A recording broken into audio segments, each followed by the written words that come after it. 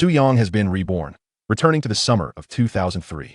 Upon noticing the school belle Gu Yanbing's bicycle adorned with the phrase rear-end collision, must marry, he deliberately crashed into it. Gu Yanbing, infuriated, exclaimed, "Why did you bump into me?"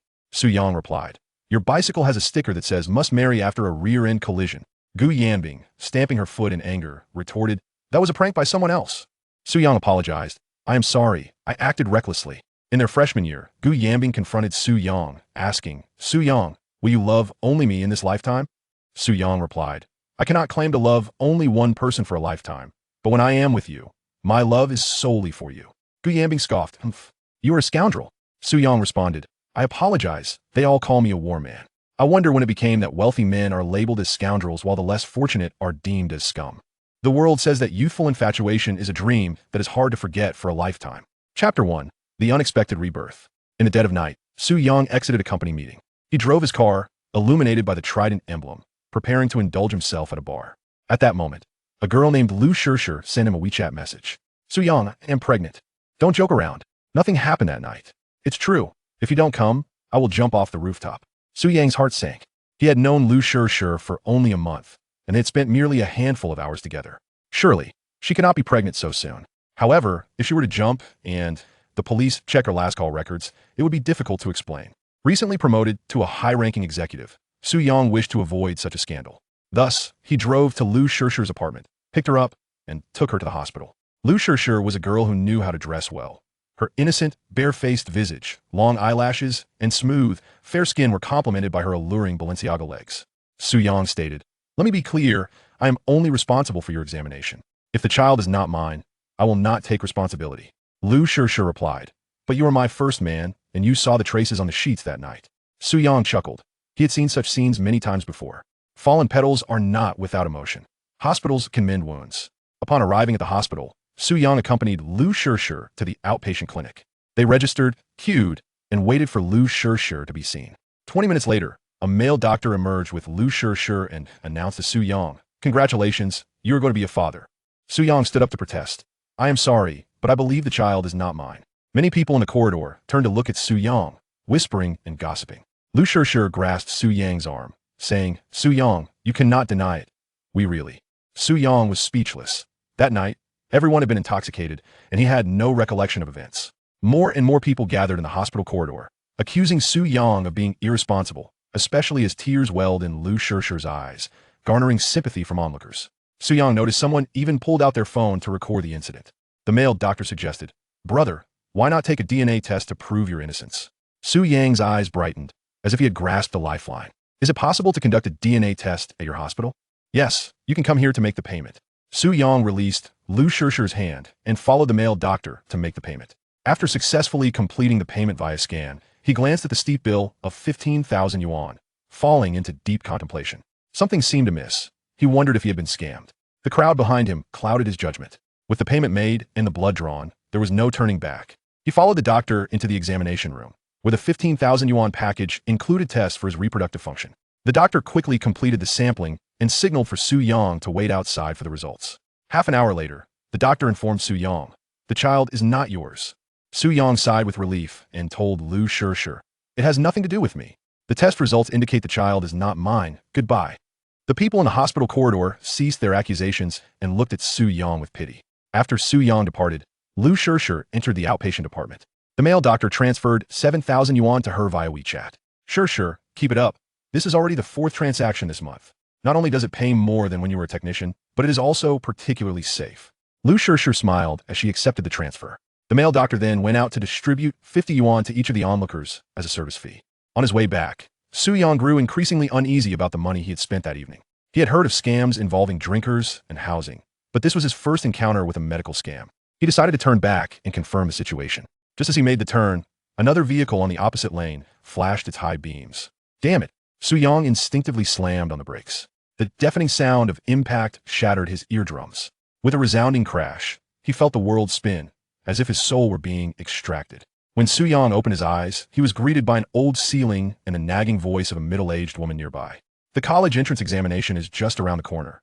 Other children are particularly anxious, yet you seem so carefree, still asleep at this hour. Su Yang, hurry up and get up. You will be late for class. If you don't get up soon, I will give you a beating. Su Yang looked at the middle-aged woman who had entered. She had fair skin, appeared youthful, and wore a gray shirt and trousers that gave her a polished look. Could this be his mother? Zheng Xiaomei, a nurse at Jiangming City People's Hospital, had diligently worked for over a decade and had recently been promoted to head nurse. Su Yang had almost forgotten how beautiful his mother had been in her youth. He glanced at the calendar on the wall, which read April 18, 2003, recalling the car accident from the previous night. Everything signified his rebirth. Losing over 10,000 yuan was a trivial matter. The critical issue was that he had just been promoted to an executive position with an annual salary of 500,000 and stock options. He had also purchased a house outright and had yet to receive the keys.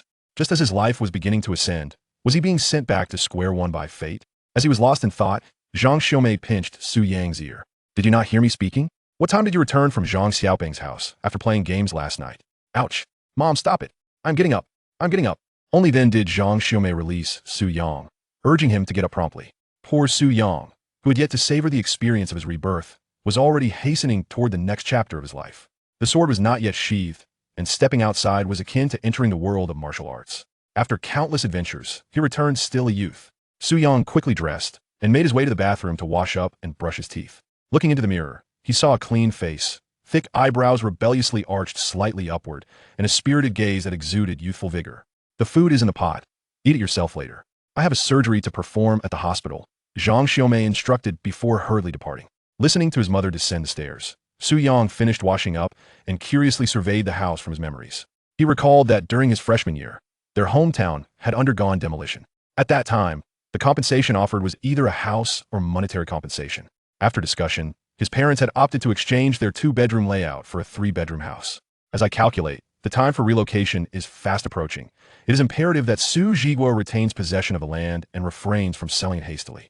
Their family also owns 2 storefronts, which Su Zhiguo carelessly disposed of during the urban renewal. Su Zhiguo, his father, is a self-employed merchant who has established a supermarket on Hayang Street.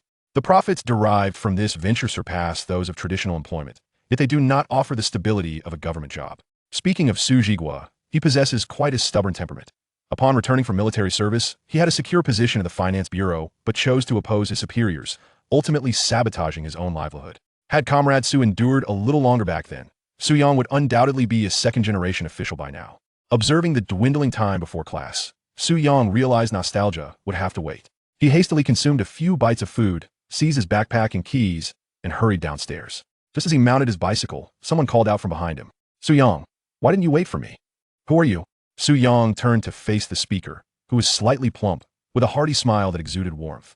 A ring of stubble adorned his chin, and the acne on his face jolted Su Yang back to reality. Ah, it's Zhang Xiaoping. He was his neighbor and childhood friend. Zhang Xiaoping's mother worked alongside Su Yang's mother at the hospital, and the two families had always maintained a cordial relationship. Still not awake? Who else could it be? That Contra game was so challenging. After you left, I played for another half hour, Su Yang grinned, incredulous that even in this day and age, one could still indulge in Contra. How childish. Perhaps it was best to head to school. Compared to his good friend Zhang Xiaoping, the one who lingered in his thoughts was the school belle, Gu Yanbing. At that time, Su Yang was experiencing the stirrings of first love, having harbored a secret admiration for the fair and beautiful Gu Yanbing for 3 years, yet he never mustered the courage to confess his feelings. He once believed that the most delightful aspect of life was the thrill of encounters, only to later realize that the most precious moments are those of reunion. Chapter 2.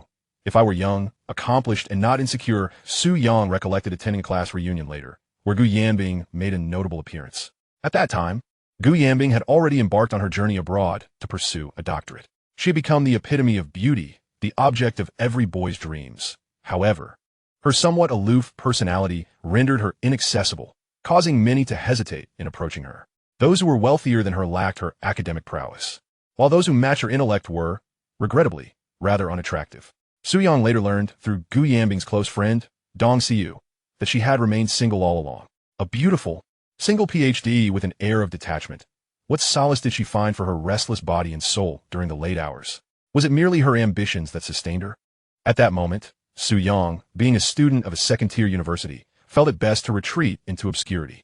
From that point onward, his relationship with Gu Yanbing merely lingered in the realm of superficial acquaintances, confined to a digital contact list. As Su Yang snapped back to reality, Zhang Xiaoping had finally concluded his analysis of the gameplay in Contra. It was clear they were not on the same wavelength. Minutes later, Su Yang arrived at Jiangming No. 1 High School. Upon entering, he and Zhang Xiaoping secured their bicycles and made their way towards the teaching building. Class 1, the third year. The elite class. In truth, neither Su Yang nor Zhang Xiaoping possessed the academic credentials to belong to such a prestigious class. Zhang Xiame, who worked as a head nurse, had extensive connections, which facilitated their introduction into this class. Students often jest about Class 1, claiming that half of its members were genuinely talented, while the other half were fortunate enough to have connections. The teachers would hurl chalk at students who were either the district chief's son or the nephew of someone in the Civil Affairs Bureau. Su Yang followed Zhang Xiaoping into the classroom, almost forgetting his assigned seat until Zhang urged him to sit down. He realized his seat was in the middle. In this era, classroom seating arrangements consisted of 2-person desks on either side and 4-person desks in the center. Both Su Yang and Zhang Xiaoping occupied a 4-person desk. To Su Yang's left sat Zhang Xiaoping, while to his right was Gu Yanbing. He suddenly remembered that the last seating arrangement had been made by their homeroom teacher in March, indicating there would be no further changes before the college entrance examination. Sitting in close proximity to her was a stroke of fortune. No, it should be said, a rabbit does not eat the grass by its burrow. Returning to his seat, Su Yang stole a glance at Gu Yanbing. Her profile was flawless, with long, thick eyelashes, a petite and rounded nose, and eyes that sparkled like precious gems. Her hair was tied back in a simple high ponytail, giving her an innocent appearance. Observing Zhang Xiaoping pretentiously reciting vocabulary from his textbook, Su Yang also took out his books. The typical behavior of students struggling academically involved stacking multiple books on their desks to project an image of being exceedingly busy. The blackboard at the back displayed a countdown to the college entrance examination, while classmates quietly recited vocabulary and classical Chinese poetry. Su Yang found himself lost in thought as he gazed at the examination papers in his backpack. Once, he had scored 400 points on the college entrance exam, gaining admission to a second-tier university. Back then, he had struggled with severe subject imbalances, excelling in the sciences while lagging significantly in English. He recalled that Gu Yanbing's English was exceptionally good, likely a result of her excellent upbringing or perhaps a strong foundation from middle school. However, she too had her weaknesses. Her mathematics scores were not impressive. Alas, no one is perfect. Only those with balanced skills are destined for success at the prestigious 985 institutions. After completing her vocabulary review, Gu Yanbing put her textbook away. She slightly turned her head, casting a glance at Su Yang with her beautiful eyes, sensing something amiss about him today, as though his mind was elsewhere. Su Yang noticed her stealing glances at him, wondering if he had captured her attention. Did she perhaps harbor feelings for him? In the past, his insecurities had convinced him he was unworthy of her. At this moment, a soundtrack of youthful aspirations would be fitting. If only I were young, accomplished, and not insecure, understanding what is truly precious. Those beautiful dreams, which I failed to offer you, leave me with a lifetime of regret. Su Yang gathered his thoughts, beginning to assess his current situation. With his life experiences, even without participating in the college entrance examination, he could navigate life with ease. Yet, since fate had granted him a second chance on the eve of the examination, it was imperative that he put forth his utmost effort. Just imagine, when conversing with girls, casually mentioning that you graduated from Tsinghua or Peking University. Even if you had no money in your pocket, she would likely invite you out for dinner. With little time left before the examination, a last-minute review should not pose a significant challenge. Crucially, he clearly remembered the essay topic from the 2003 Chinese exam. This was a guaranteed scoring opportunity. As for English, Su Yang had later sought tutoring to improve his foundational skills, which had indeed enhanced his proficiency. Subsequently, in his work meetings, English was frequently utilized, and he felt confident that he could excel in the upcoming examination. Su Yang took out a ballpoint pen, idly flipping through his textbook, where he had previously noted various pieces of information and intimate thoughts. Viewed through the lens of his current experiences, those notes could easily lead to embarrassment. Having finished her vocabulary, Gu Yanbing pulled out her mathematics exam papers and pondered deeply. To her left was Su Yang, and to her right was her friend Dong Xiu. For reasons unknown, as subjects became increasingly challenging, girls generally struggled more in the sciences compared to boys. Gu Yanbing contemplated seeking assistance from Dong Xiu, yet her friend's performance was inferior to her own. Thus, she resolved to consult Su Yang instead. Upon noticing him lost in thought, she was momentarily taken aback. She recalled that Su Yang had not been like this before. Today, he seemed preoccupied with something.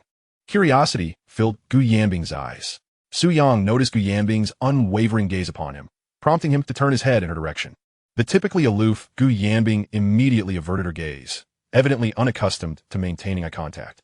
Su Yang then observed the mathematics workbook before her, noticing that the latter problems were riddled with incorrect answers. He asked a seemingly trivial question.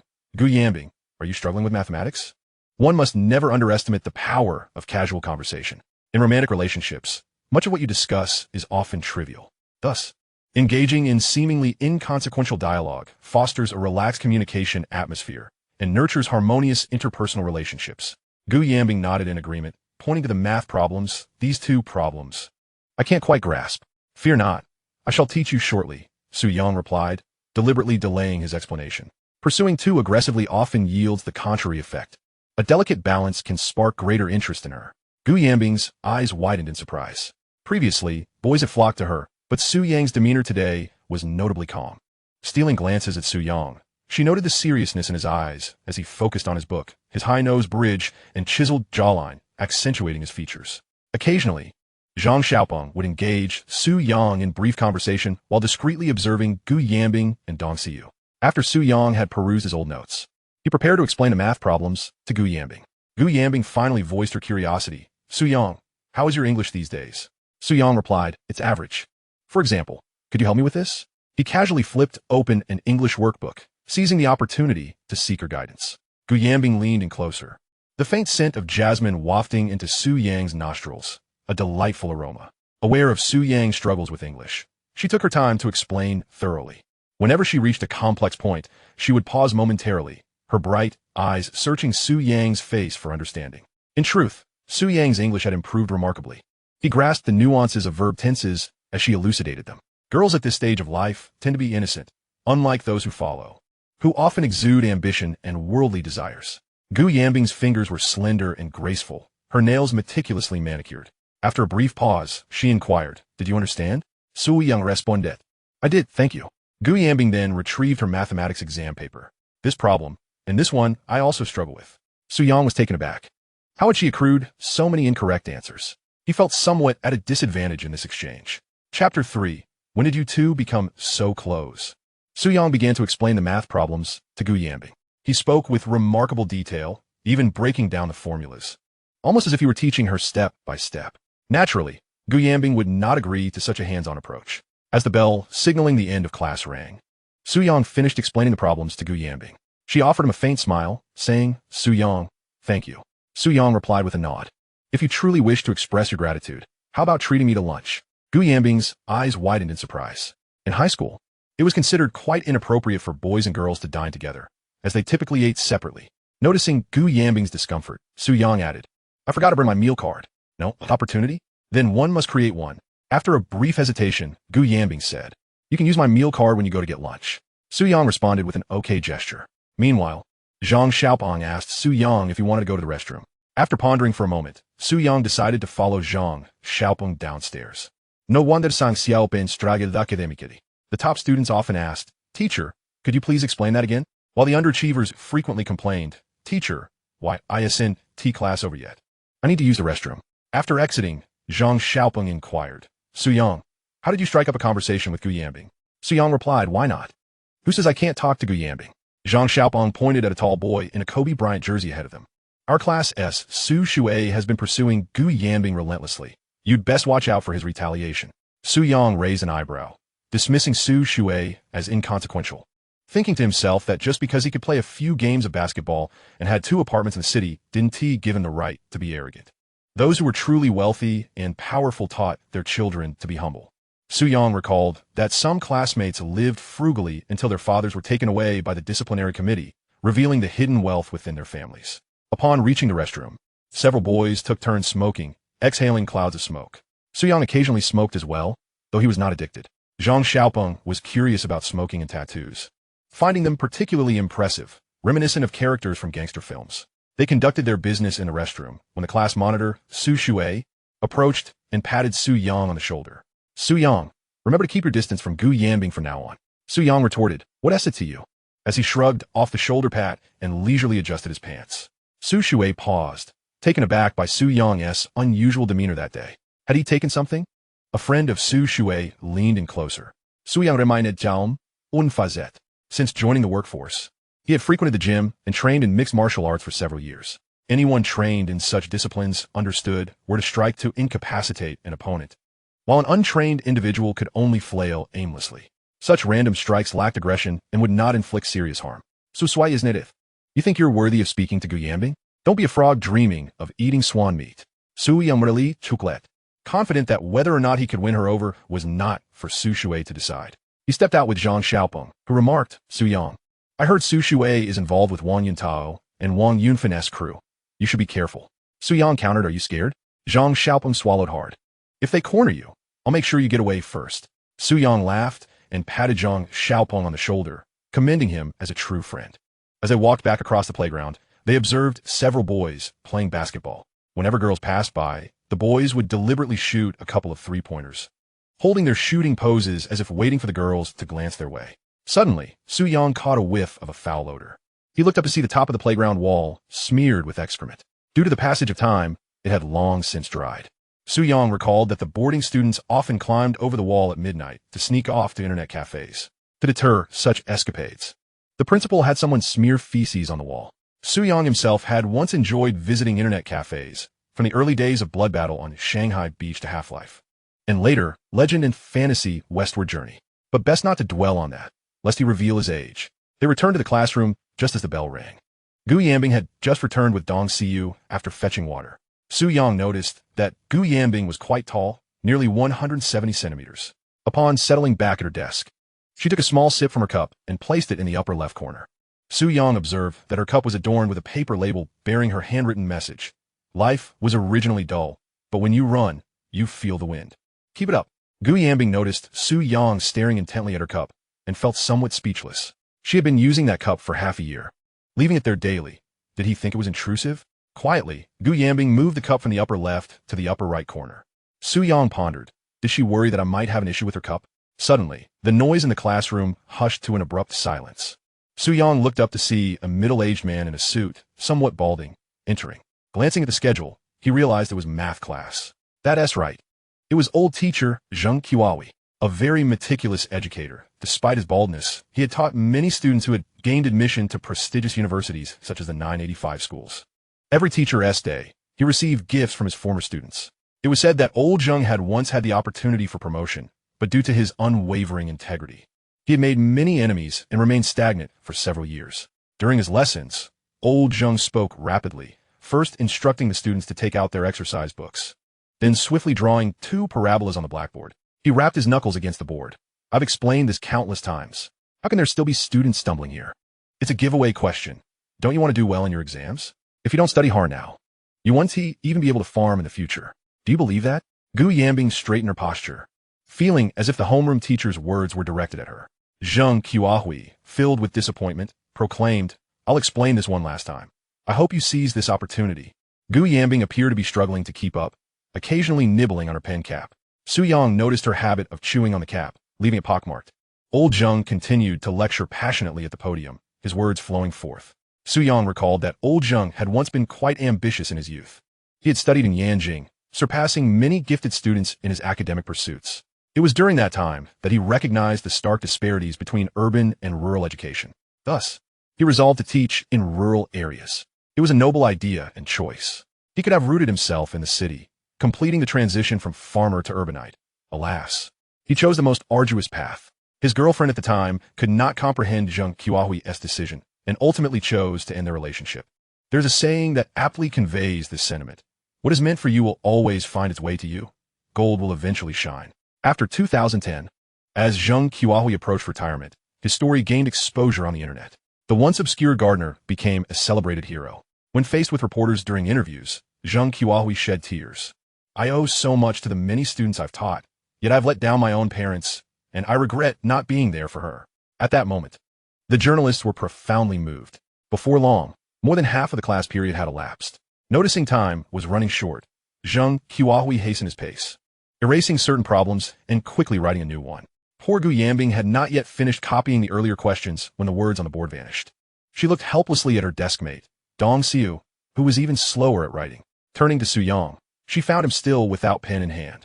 After all, he already knew how to solve that problem. When it came time for the final question, Zheng Qiaohui stated, only 7 or 8 students in the class got this one right.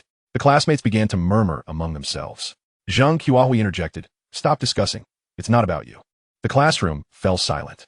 Zhang Xiaopeng listened intently, even if it felt like deciphering an ancient text. Due to Zheng Qiaohui's stern demeanor, Should he call a parent? His father would undoubtedly administer a severe reprimand. Chapter 4. The lunch lady. Please steady your hand as time passed. The school bell rang, transforming the previously serene campus into a lively hub. Zheng had yet to finish explaining the problems. He remarked, those who wish to use the restroom should hold it in. When I was your age, I could sit through 4 consecutive classes without moving. Suyang Smirket, aware that Zheng Qiahui's generation had endured considerable hardships, often subsisting on mere steamed buns and pickled vegetables while trekking miles to school. As time evolved, the older generation lamented that the youth could not withstand hardship, while the new generation believed that the antiquated ideologies imposed upon them were no longer relevant. After all, we are in the 21st century, under the oppressive influence of old Zheng. The students had no choice but to endure. Many were unaware that during their school years, they often failed to appreciate those who genuinely cared for their well-being, only to realize the truth much later, albeit too late. After a few minutes of dragging out the time, Zheng Qiahui began assigning homework. The workload during the senior year was daunting. Su Yang recalled nights spent completing 7 or 8 sheets of assignments. Particularly with the more challenging problems, the time consumed was substantial. Once Zheng Qiahui finished assigning homework, he discussed some school arrangements, such as a visit from higher authorities on Friday, who would require students to wear uniforms. He also mentioned a particular student's declining grades, urging them to strive for improvement next time. After concluding these announcements, Zheng Qiahui declared the class dismissed, and the room gradually returned to its previous buzz. Some students began to whisper, with boys often discussing video games and girls indulging in gossip from magazines. Gu Yanbing shed her aloof demeanor, picking up her test paper to seek Su Yang's help with a math problem. Su Yang, could you explain this question to me? She asked, her hopeful eyes fixed on him. During this period, apart from true friends, most individuals would hesitate to share their answers, for they were potential rivals. Every point gained by one increased the pressure on another. Sensing Su Yang's possible reluctance, Gu Yanbing sweetened the deal. How about I treat you to lunch today and tomorrow? Zhang Xiaoping turned to look over, surprised. Planning ahead for tomorrow, are we? Things are progressing rather swiftly. Even Dong Siyu glanced over. Su Yang feigned modesty, nodding, all right then. Gu Yanbing's lips curled into a smile. Thank you, Su Yang. If you have any review work, focus on that first. We can tackle math later when you're less busy. A deal was struck. Su Yang had intended to ask her about English as well. Many students took advantage of the break to snack and replenish their energy, while the top students remained oblivious to the outside world, wholly devoted to their studies. Before long, the bell rang again, signaling the start of class. The English teacher, clad in a white blouse and skirt, entered. Her fair complexion and silver-framed glasses lent her a gentle nigbodioha. Particularly when she adjusted her glasses with her index finger, one would be reminded of a kind aunt or a neighboring female teacher. Most notably, her surname was Bai. Not the teacher Bai you might be thinking of, but Bai Yukin.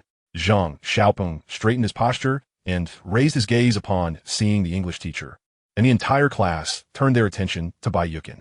The boys fell into deep contemplation while the girls admired her fashionable attire. Su Yang knew that the English teacher had only recently transferred, rumored to be a top graduate from a normal university, and notably single, making her quite popular among students. As the English lesson commenced, Su Yang listened intently while flipping through his English test papers. The material he had studied at the training center differed from the school as curriculum. The former emphasized speed and efficiency, while the latter focused on examination content.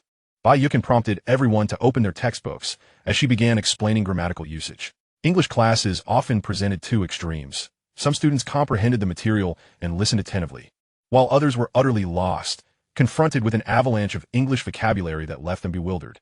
Su Yang, meanwhile, diligently reviewed his practice book and dictionary. Gu Yanbing was equally engaged, while Zhang Xiaopeng was lost in daydreams, already contemplating the location of their future graves together. The class rushed by, and Su Yang felt relatively pleased. At the very least, he could understand the teacher's explanations and possessed a rich vocabulary, with plans to systematically study grammar and tenses in the future. Sitting next to Gu Yanbing allowed for mutual support. She knew his strengths, and he was aware of her weaknesses. Together, they could fill in the gaps. Following 2 more consecutive classes, Su Yang immersed himself in his studies, completely oblivious to Gu Yanbing beside him. His objective was straightforward. Having been reborn, he aimed to attend the most prestigious university and pursue a romance with the most beautiful campus belle. A pretty face may be commonplace, but an intriguing soul is a rare find. The bell for lunch rang tardily, and Su Yang and his peers, being day students, only dined at school during lunch and dinner due to the intense academic pressure of their senior year. However, they still needed to grab a late-night snack upon returning home. Gu Yanbing stretched and rubbed her sore neck, catching Su Yang's attention as he noticed the smoothness of her waist, a sight that dazzled him. Gu Yanbing turned to Su Yang and suggested, "Su Yang, shall we go eat?" Su Yang nodded. "Let us go." He and Zhang Xiaopeng made their way outside. A few classmates seized every opportunity to study, pulling steamed buns and pickles from plastic bags to munch on. One should not find this astonishing. In 2003, many boarding students hailed from county towns and villages, with an average income of merely 200 to 300 yuan. Some students wore worn-out green liberation shoes, and their clothing was often tattered. Mobile phones and MP3 players were luxuries reserved for the affluent. Gu Yanbing and Dong Xiyu walked ahead, while Su Yang and Zhang Xiaopeng followed the crowd downstairs. Many students noticed Gu Yanbing and made way for her, stealing glances as they passed. Su Yang absorbed it all. After all, they were students, brimming with ambition, yet lacking the courage to act. Gu Yanbing received numerous anonymous love letters daily, yet she could hardly be bothered to glance at them. Even students from other classes mistakenly placed love letters on Su Yang's desk. But when he offered them to Gu Yanbing, she outright declined. Upon reaching the cafeteria, it was already bustling with activity. During breaks, the school's busiest areas. Apart from the cafeteria were the vending machines. It was rumored that some schools charged exorbitant rental fees for their vending stalls, reaching into the millions annually, illustrating the immense profit margins involved. The retail prices were enough to bring a tear to the eyes of capitalists. And the cafeteria's meals? They were purely sustenance, devoid of nutritional value, primarily profit-driven. In summer, even flies could concoct a couple of dishes, while cockroaches and rats thrived abundantly. Thus, many affluent families opted to send their children to private schools. Su Yang accompanied Gu Yanbing into the crowded cafeteria. She handed her meal card to him. "Su Yang, what would you like to eat? Go ahead and get it." Su Yang declined. "Let us go together." Gu Yanbing hesitated momentarily, but ultimately nodded in agreement. Meanwhile, Dong Xiyu and Zhang Xiaopeng stood nearby, exchanging glances. Finally, Dong Xiyu broke the silence. "Xiaopeng, you hold our table while I go get the food." Zhang Xiaopeng agreed, "Sure." He nervously watched Su Yang and Gu Yanbing, pondering, "Bro, how can you so openly be with Gu Yanbing? What if Su Shui finds out?" At the food counter, Su Yang requested a serving of rice along with a portion of braised potatoes and meat. The cafeteria lady, with a cheerful demeanor, wielded her ladle and plunged it into the pot, scooping out generous portions of potatoes and meat. However, as her wrist trembled, the meat tumbled back into the pot. Undeterred, she prepared to shake the ladle once more. Su Yang shouted, "Auntie, please don't shake." The auntie, with a subtle flick of her wrist, managed to leave only 2 pieces of meat in the ladle. Maintaining her composure, she remarked, "Look at you, you gave me quite a fright." Su Yang exclaimed, "Damn it." Realizing a firm approach was futile, he resorted to a more persuasive tactic. "Auntie, I haven't eaten in 2 days. Please give me more meat. I have a mock college entrance exam soon, and I can't afford to faint from low blood sugar in the exam hall." Behind Su Yang, Gu Yanbing was rendered speechless. It was the first time she had witnessed a student bargaining with the cafeteria lady over food. Chapter 5. Your bicycle is a must-have for Su Yang and Gu Yanbing. After Su Yang and Gu Yanbing collected their meals, they returned to their seats. Zhang Xiaopeng, noticing Gu Yanbing's arrival, anxiously stood up and eagerly offered to wipe the table for her. "Yanbing, please sit here. I just cleaned it for you." Su Yang rolled his eyes, thinking, another hopeless sycophant. Can a girl as aloof as Gu Yanbing really be won over by flattery? Certainly not. If that were the case, all 600 boys in school would be lining up to be her admirers. Gu Yanbing smiled gently. "Thank you, Xiaopeng." Su Yang, seeing that Zhang Xiaopeng had yet to get his meal, urged, "Hurry up and get your food. Soon there will be nothing left but broth." Only then did Zhang Xiaopeng realize, and he hurried off to the serving area. Su Yang settled down across from Gu Yanbing, and shortly after, Dong Xiyu approached with her bowl of food. She was petite, with a hint of baby fat on her cheeks, and when she smiled, her 2 adorable little canine teeth were revealed. Su Yang would later keep in touch with Dong Xiyu quite a bit, as her father was a middle school classmate of Su Yang's father. He recalled a night when his father, inebriated, stumbled into his room and drunkenly asked, "Do you want a wife?" This left Su Yang utterly bewildered. It turned out that Su Ziguo was drinking with Dong Xiyu's father, and the 2 families nearly arranged a betrothal. Since Su Yang felt no romantic spark towards Dong Xiyu, and given that such discussions were born of drunkenness, the matter eventually faded away. Su Yang, not in a hurry to initiate conversation, focused on his meal, while Dong Xiyu chatted incessantly. "Yanbing, did you hear? A boy from the class next door was taken away by the hospital." "Why?" Gu Yanbing responded softly, her well-defined brows knitting together involuntarily. Dong Xiyu continued, "He had a fever of over 38 degrees Celsius during the temperature check today, and the hospital quickly sent a vehicle to take him away." Su Yang suddenly recalled the events of 2003, the SARS outbreak. The nation was measuring temperatures with mercury thermometers, and the college entrance exams were inexplicably moved up by a month. The Black July that students had spoken of for decades transformed into a Black June. Despite the severity of SARS for the vast majority of candidates, it merely had a psychological impact. Compared to the math examination questions from that year, it was hardly worth mentioning. Su Yang vividly remembered emerging from the exam room, where many candidates were in tears, especially the top students. Numerous students claimed the difficulty of the exam had increased exponentially. Those who typically scored 140 in practice tests ended up with only 70 or even 60. He recalled a supervising teacher saying that when pushed to the limit, anything could be accomplished except solving math problems. Should he share this news with his friends? Better not. It could lead to trouble. Before long, Zhang Xiaopeng returned with his meal, only to discover that his bowl contained nothing but broth. Dong Xiyu inquired, "No food left?" Zhang Xiaopeng replied glumly, "Yeah, it's just broth." Su Yang silently cursed, sycophant, left with nothing in the end. He generously offered half of his dish to Zhang Xiaopeng. "Hurry and eat." Zhang Xiaopeng felt a swell of gratitude, thinking, a true brother looks out for me. Should Su Shui dare to bully Su Yang? He vowed to be the first to step in and take a beating for him. Su Yang, having grown accustomed to the culinary delights of the recent past, found it difficult to adjust to the current campus fare, especially after requesting extra meat from the cafeteria lady. This meat was hard to swallow, so he decided to share it with Zhang Xiaopeng as a goodwill gesture. He noticed that Gu Yanbing's bowl contained only broccoli and bean sprouts. It seemed even the campus beauty couldn't escape the ordinary fare of the cafeteria. As they ate, Dong Xiu shared every bit of gossip about the school. For instance, a student from another class had been caught smoking in the restroom by the disciplinary director, who made the students hold 5 or 6 cigarettes in their mouths while standing with their hand behind their backs, balancing a basin on their heads. The haze of smoke had the boys in tears. Another tale involved a female teacher who had been married for 3 years without any signs of pregnancy, rumored to be frequently bullied by her in-laws. Gu Yanbing felt somewhat exasperated. Although she was accustomed to Dong Xiu's loquaciousness, there were still 2 boys seated across from them. Su Yang quietly gave Dong Xiu a thumbs up, thinking future dance queen and head of the neighborhood intelligence bureau.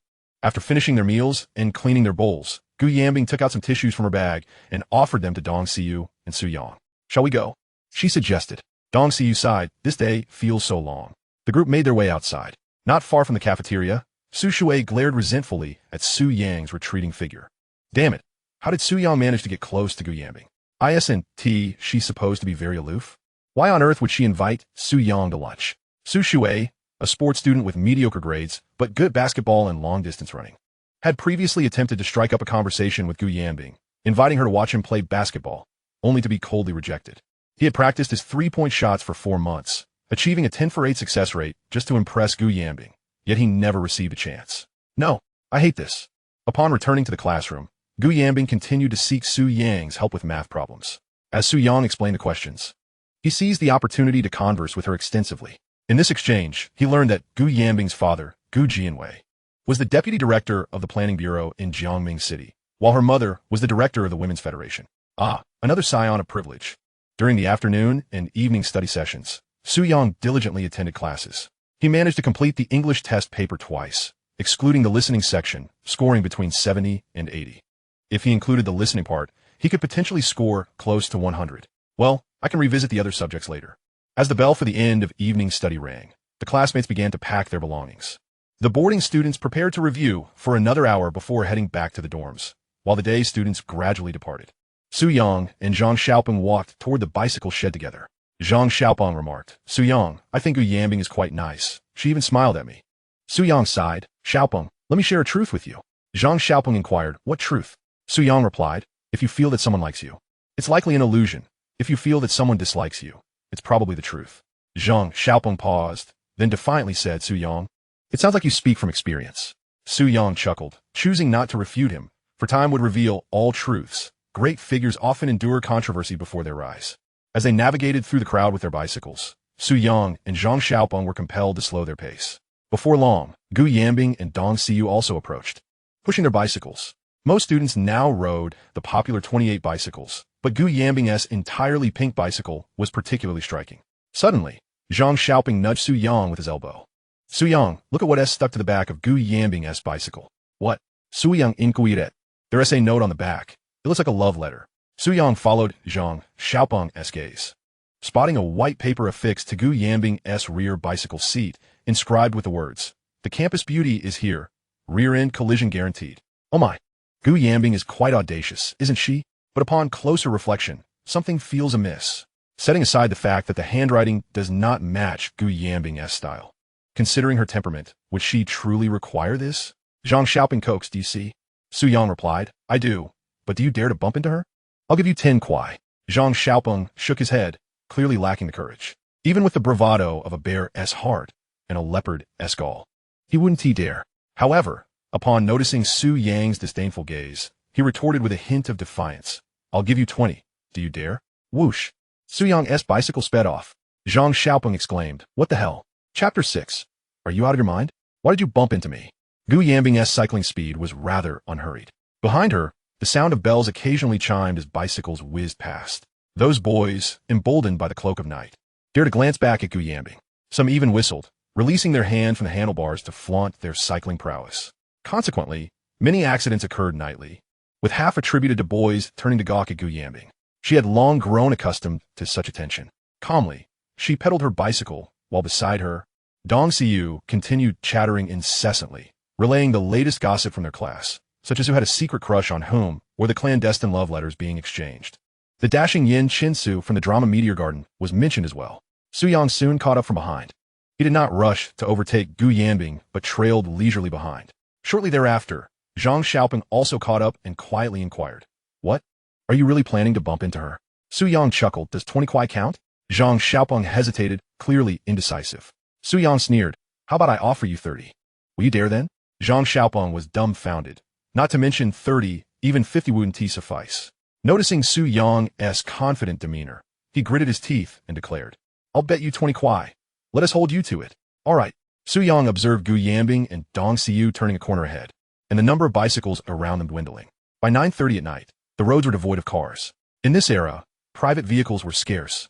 If a household owned a Santana 2000, it was often paraded as a wedding car. At the upcoming intersection, the red light illuminated.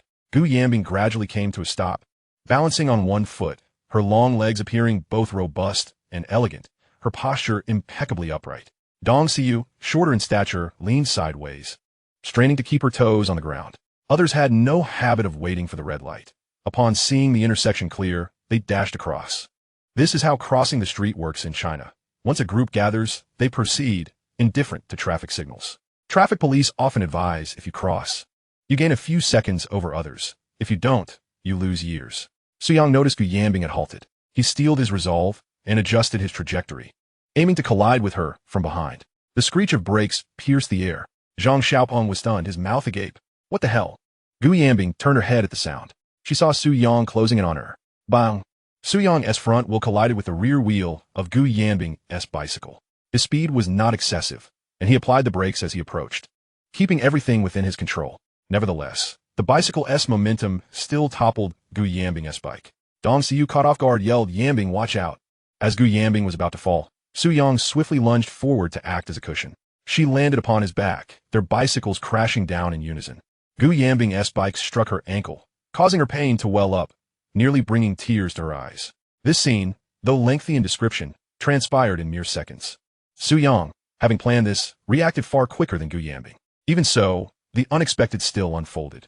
Gu Yanbing bit her lip, her face paling, clearly suppressing the pain in her ankle. Dong Siyu and Zhang Xiaopeng stood agape, witnessing the spectacle. Dong Siyu's thoughts raced. A traffic accident. I need to call 119. No, it should be 110. Wait, it must be 120. Zhang Xiaopeng's mind was fixated on. What the hell? Su Yang really dared to bump into her? Damn, my 20 kuai is gone. Su Yang took several deep breaths, turning his head to see Gu Yanbing sprawled across his back. Her clear, bright eyes were filled with indignation and anger. As Gu Yanbing noticed the dust on Su Yang's face, her irritation softened into concern. Su Yang attempted to prop himself up, only to feel a searing pain in his palms. It was evident he had scraped his skin during the rapid dive. Soon, Dong Siyu and Zhang Xiaopeng regained their senses, helping to lift Gu Yanbing's bicycle off her foot while also supporting her. Gu Yanbing let out a soft hum, her delicate brows knitted tightly, her grip on Dong Siyu's shoulder causing her knuckles to whiten from the pressure. Zhang Xiaopeng, hesitant to touch Gu Yanbing carelessly, opted to assist Su Yang instead. Dong Xiu steadied Gu Yanbing and immediately unleashed her fury upon Su Yang's face. Su Yang, what on earth were you thinking?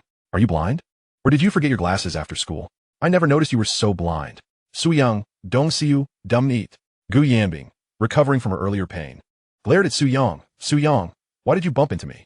Su Yang pointed at the paper affixed to her bicycle's rear seat. I saw this stuck to your back. What does it say? Su Yang pretended to limp as he picked up the paper from the ground. It read, the campus bell is here. Rear-end collisions lead to marriage. Dong Xiu's intended reprimand was abruptly halted, staring at Su Yang as if he were a fool. Gu Yanbing was equally speechless, her frustration boiling over, almost compelling her to stomp her foot. That was a prank someone stuck on. Su Yang, suddenly enlightened, bent down to apologize. I'm sorry, I was rash. Gu Yanbing glared at Su Yang with her striking eyes, her small fists clenching in indignation. The crude handwriting and paper clearly indicated it was a prank, and no one took it seriously. Yet, Su Yang had believed it. What a fool. She felt a mix of anger and amusement. At that moment, Gu Yanbing noticed the crimson stain on Su Yang's palm, recalling how he had recklessly lunged to save her earlier. She scanned her surroundings and quietly asked Dong Xiu, Xiao, could you help me buy some band-aids? Dong Xiu glanced at Gu Yanbing's body anxiously, asking, Yanbing, where are you hurt? Gu Yanbing pointed at Su Yang, his hand is injured. Dong Xiu huffed in annoyance, wanting to chastise Su Yang for his misfortune. However, upon seeing the blood seeping from Su Yang's palm, her concern overshadowed her irritation, and she begrudgingly headed to the convenience store for band-aids. Zhang Xiaopong felt compelled to assist Su Yang in obtaining band-aids, considering Su Yang's injury was a result of their wager. He cleared his throat awkwardly and said, Su Yang, that convenience store might not have band-aids. I'll check another one. Just wait for me. With that, he pedaled away on his bicycle. Only Su Yang and Gu Yanbing remained at the intersection. The evening breeze tousled the strands of hair framing Gu Yanbing's forehead. Her alabaster face appeared particularly enchanting under the dim streetlight. Her cool demeanor tinged with a hint of sulkiness, especially in those eyes that radiated both anger and helplessness. Gu Yanbing sighed, reached into her bag, and handed Su Yang a tissue. How is your hand? Me fine. How is your foot? I'm also fine. Su Yang had crouched down, rolling up Gu Yanbing's pant leg. Gu Yanbing gasped softly. Su Yang, what are you doing? Hold still for a moment. Su Yang's voice was firm. Gu Yanbing looked down, watching as Su Yang gradually rolled up her pants, revealing her delicate ankle. He pressed gently. Does this hurt? Not all. What about here? No. Not here either. How about the spot? Ouch a bit. Due to Su Yang's slightly painful grip, Gu Yanbing was compelled to support herself on one leg. Yet her body began to lose balance. Summoning her courage, she bent down to grasp Su Yang's shoulder. At that moment, as Su Yang looked up, he felt his head collide with something soft and yielding. Chapter 7. Restless in class, destined for the assembly line. Gu Yanbing's cheeks flushed crimson. The position she found herself in with Su Yang was undeniably intimate, reminiscent of a couple in a television drama. Su Yang was aware of where his head had just made contact. Patience. There would be ample opportunities in the future. He diverted the conversation, asking, Does it hurt here? Gu Yanbing responded with a gentle Su Yang lightly grasped her ankle, observing that it appeared slightly red, likely due to the frame of the vehicle inadvertently striking her foot. Gu Yanbing remained silent. Su Yang suggested, Try moving it to see if there's any fracture. Gu Yanbing attempted to flex her ankle, but her body once again faltered in balance. Noticing this, Su Yang stood up and extended his arm for her to hold on to. Gu Yanbing cautiously grasped Su Yang's arm and tested the movement of her ankle. Su Yang inquired, How does it feel? Replies, no fracture. Just a bit sore from the earlier impact. Su Yang lowered his gaze to her agile ankle, adorned with charming canvas shoes paired with whimsical cartoon socks, revealing an unexpectedly playful side to the usually aloof Gu Yanbing. Feeling self-conscious under Su Yang's scrutiny, Gu Yanbing shyly withdrew her foot. In ancient times, a girl's foot was not to be touched casually by others. Su Yang apologized, saying, I'm sorry, it wasn't tea because of that note that I bumped into you. Gu Yanbing looked at Su Yang, her eyes filled with questions. Su Yang clarified, You braked, and I was coming around too quickly to slow down. Gu Yanbing softly acknowledged with an refraining from further comments. Yet her heart stirred with ripples of thought. Initially, she had believed Su Yang had intentionally collided with her, but now it seemed he had not meant to. Indeed, who would be foolish enough to do that? The note had been intentionally affixed by Gu Yanbing herself, with her clumsy handwriting produced by her left hand, merely to see if anyone would take the bait. Her inspiration had come from the character Zixia from a Chinese Odyssey. Whoever could draw the sword from her hand would be her ideal partner, Yet when the sword was drawn by Ji Zun Bao, Zixia, ready to offer herself, was unexpectedly rejected. Gu Yanbing found herself lost in contemplation. Was it merely fate? A twist of circumstance? At that moment, Dong Siyu rode up on her bicycle. Gu Yanbing turned to her. Dong Siyu shook her head. Yanbing, that convenience store doesn't sell band-aids. Su Yang waved his hand dismissively. No need. I'll take care of it at home. Dong Siyu urged. Aunt Zheng is the head nurse. Let her bandage it for you when you get home. She was familiar with Zhang Ziamei, as Su Yang's mother had treated her with injections when she was ill in her childhood. Jiangming City was relatively small, and neighbors from the surrounding streets all knew each other. Before long, Zhang Xiaoping rode up, holding several band-aids. Su Yang, eat good them. Gu Yanbing and Dong Siyu helped affix the band-aids to Su Yang's palm, where the skin had been scraped, while other areas remained unscathed. As time progressed, Dong Siyu urged them to hurry home to avoid worrying their families. Gu Yanbing mounted her bicycle, and once Su Yang finished tidying up, they set off together. Due to the earlier collision, Gu Yanbing's rear mudguard was slightly misaligned, producing occasional noises. She was forced to stop. Su Yang had no choice but to halt and assist her in making repairs. Poor Dong Siyu, having finally managed to ride her bicycle, had to awkwardly stop at an angle upon seeing Gu Yanbing's bicycle issue, inwardly scolding Su Yang. Su Yang noticed the frame was slightly askew and exerted effort to adjust it, achieving a slight improvement. To fully repair, it would require pliers or a wrench. Gu Yanbing inquired, "How is it?" Su Yang responded, "Not good. We need to find some pliers." Gu Yanbing pointed towards the nearby residential area. "Let's leave it for tomorrow. I'm almost home." Su Yang glanced at the apartment buildings ahead. This was one of the few high-end neighborhoods in Jiangming City, with a low density and lush greenery, home to the affluent. Su Yang returned the bicycle to Gu Yanbing, saying, "Then tomorrow it is. My apologies." They continued their ride forward. As they reached the entrance of Gu Yanbing's community, she waved them goodbye. At that moment, Su Yang noticed a middle-aged man standing at the entrance. He wore silver-rimmed glasses and a jacket, exuding an air of elegance and warmth. Upon seeing him, Gu Yanbing affectionately called out Dad. Su Yang then realized it was Gu Jianwei. The 43-year-old deputy division chief was indeed impressive. Gu Jianwei took Gu Yanbing's bicycle and asked indulgently, "Why are you back so late today?" Gu Yanbing glanced back at Su Yang, who had already departed with Zhang Xiaopeng and Dong Siyu. She replied, "I had extra classes at school." Gu Jianwei nodded. "Hurry back. Your mother is waiting to have dinner with you." No matter how busy Gu Jianwei and Gu Ruden were at work, they always carved out time to accompany Gu Yanbing in her growth. With a solid family upbringing and ample financial resources, Gu Yanbing's childhood and adolescence were far more fortunate than most. Meanwhile, after Dong Siyu bid farewell to Su Yang and Zhang Xiaopeng, she returned home. Compared to Gu Yanbing's circumstances, Dong Siyu's family situation was considerably more modest. Her father was a steel factory worker, her mother did odd jobs at home, and she had a younger brother in middle school.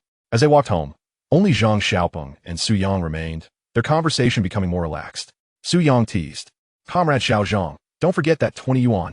Zhang Xiaopeng wore a mournful expression. "Su Yang, I've saved up my pocket money for a year. Can I give you 1 yuan tomorrow instead?" Su Yang retorted, "Dude, so you're going for an installment plan." Did he truly care about that 1 or 2 yuan? Betting with Zhang Xiaopeng was merely an afterthought. Su Yang waved his hand. "Treat me to an internet cafe next time." Zhang Xiaopeng's eyes lit up, eagerly agreeing. Upon arriving home, Su Yang waved goodbye to Zhang Xiaopeng. Their community was part of a hospital staff housing area, with an area of merely 77 square meters, even less for usable space. Zhang Xiaopeng's home was in the South District Staff Building, not far away. Su Yang's family was relatively well off. His grandfather had once supported border areas and enjoyed a deputy division chief's benefits upon returning. His grandmother was a retired worker, and the couple had acquired 2 properties and a storefront. Su Yang's grandmother passed away early, having never enjoyed much in life, living frugally. His grandfather had passed away 2 years prior, leaving behind a heartfelt reminder to Su Zhiguo, "Do not let the Su family's roots fade." Su Zhiguo note that, tears in his eyes as he accepted the inheritance left by his father. For the first 20 years of Su Zhiguo's life, he had relied on his parents' support. In the following 20 years, he planned to be supported by his wife, a prospect that Zhang Ziamei was very willing to embrace. She often told Su Yang, "It doesn't matter how much your father earns. What matters is that he treats us well." This instilled in Su Yang a deep admiration for his father's capabilities. Ascending the stairs, Su Yang unlocked the security door with his key. He found Su Zhiguo in the kitchen, wearing an apron, while Zhang Ziamei assisted by chopping vegetables. The couple worked well together, making the task seem effortless. Upon hearing Su Yang enter, Su Zhiguo called out, "The college student is back." Would you like to have a drink tonight? Indeed, Su Yang's grandfather enjoyed drinking, and so did Su Zhiguo, an inherited trait. This even contributed to Su Yang's future promotions, with 20 of his advancement attributed to his capacity for drinking. He had once charmed investors and suppliers at banquets with his impressive tolerance.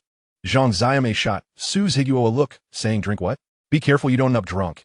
I'll take our son and remarry." Su Zhiguo Zhuge, looking somewhat simple-minded with his thick brows and bright eyes. Su Yang cast aside his backpack and languidly reclined on the sofa. Compared to the rigid benches at school, the comfort of his home sofa was undeniably superior. Zhang Xiame had once admonished Su Yang, saying, "If you cannot endure sitting in a classroom for 45 minutes now, you will find yourself on an assembly line earning 8 yuan an hour in an electronics factory in the future." Chapter 8. When the son dares to threaten his father during dinner time. Zhang Xiame brought forth 3 dishes and a soup, urging Su Yang to wash his hands. Just as Su Yang rose, Zhang Xiame suddenly called out to him, "What happened to your hand?" "I tripped while dodging an elderly lady crossing the street," he replied. "Is she all right?" "Mom, shouldn't you first ask if I'm okay?" As Zhang Xiame retrieved the first aid kit from the top of the refrigerator, she remarked, "Can you refrain from belittling my profession?" Su Yang answered honestly, "The elderly lady is fine." Zhang Xiame approached with the kit, inspecting his hand. Fortunately, his right hand was unharmed, allowing him to continue writing. With practiced ease, she employed tweezers to clean his wound, followed by disinfecting it with alcohol, and finally prepared a bandage for his left hand. "Mom, don't use a bandage. It's too conspicuous." "That won't do. A band-aid is far too small." Without further ado, Zhang Xiame skillfully completed the bandaging, her expertise evident from her experience. Su Zhiguo approached to take a look. "It's nothing. Young people bump and scrape themselves all the time. In my day, during daily training in the army, I was often bloodied. Girls tend to find a man with a few scars appealing." Su Yang listened with keen interest as old Su boasted nearby. Suddenly, Zhang Xiame shot him a glance, prompting old Su to fall silent. Su Yang had heard that in his youth, Su Zhiguo had also had his share of mischief, dating several girls from prominent families. Unfortunately, he was not satisfied with those young ladies. While a father may be uncertain about his son's character, he can certainly choose a good or bad daughter-in-law. At that time, parental arrangements prevailed, and old Su meticulously selected Zhang Xiame as his son's future bride. The Su and Zhang families were distant relatives, and Su Zhiguo and Zhang Xiame were classmates from middle school. Su Yang's maternal grandfather had once been the vice principal of the local 5th middle school, making the two families well-matched in terms of social standing. Eventually, they became engaged, with Su Zhiguo going off to serve in the military while Zhang Xiame enrolled in a medical school. Their marriage bore the distinctive marks of that era, characterized by a union where love blossomed after marriage. Upon Su Zhiguo's return from military service, he had matured significantly, and Zhang Xiame grew increasingly beautiful. They endured the trials of a long-distance relationship and eventually married, settling down to live a stable life together. After tending to the wound, Zhang Xiumi urged Su Yang tu eat. She had dined at the hospital cafeteria after work, but she still wished to share dinner with Su Yang, primarily due to the impending college entrance examination. Zhang Xiame continuously served Su Yang vegetables while subtly inquiring about his recent academic performance, reminding him to study diligently. "Mom, I can at least get into a 211 university." Zhang Xiame's eyes sparkled with delight. "If you manage to get into a 211 university from now on, you will have the final say in this household." "Really?" Su Yang asked with a hint of disbelief. "Absolutely." Su Zhiguo, casually picking peanuts with his chopsticks, seemed indifferent to whether Su Yang would attend university. According to his logic, if everyone went to college and sat in offices, who would become the workers of society? One must possess a spirit of contribution. Thus, he allowed Su Yang the freedom to choose his path. While Su Yang focused on his meal, Zhang Xiame and Su Zhiguo discussed work-related matters. Zhang Xiame expressed her concerns. Recently, with the outbreak of SARS, many people have been flocking to the hospital to buy Banlin, and we've run out of stock. Suddenly, Su Zhiguo recalled something, saying, "A comrade of mine has a brother-in-law who runs a pharmaceutical factory in the south. He called me the other day to say he has Banlin. Should we consider stocking up? How much are you planning to acquire?" Zhang Xiame asked. "How about starting with 500 boxes? Zhang Xiame felt a bit apprehensive. After all, Su Zhiguo was a supermarket owner, and suddenly venturing into Banlin sales seemed a bit out of place. Su Yang feigned disinterest, but attentively listened to his parents discuss this money-making venture. He was quite familiar with the historical trajectory of Banlin. The unexpected onset of SARS had skyrocketed its price, which surged from 28 yuan per bag to exorbitant levels. By 2005, during the avian influenza outbreak, Banlin was again in high demand, with prices soaring from 3 yuan to 12 yuan. Later, during the H1N1 outbreak from the winter of 2009 to spring 2010, Banlin's price further skyrocketed from 55 yuan to a staggering 40 yuan. In an era devoid of effective medications, people's blind fear and safety concerns provided ample opportunities for many merchants to profit immensely. After much deliberation, Su Zhiguo and Zhang Zime ultimately decided against the idea, as Zhang Zime deemed it too troublesome. After dinner, Zhang Zime busied herself washing the dishes in the kitchen. "Dad, my bicycle brake is a bit loose. Could you tighten it for me?" Su Yang requested. Su Zhiguo noted. Anzai. He grabbed a wrench and other tools and followed Su Yang downstairs. Su Yang was still contemplating how to persuade Su Zhiguo. The matters he had divulged were rather extraordinary, and given old Su's current perspective, he would likely be unable to fathom the future developments and plans. Upon reaching downstairs, Su Zhiguo squatted to repair the bicycle. Su Yang seized the opportunity, saying, "Dad, about that Banlin, I think you should give it a try." Su Zhiguo retorted, "You little rascal, what do you know? That requires a pharmaceutical business license and a health permit. By the time we get those sorted, SCRS may very well be over." This was also a concern for both him and Zhang Zime, as the procurement price of Banlin was significantly higher than at the time, and if it did not sell, it would become a financial burden.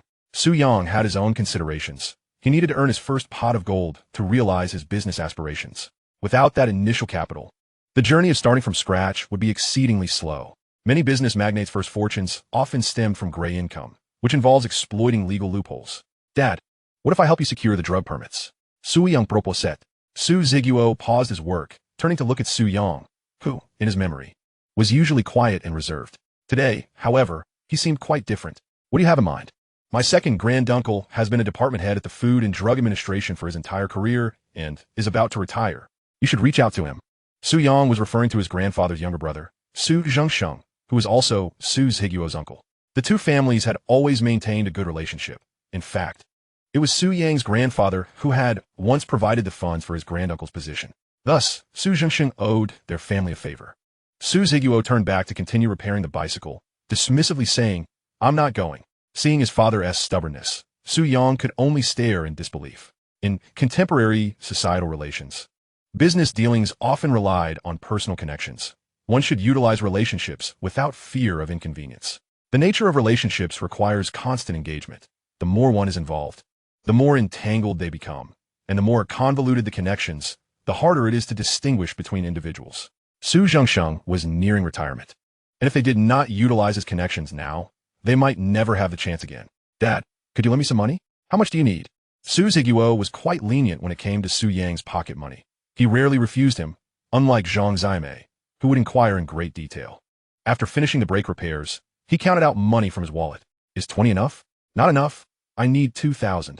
Su Zhiguo's eyes nearly bulged out in surprise. "What do you need that for? To get married? If you truly wish to marry, I would give you 5,000. Su Yang replied, "I suddenly find school uninteresting. Just give me some money so I can venture out." Su Zhiguo grew anxious, sensing that his son was contemplating leaving home. The old Su family had only this one heir. If something were to happen, he would feel indebted to his ancestors. Moreover, he and Zhang Zime had obtained a one-child certificate, and at their age, having another child was not an option.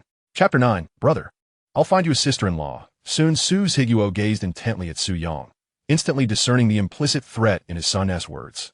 Though Su Zhiguo appeared obstinate, he was, in truth, deeply indulgent of Su Yang. He sighed softly, retrieved a cigarette from his pocket, and lit it. Su Yang deftly borrowed one and lit it with practiced ease. Observing Su Yang's profile, Su Zhiguo suddenly noticed a profound, world-weary depth in his son's eyes. Rubbing his own eyes, he wondered if his vision deceived him. Yet in the blink of an eye, Su Yang's mischievous grin returned. Speaking candidly, Su Zhiguo confessed, "It's not that I'm unwilling to find you a wife, but the business of Banlin syrup is fraught with difficulty. After all, it borders on profiteering from national calamity. If mishandled, it could invite public scorn." Su Yang inquired, "What was the wholesale price for your comrade's batch of Banlin? 4 yuan per box," Su Zhiguo replied. "Pharmacies usually retail it at 2 yuan 80 cents, but now the wholesale price alone is 4. "And how much are pharmacies charging now?" Su Yang pressed, 28 yuan a box.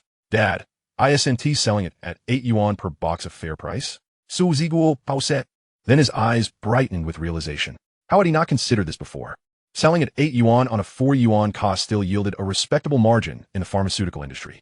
Previously trapped in a dead-end mindset, he now felt enlightened. Pleased. He ruffled Su Yang's hair, saying, "You truly are a future university student. Your mind works faster than mine." Father and son reached a consensus and turned their attention to persuading Zhang Ziyame. Su Yang suggested, 500 boxes, 1 tea suffice initially. Let us order 2,000. Don't be reckless, Su Ziguo cautioned. We lack experience. We must proceed step by step. Though Su Yang was exasperated by the sluggish approach, given the current market, selling at 8 yuan might even attract competitors. He understood the difficulty in convincing his father. It was best to let him taste success first. As they ascended the stairs, Su Ziguo whispered, "If we make a profit this time, I'll give it all to you." Su Yang retorted with a smirk, "I thought that meant principal and interest." At home, Zhang Ziyame inquired if Su Ziguo had repaired the bicycle. He nodded. Then she reminded Su Yang to sleep early, as school awaited him the next day. Su Yang retreated to his room, a modest single bed, a study desk cluttered with books he seldom touched. These volumes were purchased by Zhang Ziyame, swayed by bookstore clerks, reflecting her earnest hopes for her son's success. Lying back with hands behind his head, Su Yang felt a dull monotony. No phone, no computer, no Wi-Fi, no TikTok, no dancing girls, no food delivery. Returning from the bustling metropolis to this dull era was jarring. He resolved to earn more money, to afford a phone at last. Exhausted from the day, he fell asleep without even changing clothes. The next morning, awakened by Zhang Ziyame, Su Yang emerged to find Su Ziguo eating breakfast. Their schedules were aligned, as the supermarket's peak sales for fruits and vegetables were in the morning. Despite employing staff, Su Ziguo remained vigilant. The two exchanged a glance. Su Ziguo nodded subtly, having secured Zhang Ziyame's support with his efforts the prior night. Su Yang sighed, noting the dark circles beneath his father's eyes. Life was not easy for him. Just as Zhang Ziyame was about to eat, her phone rang. It was the hospital. Since becoming head nurse, she was busier than ever, juggling new nurses' queries, meetings, and departmental reports. After hanging up, she greeted Su Yang and Su Ziguo before heading to work. "Do you have any money left?" Su Ziguo asked. "A few yuan," Su Yang replied. Su Ziguo withdrew 30 yuan from his wallet. "Take this. Be generous at school, especially with the girls. You never know, one might be your future wife." After breakfast, Su Ziguo went to the kitchen and slammed a bowl down. Su Yang found his father surprisingly charismatic. Descending on his bicycle, Su Yang encountered Zhang Xiaopeng, who had come looking for him. They rode together towards school. Passing the Gu Yanbing residential complex, Su Yang glanced inside. Gu Yanbing's commute seemed similar to his own. Should he wait? Noticing Su Yang slowing, Zhang Xiaopeng teased, "What? Planning to wait for Gu Yanbing? After wrecking her bike yesterday? Shouldn't you be paying up?" Realizing the truth, Zhang Xiaopeng fished a yuan from his pocket. "Here's 1 yuan. You still owe me 19. Keep it. Spend it yourself," Su Yang said, aware of Zhang Xiaopeng's tight family finances, his father's poor health, and his mother's temporary hospital role. Soon, Gu Yanbing emerged, riding a bicycle, dressed in a puff-sleeve blouse and jeans, sporting white sneakers. Surprised to see Su Yang at the gate, she approached and asked, "Su Yang, what are you doing here?" "I'm waiting for you," he smiled. "Since I damaged your bike yesterday, I thought if you were without one, I'd give you mine." Gu Yanbing smiled demurely. "No need. Just help me fix it after school." She greeted Zhang Xiaopeng, who responded awkwardly, feeling inferior beside such an ethereal beauty, like a mortal before a goddess. The love story of the cowherd and weaver girl seemed confined to myth. The trio rode together to school. Zhang Xiaopeng watched Su Yang chat animatedly with Gu Yanbing and felt a revelation dawning. Why did Su Yang crash Gu Yanbing's bike yesterday? Was it a bet for 20 yuan? But today, Su Yang appeared unconcerned about money. So it was for love. That explained everything. Eager to confirm, Zhang Xiaopeng soon handed Su Yang a note in class. Su Yang eyed it and then Zhang Xiaopeng skeptically. "Are you crazy? We're desk mates, and you're passing me notes? We don't have that many tissues to spare." Zhang Xiaopeng winked, urging him to read. The note read, "Did you deliberately crash Gu Yanbing's bike yesterday to create an opportunity to pursue her?" Su Yang was stunned. "You're pretty sharp, Xiao Zhang. You figured it out so quickly?" He returned the note, only to see Zhang Xiaopeng write back. "Am I right?" "Absolutely," Su Yang replied. Proud, Zhang Xiaopeng confessed. "I wanted to expose you then, but with Gu Yanbing present, I spared you some face. Good brother, I'll find you a sister-in-law soon." Su Yang promised. Zhang Xiaopeng pondered Su Yang's words, sensing something amiss. Gu Yanbing noticed the note passing and was taken aback. Passing notes between desk mates? That's crazy. As the bell rang, Dong Su hurried in, flustered as she took her seat and pulled out her textbook. She complained to Gu Yanbing about staying up late, watching the Korean drama Blue Life and Death, feeling sleepy now. Gu Yanbing advised her to memorize more English words. The college entrance exam was approaching. Su Yang recalled that Dong Xiu and Zhang Xiaoping later enrolled at the Industrial University in the provincial capital, while Gu Yanbing entered a reputable first-tier university. He wondered whether his own rebirth might trigger a butterfly effect. For instance, when I assisted Gu Yanbing with her mathematics yesterday, might it affect her score in the college entrance examination, potentially leading her to attend a different university? No, I must seek an opportunity to gauge the situation. What if in the future, Su Yang goes to university in the north while Gu Yanbing heads to one in the south, separated by vast mountains and rivers? Gu Yanbing might then find herself in the embrace of a stranger, rendering my tutoring efforts a mere adornment for another. Chapter 10. Directly obtaining her phone number. As Zheng Qiahui commenced the lesson, Su Yang attentively engaged with the material. Mathematics demands thorough listening. Some formulas from the distant past remained unclarified in his mind. He stole a glance at Gu Yanbing, who was listening intently, diligently jotting down the challenging points. After all, she is a girl, her thoughts intricate and nuanced. Gu Yanbing noticed Su Yang's frequent glances and discreetly passed him a note. It's content read. What are you looking at? Su Yang replied, What time did you sleep last night? Gu Yanbing, puzzled, wrote back, 10:30. Su Yang remarked, You went to bed quite early. Gu Yanbing countered, And you? Su Yang responded, Midnight. Gu Yanbing inquired, Why so late? Su Yang explained, I was reviewing my studies. By the way, do you have a mobile phone? Gu Yanbing's eyes widened. Indeed, she possessed a phone, though she had never brought it to school. She replied, Why do you ask? Su Yang responded, It's nothing. I just thought I might need your help with English while studying at night. Otherwise, I might have trouble sleeping. Gu Yanbing's lips curled into a faint smile, realizing he also suffered from insomnia, which provided her the perfect opportunity to consult him on math problems. She wrote her phone number on the note. Su Yang tucked the note away. Done. During this period, many were engaged with QQ, with most numbers being 8 digits long, but soon 9-digit QQ numbers became a trend. Su Yang had seen numerous love letters addressed to Gu Yanbing, often leaving behind their QQ numbers, hoping she would take the initiative to add them as friends.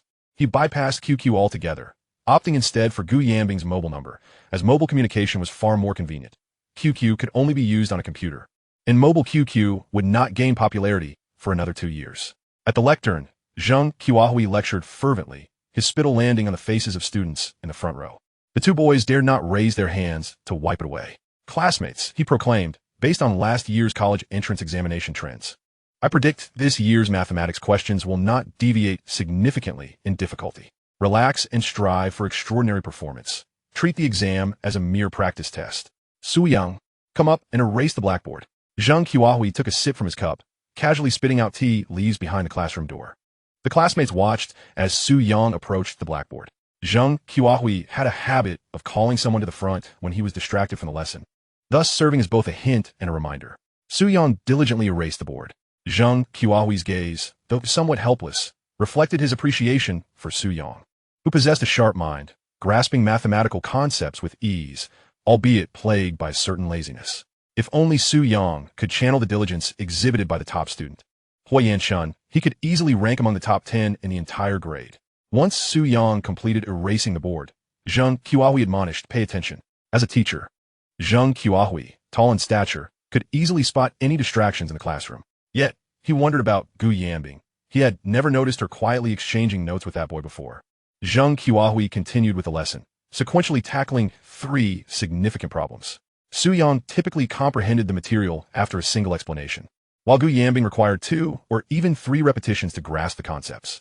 Half an hour later, Zheng Qiahui assigned 5 substantial problems as homework to assess the students' understanding of the lesson. Just then, the bell rang, signaling the end of class. The students in the classroom stretched, some starting to whisper, while others prepared to fetch water. Su Yang asked Zhang Xiaopeng, We have a 2-hour break for lunch. Are you going to the internet cafe? Zhang Xiaopeng exclaimed, Are you crazy? If we're caught, our parents will be called. During this era, internet cafes were loathed by parents and teachers alike, prompting multiple proposals to close all such establishments nationwide. Daily, scenes unfolded at internet cafes with parents storming in, causing chaos. Eventually, internet cafes became shrewd, often leaving a back door. Having contemplated during class, Su Yang realized that relying on old Su to sell Banlin was too slow. The internet industry was currently thriving, and he needed to seize the opportunity. He had experienced 3 waves of the internet boom: the nascent phase in the 1990s with Sohu, NetEase, and Sina, the rapid growth in the early 2000s with the Bat Trio, and the mobile internet expansion post, 2011. I'll go by myself, Su Yang declared. Zhang Xiaoping hesitated for a moment, then replied, fine, I'll go too. Ever since he had visited an internet cafe to play Meteor Butterfly Sword in Grand Theft Auto, he had become utterly captivated. After making plans, the two began to quietly discuss which internet cafe to visit. At that moment, Gu Yanbing finished her problems and prepared to ask Su Yang for further assistance. Suddenly, Su Yang felt a gentle poke on his back from the girl seated behind him. Turning around, he saw a girl with a classic oval face, her eyes glistening with shyness, a lively nose, and full lips. The only drawback was her somewhat outdated clothing and her hair styled in an old-fashioned braid.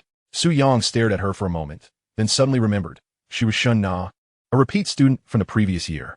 He recalled that Shun Na was 2 years his senior, hailing from a remote town in Jiangming City, having chosen to repeat a year due to unsatisfactory exam results. In the past, Su Yang had not understood this, like most boys who deemed Shun Na quite ordinary, unaware that it was simply because she never adorned herself. In this era, bathing was not a regular practice. Apart from summer, some would go weeks, even a month, without washing. Under Su Yang's gaze, Shun Na appeared bashful. He finally responded, Shun Na, what is the matter? Shun Na timidly pushed her exercise book slightly forward. Her voice was barely audible. Could you explain this problem to me? Just as Gu Yanbing was about to retrieve her exercise book to seek Su Yang's help, she noticed Shun Na's interruption. Rather than feeling annoyed, she was intrigued and leaned in closer. I can't solve this problem either. It's perfect timing for Su Yang to explain to us. The boys, including Zhang Xiaopeng, watched Su Yang with envy as he was surrounded by Shun Na and Gu Yanbing. Who could blame them for their inability to comprehend the material, when Su Yang was the only one capable? Su Shui, seated in the front row, glanced back at Su Yang being encircled by Shun Na and Gu Yanbing, feeling a surge of frustration. That lucky bastard Su Yang, he thought. The students in the last 2 rows had average grades, yet Su Yang excelled in mathematics. It was unfortunate that the attractive girls inclined to ask questions were not like the girls surrounding him. It was a tale of unfulfilled longing. What does it mean to be close to the water's edge and catch the moon first? This was a living example. Hui Yanshun, the top student, was never approached for guidance. Su Shui, despite his basketball prowess, found that girls would not seek his assistance. Yet, Su Yang remained humble, patiently breaking down the problem and teaching both Shun Na and Gu Yanbing. Shun Na, despite being a repeat student, struggled with mathematics even more than Gu Yanbing, finding it quite challenging to follow Su Yang's explanations. Ultimately, it was Gu Yanbing who had to reiterate the explanation for Shun Na to barely comprehend it. Seizing the moment, Su Yang glanced at Shun Na, noting her fair skin, gentle features, and enduring beauty.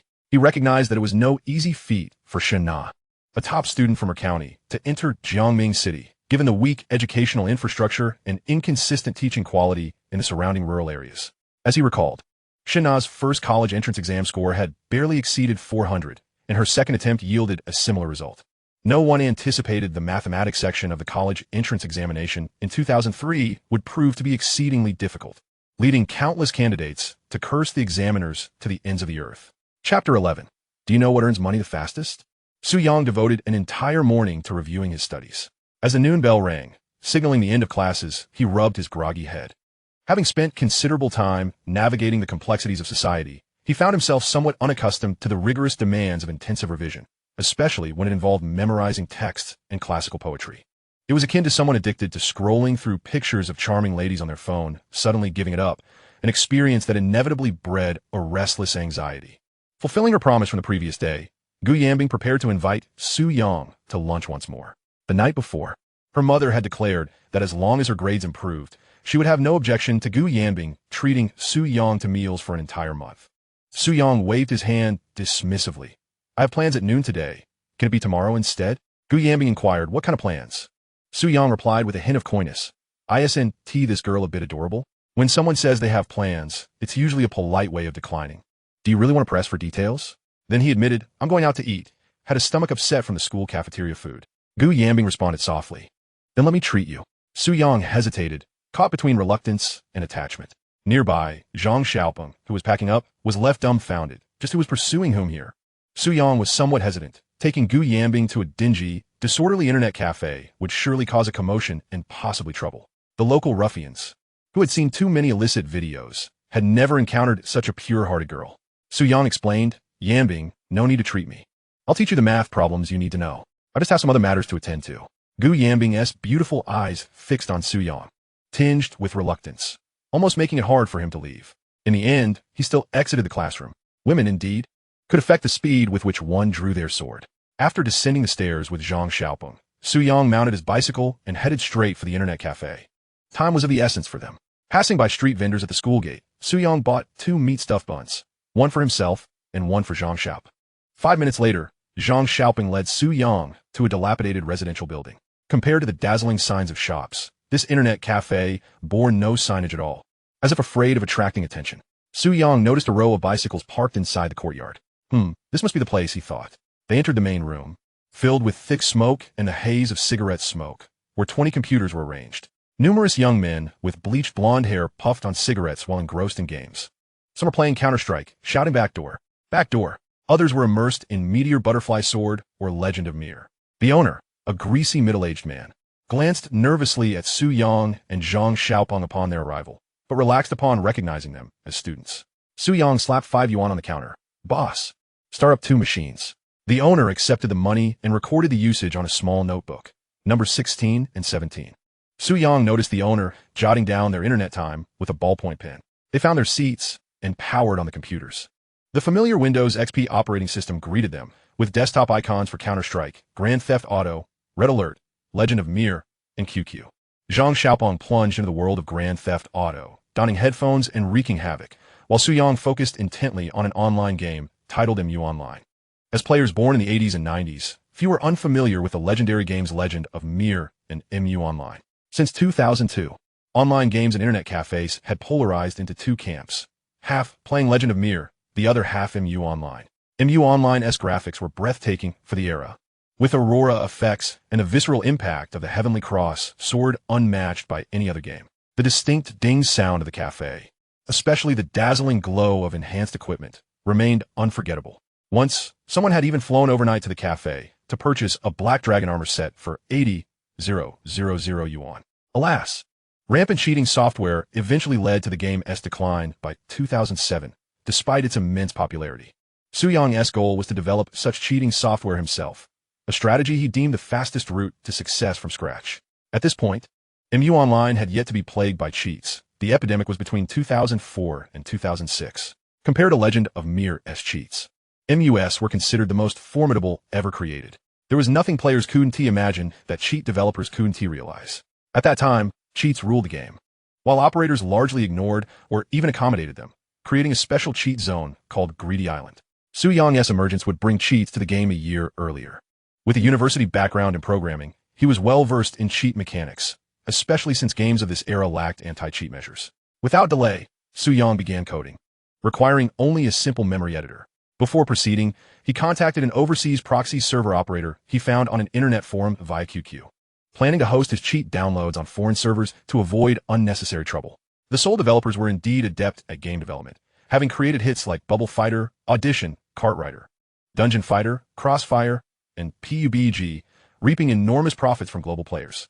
Time in the internet cafe flew much faster than in the classroom. Soon, the cafe owner came to urge Su Yang and Zhang Xiaopeng to log off. Su Yang glanced back to see 4 or 5 youths with earrings queued behind them. Reluctantly, Zhang Xiaopeng left his computer. Su Yang saved his unfinished program and uploaded it to his email. A blonde youth noticed the screen full of English characters and curiously asked, "Bro, what is that?" Su Yang replied, "Nothing, just studying English." The blonde seemed to have discovered a new world. Wow, awesome. Studying English at the internet cafe. Laughter erupted around them. Zhang Xiaopeng felt slighted, sensing they were mocking Su Yang, but with their numbers, fighting was not an option. Su Yang, having long outgrown such trivialities, knew that making money was paramount in the days ahead. He beckoned Zhang Xiaopeng and led him outside. They returned to the classroom almost precisely on time. The Chinese teacher had already begun the lesson. Listen carefully. These are test questions. This year's exam. 10 points here. Study if you wish. After Su Yang and Zhang Xiaopeng reported their attendance, the teacher halted the lesson and frowned. "I've been teaching for half a day. Why are you only arriving now?" Zhang Xiaopeng dared not speak under such circumstances. Su Yang was speechless. Was the class supposed to start at 2? You came at 1:50. We didn't know. The teacher said no more and waved them in. Under the watchful eyes of their classmates, Su Yang and Zhang Xiaopeng returned to their seats. Gu Yanbing glanced at Su Yang, who appeared composed, his gaze steady and unflustered, unlike Zhang Xiaopeng, who lowered his head, cheeks flushing. Seated, Su Yang cast a glance at Gu Yanbing's textbook. Today's lesson was composition. Knowing even the college entrance exam essay topic, he felt at ease. Gu Yanbing, with her strong command of Chinese, noticed Su Yang's distraction and grew curious. What had he been doing at noon? Why did he smell of tobacco? Could he be smoking? Her father had warned her that boys must not pick up such habits. She resolved to subtly hint at him another day. Also, he must fix her bicycle before school ended that evening. Chapter 12. Lend you 20, repay 100-fold in the future after school in the evening. Su Yang and Gu Yanbing descended from the teaching building. At the bike shed, Su Yang and Zheng Xiaopeng went to push their bicycles. Gu Yanbing called out to Su Yang. He turned around. What is it? She pulled a gleaming wrench from her bag. Zheng Xiaopeng was startled. What was Gu Yanbing about to do? Even the other students looked on in surprise. Su Yang comprehended the situation, taken aback by Gu Yanbing's earnestness. He accepted the wrench that Gu Yanbing extended to him. The time might have elapsed a bit, but regardless, since you caused the mishap, you are responsible for rectifying it. Gu Yanbing was clad in light gray sweatpants, her pristine white shoes meticulously maintained, revealing a glimpse of her fair ankle. Su Yang addressed Zheng Xiaopeng and Dong Xiu. You two should head back first. It's uncertain how long this repair will take, and I wouldn't want to impede your evening rest. Dong Xiu had not slept well the previous night, frequently stifling yawns during evening study sessions. She was truly at her limit and thus bid farewell to Gu Yanbing. Zheng Xiaopeng, aware of Su Yang's ulterior motives, also pushed his bicycle while saying goodbye to Gu Yanbing. The once crowded bike shed quickly became sparse.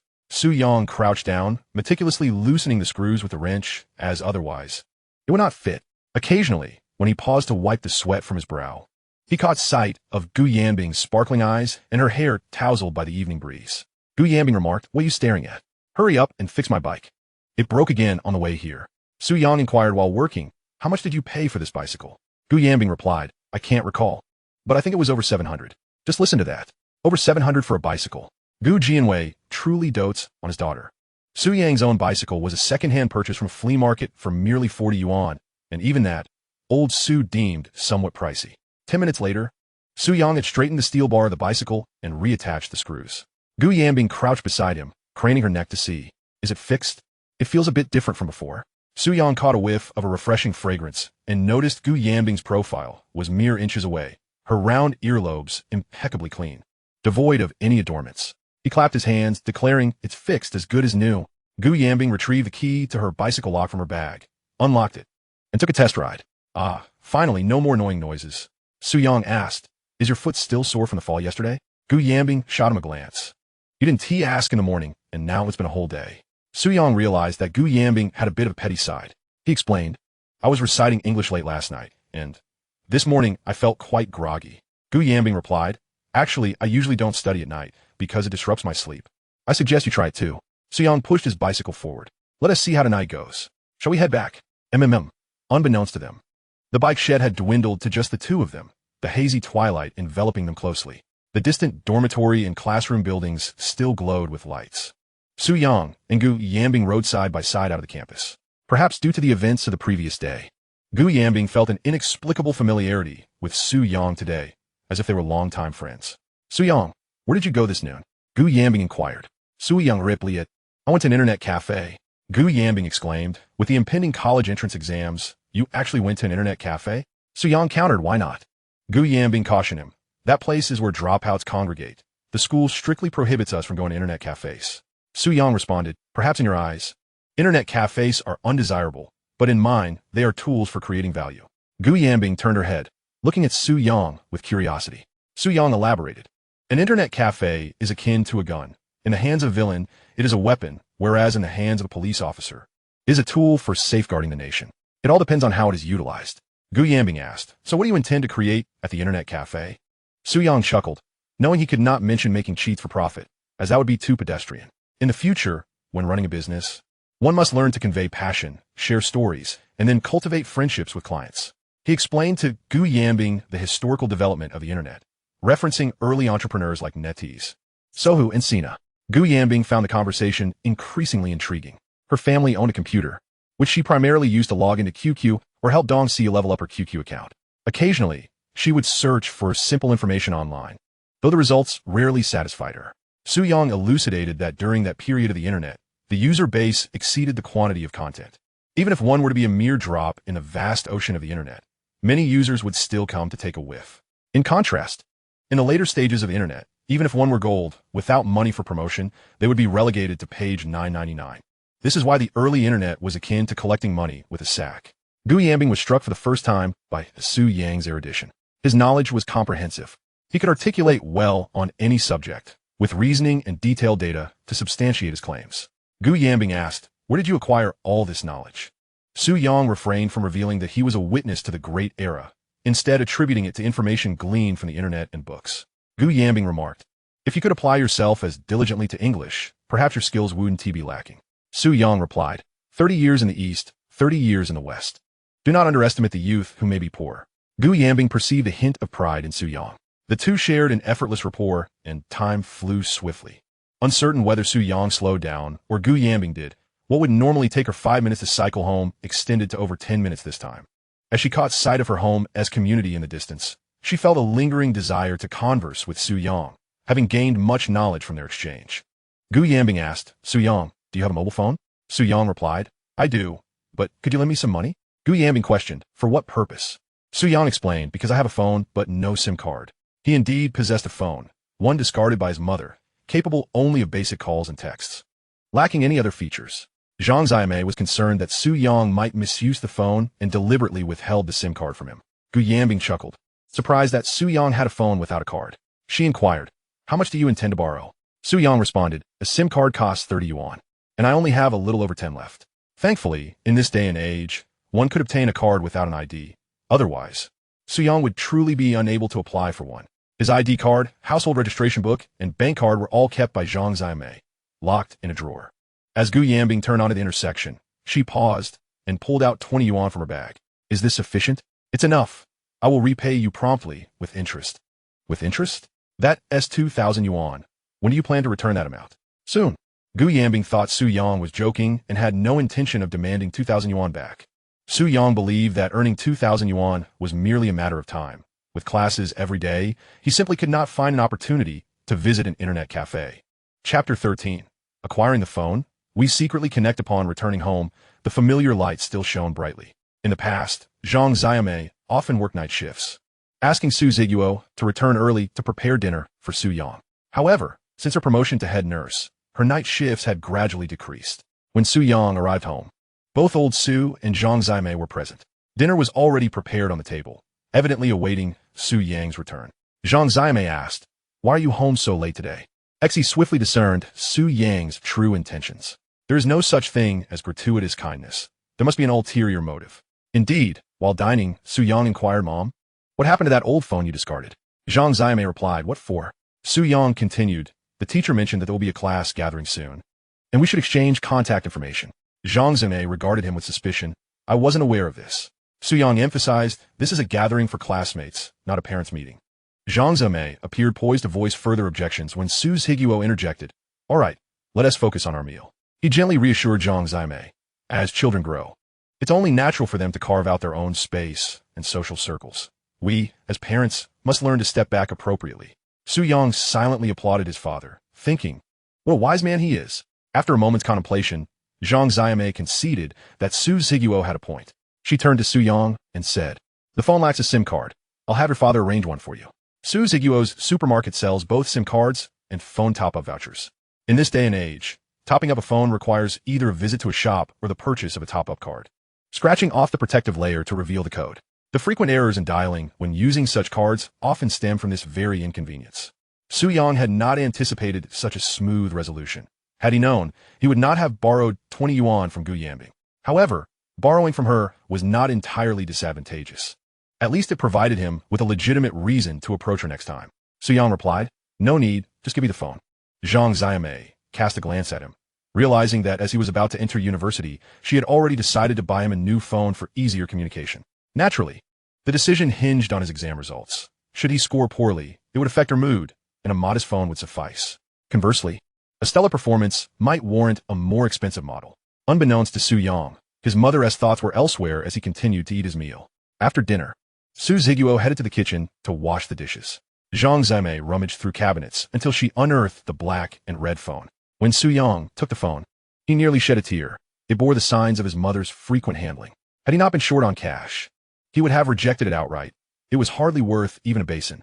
Zhang Ziame sensing the phone's lackluster appearance, offered, "Shall I clean it for you?" Su Young replied, "It's all right, I'll manage." Once back in his room, he inserted the SIM card. Purchased for 30 yuan, it came preloaded with 30 yuan worth of credit. With a 0 monthly plan, free local calls, but charges for long-distance calls. The service, endorsed by Grandpa Gu, was Shin Zhou, and Su Yang thought, "I can work with this." He pulled out a slip of paper and sent a text to Gu Yanbing's number. "Do you know who I am?" With the phone in hand. The nights no longer felt so monotonous. Even late-night solitary indulgence seemed less dreary. After a brief wait, Gu Yanbing replied, "Who are you?" Su Yang texted back, 20 yuan. Return 100-fold. Gu Yanbing, are you Su Yang? Su Yang, indeed. Gu Yanbing, why are you still awake? I was just about to go to bed. Su Yang, the night is long, and sleep eludes me. Just look at the moon outside. It shines so brightly. This time, Gu Yanbing took longer to respond, and Su Yang found himself growing impatient. Was she asleep? Could their conversation not last until dawn? Gu Yanbing finally replied, "I was just organizing my clothes and took a moment to admire the moon. It truly is bright." Su Yang, a beautiful night. Yet time slips away, clouds fade, and the moon remains elusive. Gu Yanbing, did you review your English tonight? Su Yang, who had no habit of studying at night, often found himself pondering life while lying in bed. He replied to Gu Yanbing, "Tonight, I plan to try your method and skip studying, but will you secretly study, perhaps?" In this world, one must remain vigilant. For instance, your close friend might often urge you to play games or skip classes, while secretly catching up on studies when you are asleep. The day grades are released, you plummet while they soar. The most ruthless way to eliminate someone is through flattery. Gu Yanbing, I've mentioned before that I don't study at night unless there is too much homework. Then I'll stay up. Su Yang glanced at the time. It was only 10 o'clock. For him, the night was just beginning. Alas, living with his parents meant enduring the chains and constraints of familial expectations. Gu Yanbing asked, "Do you want me to help you level up on QQ?" Su Yang was about to agree when he suddenly realized he couldn't share his QQ password with her. What if he needed to maintain some privacy in the future? Although he could change the password later, it would seem petty to her. He replied, "No need. I'm not particularly concerned about my QQ level." Gu Yanbing sent a string of numbers. "This is my QQ. Remember to add me." Su Yang was quite pleased with her initiative.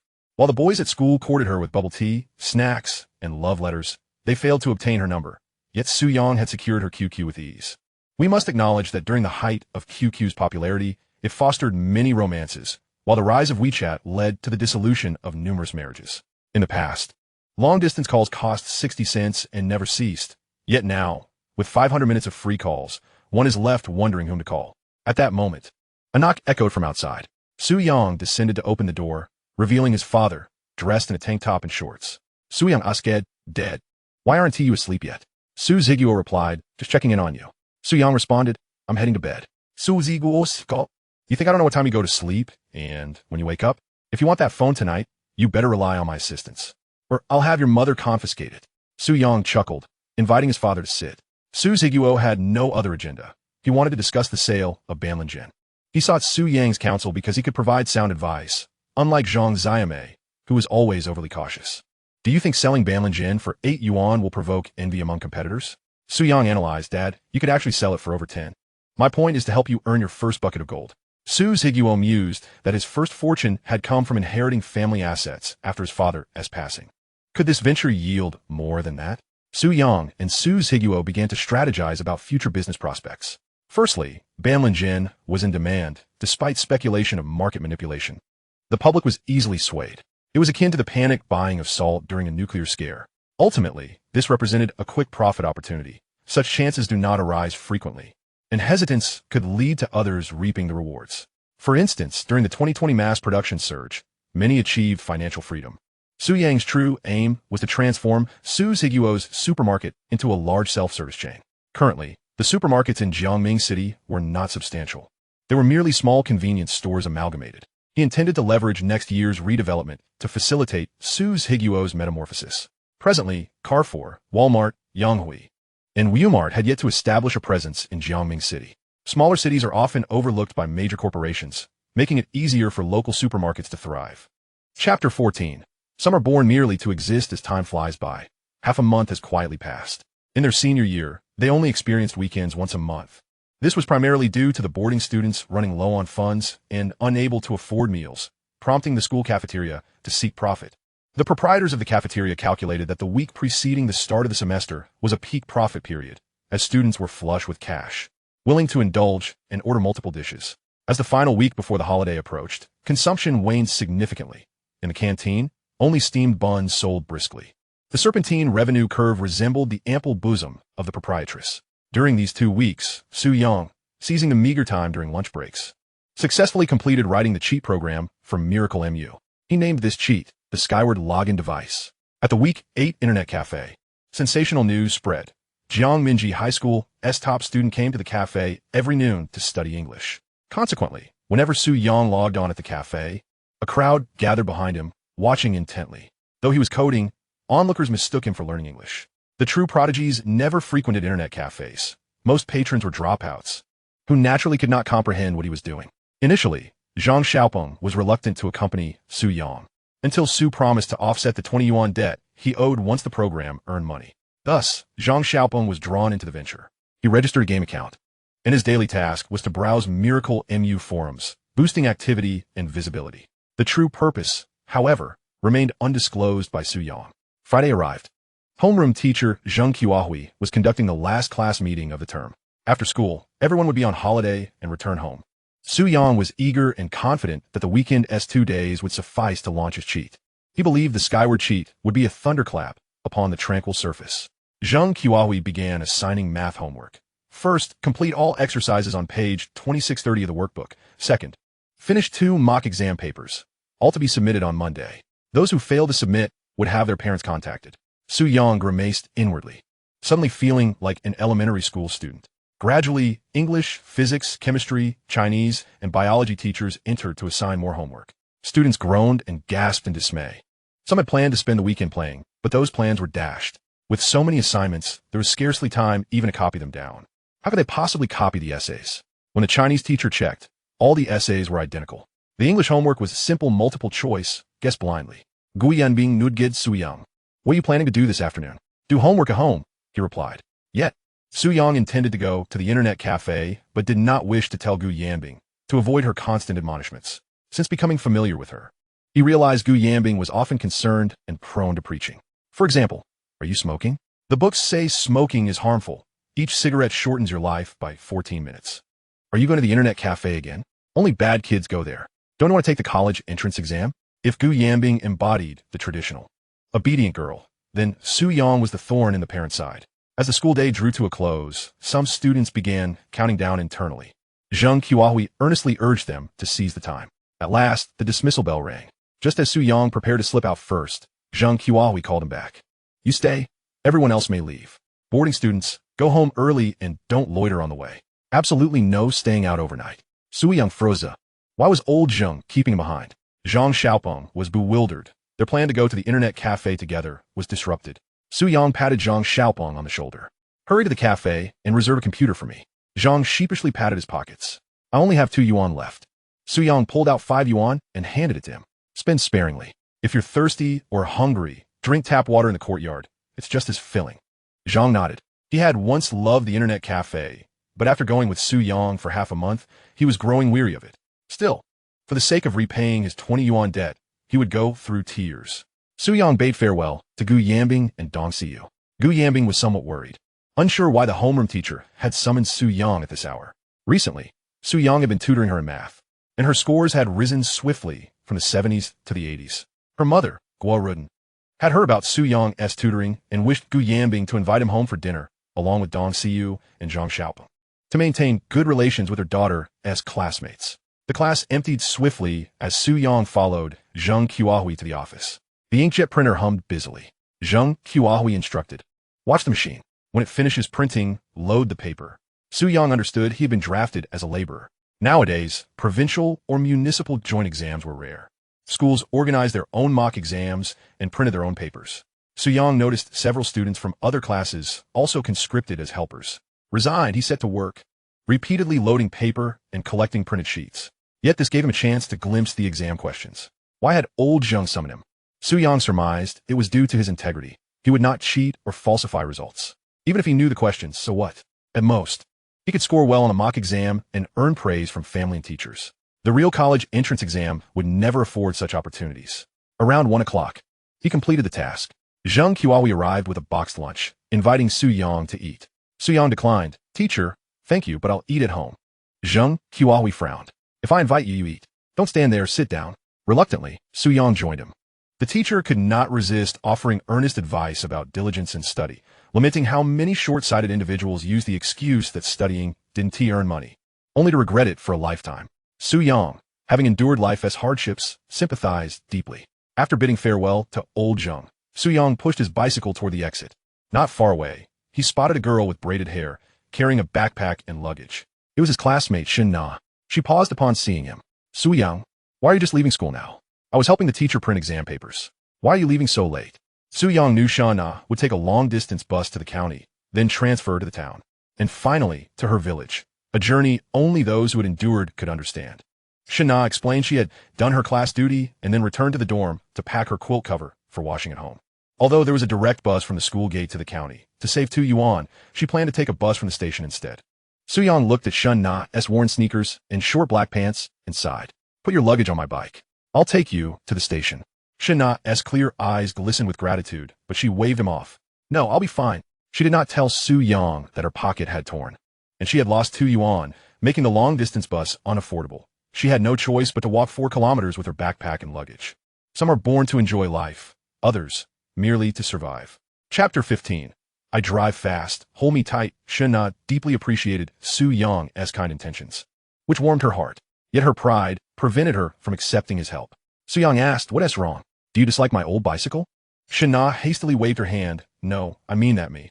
Yang recalled that Shin Na was 2 years his senior, and he was surprised by her shyness. However, children from impoverished families often share a common trait, an overwhelming sense of inferiority.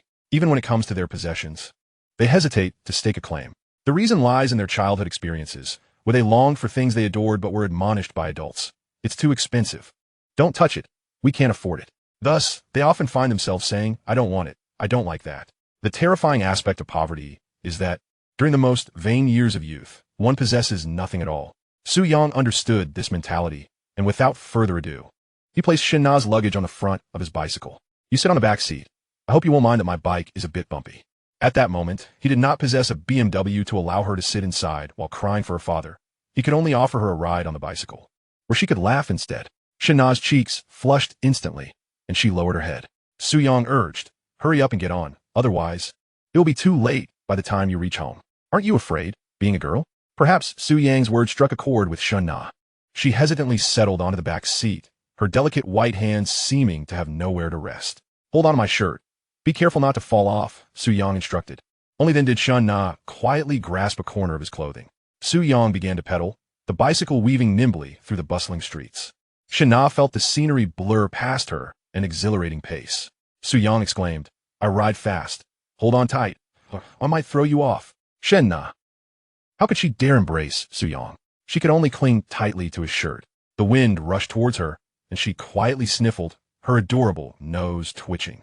The afternoon sun was radiant and warm, reminiscent of the scent of Yang's shirt, scorched by sunlight.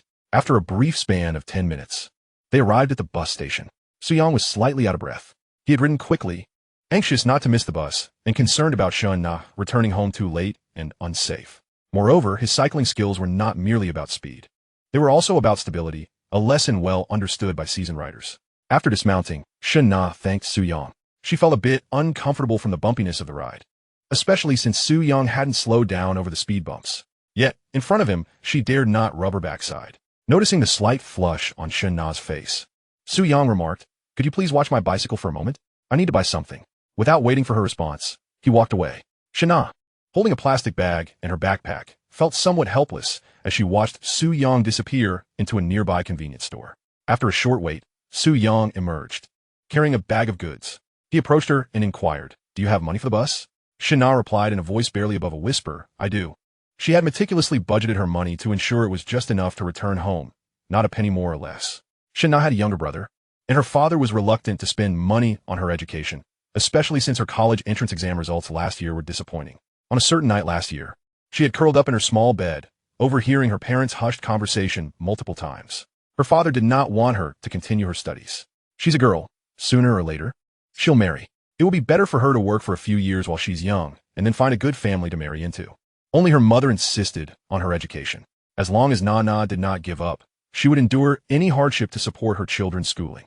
Her mother, though uneducated, understood a fundamental truth. Education changes one's destiny. Unfortunately, Shun Na was of average talent. Despite her diligent efforts, her academic performance remained mediocre.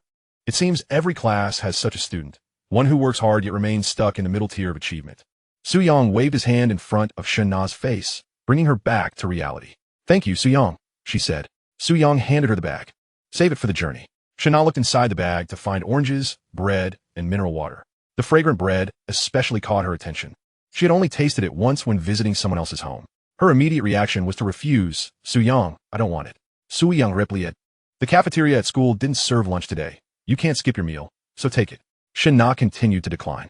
Su-Yang, with an air of finality, stated, "If you refuse again, I will follow you back home." Upon seeing Su-Yang's serious expression, Shun Na timidly accepted the bag. Su-Yang nodded in satisfaction, having discreetly slipped 5 yuan into the bag. Not for any other reason, but because the 2 yuan Shun Na had lost earlier was what he had found, enabling him to enjoy an hour at the internet cafe, successfully completing his gaming mission. He suspected that Shun Na was walking to the bus station to save money. Little did he know that his earlier good fortune had inadvertently caused her inconvenience. Su-Yang walked Shun Na to the bus station. After she boarded, she rolled down the window and waved goodbye with her small hand. Su-Yang wafed back, sayonara. The long-distance bus gradually pulled away from the station. Shun Na watched Su-Yang grow smaller in the distance, his figure bathed in a gentle glow under the piercing sunlight. Her heart began to race. Sometimes, a boy can touch a girl's heart in just a fleeting moment.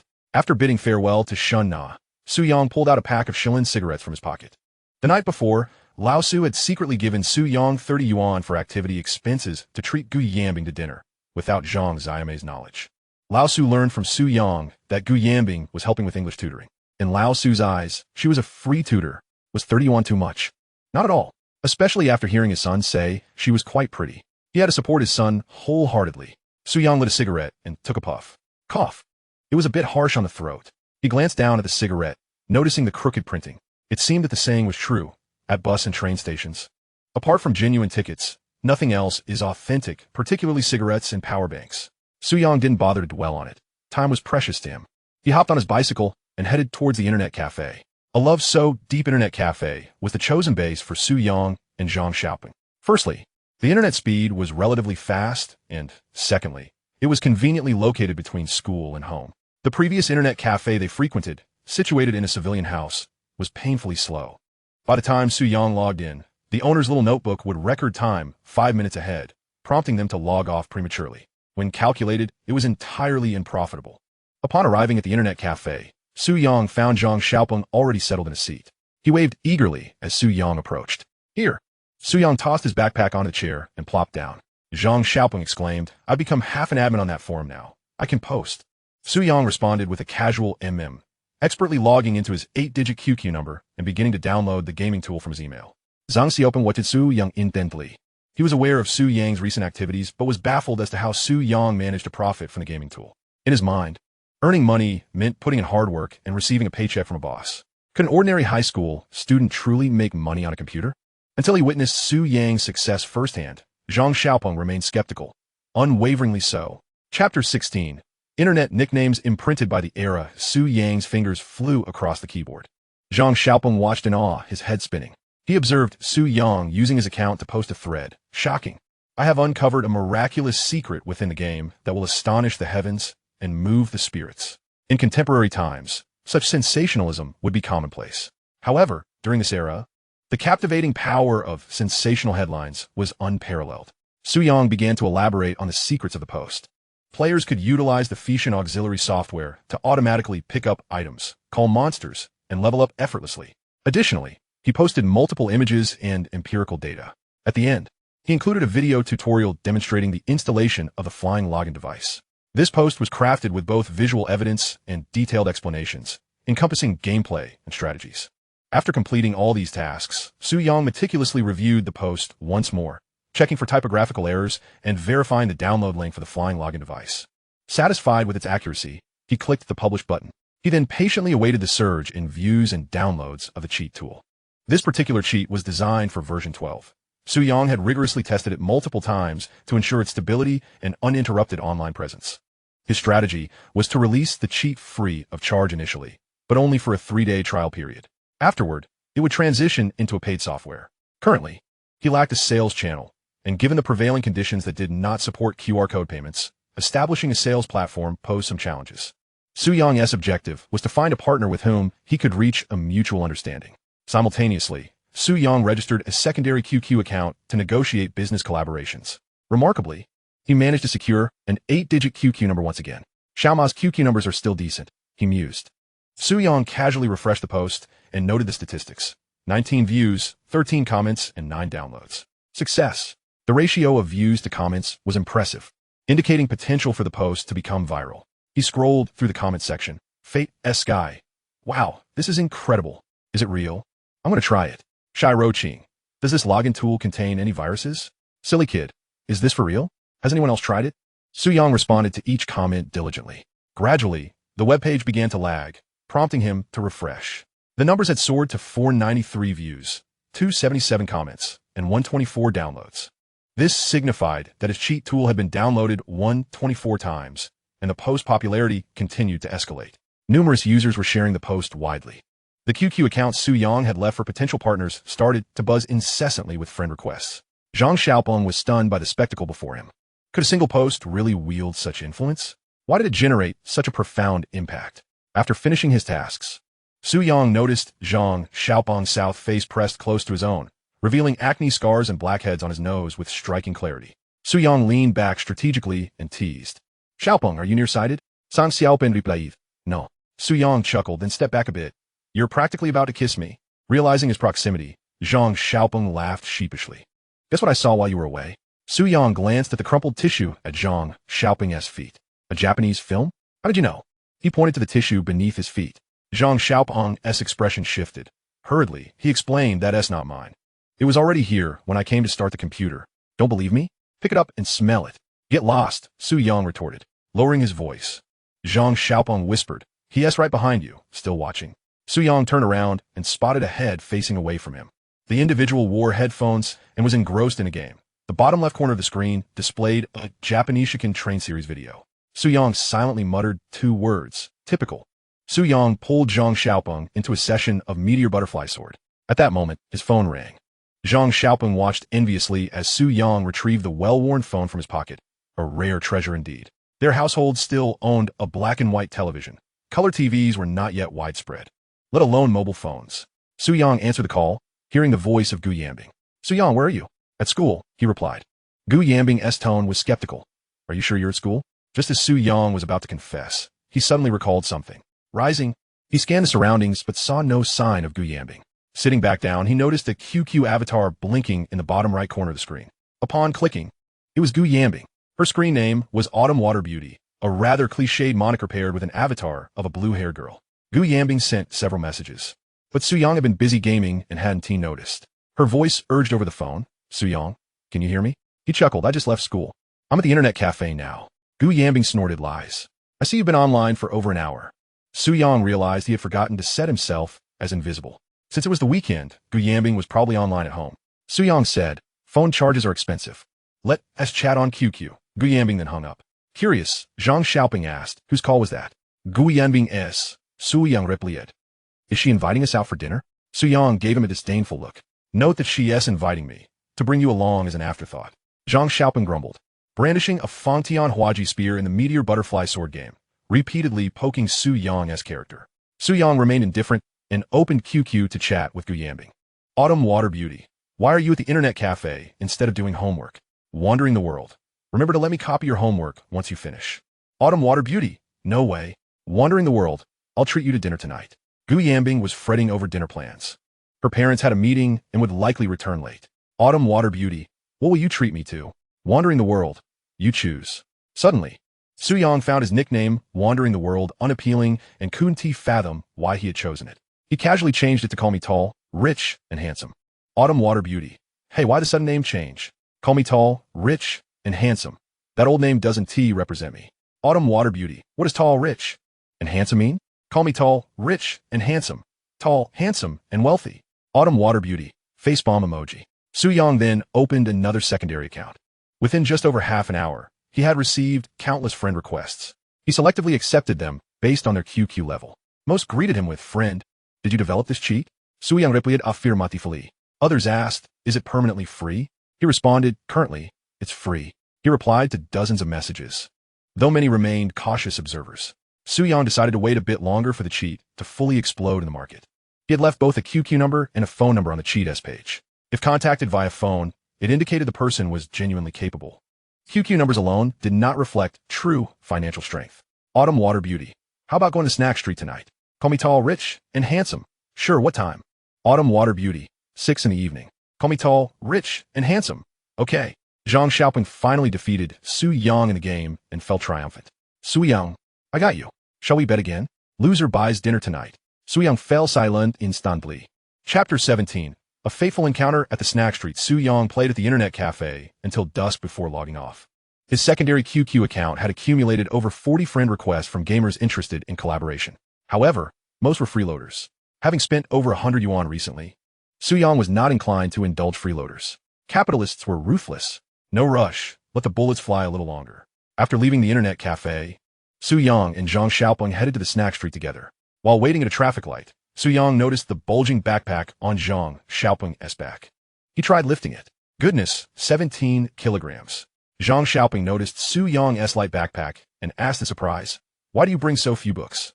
Su Yang replied, "You carry so many books every time and never open a single page at home. Is that exercise?" Zheng Xiaoping huffed and puffed, explaining, "It's to show my parents at home." At the end, he added, "Actually, I quite enjoy reading, as books have the power to alter one's destiny." Su Yang, however, was skeptical. There is a saying, reading may not necessarily change fate, nor does farming, but purchasing property certainly can. He recalled a relative who spent 200,000 yuan on a house in the city. After 7 or 8 years, the property's value soared to over 1 million. Proudly, he would tell everyone, "We've made a profit of more than 800,000 yuan." Meanwhile, another relative, prioritizing their child's education, spent lavishly on an expensive private school, but did not invest in property. After graduation, their child earned a modest salary of 4,000 yuan a month and wept bitterly at the unattainable housing prices. The reality was clear. Salary growth could never keep pace with the rapid rise in property values. Consider how many years a monthly income of 3,000 to 4,000 yuan would need to continue, versus the years required for housing prices to escalate similarly. The future would no longer hinge on academic qualifications, but rather on how many properties one's family owns. After about 15 minutes, they arrived at the bustling Snack Street. Gu Yanbing also arrived on her bicycle. Su Yang immediately spotted her pink bicycle and noticed her wearing light blue jeans and white sneakers. When she saw Su Yang, her bright eyes sparkled with life, and a faint smile curved her lips. Upon meeting, Gu Yanbing greeted Su Yang and Zheng Xiaoping. They parked their bicycles and began wandering along the vibrant street, where the air was thick with enticing aromas. Despite it not being midsummer, some patrons were already drinking and enjoying skewers by the roadside. Poor Zheng Xiaoping, burdened by his heavy backpack, gradually fell behind unnoticed. Gu Yanbing reminded Su Yang, "You promised to treat us." Su Yang replied, "Yes, eat to your heart's content." He then patted his pocket, finding only a few remaining yuan. Over the past couple of days, he had saved over 40 yuan, but had spent some on Shan Na and a few yuan online, leaving him with less than 20 yuan now. If Gu Yanbing insisted on a fancy restaurant, he simply couldn't afford it. Gu Yanbing stopped in front of a rice noodle stall, her beautiful eyes fixed on the clay pot noodles. Su Yang glanced at the price. Only 2 yuan. Such an affordable delight. "Shall we have this?" Gu Yanbing suggested. Su Yang agreed and called Zheng Xiaoping to secure a seat. He was surprised that 2 yuan noodles could satisfy Gu Yanbing, especially considering the girls he had dated later, who often demanded sushi or Western cuisine and scorned street food. Feeling a pang of sympathy, Su Yang bought some spicy duck neck from another stall and grabbed a pancake for Zheng Xiaoping. The three settled down, with Zheng Xiaoping and Gu Yanbing both finding the experience refreshingly novel. Zheng Xiaoping was unaccustomed to dining out, usually eating at home or the school cafeteria, only visiting restaurants for weddings. Gu Yanbing, meanwhile, rarely dined alone at street stalls, typically joining Gu Jianwei, Guoruden, friends, or colleagues at formal restaurants. Those occasions felt stifling, requiring constant politeness, addressing elders as uncle or auntie, and smiling through their inquiries. In contrast, being with Su Yang and Zheng Xiaoping was relaxed and free. The trio munched on the spicy duck neck, occasionally gasping for air due to the heat. Gu Yanbing, unusually letting down her aloof demeanor, had an oily mouth from the feast. The spiciness was tolerable while eating, but unbearable when pausing. Frowning, she asked, Su-yang, is there any water? This is a bit too spicy. Su-yang called out, boss, 3 bottles of Jianlai please. In those days, Jianlai was not cheap, and the vendor charged 2 yuan per chill bottle. Gu Yanbing pushed the drinks towards Su-yang, signaling him to open them. Zhang Xiaopeng was puzzled. Why wouldn't Gu Yanbing let him open the bottles? Su-yang obliged, popping open the Jianlai for her. She took a small sip, the icy sweetness soothing her tongue, mingling delightfully with the chili's fragrance. They chatted about campus life, shared their experiences, and dreamed of the future. Su-yang and T felt so carefree in a long time. Our greatest sorrow is growing too mature. As we age, fewer things can truly stir our happiness, he mused, sometimes feeling disoriented, as if reliving a scene from the past, blurring the line between then and now. The stall was run by a middle-aged couple. The husband handled the noodles, while the wife welcomed customers. Soon, the wife brought over the clay pot noodles, cautioning Gu Yanbing and the others to be careful not to burn themselves. Seizing the moment, Su-yang asked, Yanbing, have you decided where to apply for college? Gu Yanbing tilted her head thoughtfully. Not yet. My father wants me to apply to the Provincial Industrial University since it's close to home, but I worry my scores won't be high enough. Su-yang knew the Provincial Industrial University was a 211 institution, with previous admission scores around 590. But in 2003, with the math exam unexpectedly difficult, the cutoff was expected to drop to about 550, a rare opportunity. Some provinces required students to fill out applications before scores were released, leading many top students to underperform and choose conservatively. Parallel applications hadn't yet been introduced. If one's first choice failed, they might be placed directly into a second-tier university. Prestigious universities were reluctant to admit applicants from second or third choices. This often meant that top students who faltered ended up in lesser schools, while average students occasionally secured spots in elite institutions. Su-yang and his peers were living through these early reforms. Gu Yanbing asked, where are you applying? Su-yang replied, I'm not particular about the school, as long as it's a 211 university. He had to admit that even with a second chance at life, gaining admission to a 985 university was exceedingly difficult, let alone the likes of Tsinghua, Peking, Fudan, or Jiaotong. With his current experience, a university degree was more a decoration than a lifeline. Just then, 4 or 5 boys who had just finished playing basketball strolled onto the street. Leading them was Su Shui, Su-yang's classmate. He invited his friends to sit down, announcing he would treat them to drinks. His rowdy companions praised his generosity. Most were underachieving sports specialists, confident they could coast through to graduation via vocational programs. During a break in the game, Su Shui spotted Gu Yanbing across the street.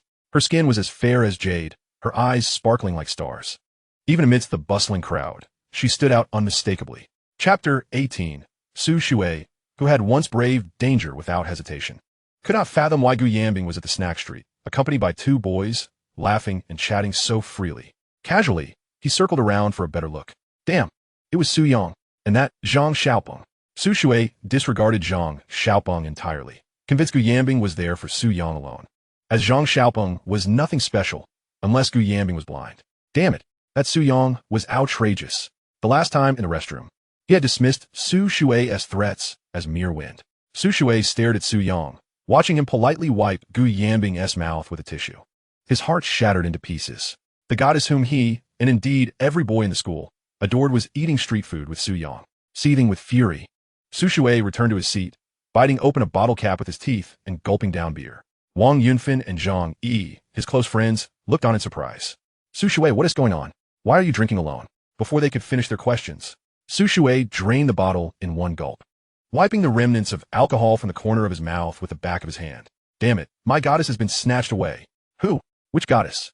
Su Shui pointed towards Gu Yanbing, seated diagonally across from him. Wang Yunfin and Zhang Yi followed Su Shui's gesture and beheld Gu Yanbing dining with a young man. Typically, Gu Yanbing exuded an air of aloofness at school, but today she radiated warmth akin to the gentle sun of spring, gradually melting the icy demeanor associated with her persona. Wang Yunfin, not being in the same class as Su-yang, was unfamiliar with him. He jealously inquired, who is that guy across from Gu Yanbing? They seemed to be engaged in quite the lively conversation. Su Shui smirked. His name is Su-yang, a classmate of mine. 2 months ago, during a seating arrangement shuffle, he fortuitously ended up seated next to Gu Yanbing. Zhang Yi, perplexed, asked, isn't it said that Gu Yanbing is very cold and distant? Su Shui fixed his gaze on Su-yang.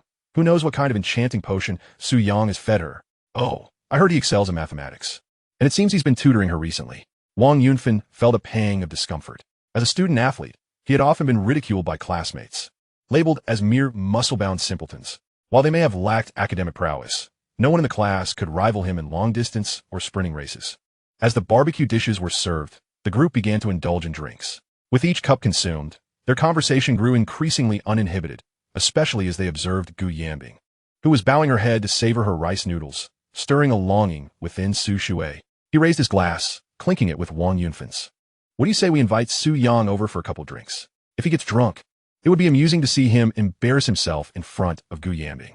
Wang Yunfan's eyes lit up. This was indeed a brilliant idea. If Su Yang backed down, it would be a win for them. If he dared to come over, they would easily overpower him with their numbers. After receiving the group's agreement, Su Shui staggered towards Su Yang, who was engrossed in a discussion with Gu Yanbing about college entrance exam scores and prospective universities. Suddenly, a bottle was slammed down on the table. Su Yang looked up to find it was Su Shui, standing nearly 180 centimeters tall. He was slightly taller than Su Yang's 178 centimeters.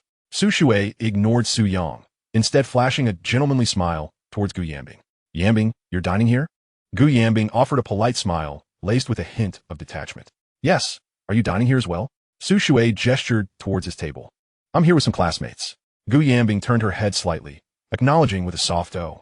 She had little interest in the athlete crowd. Previously, when passing by the playground, she would witness these boys energetically demonstrating their basketball skills and adjusting their hair. Unfortunately, she found no interest in basketball. Especially when those boys would often jump and mimic shooting hoops in the hallways, it struck her as rather foolish. Noticing Gu Yanbing's lack of interest in him, Su Shui redirected his attention to Su Yang. Su Yang, my friends over there would like to have a drink with you. How about it? Su Yang lounged lazily in his chair, a straw still in his mouth. Zhang Xiaopeng felt a twinge of fear. He had heard that Su Shui was well-connected, and no one dared provoke him at school. Su Yang dismissively replied, not interested.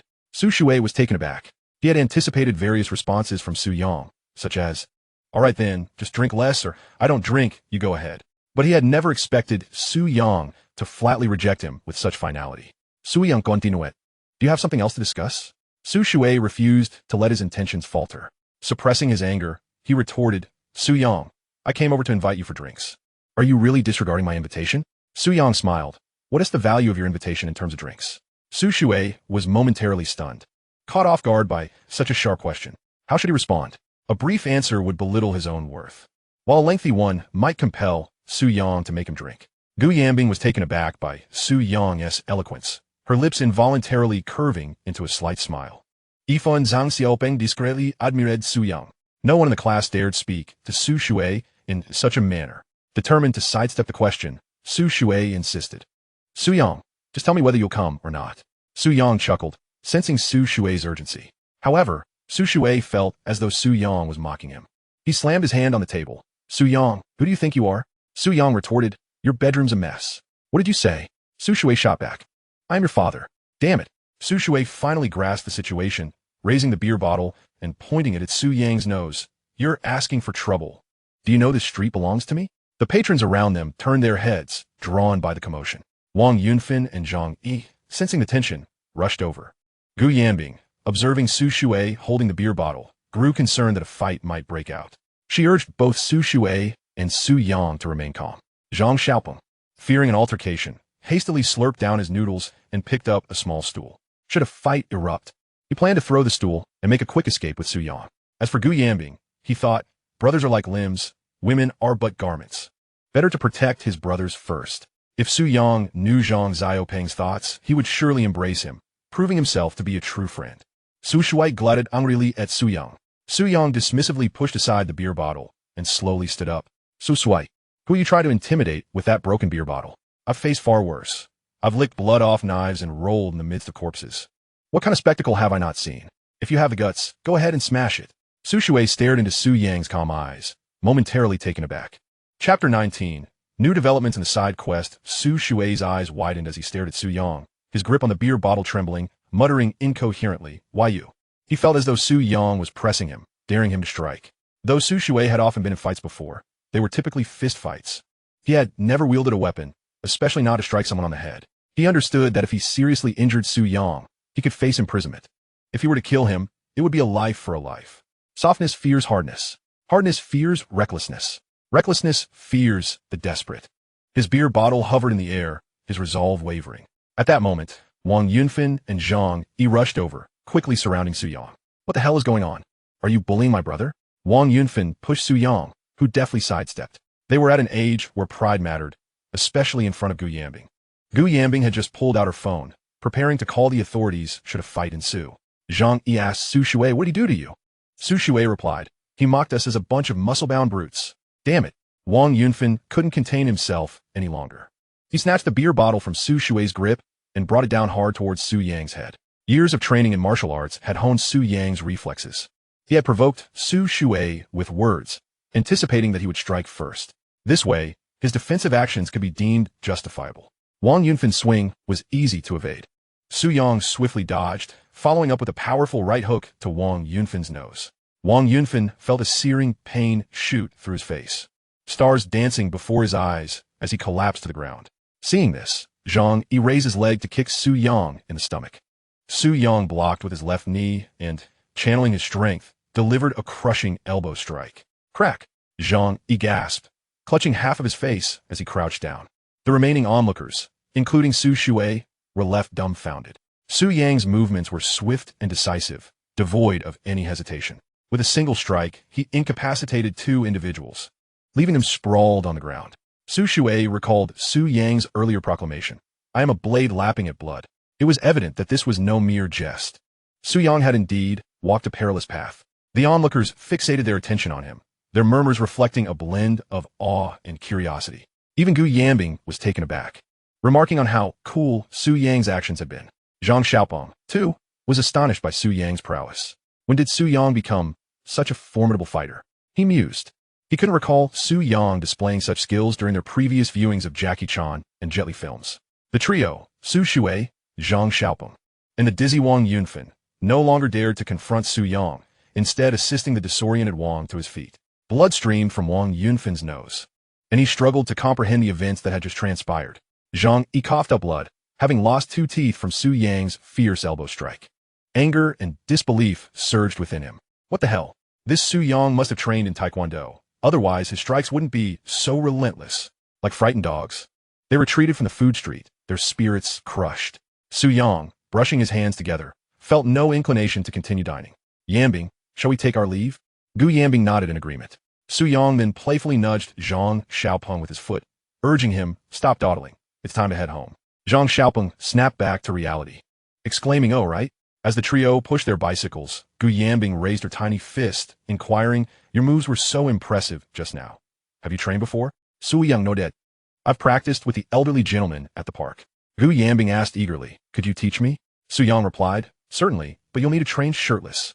Her cheeks flushed crimson. Gu Yanbing playfully scolded him, then dismissed the idea. After all, it was acceptable for boys to train without shirts, but not for girls. How long have you been training? She asked. About 3 years, Su Yang responded, referring to his time spent at a friend's combat club. Initially, he had been a sparring partner, merely wearing protective gear and taking hits. Gradually, he began to engage in actual combat, dabbling in various fighting styles, including kickboxing and Brazilian jiu-jitsu. However, as work became more demanding, he lost touch with training. Gu Yanbing found herself increasingly intrigued by Su Yang, sensing that he harbored many secrets, each encounter revealing something new and delightful. What are your plans for tomorrow? She queried. I intend to visit the internet cafe. Su Yang replied. Gu Yanbing frowned. Why the internet cafe again? Su Yang retorted. Where else would I go? With an annoyed huff, she chose not to engage further. 10 minutes later, Gu Yanbing arrived home. She turned to Zhang Xiaopeng to bid farewell, saying Xiaopeng goodbye. Zhang Xiaopeng, realizing what was happening, replied, Ah, Yanbing see you. With a glance at Su Yang, Gu Yanbing mounted her bicycle and returned to her neighborhood. Su Yang scratched his nose, bemused by her prideful demeanor. He was aware that Gu Yanbing had subtly invited him to her home for dinner, an invitation he had previously declined due to his academic commitments. Zhang Xiaopeng, feeling smug, exclaimed, Su Yang, did you see that? Gu Yanbing said goodbye to me and ignored you. Su Yang merely shook his head, wishing to impart a lesson to his friend about the art of subtlety in relationships. What does it matter if she's aloof? In certain respects, it's wise to create some distance. It piques her interest, he thought. Being overly eager to please was not a commendable strategy. Zhang Xiaopeng, oblivious to Su Yang's deeper insights, was lost in his own satisfaction when he suddenly recalled something. Suyang, how come your moves were so seamless just now? Did you take martial arts classes? Suyang replied, you're not wrong. I did indeed take classes. Zheng Xiaopeng protested. How come I didn't know about this? I usually hear about everything you do. Suyang, riding his bicycle, gazed ahead, his focus drifting. I learned it in my dreams. Zheng Xiaopeng was puzzled. He had noticed Su Yang's recent tendency to utter nonsensical phrases, occasionally slipping in baffling terms. What does bedroom Tinder stacking even mean? And why does he call me old six when I'm not even the sixth child in my family? Unbeknownst to them, they had returned home. Su Yang and Zheng Xiaopeng agreed to meet at the internet cafe the following day before parting ways. At that hour, Su Yang's mother was still at the hospital, and his father was busy with accounts. Su Yang leisurely tossed his shoes aside and plopped down on the sofa to check his phone. He discovered 2 missed calls and a text message. The missed calls, without caller ID, left him clueless as to who had reached out. However, the text piqued his interest. Brother 138329, are you selling that cheat? Su Yang found this message intriguing, recognizing it as a sign that someone had identified the significant commercial potential of his cheat. He replied, what price are you offering? The response came swiftly. I'm Cheng Jianfeng from Changxiang Huiyu. Our company has a presence in East and North China. If you're genuinely interested in collaborating, I can arrange a meeting. Su Yang replied, the reason I left my phone number on the cheat was to facilitate collaboration. Currently, you're the 4th person to contact me. Cheng Jianfeng responded, we're the most capable of the bunch. Could you share your address? Su Yang pondered for a moment and provided the address of the park behind his community, informing him that he would only be available during midday due to classes. He worried that if the other party discovered he was a student, they might have ill intentions. Chapter 20. In-depth discussions at the internet cafe the next day. Su Yang indulged in a rare lie-in, relishing the bliss of waking naturally. His parents, Zhang Xiame and Su Ziguo, aware of his recent academic struggles, refrained from disturbing him. Upon waking, he found that everyone had already left for work. A note from Zhang Xiame was affixed to the door. Breakfast is in the pot. Heat up and enjoy. Su Yang tore off the note and headed to the kitchen, where he found another note. I've placed your sneakers and socks on the balcony. I'll wash them for you after work. Zhang Xiame even added a cheerful smiley face. Haha, my mom is so adorable. After freshening up in the bathroom, Su Yang retrieved his phone to check messages. His eyes widened in shock as he saw dozens of missed calls and over 100 text messages. The lack of caller IDs made it impossible to discern who had reached out. He scrolled through the messages, most of which inquired about the cheat. How much do you charge for the cheat? Can we collaborate? Can we discuss this in person? The same Cheng Jianfeng had sent a message. Brother, I'm on the train now and expect to arrive in Jiangming City tonight. Su Yang knew that Cheng Jianfeng was from Yanjiao, and the train ride would take approximately 12 hours. From the volume of calls and messages, Su Yang deduced that his post had garnered significant attention among players, indicating that his cheat was in high demand. After hastily finishing his meal, he prepared to head to the internet cafe. However, upon checking his pockets, he found only 2 coins remaining. His dinner expenses from the previous night had drained his funds. Determined, Su Yang rummaged through his father's shoes in the master bedroom. After a thorough search, he discovered a 50-yuan bill tucked beneath the insole of one of the shoes. He couldn't help but chuckle. His father's secret stash remained as reliable as ever. Thankfully, he had never revealed this secret to his mother, or he might have found himself without money in this life. Even if Su Ziguo realized his money was missing, he wouldn't dare speak up, as it was unaccounted for cash. After changing into a fresh outfit, Su Yang stepped outside. He first made his way to the Love at First Sight Internet Cafe. Due to the weekend, the entrance of the Internet Cafe was crowded with an array of bicycles. Upon entering, the owner informed Su Yang that all the computers were occupied. Su Yang inquired, is there one nearing the end of its session? The owner glanced at the management system and replied, there's one available, machine number 7. Thus, Su Yang had no choice but to wait for others to finish. At that moment, seeking another cafe would likely yield no available machines either. Behind each computer screen stood 3 to 5 individuals, some observing discreetly, while others offered unsolicited advice. Suddenly, Su Yang heard someone exclaim, wow, this cheat is absolutely incredible. What cheat? The flying cheat, which could automatically collect items and draw monsters for leveling up. Hearing this discussion about his cheat, Su Yang leaned closer. The speaker was a young man with flamboyant red hair, a cigarette dangling from his mouth as his fingers danced swiftly over the keyboard. Surrounding him were 5 or 6 people, their exclamations of amazement resounding in the air. Su Yang interjected, is the cheat effective? Will it cause disconnections? The red-haired youth did not even turn his head, replying, no disconnections. This cheat is all the rage on the forums now, and it's free to use. Those waiting to use the machines were eager to try it out, lamenting their tardiness that had prevented them from securing a spot.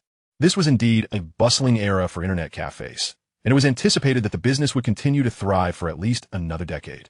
Su Yang recalled a college classmate who had invested 600,000 yuan in 2019 to open an internet cafe, only to encounter the static management policies of 2020. A melancholic tune echoed, and he had to sell his pants to cover the losses. At that moment, the cafe owner called out Su Yang's name, for machine number 7 was about to become available. The owner, being a distant relative of Zhang Xiaopeng, had reserved this opportunity for Su Yang. He sauntered over to machine number 7, only to be taken aback. The occupant was none other than his English teacher, Bai Yukin. Goodness, what was Ms. Bai doing here? Su Yang stole a glance, realizing she was online researching information. Today, she wore a white lantern-sleeve blouse paired with black trousers, her long, dark hair cascading casually over her shoulders, her profile appearing both fair and mature. He thought to himself, I must not be discovered by Ms. Bai. Su Yang turned to leave, but the owner called out again, Su Yang, aren't you going online? Su Yang muttered, damn it. Bai Yukin turned her head at the sound, her mature and composed eyes locking onto Su Yang. She spoke, Su Yang. His retreat was halted, and he had no choice but to greet Bai Yukin awkwardly. Good morning, Ms. Bai. Her brow furrowed. What are you doing at an internet cafe? Su Yang quickly responded. I'm here to research. Research what? She inquired. Conic sections. Su Yang replied. Bai Yukin adjusted her glasses lightly and said, wait for me a moment, and then I'll let you use the machine. How about that? Su Yang hurriedly waved his hand. No need, Ms. Bai. You continue, I'll look elsewhere. Wait a moment, Bai Yukin insisted. Currently, there are plenty of machines available on weekends, and I only secured this spot early. Su Yang internally lamented his misfortune at encountering Bai Yukin. What if she asked him to find a practice exam for her on the computer? Suddenly, Su Yang noticed something unusual. Bai Yukin was actually writing code on the computer. He asked, Ms. Bai, what are you writing? Oh, I'm creating a website to store some of my photos, she replied. You know how to program? Su Yang queried. I'm quite proficient in English, and later developed an interest in computers. I've taught myself a lot and come to the cafe to practice in my spare time. Su Yang felt like bestowing upon her 2 words, impressive. This was akin to a chef disregarding recipes in favor of military strategy. Were it not for Bai Yukin's status, Su Yang would have relished the opportunity for a deeper conversation. During Bai Yukin's coding intervals, Su Yang, being a seasoned programmer, pointed out a few errors in her work. Bai Yukin sensed something amiss and could not help but ask, you also know programming? Su Yang chucklet. I've read the book Silicon Valley Fire and later taught myself a bit. I'm just an amateur learning on the go. Bai Yukin regarded Su Yang with a hint of disbelief. She had begun self-studying computer science in college and had maintained her knowledge after graduating and teaching English at Jiangming No. 1 High School. Now, at 23 years old, she found herself eclipsed by an 18-year-old's understanding. It suddenly felt as if she had squandered years of her life. Subsequently, Bai Yukin posed questions about her website, including inquiries about front-end development and programming settings.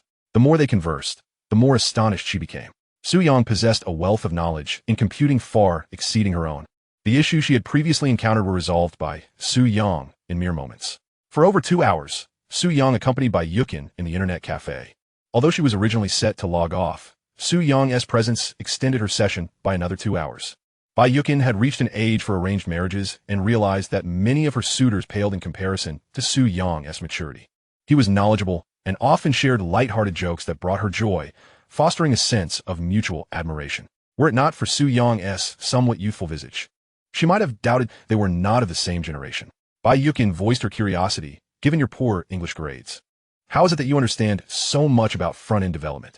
Su Yang explained, Ms. Bai, the languages used in computing differ from the English in our textbooks. Bai Yukin softly acknowledged this, having never considered it before. However, today's encounter proved immensely fruitful. Su Yang's guidance in just 2 hours surpassed her entire week's workload. As Bai Yukin stretched, the hem of her blouse inadvertently rose. Su Yang, Bending Dawan, noticed her slender waist, with a hint of pink peeking from the black trousers. Avert your gaze. Avert your gaze. Bai Yukin retrieved 5 yuan from her bag and handed it to Su Yang. I've taken up so much of your time. Let me treat you to the internet cafe next. Su Yang waved his hand. No need, Ms. Bai. Consider my treat to you. Bai Yukin, unwilling to let Su Yang go without acknowledging her gratitude, grasped his hand and pressed the 5 yuan into his palm. Take it. I have matters to attend to. So I'll be leaving now. Allow me to see you off, Su Yang offered, accompanying her to the entrance of the cafe. The breeze tousled Bai Yukin's long hair as she tucked it neatly behind her ears. Su Yang, I previously underestimated you. I didn't realize you were so knowledgeable. Not all, Ms. Bai. You are too kind. Bai Yukin earnestly advised. I hope you will strive harder in the coming days and dedicate more energy to your studies. After all, university is where you truly showcase your talents. Su Yang nodded. Bai Yukin's words were indeed sound advice. For most, the primary significance of university lies in obtaining a diploma and acquiring essential skills to secure a good job in the future. Now, Su Yang perceived that the true meaning of university was more of a transitional phase, a bridge between student life and society, allowing one to shed the naivete of youth and gradually embrace the realities of the world. Su Yang noticed Bai Yukin had arrived on a bicycle.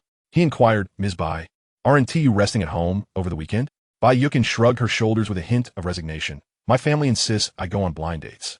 Su Yang suddenly recalled that Bai Yukin had fairly good prospects. In his previous life, Bai Yukin had indeed married, becoming the wife of the son of the chairman of the Jiangming City coal mining group. Regrettably, the chairman's son was notorious for his frivolous escapades and neglect of all responsibilities that ordinary individuals would uphold, indulging instead in debauchery, gambling, and other vices. At that time, the coal mining conglomerate remained a state-owned enterprise.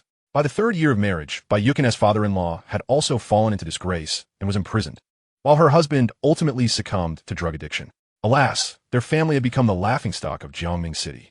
Once, their wedding was hailed as the most splendid event in Jiangming City, featuring a parade of convertible Porsches and an endless procession of Mercedes and BMWs. Su Yang's last encounter with Bai Yukin was during the new year when he returned home at age 30. After their divorce, Bai Yukin established an English language training school. Rumor had it she remained unmarried and childless. As Su Yang watched Bai Yukin prepare to leave with her bicycle, he was uncertain whether her current blind date was indeed the affluent heir of the coal mining group. Nevertheless, he offered a word of caution. Teacher Bai, I've been studying the ancient art of Zhui divination and would like to share a saying with you. Bai Yukin turned, her silky hair swept by the wind, clinging to her face. Oh, what is it? I'm all ears. Once you enter the noble family, the depth is as vast as the sea. Henceforth, your beloved is but a stranger. Bai Yukin was momentarily stunned. Noble family. Indeed, her blind date was the wealthy heir of the coal mining group, fitting the description of such aristocracy. But how did Su Yang know? Moreover, where was the beloved he mentioned? She had never been in a relationship. During university, she was too engrossed in her studies and self-taught computer skills to entertain romance. Su Yang was unaware of Bai Yukin's reasons for marrying into such a family. Perhaps it was her parents' wish, or perhaps she simply enjoyed the bittersweet solitude of crying inside a BMW. Yet, from their recent conversation, Su Yang sensed Bai Yukin was not a woman enamored with superficial glamour. My Zhui readings are quite accurate. Farewell. With that, he turned and disappeared into the internet cafe. Bai Yukin gazed after the young man's retreating figure, engulfed in profound bewilderment before mounting her bicycle and departing. Back at the cafe, Su Yang eagerly opened the gaming forum. He discovered that a post he had made had surpassed 4,000 views, over 1,000 comments, and 3,000 shares. The post had become so popular that the text had turned entirely red, with a bold exclamation mark appended. Numerous users, having tried the cheat software, voluntarily left glowing reviews in the comments. Damping. This cheat is safe and virus-free. Download without worry. Handsome to infinity. Absolutely brilliant. I've been playing for 5 hours straight, and it's remarkably stable with no disconnections. If you stay, I shall not abandon. I assure you, I'm not a shill. Feel free to use this conscientious cheat. Currently free, but may charge in the future. Su Yang scrolled through the overwhelmingly positive feedback, which propelled the Fission login tool's downloads beyond 4,000. Nearly everyone who clicked would download it. The tool's most pivotal feature was its ability to automatically record user login data, remotely storing usernames and passwords. Should Su Yang choose, he could steal all accounts that had used the cheat. At this time, game accounts lacked rigorous security measures, such as two-factor authentication or phone verification. Most relied solely on username and password, sometimes an email verification at best. Many users, fearing password forgetfulness, reused identical passwords across multiple internet accounts. Thus, acquiring their game passwords would likely grant access to their email accounts as well. Yet, for the sake of Fission login tool's reputation, Su Yang refrained from such acts. Trust in the digital realm was cheap yet invaluable. Logging into his 2 QQ accounts, Su Yang found his secondary account overwhelmed. Friend requests had maxed out, causing his computer to freeze. At that moment, his phone rang. It was Gu Yanbing calling. Noticing the time was nearly noon, Su Yang answered. Su Yang, where are you? At the internet cafe, he replied truthfully, knowing Gu Yanbing could see his online status. Come to my place for lunch. I invited Zhang Xiaopeng and Dong Xiu. You're the only one missing. Su Yang was taken aback. How did Gu Yanbing invite Zheng Xiaopeng without telling him? No wonder the latter hadn't come looking for him today. He had quietly slipped away to Gu Yanbing's home. In Su Yang's eyes, brothers were like limbs. Women were like garments. Whoever wore his clothes would lose those limbs. Chapter 22. Lunch at the campus Bel's house. Ultimately, Su Yang decided to visit Gu Yanbing's home. For buying lunch himself was quite costly. Moreover, the security at Gu Yanbing's residential complex was famously strict. With facial recognition at the security booth, meaning guards identified residents by sight, familiar faces were allowed in. Strangers were stopped for registration. Upon seeing Su Yang's somewhat faded bicycle, 2 guards promptly halted him, insisting he register at the gate. Su Yang smiled, offering a cigarette as he asked, "Do you know Director Gu Jianwei?" The guards nodded. "Gu Jianwei is my uncle," Su Yang said. "I've known his daughter, Gu Yanbing, since childhood. We're even planning to marry in a couple of years." The guards exchanged glances, scrutinizing Su Yang. His attire, sweatpants and a hoodie, did not suggest the air of a wealthy heir. Su Yang pulled out his phone. "Do you believe if I call her now, Gu Yanbing will personally come down to pick me up?" The guard were not easily intimidated. "Go ahead, call her. If she answers, we'll call you brother from now on." They had encountered many bluffers and were convinced Su Yang had fabricated his connections to Gu Jianwei and Gu Yanbing. Sighing, Su Yang dialed Gu Yanbing's number. "Hello. Su Yang, have you arrived?" "Yes, but the guards won't let me in." "Why not?" "I don't know. Can you come down and get me?" Gu Yanbing agreed over the phone. After Su Yang hung up, the 2 guards noticed something amiss. The female voice was indeed familiar. One guard promptly lifted the barrier, allowing Su Yang through. The other returned Su Yang's cigarette and offered him one from a half-open pack of Huazhong cigarettes in his pocket, smiling apologetically. Brother. It's all a misunderstanding." Su Yang accepted the cigarette, patting their shoulders warmly. "Keep up the good work. When I move in here, I'll promote you both to head of security." He thought to himself, wow, the security guards here even smoke Huazhong cigarettes. Not bad. At that moment, Gu Yanbing emerged. Tall and fair-skinned, she wore a light pink undershirt paired with casual trousers and white sneakers. She was momentarily taken aback upon seeing Su Yang. "Weren't you just saying the guards wouldn't let you in?" "They really didn't at first, but after I called you, they let me in. Seems your influence in the neighborhood is stronger than mine." Gu Yanbing shot him a sharp glance. "You're the one with the strong influence." Then she noticed Su Yang had brought fruit. "Why did you bring fruit?" Su Yang smiled. "When visiting your home for the first time, it's only proper to bring a gift." Gu Yanbing's lips curved slightly. "Next time, don't bring anything. My father dislikes guests bringing gifts." "Oh." Su Yang was surprised. Could it be that old Gu was an incorruptible man of integrity? Following Gu Yanbing downstairs, Su Yang observed that, unlike the typical 3-house-per-floor layout of the era, her building had only 2 units per floor and an elevator. As the old saying went, the first floor is dirty, the second chaotic, the 3rd and 4th floors reserved for government officials. Gu Yanbing's family resided on the 4th floor. When Su Yang entered, Gu Yanbing bent down to fetch him a pair of slippers. Su Yang took the opportunity to survey Gu Yanbing's home, which was indeed spacious, approximately 140 square meters. The wooden floor, adorned in a natural hue, complemented the light-colored wallpaper on the walls. The exquisite furniture and appliances reflected a high standard of living. Su Yang noticed Dong Xiu and Zheng Xiaopeng seated in the living room, engrossed in the television. "Damn, these 2 fools didn't even call me." He then observed someone busy in the kitchen, their silhouette tall and slightly curvaceous. It was likely Gu Yanbing's mother, Gu Ruden.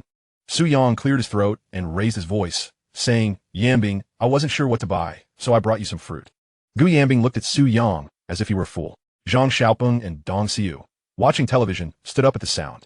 Gu Ruden turned her head from the kitchen. Wiping her hands, she approached Su Yang with a smile. "You must be Su Yang? I've heard Bingbing mention how you help her with math." Su Yang replied, grinning, "Annie Gu, we're desk mates. It's only natural that we help each other." Zheng Xiaopeng silently exclaimed, "I'm your desk mate too." Gu Ruden noticed the fruit Su Yang had brought and playfully chided, "You know, dear, if you're coming over for a meal, just come for the meal. There's no need to bring fruit. Next time, don't do that." Su Yang nodded in agreement. Gu Ruden bore a striking resemblance to Gu Yanbing, with her lustrous black hair styled in an elegant bun and her skin impeccably fair, though she appeared slightly fuller in figure. If Gu Yanbing and Gu Ruden stood side by side in the same attire, one might easily mistake them for sisters. They say a woman at 40 is like a blooming flower. Old Gu is fortunate indeed. Su Yang inquired, "Is Uncle Gu not at home?" Gu Ruden replied, "He has a meeting today. He probably won't return until late." After exchanging pleasantries, Gu Ruden asked Gu Yanbing to slice the fruit in the kitchen while inviting Su Yang to sit in the living room. Su Yang caught Zheng Xiaopeng's eye and smiled. Zheng Xiaopeng returned a sheepish grin. Dong Xiu smiled awkwardly. Neither she nor Zhang Xiaopeng had brought anything when they arrived, while Su Yang had brought a gift, highlighting their own lack of generosity. After all, they were students, and it was natural not to grasp the nuances of social etiquette. Gu Ruden told them to sit, and mentioned that one last soup was almost ready. Su Yang quietly asked Zhang Xiaopeng, "When did you arrive?" Zhang Xiaopeng innocently replied, "My mom asked me to go to the market for groceries, and I ran into Yanbing and Auntie Gu. Yanbing invited me over for dinner." Su Yang questioned, "Why didn't you call me?" Zhang Xiaopeng explained, "I came looking for you afterward, but no one was home." Su Yang remembered that he had been chatting with Bai Yukin at the internet cafe at that time. Sigh, it seemed he had quite a busy day ahead, as he was also scheduled to meet Cheng Jianfeng from Yanjiao later that evening. Zhang Xiaopeng silently criticized Su Yang. Just yesterday, Su Yang had advised him to learn to decline invitations from girls, lest he become a sycophant. Yet here was Su Yang, having arrived nonetheless. Before long, Gu Yanbing returned with a fruit platter, placing it on the table and encouraging everyone to try. Su Yang asked, "Yanbing, where's your restroom?" Gu Yanbing replied, "I'll take you there." With that, she led Su Yang to the restroom. Dong Xiu quietly asked Zhang Xiaopeng, "What did Su Yang say to you just now?" Zhang Xiaopeng shrugged. "Nothing much, just complain about why didn't he call him." He felt a camaraderie with Su Yang that made him hesitant to divulge too many details. Dong Xiu responded with a soft "oh." When Su Yang emerged from the restroom, he inadvertently caught sight of Gu Jianwei's study, its walls adorned with numerous calligraphic works and paintings. It dawned on him, no wonder Gu Jianwei disliked gifts of cigarettes and alcohol. He preferred art instead. Observing the framed pieces, Su Yang surmised they must be worth quite a bit. Gu Jianwei ought to be a bit more discreet. He might one day find himself swatted like a fly.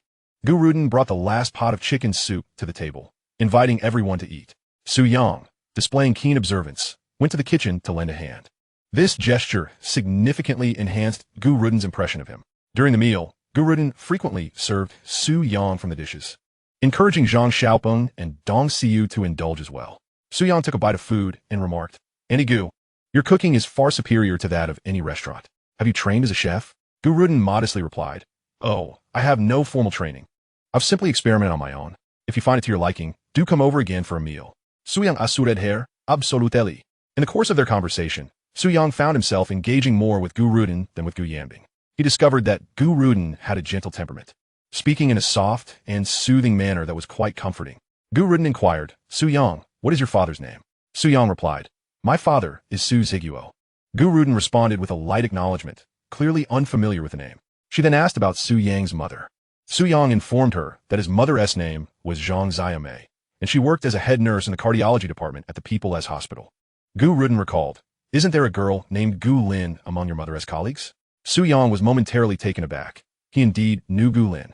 In a previous life, his mother had obtained contact information for all the nurses at her hospital, wanting Su Yang to connect with them. Gu Lin was among them.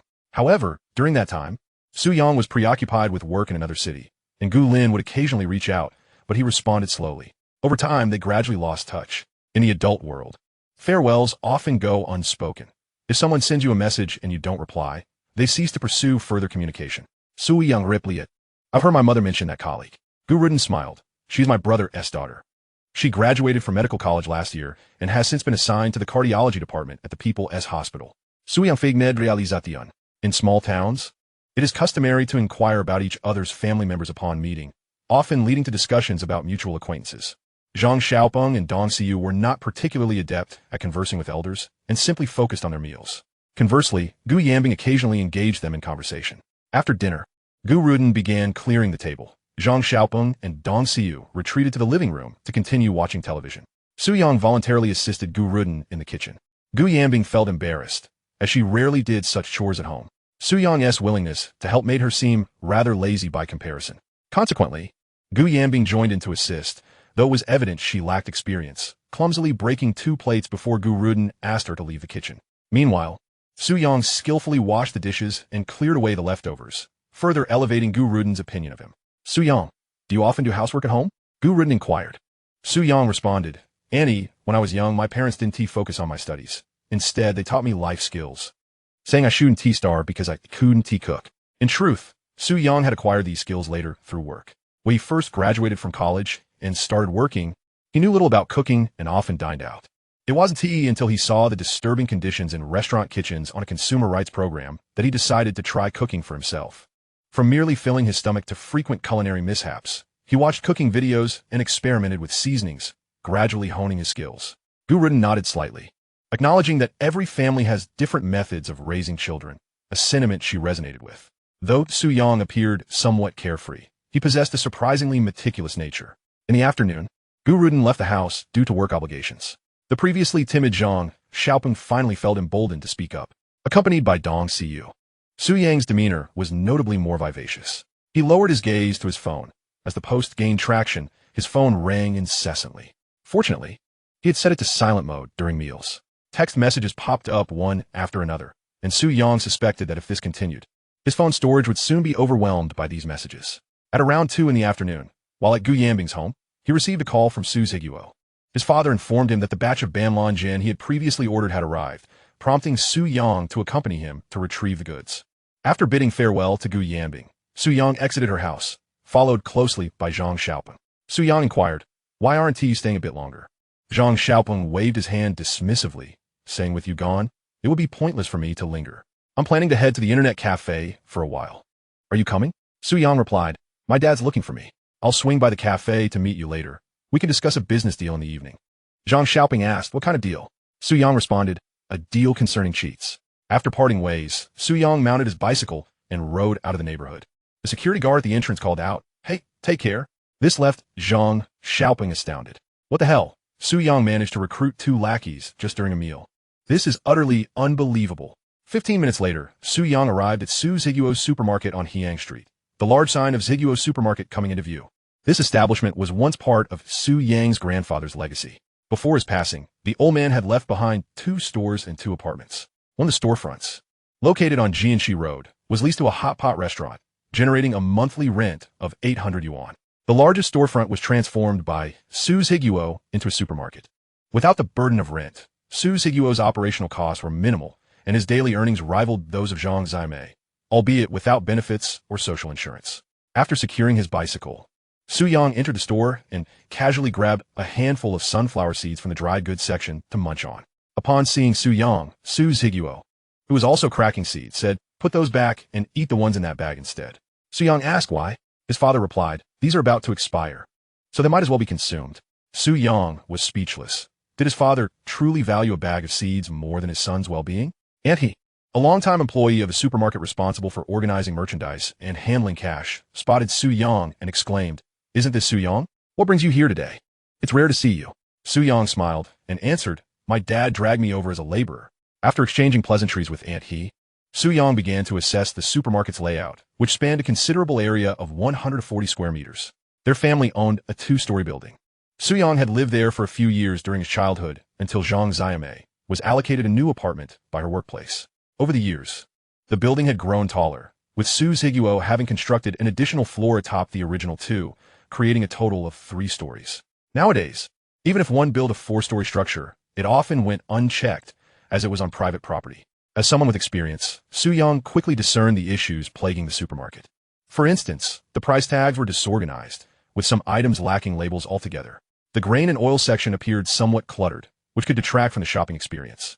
Furthermore, the shelves were outdated wooden ones, appearing narrow and failing to display many products in a vertical manner. In contrast, modern supermarkets exhibited items arranged vertically, enhancing the visual appeal and capturing customers' attention. Su Yang was well acquainted with the strategies of supermarket display layouts, noting that promotional items were typically placed near the entrance to attract attention, and the layout was designed to prolong customers' shopping time, ultimately boosting sales. He sighed, reflecting on how much potential revenue Su Zhiguo might have lost over the years. Unbeknownst to Su Yang, Su Zhiguo had approached him from behind, having overheard his sighs. "Why are you sighing while shopping at a supermarket?" Su Yang turned to see his father's hand raised in the air. "Dad, what are you doing?" Su Zhiguo replied, "Nothing. Just a bit itchy." Su Yang smacked the shelves beside him and asked, "How much are we selling daily at our supermarket?" Su Zhiguo replied, "It's hard to say. Some days we make 400 to 500 yuan, while other days only 100 or 200. Su Yang nodded, recognizing the nature of business. Good days yield better sales, while inclement weather dampens customer turnout. He knew that when sales reached 400 to 500 yuan, the profit hovered around 70 to 80 yuan. Previously, Su Zhiguo had shared insights into the supermarket's profit margins. Sensing his son's curiosity, he inquired, "Why are you asking this?"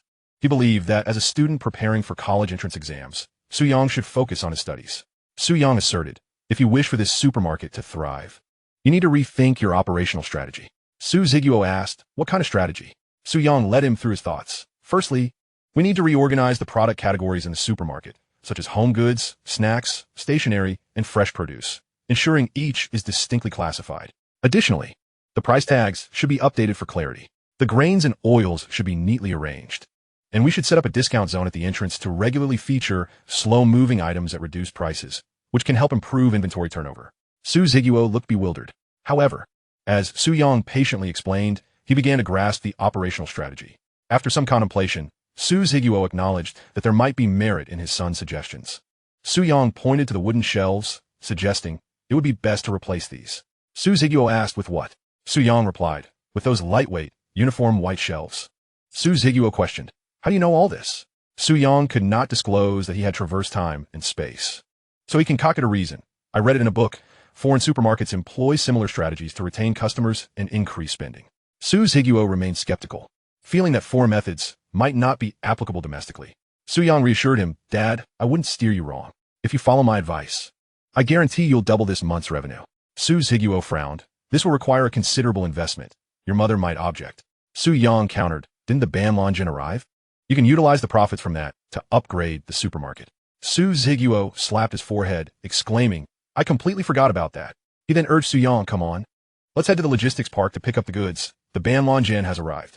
Following Su Ziguo outside, they approach an olive green Jeep parked nearby. This vehicle, a cherished heirloom from Su Yang's grandfather, was somewhat aged but remarkably reliable. In 2003, few cars graced the roads, particularly in a third-tier city like Jiangming.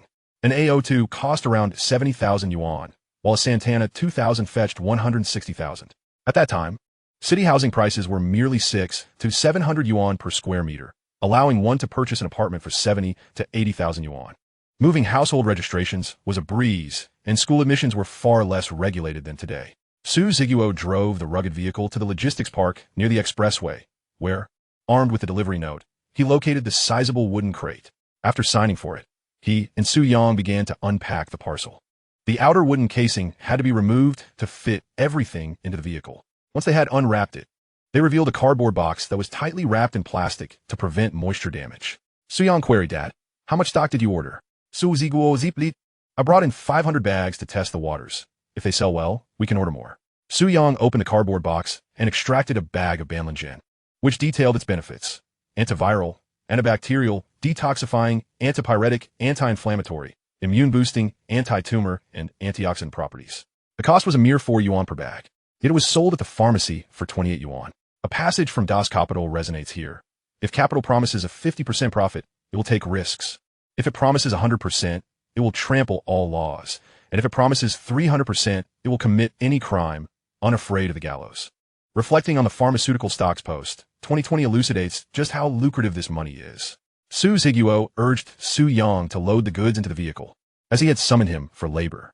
Su Yang, with no alternative, assisted in loading the items until the back seat and trunk were filled to capacity. The two leaned against the car door, wiping sweat from their brows amidst the increasingly warm weather as May approached. Su Ziguo pulled out a cigarette, lighting it, and offered one to Su Yang. The father and son inhaled deeply, exhaling clouds of smoke in the logistics park. Su Ziguo reminisced about his glorious past in the logistics park, a time when it resembled a desolate graveyard, devoid of human presence.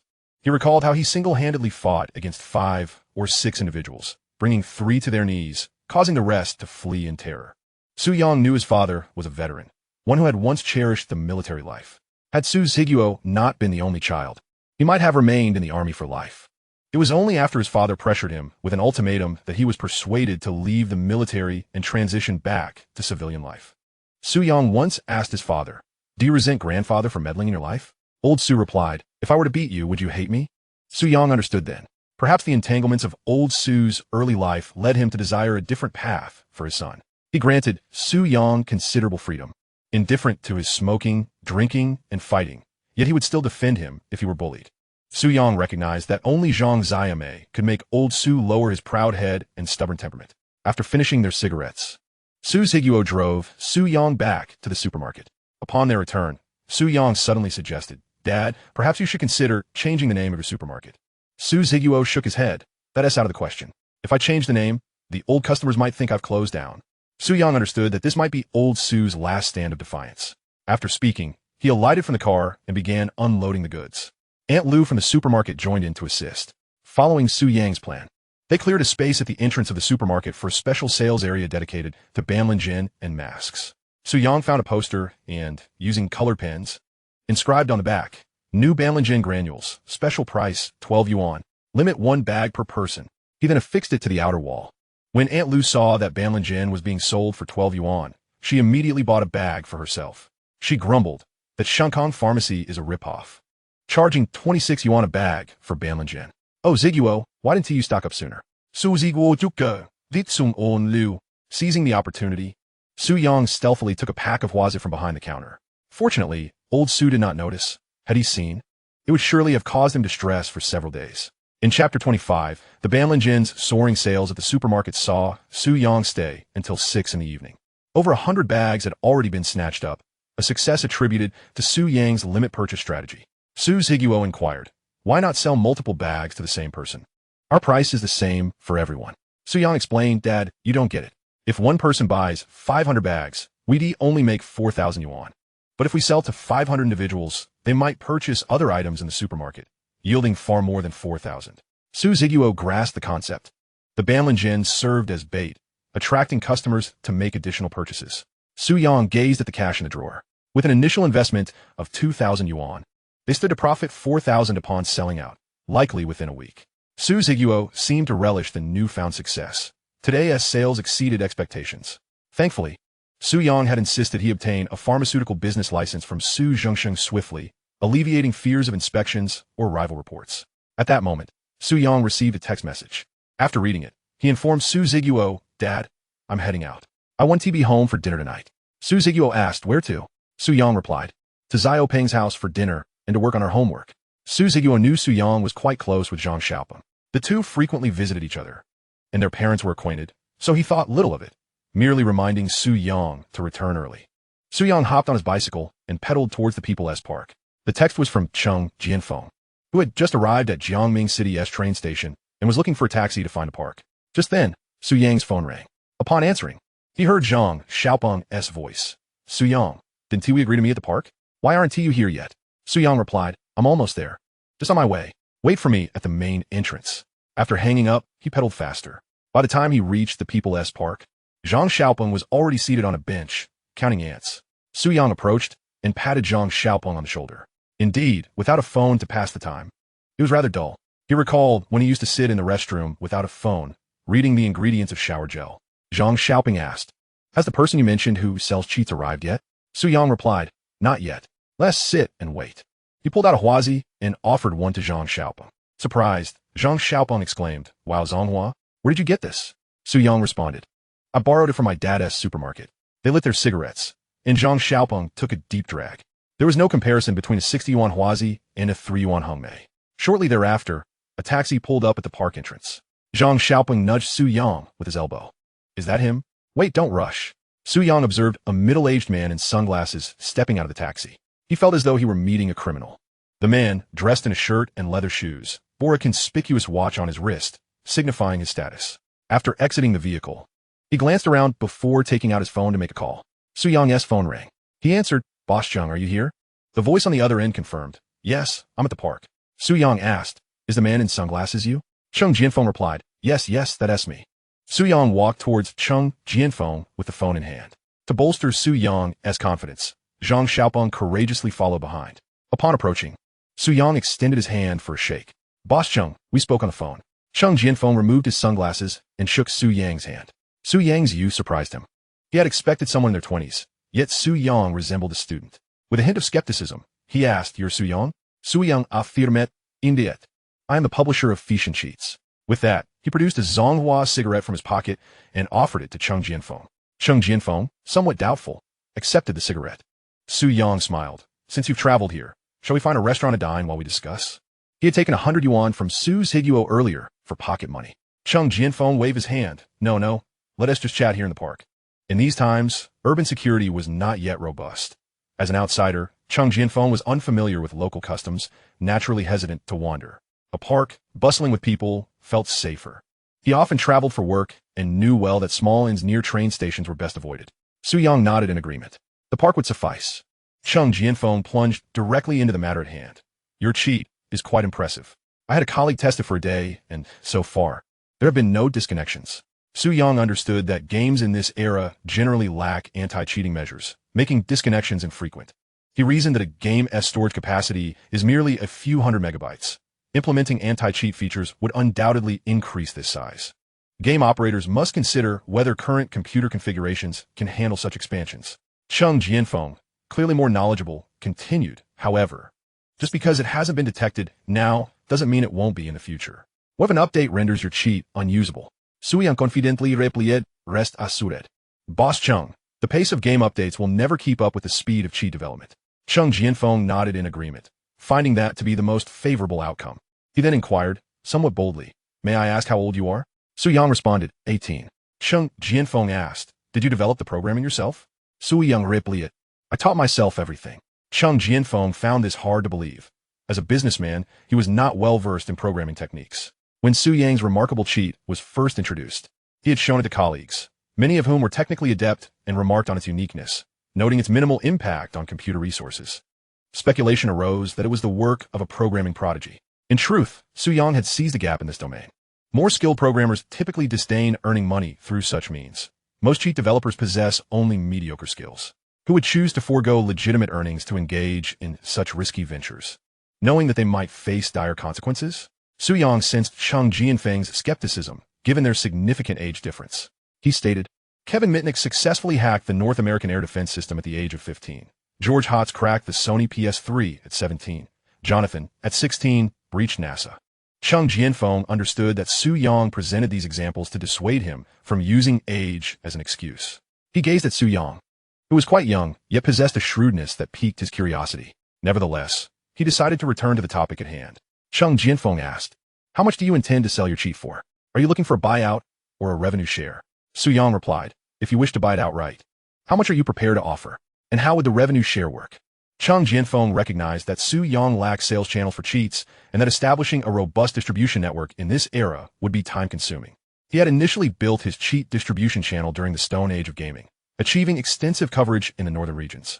Thus, Cheng Jianfeng felt confident negotiating this deal, as he held the upper hand. Chapter 26, profiting tearfully from 97 million yuan? Cheng Jianfeng mused. Su Yang is merely 18. What experience could he possibly possess? He feigned contemplation.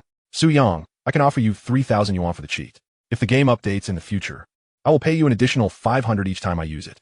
His plan was quite appealing, considering that online games typically only update twice a year, which equated to an annual expenditure of merely 1,000 yuan for a programmer's services. Su Yang had yet to respond when Zhang Xiaopeng, sitting beside him, gasped in disbelief. What the hell? Is this for real? The effort Su Yang put in for over 10 days of his spare time is worth this much money? He thought this was an easy way to earn money. Wait a moment, could the 3,000 yuan be in yen? If so, that would convert to around 200 yuan. Poverty truly limits imagination. Zhang Xiaopeng could not grasp the hidden value behind this transaction. Su Yang reminded unfazet, explaining that if the cheat were to be charged later, the typical pricing model would be 15 yuan per month, 30 for 3 months, and 50 for 6 months. The game Miracle MU boasted a registered user base of 8 million and concurrent players of 300,000. This data positioned it alongside Legend. Su Yang calculated that if each user spent an average of 20 yuan, just 5,000 purchases of the cheat would yield sales of 1 million yuan. And Cheng Jianfeng was only offering him 3,000? It truly felt as though he was profiting tearfully from 97 million yuan. Cheng Jianfeng pressed, so, what do you say, brother? Su Yang chuckled, Boss Cheng, to my knowledge, the registered users of this game will soon exceed 10 million, with online players surpassing 400,000. Even if just 1/10 of the players purchased this cheat, that would translate to sales in the millions. Cheng Jianfeng was momentarily stunned. He had not anticipated Su Yang's profound understanding of the gaming market. Brother, in reality, the situation isn't as optimistic as you think. Many players are reluctant to spend money on games, deeming it a scam. Su Yang analyzed, thus, I propose a free 3-day trial, allowing users to experience the product before committing to payment, which could help overcome this trust barrier. Cheng Jianfeng added, there's also competition to consider. This cheat is new. and I believe others will soon release their own versions. Su Yang's demeanor hardened. Then I shall keep my cheat free indefinitely and see who can endure longer. If it comes to that, neither of us will profit, and users will get to enjoy it for free. I have plenty of other avenues for making money. Cheng Jianfeng observed Su Yang, who seemed impervious to persuasion. Initially intending to deceive Su Yang, he found his efforts thwarted. He calmed down and proposed, how about this? I'll offer you 10,000 for a buyout of your cheat, and for each subsequent version update, I will pay you 1,000. Zhang Xiaopeng was left dumbfounded. 10,000? He could hardly fathom such a sum. Su Yang shook his head. Boss Cheng, I believe we should take our time to discuss this. I'll speak with a few others first and get back to you. With that, Su Yang turned to leave. Cheng Jianfeng was taken aback. Had someone approached Su Yang so swiftly? When Su Yang first released the cheat, Cheng Jianfeng had immediately recognized the business opportunity and reached out. Upon meeting, he had assumed Su Yang was naive and sought to take advantage of him. However, Su Yang's youthful appearance belied a cunning intellect. Cheng Jianfeng called out to Su Yang, producing a cigarette from his pocket and offering it to him. Brother, don't be hasty. Negotiations are a gradual process. Why not propose a price, and I'll see if I can accommodate it. Su Yang accepted the cigarette. My ideal price is 500,000. Or we can proceed with a revenue share with a 70-30 split in my favor. Cheng Jianfeng's expression shifted. Su Yang was demanding quite the sum. Zhang Xiaopeng was now utterly bewildered. 500,000? Had he not witnessed it firsthand, he might have thought Su Yang was referring to paper money. Cheng Jianfeng had calculated that if the cheat were properly maintained and enjoyed a long lifespan, the profit would be around 600,000. Su Yang directly asking for 500,000 left him with nothing but scraps. Not to mention, the offline internet cafes would also take their cut. Cheng Jianfeng chuckled wryly. Brother, you're leaving me with nothing. Su Yang replied, you initially offered me 3,000, which clearly wasn't he aimed at sharing the spoils. Cheng Jianfeng realized Su Yang was returning the earlier slight. He adopted a serious tone. All right then, let us stop beating around the bush and discuss this earnestly. Su Yang nodded in agreement. He took a seat on a park bench, observing a group playing basketball across the court. Cheng Jianfeng sat beside him and personally lit a cigarette for him. Su Yang shielded his face from the wind. Cheng Jianfeng, through this gesture, discerned that Su Yang was far more complex than he appeared. He began to outline the revenue-sharing terms. He could offer Su Yang a 20% share, since cafe owners would take a 30% cut, and given that Su Yang lacked channels and staff, Cheng Jianfeng would retain 50% for himself. Su Yang shook his head. I want 50%. Cheng Jianfeng, growing impatient, replied, if that's the case, I want to have any profit margin left. Collecting payments and reconciling accounts each month incurs significant expenditure. Su Yang Kontret, Boss Zheng. What type of game cheats did you previously develop? Cheng Jianfeng replied, Legend. Su Yang was aware that the emergence of legendary games was early, and, consequently, cheats began to proliferate. Miracle MU officially opened its doors at the end of 2002, a time when cheats were still relatively scarce. Su Yang remarked, this flying cheat, by any calculation, is a guaranteed profit at present. Do you concur? Cheng Jianfeng replied affirmatively. Indeed, that is correct. Su Yang continued.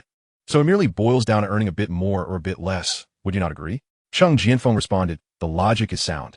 Yet one cannot merely act as a benefactor. Su Yang extended 4 fingers, declaring, I demand 40%. You may ponder this, and if you find it agreeable, we can resume our discussion. With that, he signaled to Zhang Xiaopeng and departed. This time, Cheng Jianfeng did not impede Su Yang's exit. Instead, he sat on a bench, smoking thoughtfully, calculating the profits from this revenue share. The operation of cheats is fraught with difficulty, requiring both channels and luck. If a cheat is launched and the official website promptly releases an update embedding anti-cheat code, it signifies the end of that cheat's viability. Cheats rarely cultivate loyal fans due to their position in the gray market. Su Yang had just walked a short distance with Zhang Xiaopeng when the latter inquired, Su Yang, why did you stop negotiating? Su Yang replied, life is paramount. Zhang Xiaopeng hastened his pace, asking, what do you mean? Su Yang gestured toward the basketball court and then sprinted away. Zhang Xiaopeng did not look back, but upon turning, he saw a dozen individuals pursuing them, one of whom had a bandaged nose. What the hell happened? Zhang Xiaopeng wondered as he observed Su Yang's swift escape and hurried to keep up. What's going on? Why are so many people chasing us? Su Yang shouted, I clashed with Su Shui and his crew at the snack street yesterday. Zhang Xiaopeng suddenly recalled, realizing that their choice of this park had made them identifiable. Su Yang hastily mounted his bicycle, ready to flee. Poor Zhang Xiaopeng fumbled through his pockets for the bike lock key, growing increasingly frantic as he struggled to extract it. His bicycle was secured with multiple chains to prevent theft. Damn it! Zhang Xiaopeng cursed himself in frustration. Su Yang returned on his bike, urging, "Hurry up and get on." Zhang Xiaopeng, disregarding his own bicycle, scrambled onto Su Yang's rear seat. Just as he settled, a rush of cold air swept past his ear. Before he could turn, a half-brick whizzed by him. That was close. As Su Yang pedaled fiercely, he reprimanded Zhang Xiaopeng for being too heavy. Their pursuers began hurling stones and bricks at them, though their aim left much to be desired. Leading the pack was a thug named Wang Yuntao, the older brother of Wang Yunfen. After dropping out of school a few years prior, he opened a shabby billiard hall near the school, which housed merely 2 second-hand tables. Engaging in drinking and brawling, he gathered a band of 10 or so followers, adopting the moniker Yungzing, inspired by the gangsters depicted in films. This group often extorted timid students in the vicinity of the school, demanding small sums of money. Upon witnessing his brother's bloodied face yesterday, Wang Yuntao was unable to contain his wrath and sought revenge. After learning from his family that Wang Yunfen's nose was not fractured, he reluctantly abandoned his quest. Fortunately, they were unaware of Su Yang's home. Otherwise, their parents would certainly have intervened. Wang Yuntao decided to adhere to the rules of the underworld regarding Su Yang, declaring that he would strike him on sight. The bicycle's initial sluggishness made it challenging for their pursuers to catch up once speed was attained. Su Yang ultimately managed to lead Zhang Xiaopeng to safety beyond People's Park. Zhang Xiaopeng, still shaken, patted his chest and asked, "Su Yang, how did you recognize those people?" Su Yang explained, "I noticed some familiar faces among them, including Su Shuai and Wang Yunfen from the neighboring class, and I realized we were in trouble." Zhang Xiaopeng suddenly recalled, "Weren't you trained in martial arts? Why didn't you fight back?" Su Yang retorted, "This is reality, not a movie. Even if Jackie Chan were here, he couldn't take on a dozen people." Zhang Xiaopeng fell silent, grappling with doubts since Su Yang had boasted of his training and mentorship. New worries arose in Zhang Xiaopeng's mind. What if they vandalized my bicycle? Su Yang reassured him, "They're after me, not your bike." Zhang Xiaopeng fretted that if anything happened to his bicycle, his father would surely punish him. As dusk began to settle, Su Yang, having been active throughout the day, felt his stomach rumble. The metabolism of youth is indeed rapid. Having eaten at noon, he was already feeling famished by 4 in the afternoon. Su Yang asked Zhang Xiaopeng if he wanted to grab a meal. Zhang Xiaopeng remained preoccupied with thoughts of his bicycle. Su Yang encouraged, "Don't worry. Later I'll take you to check on it." With that, Zhang Xiaopeng ceased to dwell on his bicycle. Su Yang brought Zhang Xiaopeng to the snack street, suggesting they peruse the offerings, stating, "Today I'll treat you." As they arrived, Zhang Xiaopeng found himself increasingly enticed by the array of delectable dishes. Recently, he had indulged in numerous delightful meals alongside Su Yang. Meanwhile, Cheng Jianfeng had nearly reached a decision. The 40% Su Yang demanded was his discomfort threshold. To refuse would be regrettable, yet acquiescing made him feel manipulated by the 18-year-old Su Yang. He decided to return to his hotel for dinner and contact Su Yang the following day. Some matters cannot be rushed. At the snack street, Zhang Xiaopeng slurped his knife-cut noodles. Su Yang was engrossed in his phone messages. The post from yesterday continued to gain traction. He had abandoned chatting on QQ, focusing instead on texts and calls, as those genuinely interested in collaboration would reach out via mobile, while most QQ contacts were merely players. Suddenly, Su Yang felt a tap on his shoulder. Turning, he was greeted by Gu Yanbing and Dong Siyu. "What brings you here?" Su Yang inquired. Dong Siyu retorted, "This isn't your family's establishment. Why shouldn't we be here?" Su Yang chuckled, "Little Dong, have you been drinking? Your tone is rather brash." Dong Siyu shot back, "You're the one who sounds foolish." Gu Yanbing noticed that Su Yang and Dong Siyu were not on the same wavelength. Su Yang's question was intended to inquire about their reason for being there, while Dong Siyu misconstrued it as a challenge to their right to be present. Gu Yanbing interjected, "All right, we went shopping this afternoon and felt a bit hungry afterward, so we decided to come here for dinner." She then greeted Zhang Xiaopeng. Initially, Zhang Xiaopeng devoured his noodles voraciously, slurping them in circles. But upon seeing Gu Yanbing, he immediately adopted a more refined demeanor, greeting her and Dong Siyu. Su Yang remarked, "You both are quite impressive, shopping from afternoon until now. Where'd you buy?" Gu Yanbing lifted her shopping bag, stating, "I purchased 2 summer outfits." Su Yang commented, "Last year's clothes don't suit your current grace. You should indeed buy more." Since it was his own money being spent, he could afford to make such remarks without concern. Gu Yanbing shot Su Yang a playful glare, noticing that he and Zhang Xiaopeng were eating knife-cut noodles, and turned to ask Dong Siyu what she would like to eat. Seeing the glossy, slightly spicy noodles, Dong Siyu suggested, "Why don't we also have knife-cut noodles?" Gu Yanbing nodded in agreement and ordered 2 servings from the vendor. Due to the outdoor tables being occupied, Gu Yanbing and Dong Siyu were compelled to share a table with Su Yang and Zhang Xiaopeng. Dong Xiu unceremoniously pushed Zheng Xiaoping aside to make room for herself and wiped the area he had occupied with a napkin. Su Yang continued to scroll through his phone, discovering a message from someone named Jiangming.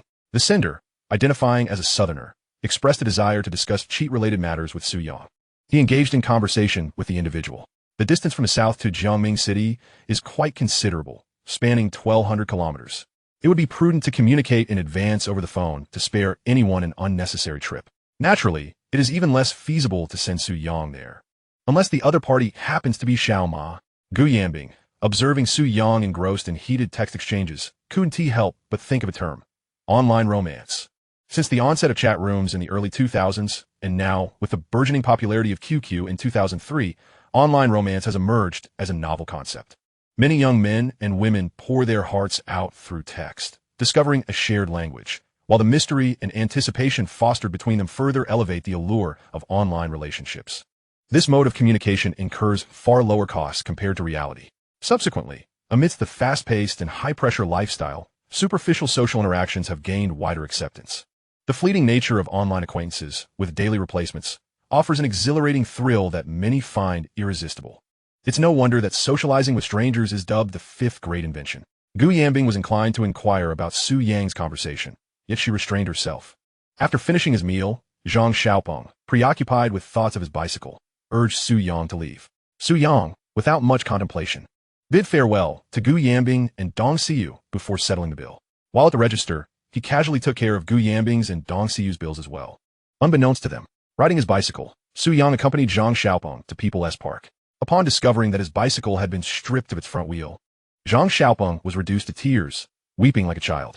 Su Yang noticed that Zheng Xiaopeng's rear wheel remained intact, thanks to its lock. Damn it, these fools! After weeping for a time, Zheng Xiaopeng turned to Su Yang for guidance. Su Yang, too, was at a loss. He rummaged through his pockets. First, unlock the lock and see if we can find the front wheel nearby. Zheng Xiaopeng wiped his tears while unfastening the lock. Su Yang remarked, next time, don't use such a long chain. Do you think it's a 9-section whip? Zheng Xiaopeng grumbled as he searched for his bicycle.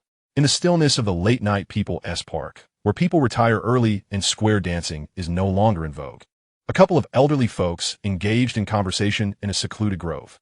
Chapter 28.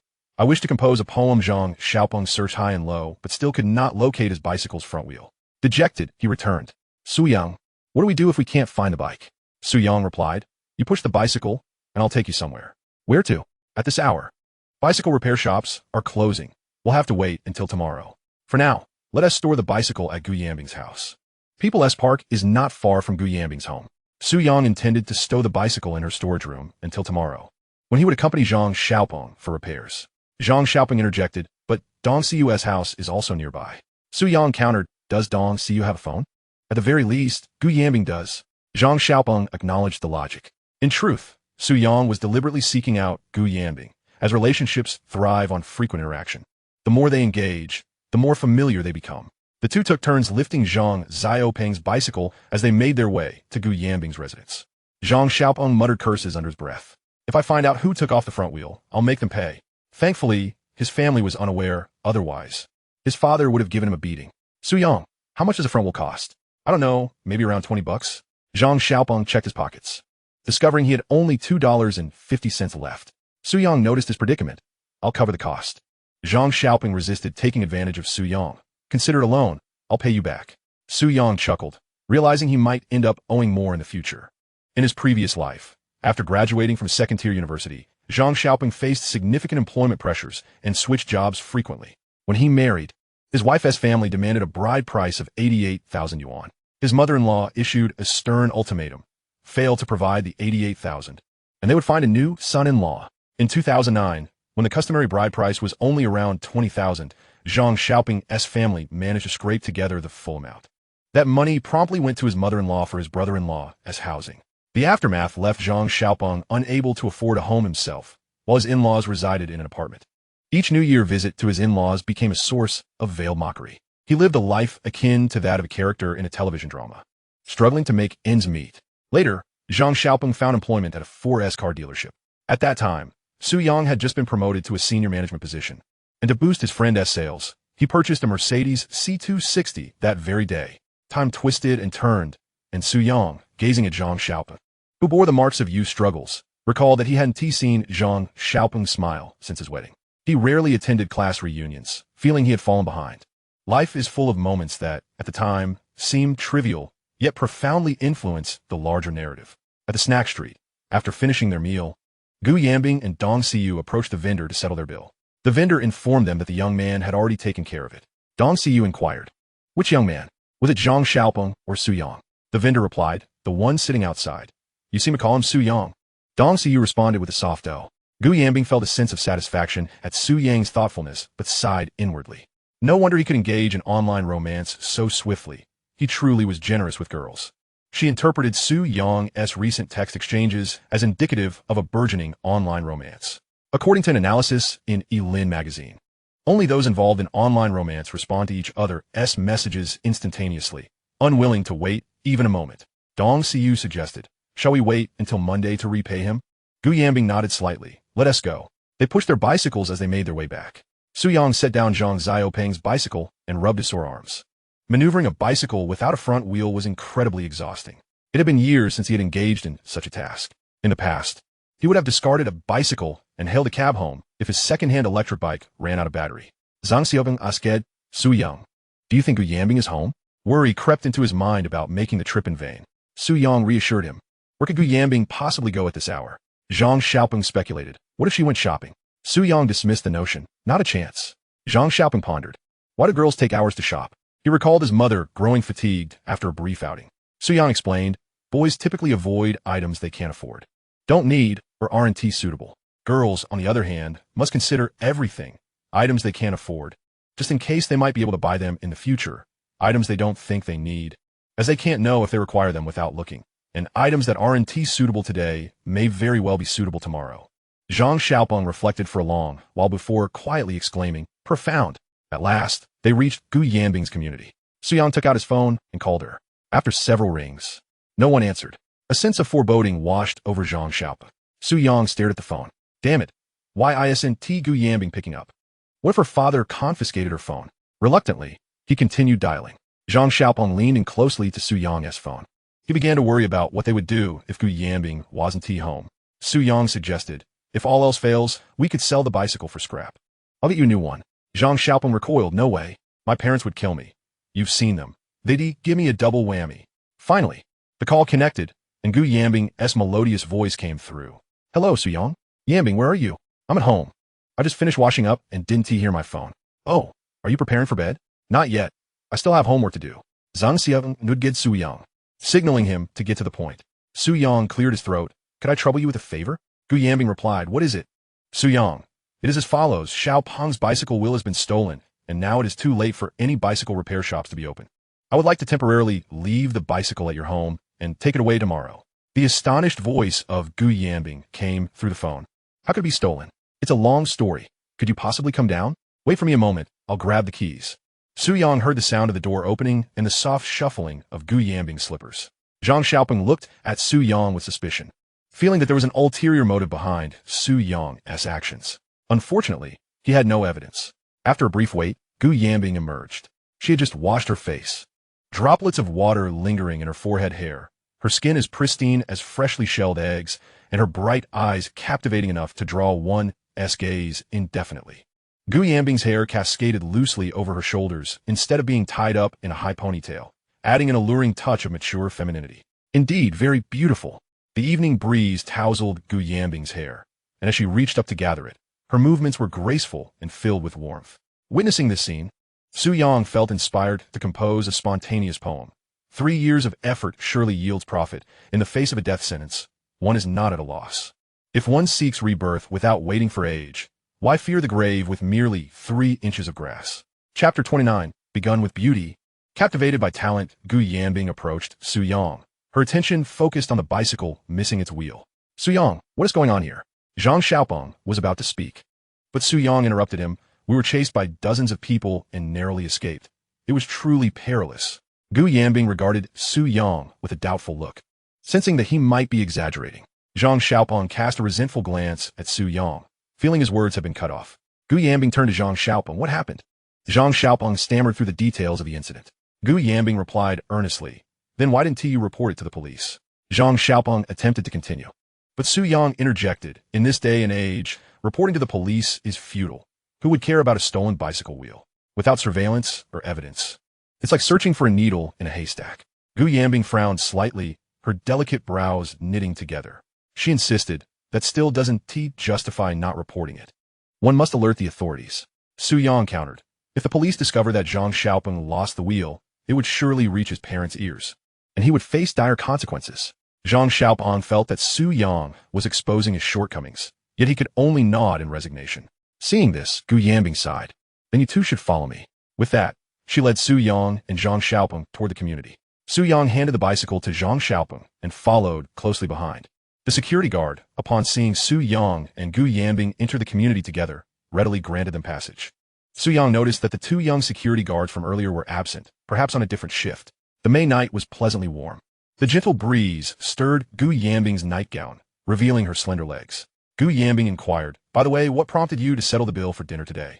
Su Yang had been anticipating her question. As a seasoned flirt, he understood how to create unexpected moments and lay the groundwork for future encounters. He replied, it's only natural to treat you to a meal. I dined at your home for lunch today, so it's only fitting to return the favor tonight. Gu Yanbing raised an eyebrow. Do you often treat girls to dinner? Su Yang responded, this is my first time treating a girl to dinner. Gu Yanbing, with a hint of skepticism in her tone, asked, really? Su Yang raised his hand in a solemn oath. By the sun and moon, I swear it to be true. Zhang Xiaopeng behind them felt nauseated. He believed only 2 out of 10 of Su Yang's words were truthful. Even Cheng Jianfeng, much older than Su Yang, had been deceived, let alone the inexperienced Gu Yanbing. Gu Yanbing subtly probed, during dinner, I noticed you were quite animated in conversation with others. Su Yang's brows twitched slightly. Had the girl fallen for his charms so quickly? That shouldn't be the case. His mind raced, and he quickly pulled out his phone to show her the text messages. We dined at 6:40. Take a look at the messages. I was chatting with a client. Gu Yanbing glanced at the screen, noting that the conversation revolved around game cheats, market trends, and profit-sharing ratios. Judging by the timestamps, it indeed seemed to coincide with their dinner time. Gu Yanbing pointed at the messages and asked, what were you discussing? Due to their proximity, Su Yang caught a whiff of Gu Yanbing's delightful fragrance, a blend of her body wash and shampoo. He explained, I've been developing a cheat for a game. It has garnered some interest, so I plan to sell it. Gu Yanbing inquired, what exactly is a cheat? Su Yang replied, it's a tool that gives players an unfair advantage in games. Gu Yanbing asked, is it valuable? Su Yang responded, not particularly, it's worth only a few hundred. Zhang Xiaopeng was taken aback. This cheat could easily fetch thousands. Why did Su Yang claim it was so inexpensive? Wouldn't it be better to inflate the price to showcase his skills and wealth in front of the girl? Gu Yanbing gently exclaimed, when did you become knowledgeable about these things? Su Yang began to speak earnestly. Actually, I've been exceptionally gifted intellectually since childhood. My mother consulted a fortune teller back in the day, and they predicted that I would be the next Einstein. Gu Yanbing rolled her eyes at him, clearly unconvinced by his fanciful claims. Nevertheless, her spirits remained high. For reasons unknown, being with Su Yang always brought her an unparalleled sense of ease and joy. It was a feeling she had never experienced before. Sometimes she even sought him out, eager to hear his amusing stories.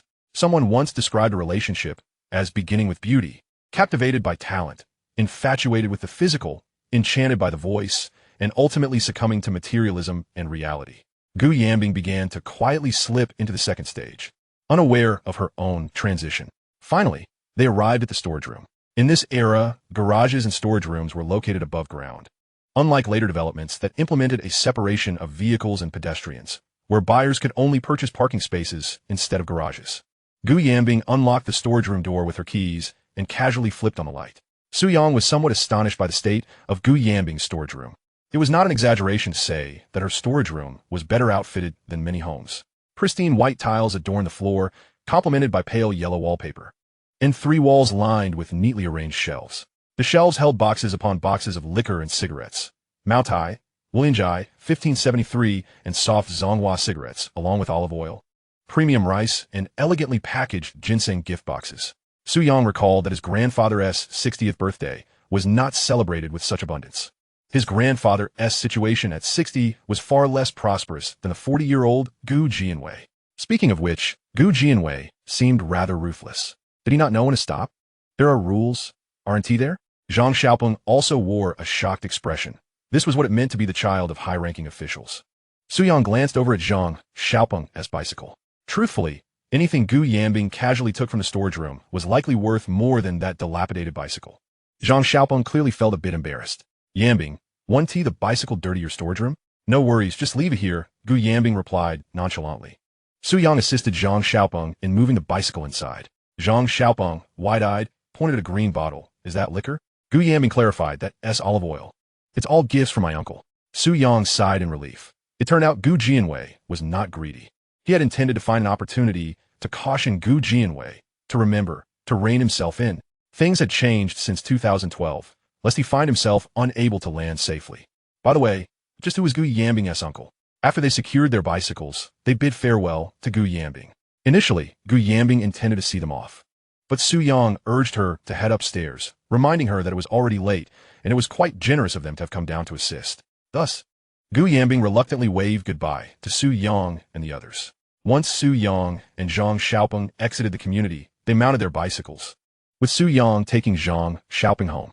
Zhang Xiaopeng mused, I've come to realize that Gu Yanbing's family is quite affluent. Su Yang inquired, so, what do you plan to do? Zhang Xiaopeng sighed. One must possess self-awareness. I'm simply not worthy of her. Su Yang retorted, she wouldn't even glance your way. Zhang Xiaopeng fell silent. It was evident that a child from a privileged background could effortlessly overshadow a graduate from a humble family, even one from Tsinghua or Peking University. This notion, once dismissed in years past, has increasingly gained acceptance. The rigidity of social strata and the difficulty of transcending them are undeniable. Some families are impoverished to the core, while others are so destitute that even their poverty makes no sound. Nevertheless, Su Yang remained unfazed. He shouted into the empty street. Time dulls my youthful aspirations, and the chill of time cools my benevolent heart. In this world, there are always a gust or two to add a myriad of dreams to my repertoire. Chapter 30. The first time I noticed my son's maturity that evening. After escorting Zhang Xiaopeng home, Su Yang returned to his own residence. As he entered the community, he fortuitously encountered his mother, who was returning from work. Zhang Zimei called out to Su Yang, you spend your days wandering about like an old man. When will you take the initiative to do your homework? Su Yang replied with a grin, I'm merely taking a day to relax. I'll start on my homework tomorrow. Zhang Zimei admonished, with the college entrance examination approaching. You must seize the time to study. Our colleague, Old Li, praises how his son diligently completes his assignments at home. Su Yang nodded in response while assisting his mother with her bags. He noticed that Zhang Zimei was also carrying a parcel. Mom, what is inside? He asked. I bought you some wolf heart and dog lungs, she replied. Steamed or hot pot? Zhang Zimei couldn't help but laugh, playfully tapping Su Yang on the forehead. All you think about is food. Su Yang countered, I need to eat to have the energy to study. I found some fresh shrimp at the market today. They were quite affordable, so I bought some for you. Wait until your father returns, and he can prepare them for you. Upon entering the house, Su Yang switched into his slippers and reclined comfortably on the sofa. Zhang Zimei continued to chastise him for his laziness while she took his shoes to clean. You only know how to go out and have fun. You never help your parents with chores. Listening to his mother's nagging, Su Yang was suddenly reminded of how he preferred to stay at home after starting university. His mother's remarks echoed. You stay at home all day? Are you planning to be in confinement? In the morning, what time is it? Aren't you up yet? In the evening, what time is it? Aren't you asleep yet? During meals, eat less or you'll become irreversibly overweight. Regardless of what he did, it seemed impossible to meet his mother's expectations. Su Yang glanced at his phone, recalling his extensive conversations with a person named Jiang Ming from Jinling. The latter had offered a buyout price of 300,000 for a particular cheat, but payment would be in 10 installments, as Jiang Ming could not ascertain the longevity of the cheat's viability. For instance, once the official website implemented anti-cheating measures, the cheat might become unusable. Therefore, Jiang Ming proposed settling accounts every 3 months and insisted on Su Yang providing at least 2 years of stable updates for the cheat. Su Yang had discussed profit sharing with Jiang Ming, but the latter was opposed to that model, insisting on a buyout. On one hand, lay Cheng Jianfeng's profit sharing, and on the other, Jiang Ming's buyout. Su Yang found himself in a state of indecision. The buyout price offered by Jiang Ming, while sounding appealing at 300,000 with a 3-month payment plan, would yield him a monthly income of 10,000. He decided to wait a bit longer. Cheng Jianfeng's profit-sharing ratio was more favorable since it had a higher ceiling, but unfortunately, Old Cheng was somewhat miserly. The sound of a key turning in the door announced the return of Su Zhiguo from work. Zhang Zimei had just finished cleaning Su Yang's shoes and started on the laundry. Upon entering, Su Zhiguo reported to Zhang Zimei about the booming sales of Banlin Izadi's root. Surprised, Zhang Zimei exclaimed, so soon? Su Zhiguo went to Su Yang. who was engrossed in his phone on the sofa. Lowering his voice, he said, "It's all thanks to our son. He advised me to limit the sale of Banlin Gen. And our supermarket's revenue today reached over 600 yuan. Zhang Xiaomei glanced at Su Yang, then turned to Su Zhiguo, urging, "Tell me more." Su Zhiguo shared Su Yang's marketing strategy and plan for the supermarket. After listening, Zhang Xiaomei felt astonished. How does a high school senior know so much? Aren't they in a learning phase? Jiangming Middle School is not New Oriental, nor is it a vocational school like Haiyan. Besides, aren't financial skills usually learned only after entering university? Su Zhiguo replied, "I plan to order an additional 2,000 bags of Banlin Gen. What do you think?" Zhang Xiaomei, typically cautious, expressed her concerns, suggesting, order fewer bags. What if they don't sell? Perhaps just 1,000 bags to start. Su Zhiguo gui. Then I'll order 1,000 bags. Can I use the profits to renovate the supermarket? Zhang Xiaomei nodded. Renovation sounds good. But don't spend too much all at once. Take it slow. Su Zhiguo appeared very compliant in front of Zhang Xiaomei, producing over 500 yuan from his pocket to hand over. Zhang Xiaomei instructed, "Go fry some vegetables. I've already peeled the shrimp for you." Su Zhiguo asked, "Is it alright if I have a drink?" Today, Zhang Xiaomei was in a good mood and relented just half a cup. Su Zhiguo clasped his hands in gratitude. "Thank you, my dear." Zhang Xiaomei chuckled at Su Zhiguo's gesture. He gazed at his wife's gentle features and reflected, time is indeed relentless. He faintly remembered how beautiful Zhang Xiaomei had been at 20. Finally, Su Zhiguo finished cooking, and Zhang Xiaomei completed the laundry. Although they had a washing machine at home, Zhang Xiaomei preferred hand-washing summer clothes to conserve water. Su Zhiguo called out for Su Yang to join them for dinner. Su Yang had already eaten, but after helping Zhang Xiaopeng move his bicycle and with the aroma of old Su's cooking wafting through the air, he couldn't resist sitting down to eat a little. Zhang Xiaomei served most of the cashew shrimp to Su Yang. He protested, "Mom, you should eat too." Zhang Xiaomei replied, "Just eat, I don't care for it." Su Yang couldn't help but recall the familiar four-word lies. "Mom doesn't care for it. Dad isn't tired. I'm not drunk. Ordinary is precious. I don't mind, I can do this problem." Each phrase resonated with familiarity. Su Yang noticed old Su pouring himself half a cup of white liquor, pairing it with peanuts, and hesitating to eat the shrimp. He insisted on sharing the shrimp with his parents. "I had a meal outside. You both should eat some too." Zhang Xiaomei and Su Zhiguo exchanged glances, finding comfort in each other's eyes, as if their son had matured significantly overnight. After dinner, Su Yang spent some time watching a variety show with his parents, Very 61, before washing up and heading to his room. That night, restless and sleepless, Su Yang pulled out his phone to text Gu Yanbing. "Are you asleep? Let us chat for a bit." Gu Yanbing, still awake, quickly replied, "Why aren't you asleep yet?" Su Yang responded, "Just finished washing up." Gu Yanbing replied, "I was just doing homework." Su Yang said, "Remember to let me copy it once you finish." Gu Yanbing replied, Considering you treated me to dinner twice, I might begrudgingly let you copy." Su Yang retorted, "I did help you with math." Gu Yanbing countered, "And I helped you with English. We're even." Su Yang stared at his phone screen. Even? Perhaps the debts would only accumulate in the future. Gu Yanbing then asked, "What are your plans for tomorrow?" Su Yang replied, "I'll talk to a client and help Zhang Xiaopeng fix his bicycle." Gu Yanbing suggested, "I know a bicycle repair stand. I can take you there tomorrow." Su Yang agreed, "Sound good." Their conversation remained light, lacking depth, and they exchanged good nights. It was not yet the right moment for deeper discussions, particularly with a girl as traditionally inclined as Gu Yanbing. Pursuing her too fervently risks a counterproductive outcome. One must cast a long line to catch a big fish. The following morning, a knock at the door revealed Zhang Xiaomei, urging Su Yang to rise early and remember to complete his homework. Su Yang felt a surge of frustration. His greatest aversion was homework. Though it was the weekend, it merely meant relocating his assignments elsewhere. At that moment, Cheng Jianfeng sent Su Yang a message, inviting him to breakfast at Huainan Beef Soup on the commercial street. Su Yang instantly perked up and proceeded to freshen up. It was never an alarm clock that roused Su Yang, but his dreams. Zhang Xiumi, blessed by Su Yang's promptness, reminded him before leaving for work that if he felt hungry at noon, he could visit her at the hospital, where the canteen offered free meals. Su Yang nodded in agreement as he washed up. Only after Zhang Xiaomei and Su Zhiguo had departed did Su Yang take out his phone and call Cheng Jianfeng. Chapter 31. Is the first milk tea of summer delicious? Su Yang pedaled swiftly to the Huainan Beef Soup noodle shop, where Cheng Jianfeng had already ordered a plate of beef and 2 bowls of beef noodles. Su Yang greeted him politely. "Boss Cheng, how did you know I like this?" Cheng Jianfeng chuckled. "By coincidence, it's a frequent dish in my hometown as well." He gestured for Su Yang to sit, and they began eating while conversing. Su Yang dropped formalities and dug in. The two ate in harmonious silence, never mentioning the matter of the cheat software. After a night of contemplation, Zheng Jianfeng had resolved to collaborate with Su Yang. The cheat software market for Miracle MU was still untapped, brimming with potential. Zheng Jianfeng explained, Su Yang, I've thought it over.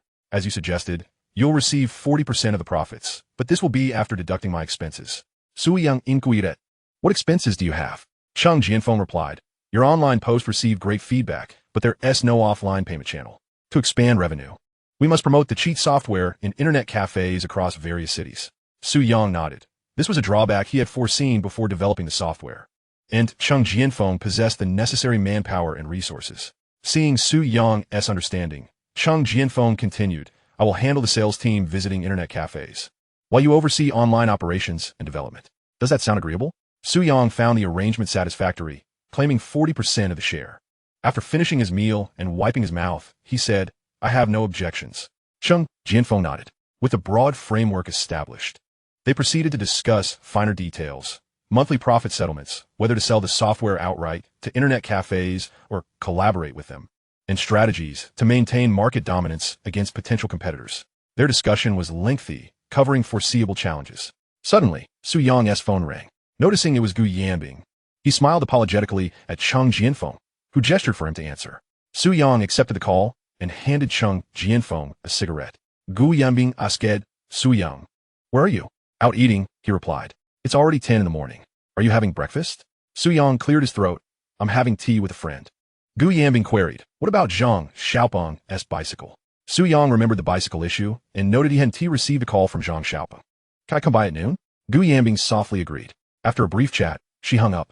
Zheng Jianfeng, recognizing the female voice, inquired with interest, your girlfriend? Su Yang smiled, future girlfriend. Zheng Jianfeng paused, intrigued by the notion that she was not yet his. As their meeting drew to a close, Zheng Jianfeng escorted Su Yang to sign the contract. When it came time to pay, Zheng Jianfeng intended to cover the bill, but Su Yang insisted, Brother Zheng, you've traveled far. Allow me to play host. Unable to refuse, Zheng Jianfeng let Su Yang pay, promising a meal once Su Yang moved to Yanjiao. They arrived at Zheng Jianfeng's hotel. Regarding contracts, verbal agreements lack reliability. Even though their industry operates outside legal protections, formal documentation was necessary. Su Yang observed Zheng Jianfeng's meticulousness in drafting clear contract terms, which he reviewed thoroughly. Zheng Jianfeng's initiative to formalize the agreement signaled his trustworthiness. True businessmen focus on business first, embodying integrity after ensuring their interests are protected. Many shy away from discussing profits, fearing it might harm relationships. Yet, failing to clarify financial matters beforehand risks losing not only wealth, but friendships and family bonds. Su Yang signed a contract without hesitation. Both parties retained copies. Zheng Jianfeng also photocopied their identification cards, formalizing their pact. As one who had experienced such dealings, Su Yang knew the contract held no legal weight, given their earnings derived from illicit gains. Zheng Jianfeng shook Su Yang's hand warmly. Here's to a successful partnership. Su Yang cautioned, Old Zheng, let us keep the cheat software low profile. Don't promote it too openly, or we risk retaliation. Zheng Jianfeng assured, understood. Our servers are overseas, and I see your software servers are abroad as well. That's good, Su Yang replied. I don't want to be dragged away by the cops while sleeping at home. After settling the contract, Su Yang accompanied Zheng Jianfeng to the train station. They waved farewell, agreeing future communications will be via phone and QQ. Su Yang still needed to open a bank account for receiving payments. Once Zheng Jianfeng departed, Su Yang mounted his bicycle and headed to Gu Yanbing's residence. Having resolved the cheat software matter, another lurking threat remained. The group, led by Wang Yintao, being targeted by them was perilous. A plan to eliminate this danger gradually took shape in Su Yang's mind. 20 minutes later, Gu Yanbing descended the stairs. Today, she wore her hair in a high ponytail, clad in a white sweatshirt and jeans, with white sneakers on her feet. Standing by the community entrance, she looked around anxiously. Damn Su Yang, she muttered. He called me 5 minutes ago, saying he'd arrived, yet he is still not here. I can't trust him when he says next intersection anymore. She kicked a small, unsuspecting pebble. Suddenly, the ringing of a bicycle bell caught her attention. She looked up to see Su Yang approaching on his bike. Slightly annoyed, she turned her head, revealing only her ponytail. Su Yang stopped before her. Yanbing, I'm here. Gu Yanbing ignored him. He dismounted and circled to face her. What's wrong? I've been waiting for you for several minutes, she replied. So that was the reason. Su Yang produced 2 cups of milk tea from behind his back. I went to buy you milk tea since you didn't show up. Gu Yanbing's displeasure gradually faded as she eyed the drinks. These are for me? Yes. I wasn't sure which flavor you preferred, so one's mango. The other grape. Which do you want? The grape one, she said. Su-young handed her the milk tea. Not mad anymore, right? A faint smile tugged at Gu Yanbing's lips. I was mad to begin with. Su-young scoffed. Yeah, right. Gu Yanbing habitually bit the straw and asked, what about Zhang Xiaopeng? Didn't he see him? Su-young replied. Gu Yanbing, how shall we repair it? Su-young, you should push it out. We will find a place to fix it. After all, yesterday's incident arose because of him, and besides, Zhang Xiaopeng is also short on funds. Gu Yanbing led Su-young back to the community. This time, the security at the entrance had changed to the two young men from yesterday. Upon seeing Gu Yanbing and Su-young sipping milk tea, they speculated that Su-young had indeed won Gu Yanbing's heart. How could my goddess have fallen for him? When Su-young glanced at them, they mustered their courage to greet him as bro. Su-young nodded slightly, clearly pleased. Gu Yanbing curiously scrutinized Su-young. Once they had moved away, she inquired, do you know them? Su-young, not at all. Gu Yanbing, then why did they call you brother? Gu Yanbing's way of saying brother was melodious. If only she could elongate it a little more, it would be even more enchanting. Reminiscent of how the king of the kingdom of women calls Tang's son. Your Highness, brother. Su-young recounted to Gu Yanbing how he had been obstructed by the security guard yesterday and had made a bet with them. Gu Yanbing couldn't help but chuckle. They arrived at the storage room. Gu Yanbing opened the door, and Su-young pushed Zhang Xiaopeng's bicycle out. Gu Yanbing took the milk tea from Su-young's hand. Su-young began to lift the bicycle as they walked outside, with Gu Yanbing trailing beside him. Feeling a bit parched, Su-young requested, could you let me have a sip of your milk tea? Gu Yanbing hesitated, but ultimately brought the drink to his lips. This gesture was rather intimate, akin to couples feeding each other. Gu Yanbing's heart raced. She had never experienced anything like this before. Su-young asked, do you like grapes? Gu Yanbing replied affirmatively. I have always loved the taste of grapes since I was a child. Suddenly, Su-young posed a rather profound question. If you held a bunch of grapes, would you choose to eat the best one first or save it for last?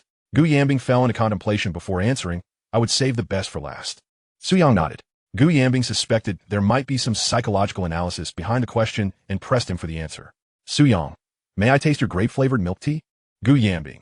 She hesitated, gazing at the remaining half-cup. Chapter 32 My family is empty today. Gu Yanbing cast a suspicious glance at Su-young, sensing his ulterior motives. Su-young pretended to be nonchalant as he continued to carry the bicycle, testing Gu Yanbing once more.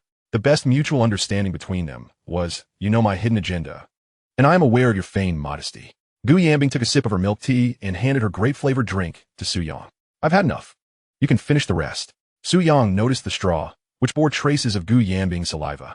The question arose, to drink or not to drink? Gu Yanbing perceived his hesitation and said, if you're uncomfortable, I can buy you another cup. Su-young, how could I? Just move a bit closer. Gu Yanbing brought the straw to Su-young's lips. He took a sip and smacked his lips. The grape-flavored milk tea is indeed delightful. Gu Yanbing's cheeks flushed inexplicably. Was this what they referred to as an indirect kiss in books? Initially, she had thought Su-young was merely jesting and wouldn't actually use her straw. Yet who would have guessed he was so audacious? Su-young asked, would you like to try my mango-flavored one? Gu Yanbing turned her head away. No, thank you. Su-young chuckled. One day, you'll taste not just mango, but a variety of flavors. After walking for a while under the blazing sun, Su-young wiped the sweat from his forehead. Gu Yanbing, where exactly is the stall you mentioned? You're not pulling my leg, are you? Of course not. We're almost there. You said that earlier. I might have misremembered. My apologies. Su-young sensed Gu Yanbing was retaliating for his earlier fib. Gu Yanbing seemed to realize something was amiss and suggested, why don't you set the bicycle down and take a break? Su-young released the bicycle. If it weren't for wanting to spend some time alone with Gu Yanbing, he wouldn't have exerted himself so. Gu Yanbing returned the milk tea to Su-young, who squatted under a tree's shade, slurping the drink. Gu Yanbing was intrigued by the sound of his sipping and glanced down at her own grape milk tea. How could she use a straw that had already been used? Su-young observed her and wondered if she was repulsed by him. Tentatively, he asked, shall I go to the nearby shop and buy you a new straw? Gu Yanbing softly replied, okay. Su-young thought, human nature is indeed not worth testing. He begrudgingly went to the small store to purchase a straw. Gu Yanbing stood by the roadside with her hands behind her back, the crescent smile at the corner of her mouth dimming the surrounding flowers and plants. Upon returning with the straw, Su-young offered it to her. 50 cents. Remember to reimburse me later. You're so stingy. Gu Yanbing retorted. Who is being stingy here? I drank from your straw without complaint. That's different.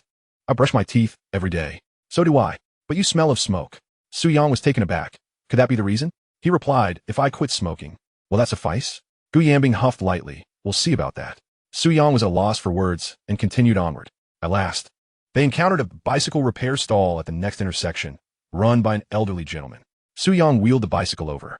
Sir, can this be repaired? The old man paused, eyeing the bicycle with a missing wheel. Young man, where did you get this? If it's stolen, I want to help you. Clearly, the old man suspected Su Yang had stolen the bicycle.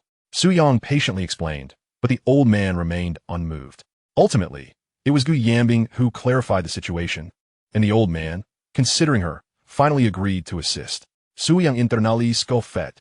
How could the old man, at his age, be interested in an 18-year-old girl?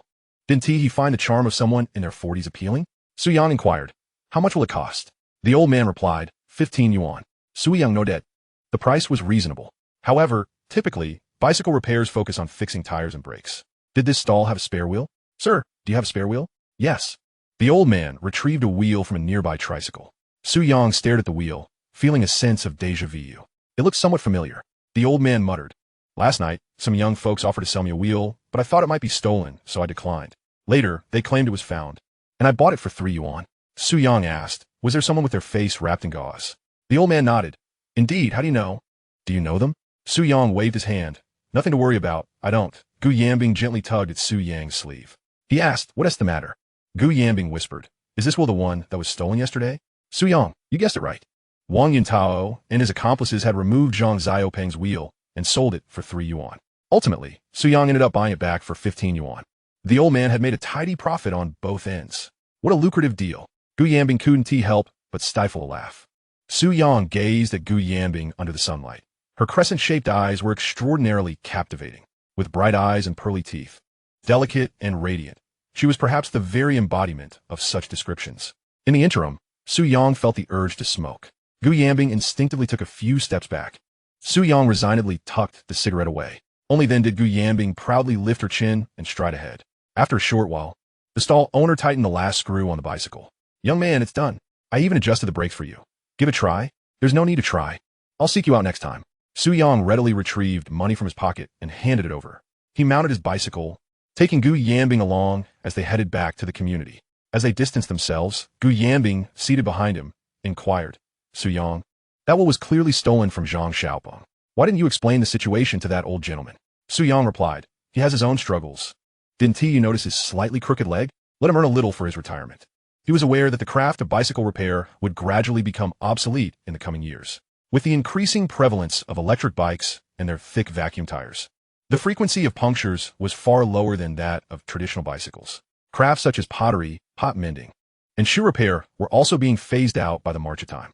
Listening to Su Yang's words, Gu Yanbing found them reasonable. She realized she was increasingly unable to decipher Su Yang. Though he appeared carefree, his thoughts were remarkably delicate and imbued with kindness. She was genuinely curious about what other facets of his character remained undiscovered. After planning to drop Gu Yanbing off at her home, Su Yang intended to visit an internet cafe. Gu Yanbing asked, what do you plan to do this afternoon? Su Yang responded, I want to play at the internet cafe for a while. Gu Yanbing frowned. I'll go to the internet cafe again? No one is home at my place this noon. How do you like to eat out? Su Yang inquired, what about Uncle Gu in Anghua? Gu Yanbing explained, my dad is on a business trip and won't return until evening. My mom went to visit my grandmother. I stay home to do my homework. She continued, there is no one at home, so I thought I'd just sit and have a cup of coffee. I'll shower first, wrapped in a towel, and then we can sleep. Su Yang began to contemplate whether to cook at Gu Yanbing's home or buy food from outside. Chapter 33. The conflict at the internet cafe. Su Yang was still preoccupied with the matter of the cheat program. He had activated it on Friday and hadn't visited the internet cafe since, unaware of how the gaming forum had progressed. Since Gu Yanbing wanted to eat, they decided to dine first and then return her home afterward. Su Yang asked, what do you want to eat? It's on me. Gu Yanbing tilted her head. Pondering for a moment, I'd like to try Chongqing hot pot on Zhenhai Road. Hot pot. Su Yang was not particularly fond of it. He also had little appetite for dishes like sour and spicy noodles, rice noodles, or spicy skewers, as he found them unsatisfying. Gu Yanbing asked, can you not eat spicy food? Su Yang replied, I'm more concerned about you getting burned. Gu Yanbing indeed seldom indulged in spicy food. Her home-cooked meals, prepared by Gu Ruden, were primarily light, low oil, and low salt. She wished to try hot pot after hearing that it was delicious from Dong Siu. Let us give it a try. We can order it mildly spicy. Su Yang swiftly turned his bicycle, heading toward the Chongqing hot pot restaurant. As the speed increased, Gu Yanbing instinctively clutched his shirt in fear. Su-young, could you slow down a bit? He replied, once we hit the main road and I push down on the pedal, I feel the rush of wind and freedom, along with the joy accompanying us. Gu Yanbing remained silent, aware that she did not comprehend that exhilarating feeling. He had once relished the thrill of accelerating onto the highway on his motorcycle. If it weren't for the speed limit, he would have twisted the throttle all the way. It was a tribute to those rare moments of unrestrained joy. Ahead lay the wind and freedom, with his spirit trailing behind, a sensation they couldn't fathom. As the bicycle sped up, Gu Yanbing held on to Su-young tighter. Su-young encouraged her to try closing her eyes. Gu Yanbing hesitantly complied, and the world around her seemed to quiet. She gradually forgot her fear, only hearing the wind whistling past her ears, a sound reminiscent of the entire summer. 10 minutes later, they arrived at the Chongqing hot pot restaurant.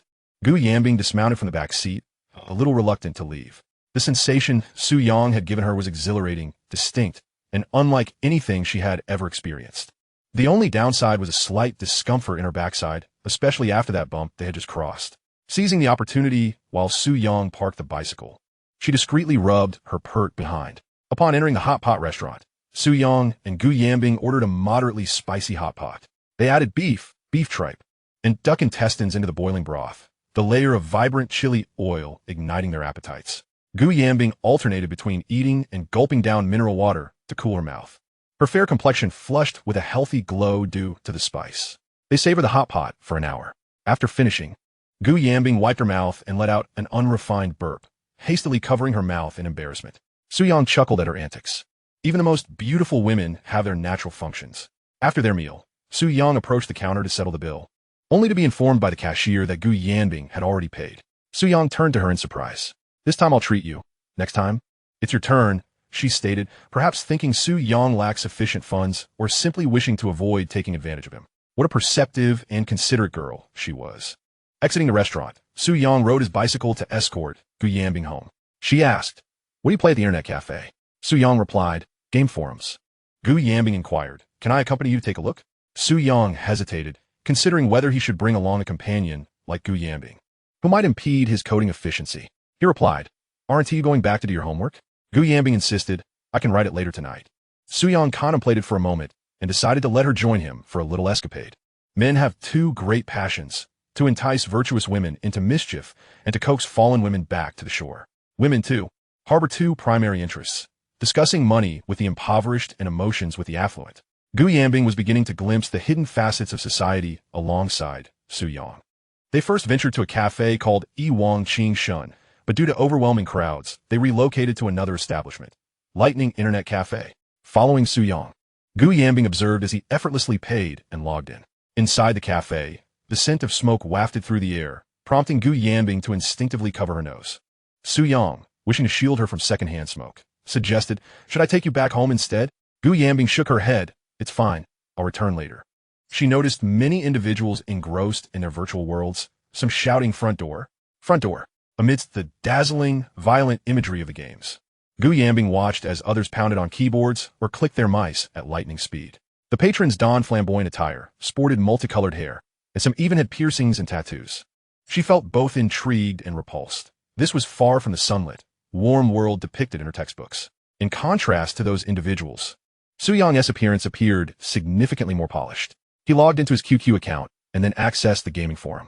Since the post had reached the pinnacle of popularity yesterday, it had dominated the charts for 2 consecutive days, unless a more explosive topic emerged to ignite the forum. Since Su-young had already partnered with Chang Jianfeng, he ceased to pursue additional business collaborations. He began coding the next version of the cheat program. This iteration would adopt a paid model, requiring an activation code for access. Additionally, to prevent multiple players from sharing a single cheat program, he configured each cheat to bind to a single account.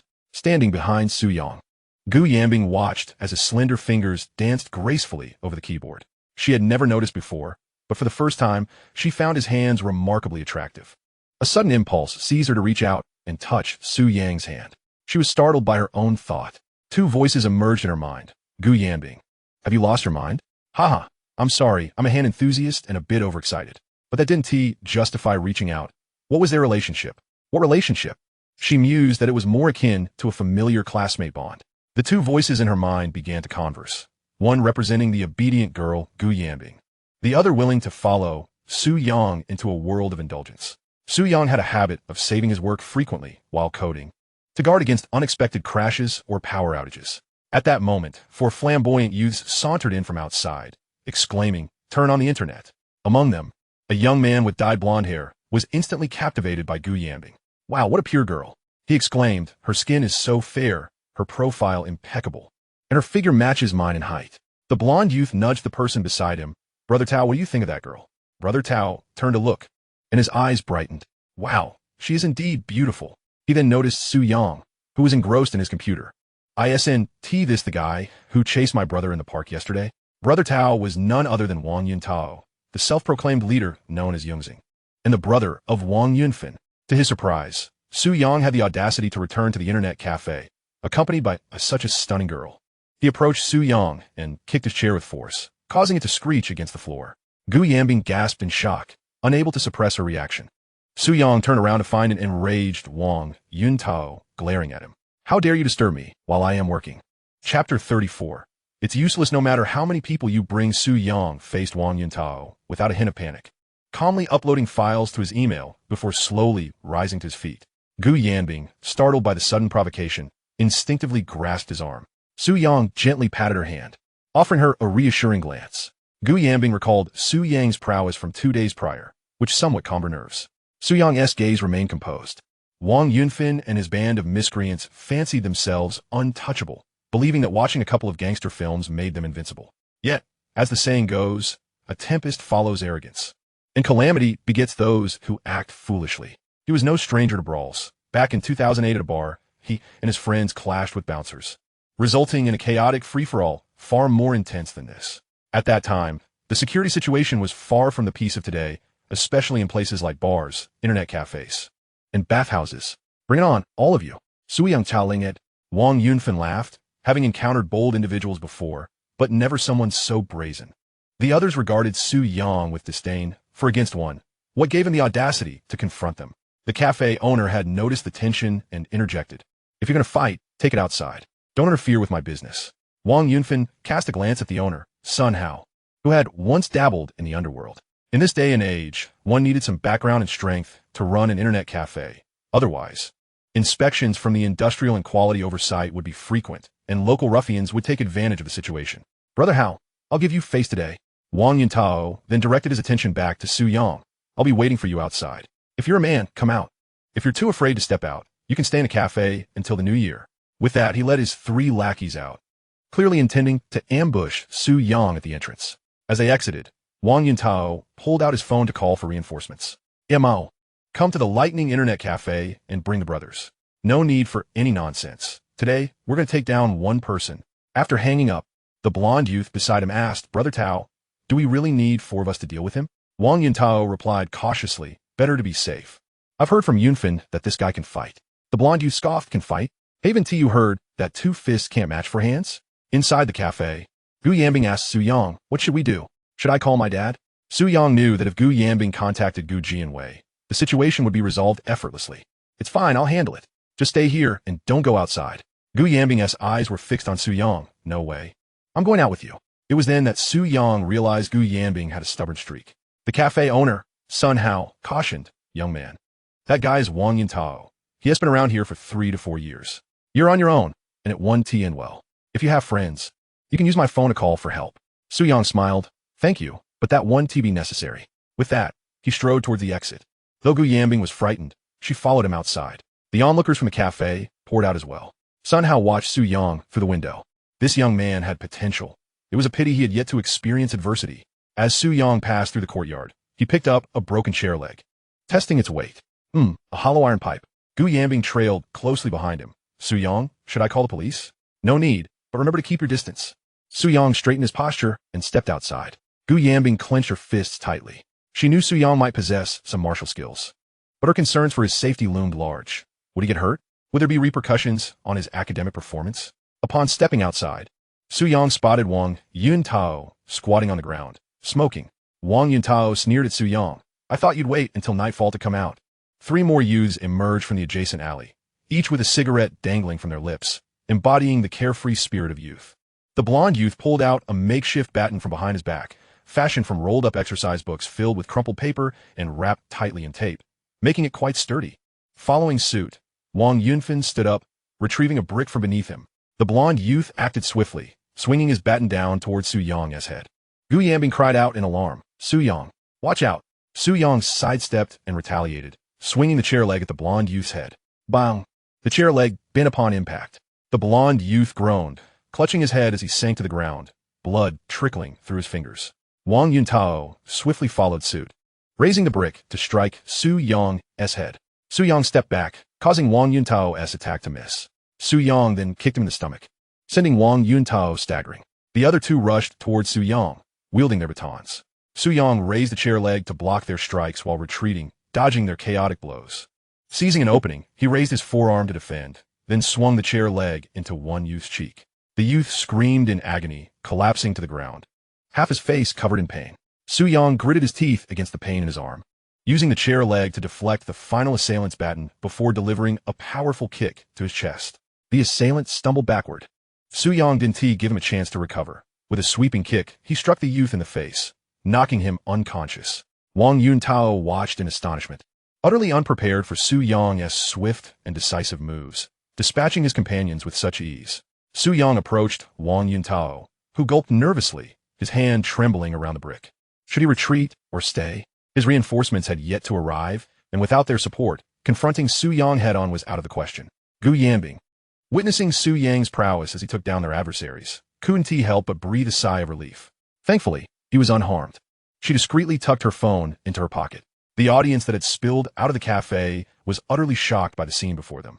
They had never witnessed such an event, especially not one where Su Yang took on four. It was as if a scene from a movie had come to life. Even cafe owner Sun Hao was taken aback. Moments ago, he thought Su Yang was walking into certain demise. But it now appeared that Wang Yuntao and his crew had bitten off more than they could chew by provoking someone formidable. Especially the agility exhibited by Su Yang was remarkably swift and precise, unmistakably indicating his training. Wang Yuntao, resolute in his intention to flee, hurled the brick he held towards Su Yang and dashed away without a backward glance. Su Yang sidestepped the projectile and retaliated by swinging the leg of a chair at him. The impact struck Wang Yuntao's leg, nearly causing him to topple. Immediately, he sensed the rush of wind behind him and turned to see Su Yang in hot pursuit. Damn it, not only could he not win, but he also couldn't escape. Where were those idiots from Air Mao? It had been so long.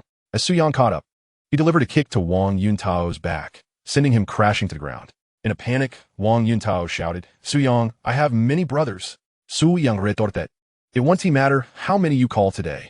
Having already established a conflict with Wang Yuntao, he had no intention of seeking reconciliation.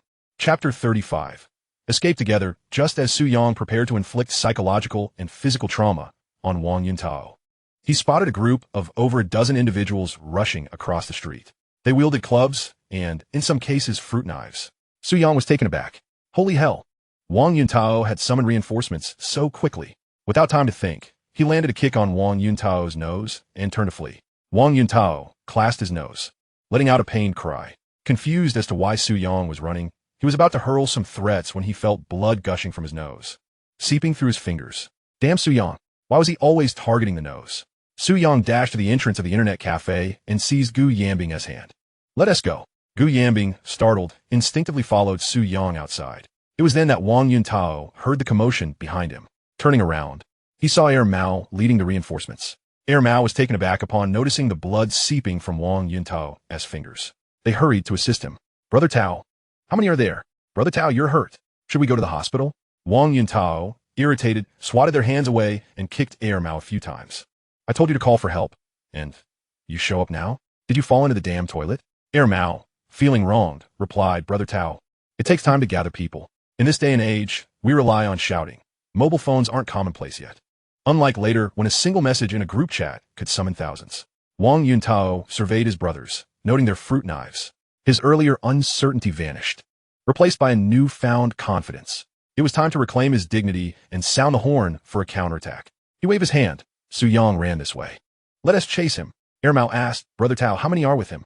Wang Yuntao hesitated, feeling embarrassed to admit that Su Yang had taken down 4 of them single-handedly. He stammered, "Su Yang is help, be cautious."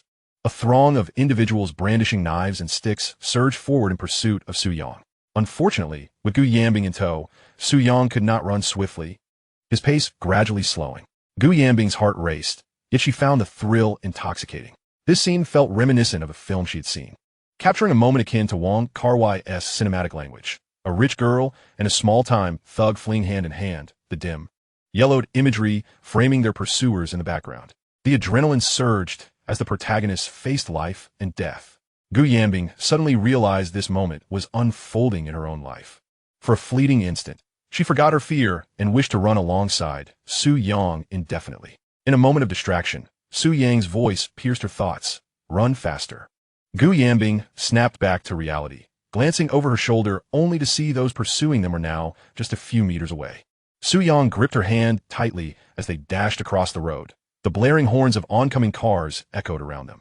Gu Yanbing felt as if her body was following Su Yang's lead, her soul seemingly on the verge of detachment. With a whoosh, a car narrowly brushed past them, causing a cold sweat to bead on Gu Yanbing's back. Was Su Yang not afraid of being struck by a vehicle? The gangsters behind them were rapidly closing the gap, their speed clearly surpassing Su Yang's with the added burden of Gu Yanbing. Realizing they could not keep this up much longer without being caught, Su Yang noticed a small eatery nearby and led Gu Yanbing inside. At this hour, the eatery was rather quiet. The greasy middle-aged owner lazily reclined in a chair, nearly dozing off. Upon seeing Su Yang and Gu Yanbing enter, he asked, "What can I get for you two?" Su Yang replied, "2 servings of fried rice noodles." Before the owner could rise to prepare their order, the door behind them was suddenly kicked open. Gu Yanbing turned pale with fright as Su Yang swiftly pulled her into the kitchen. With a confined space allowed for a defensive stand, he was confident he could hold out until the police arrived. The owner, noticing the gangsters, inquired, "Who are you?" but was met with a slap from Wang Yuntao. "None of your business. Get out of the way." Su Yang, peering through a gap, witnessed the owner being struck but remained unfazed. The owner leisurely rolled up his sleeves, exuding an aura reminiscent of a master. Holy moly, could he be a skilled fighter? Before the owner could fully prepare, Wang Yongqing struck him again, shouting, "Get lost." The owner replied, "Fine, I'll get lost." Su Yang muttered, "Oh." Wang Yongqing, spotting Su Yang and Gu Yanbing hiding in the kitchen, knew Su Yang had nowhere to escape, so he calmly lit a cigarette. "Brothers, make sure to deal with them properly. Leave no one behind." The gangsters surged forward, and the dilapidated door was kicked open in a matter of moments. Gu Yanbing, terrified, clutched Su Yang's arm. "Su Yang, what do we do?" Su Yang replied, "Call the police." As he braced against the door, he scanned the kitchen for any escape routes. Above the greasy stove, he noticed a small window, high up, while he could potentially escape through it alone. Taking Gu Yanbing along would be impossible. Dial 112, perhaps 112. Gu Yanbing trembled as she fumbled for her phone and dialed 110. Just then, the door was kicked open, and Su Yang seized the kitchen knife, swinging it towards the first intruder. A flash of white light appeared as the first person to enter felt a chill in his chest, immediately followed by a kick to the stomach that sent him flying backward. This time, Su Yang had held back, refraining from delivering a fatal blow. Had he done so, the man would have been disemboweled. Even so, the sight of the deep wound gushing blood left the intruder visibly shaken. They were bullies who preyed on the weak. But when faced with true danger, they faltered. "I'm going to die. I'm going to die. Brother Tao, call 120 for me." Blood gushed from the long wound, causing many of the gangsters to freeze in shock. Realizing that Su Yang was not someone to be trifled with, Wang Yuntao felt a pulse of anxiety. Su Yang was far more ruthless than he had anticipated. At that moment, all eyes turned to Wang Yuntao, seemingly awaiting his decision. Should they rush to take their injured brother to the hospital, or should they eliminate Su Yang first? With gritted teeth, Wang Yuntao commanded, "Continue the assault. Take him down first. Avenge our brother." However, as soon as his words left his mouth, the kitchen door swung open. Su Yang emerged, wielding a fire extinguisher aimed directly at Wang Yongqing. "Are you so unconcerned for your brother's life, wishing for others to fight for you? Why don't you step up first?" Upon hearing this, silence enveloped the room. Some gangsters began to ponder Su Yang's words, questioning why they should risk their lives while Wang Yuntao remained behind. "Su Yang, you son of a," before Wang Yuntao could finish, Su Yang unleashed a torrent of foam from the fire extinguisher at Wang Yongqing, who stumbled and fell to the ground, unable to evade in time. Instantly, the small eatery was engulfed in a thick, white mist. Gu Yanbing concealed herself near the doorway, observing Wang Yongqing as he writhed on the floor, barely restraining a smile. Ordinarily, a restaurant would employ a dry powder fire extinguisher, not this type of carbon dioxide extinguisher. As the smoke gradually dispersed, just as Wang Yuntao turned his head, A sudden shout rang out. "Brother Tao, watch out." Out of the corner of his eye, Wang Yuntao glimpsed a gleaming flash of steel. Terrified, he instinctively ducked. With a resounding thud, the kitchen knife struck the leg of the toppled chair, piercing deeply into the wood mere centimeters from Wang Yongqing's neck. The scene petrified everyone present. Had it not been for the chair leg, that blow would surely have severed Wang Yuntao's head from his body. The room filled with the sound of swallowed breaths. Wang Yuntao trembled uncontrollably, too frightened even to breathe. Su Yang, smiling, inquired, "Can we leave now?" "Guang Zhongin estamered, igriegajis." "Yes, we can go, brother. Don't be impulsive. Let us talk this over calmly." Su Yang drew the knife and pressed its blade against Wang Yongqing's throat, causing the latter to soil himself in terror. "Brother, I was wrong, so wrong." Turning to Gu Yanbing behind him, Su Yang said, "Come out now." Seeing Su Yang effortlessly regain control of the situation, Gu Yanbing cautiously stepped forward. Only after she had safely crossed to the opposite side of the street did Su Yang seize Wang Yuntao by the collar, his companions too frightened to move. "Remember to compensate for the restaurant's losses, understand?" "Understood," Wang Yuntao stammered, now too intimidated to refuse. Once Gu Yanbing and Wang Yuntao were safely apart, Su Yang sheathed the knife at his waist and gestured for Wang Yuntao to leave. Watching Wang Yuntao flee in panic, Gu Yanbing could not help but laugh. Chapter 36. An unexpected encounter with Su Yang at the internet cafe. First, Su Yang escorted Gu Yanbing home. At their parting, Gu Yanbing experienced an unfamiliar reluctance. She had believed it was concern for Su Yang's safety, yet unbeknownst to her, tender feelings had quietly taken root. "Su Yang, are you really going to push the bicycle now?" "Don't worry, I'm just going to check on it. School starts tomorrow." And Zhang Xiaopeng's bicycle can't just be left there. It was so hard to repair. Waffing goodbye, Su Yang departed, and Gu Yanbing waited until he boarded the vehicle before returning home. That day, Su Yang brought her a world of excitement, danger, and vivid experiences far richer than her previously mundane existence. Only after enduring hardships and trials does one truly appreciate the value of an ordinary life. Arriving at the internet cafe, Su Yang found no sign of Wang Yuntao. He smoothly mounted the bicycle and headed to Zhang Xiaopeng's residence. During the journey, Zhang Xiaopeng called him from a public phone. "Hello, Su Yang. How is my bicycle?" "It's fixed." "Oh, thanks. Where are you now?" "I'm at the convenience store opposite your neighborhood. I went with my mom to visit relatives this morning and just returned to find you weren't around." "Wait for me. I'll be there soon." Su Yang had intended to patch a game hack at the cafe, but postponed it due to the trouble with Wang Yuntao. As long as Wang Yuntao remained, he couldn't surf the net in peace. He resolved to investigate the matter at school the next day and eliminate Wang Yuntao once and for all. 20 minutes later, Su Yang returned downstairs. Zhang Xiaopeng squatted at the gate, counting ants. Su Yang handed the bicycle back. Zhang Xiaopeng scrutinized it carefully, astonished. "Su Yang, this one looks exactly like the one I lost." "Obviously," Su Yang replied, "I bought it back for you." He recounted the day's events to Zhang Xiaopeng, whose face paled upon hearing of Su Yang's confrontation with Wang Yuntao and his gang. "How did you get involved with them?" "Wang Yuntao is ruthless. He used to rob people behind our school. I was even mugged by them once." Su Yang raised an eyebrow. "How much did they take from you?" "Last month, they rifled through my pockets and stole 2 yuan. After that, I stopped keeping money in my pockets, only in my shoe insoles and underwear."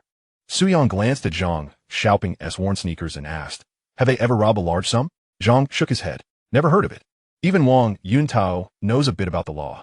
If he dared to rob big and someone reported it, he'd be arrested immediately." But Su Yang, being who he was, had already devised a plan to deal with Wang Yuntao decisively.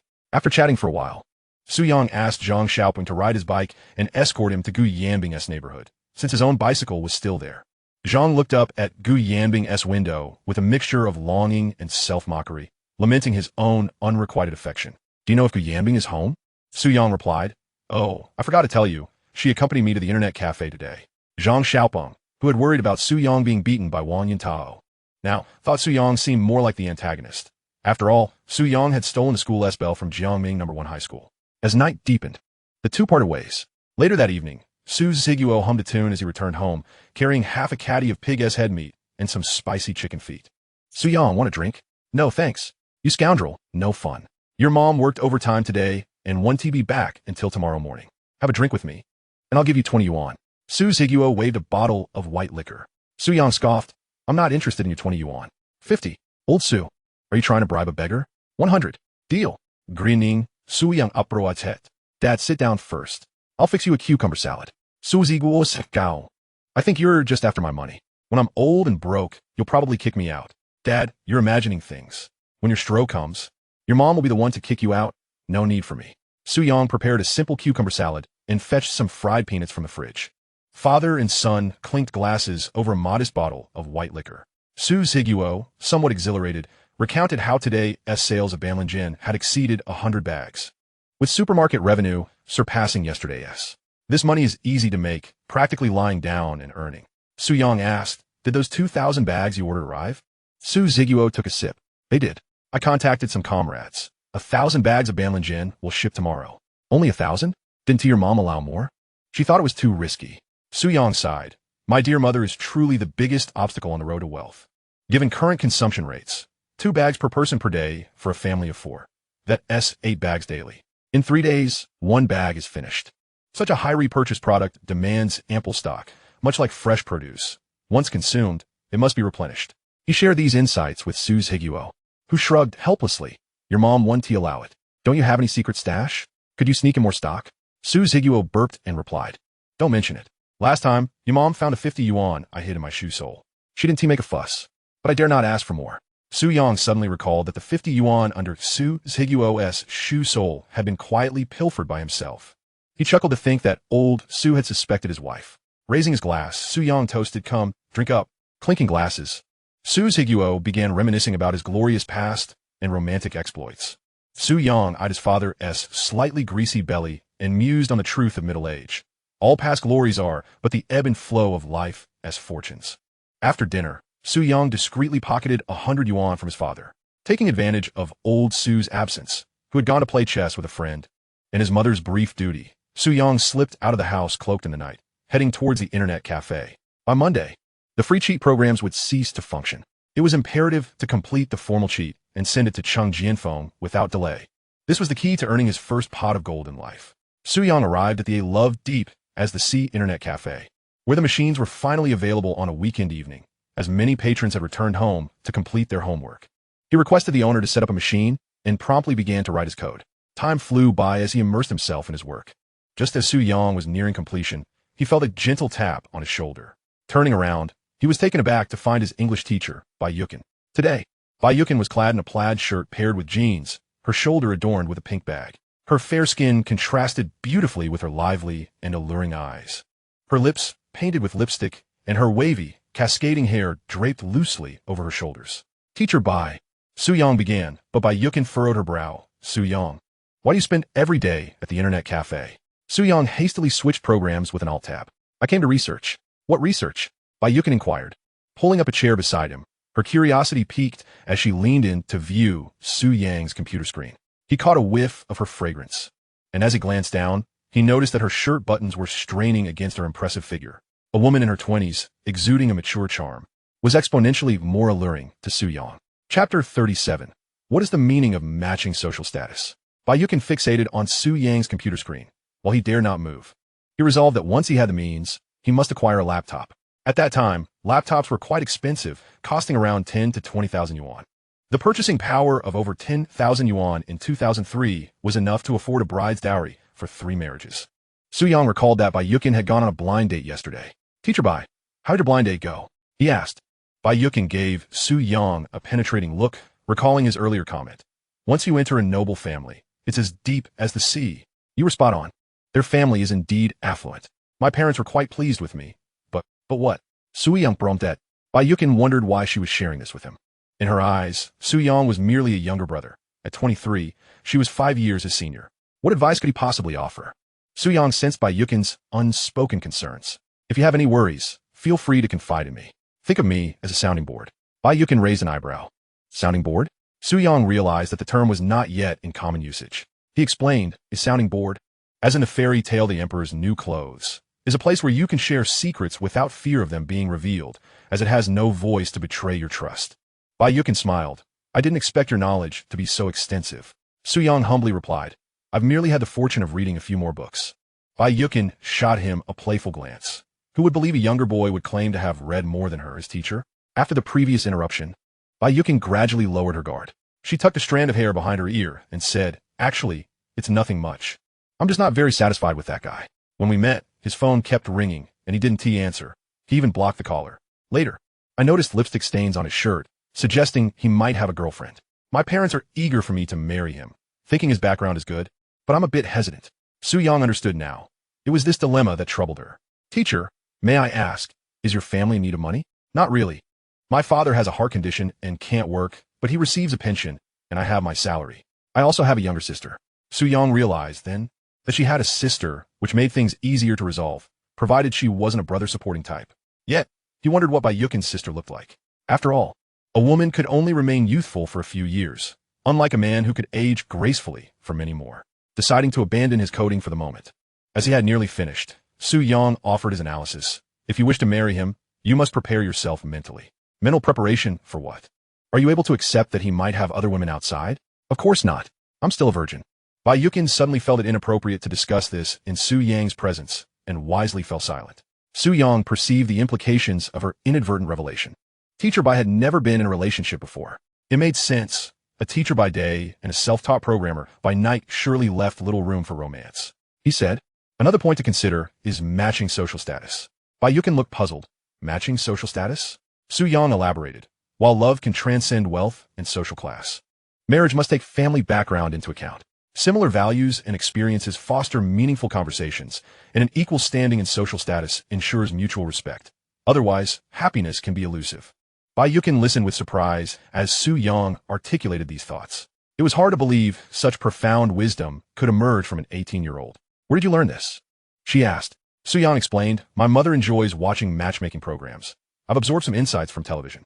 It seems quite reasonable, and I hope you will consider it carefully. The ancients possessed great wisdom. They insisted on matching social status because individuals from different backgrounds often develop contrasting personalities, and those experiences ultimately shape who they become. Baiyukin appeared quite naive about relationships. So what constitutes matching social status? Is it enough for the family backgrounds to be similar? Su Yang waved his hand dismissively. Matching social status doesn't solely pertain to financial equivalence. Rather, it involves a shared perspective on life and the world. The most harmonious marriages are those of spiritual compatibility, where there's no need for pretense or flattery. You understand my unvoiced thoughts, and I comprehend your implied meanings. That is the essence of true affection. Baiyukin wore a thoughtful expression, as if grasping his insights, albeit partially. Seeing that time was slipping away, Su Yang prepared to return home. He needed to leave before old Su came back. He stood a bit Baiyukin farewell, saying, Teacher, I've finished my research and will be heading back now. Baiyukin nodded gently. I'll head back too. They walked side by side towards the exit. Baiyukin, noticing that Su Yang stood taller than her by half a head, for the first time did not regard him merely as her student. The depth of Su Yang's earlier remarks had been too profound for her to fully grasp in such a short time. However, she could be certain of one thing. Su Yang was not optimistic about this marriage. Well, she thought, let us wait and see. Su Yang wafted goodbye to Baiyukin, who rode away on her charming bicycle. He then realized that her home was in the nearby staff building. Her father was a retired employee of the Jiangming steel factory. Reflecting on Baiyukin's past experiences, Su Yang felt a sense of indignation. How could such a beautiful woman be subjected to the indignities of such a scoundrel? Humming a tune, Su Yang returned home. Upon entering, he found the house eerily quiet. Old Su, despite being a poor chess player, insisted on dragging others into games. Just then, his phone rang. It was his mother calling. Hello, Mom. Son, have you eaten? I already have. What did you have? Cold pig's head and cold cucumbers, bought by Dad. And where's your father? Watching television. Have you done your homework? Su Yang replied, I'm in the midst of it now. Your call just interrupted my train of thought. Upon hearing that her son was studying, Zhang Xiaomei quickly changed her tone. All right, I won't disturb you then. Remember to sleep early. After dealing with his mother's check-in, Su Yang hung up the phone and noticed an unread message. Upon opening it, he saw it was from Gu Yanbing. Gu Yanbing, have you picked up your bicycle yet? The message was sent 2 hours ago, during which Su Yang was engrossed in coding at an internet cafe. He replied, I've got it. Just return it to Zhang Xiaopeng. Gu Yanbing responded promptly, all right, I'm off to sleep then, good night. It was only then that Su Yang noticed it was already 10 o'clock in the evening. Clearly, Gu Yanbing had been waiting for his message. Today had exhausted Su Yang, and after a brief session on his phone, he succumbed to a deep slumber. The next morning, a knock at his door aroused him. Zhang Xiaomei, returning from her night shift, urged Su Yang to get up as they were late for class. She made a clattering noise in the living room, prompting Su Zhiguo to rise swiftly, devoid of the boisterous bravado he had exhibited while drinking with Su Yang the previous day. Su Yang had adjusted his biological clock to accommodate a later bedtime and wake-up time over the past few days. He hastily consumed some soy milk and fried dough sticks that his mother had brought home, then shouldered his backpack and set off for school. He had no choice but to leave early. He needed to copy homework during morning reading, or else the teachers would pressure him to submit assignments. And any unfinished work would necessitate a call to his parents. While others were studying over the weekend, Su-yang had hardly even unzipped his backpack. As he exited the community, Zheng Xiaopeng arrived as promised. Neither of them had completed their homework, yet they pedaled their bicycles with great speed. Upon arriving at school, Su-yang borrowed the homework from Shen-na, who sat behind him.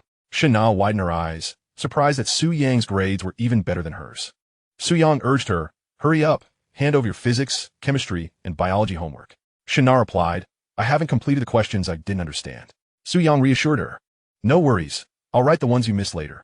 Shen-na responded with a soft "oh," lowering her head to pass her assignments to Su-yang. He knew she had returned to school the previous afternoon. The boarding students were required to stay for a full month, only permitted to return home a week before the college entrance examination. The countdown on the class bulletin board was drawing ever closer, with the date now set at May 3rd, 2003. While others enjoyed nearly a week off for Labor Day, the senior class was granted a mere 2.5 days. While Su-yang was absorbed in copying assignments, Gu Yanbing and Dong Xiu entered the classroom, with other classmates trickling in shortly thereafter. Seeing Su-yang furiously scribbling, Gu Yanbing could not help but stifle a laugh. The joy of the weekend now transformed into the agony of copying homework. Soon after, their homeroom teacher, Zheng Qiahui, entered the classroom. He announced that the third round of mock college entrance examinations would take place that day. Chapter 38. You are kissed by the goddess of fortune, Su-yang wrote rapidly, aware that time was slipping away. Next to him, Zheng Xiaopeng was also copying Su-yang's work. 20 minutes later, Su-yang finished copying the assignments and noticed Shen-na had left a few questions unanswered. It was then that he truly engaged his brain to solve the problems. Gu Yanbing had also left 2 questions blank and curiously tilted her head to watch Su-yang, occasionally asking questions. As the morning reading session came to an end, Su-yang finally completed his homework. He turned to Shen-na and handed over the assignments. Shen-na inquired, "You finished?" Su-yang replied, "Yes. I even wrote the 2 questions you missed." Shen-na smiled and said, "Thank you, Su-yang."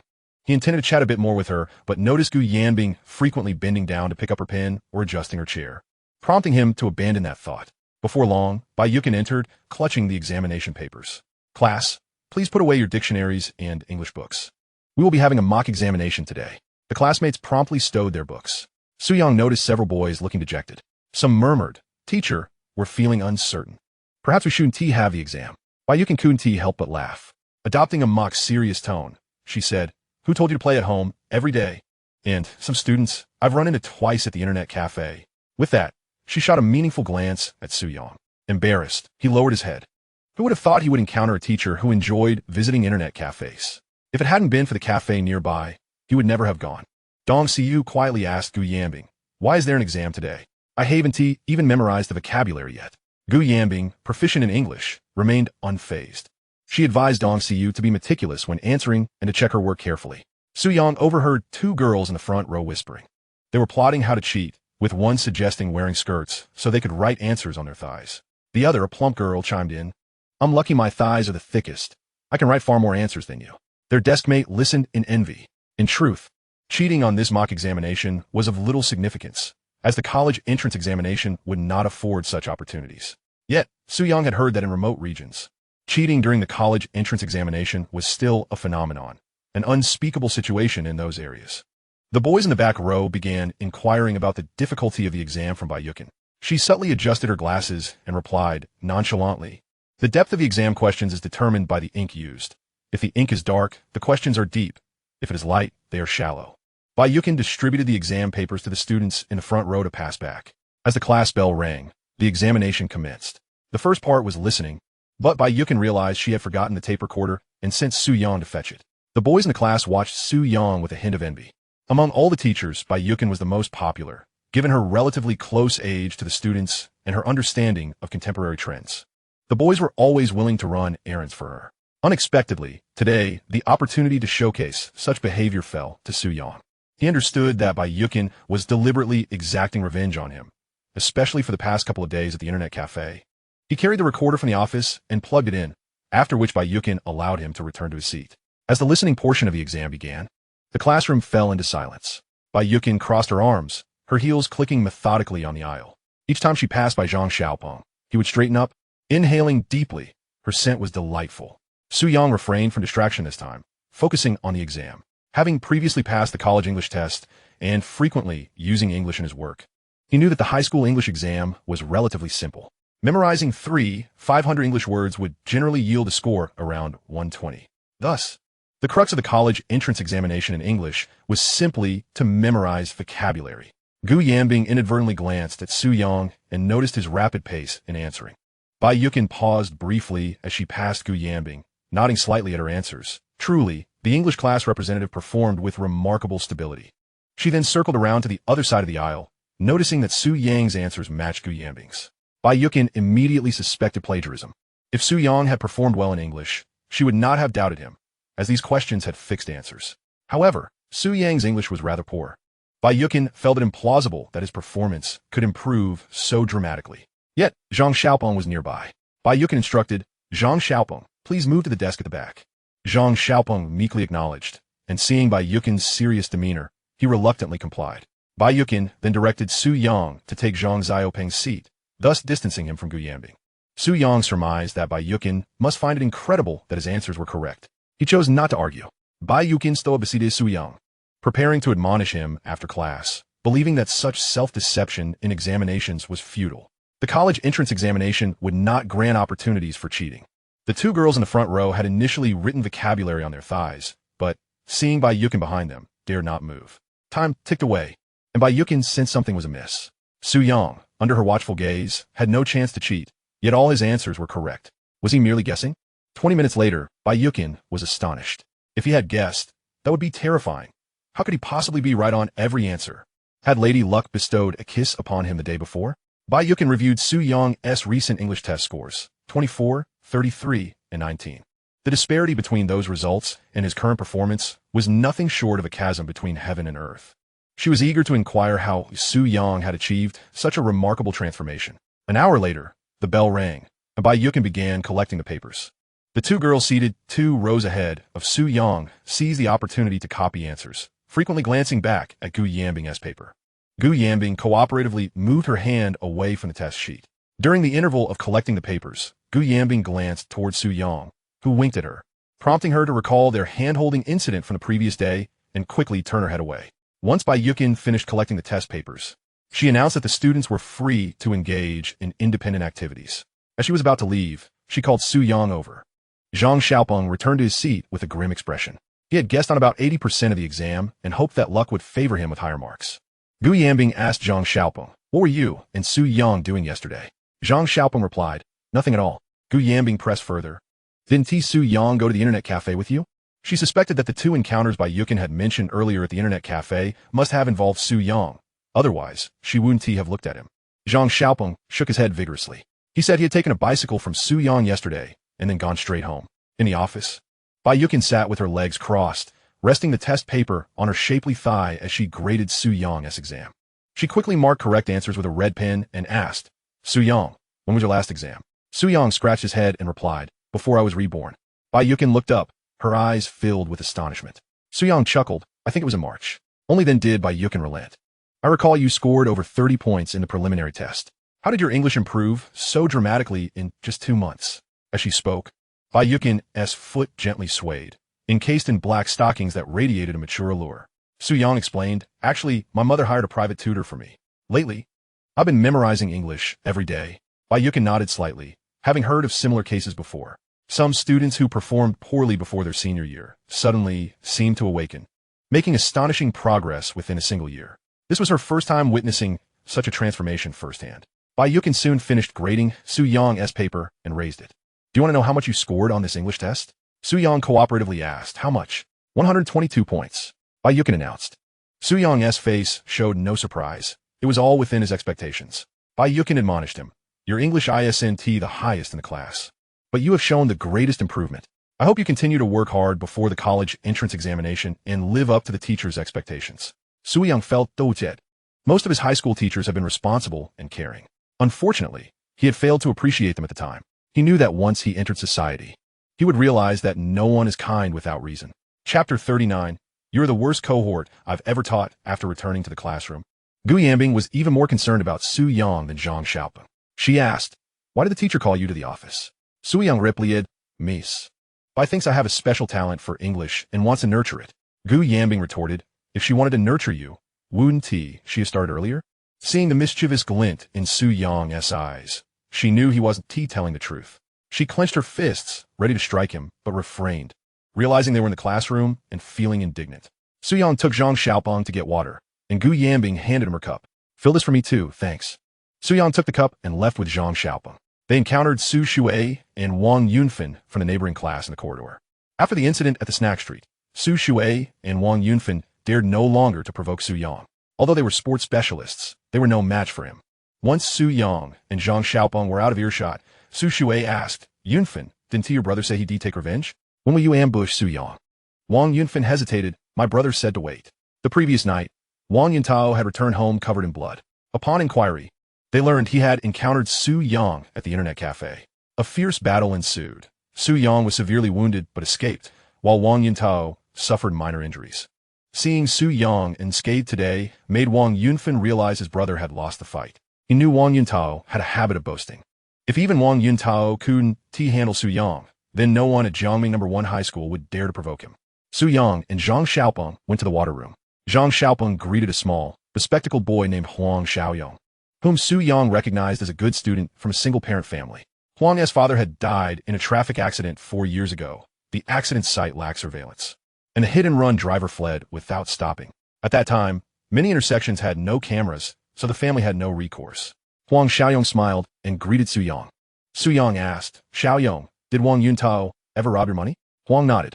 Wang Yuntao had indeed extorted him, taking money meant for class fees. Few knew about this, as Huang feared causing trouble for his family and kept silent. Su Yang put his arm around Huang's shoulder and whispered something in his ear. Huang's eyes widened as if hearing something earth-shattering, and he quickly shook his head in fright. Noticing Huang's apprehension, Su Yang did not press further. Huang grabbed Su Yang's arm and urged, Su Yang, don't fight with him. The college entrance exam is coming soon. It's not worth it. Su Yang batted Huang's shoulder. I understand. Don't tell anyone about this. Huang nodded. After Huang left, Zhang Xiaopeng asked what Su Yang had said. Su Yang replied with 2 words, the police. Zhang Xiaopeng was too frightened to speak. Su Yang stared at him, making him nervous. Zhang refused, I can't do that.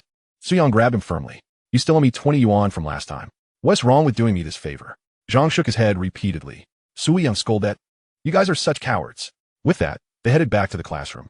After the English exam came the math test. Compared to Bai Yukin, the homeroom teacher, Zheng Qiahui, was much more solemn. The classroom was silent except for the scratching of pens on paper. Gu Yanbing bit her pen cap anxiously, furrowing her delicate brows. The boys in the back occasionally sighed. Su Yang alternated between pausing to think and bending over to calculate. Zhang Xiaopeng covertly nudged Su Yang's arm, who then slid his scratch paper aside for him to copy. Zhang looked around furtively before hastily transcribing the answers onto his own test. When Zheng Qiahui turned to look, Zhang pretended to be verifying his calculations on the draft paper. Gu Yanbing also wanted to cheat. She secretly nudged Su Yang's foot onto the desk. Su Yang understood and slid his test paper closer to her. Gu Yanbing was pleased with his response. She glanced at the paper but did not copy blindly like Zhang Xiaopeng. Instead, she worked backward from Su Yang's answers to deduce the solutions, ultimately arriving at a satisfactory result. A true scholar not only triumphs with a stellar score, but also offers as much assistance as possible to lead the entire team to glory. Exams are one's own affair, yet never a solitary endeavor. Zheng Qiahui paced around, lamenting, it's not that I want to discourage you. Su Yang inwardly nodded. Usually, when someone says, I'm not bragging, it means they're about to boast. When someone says, I'm not trying to discourage you, it means they're about to do just that. And when a salesman says, I'm not deceiving you, it means they're about to trick you. Indeed, Zheng Qiahui has begun to unleash his ire. You are the most dismal cohort I have ever taught. Even the blackboard comprehends the material better than you do. What is mathematics? What you fail to grasp epitomizes mathematics. Let me be candid. Your chances of gaining admission to Fudan University are akin to my prospects of becoming president. I cannot fathom how the nation's least capable individuals, merely around 100, could all find themselves concentrated in this institution, and by sheer coincidence, in a single classroom, where I am a class advisor. What a twist of fate. The students could not help but burst into laughter. Zheng Qiahui's expression darkened. How dare you laugh? Saliva is spilling everywhere, while factory workers next door manage their finances with clarity, yet you lot cannot even count your own money. Many students lowered their heads under the weight of Zheng Qiahui's scorn. Su Yang understood that this was Zheng Qiahui's deliberate strategy to heighten the students' examination anxiety. For the true pressures of the college entrance examination far surpassed this. As the bell rang, Zheng Qiahui commenced the collection of papers, granting the class an opportunity to evade their teacher's admonishments. The remainder of the day was filled with Chinese and comprehensive science examinations, leaving many students feeling dizzy from their efforts. The school recognized that organizing examinations in a single day was indeed quite strenuous. However, there was no alternative during this critical period. During evening self-study, Zheng entered to announce that only one class would be held that night, allowing everyone the freedom to either review or rest. A wave of cheers erupted in the classroom. Gu Yanbing turned to Su Yang and inquired, "How do you think you performed?" Su Yang replied, "Just average." During this period, he had only concentrated on studying during class, while devoting the rest of his time to other pursuits. As an adult, he understood how to manage his time effectively. Much like in university, where no instructor would vigilantly oversee your studies, everything relied on one's self-discipline. While Gu Yanbing rummaged through the desk drawer, she inadvertently uncovered a love letter adorned with clumsily drawn hearts and the word LOV. Su Yang chuckled, "Quite the charmer, I see. Another love letter." Gu Yanbing responded with a hint of pride, "Of course. Most of the boys in our class have secretly sent me love letters." Su Yang was about to say, "I have never sent one," when Gu Yanbing interjected, "except for certain individuals." As she spoke, her sparkling eyes were fixed on Su Yang, as if implying something. Su Yang said, "Let me see what the letter contains." Gu Yanbing tucked the letter away. "I won't show you."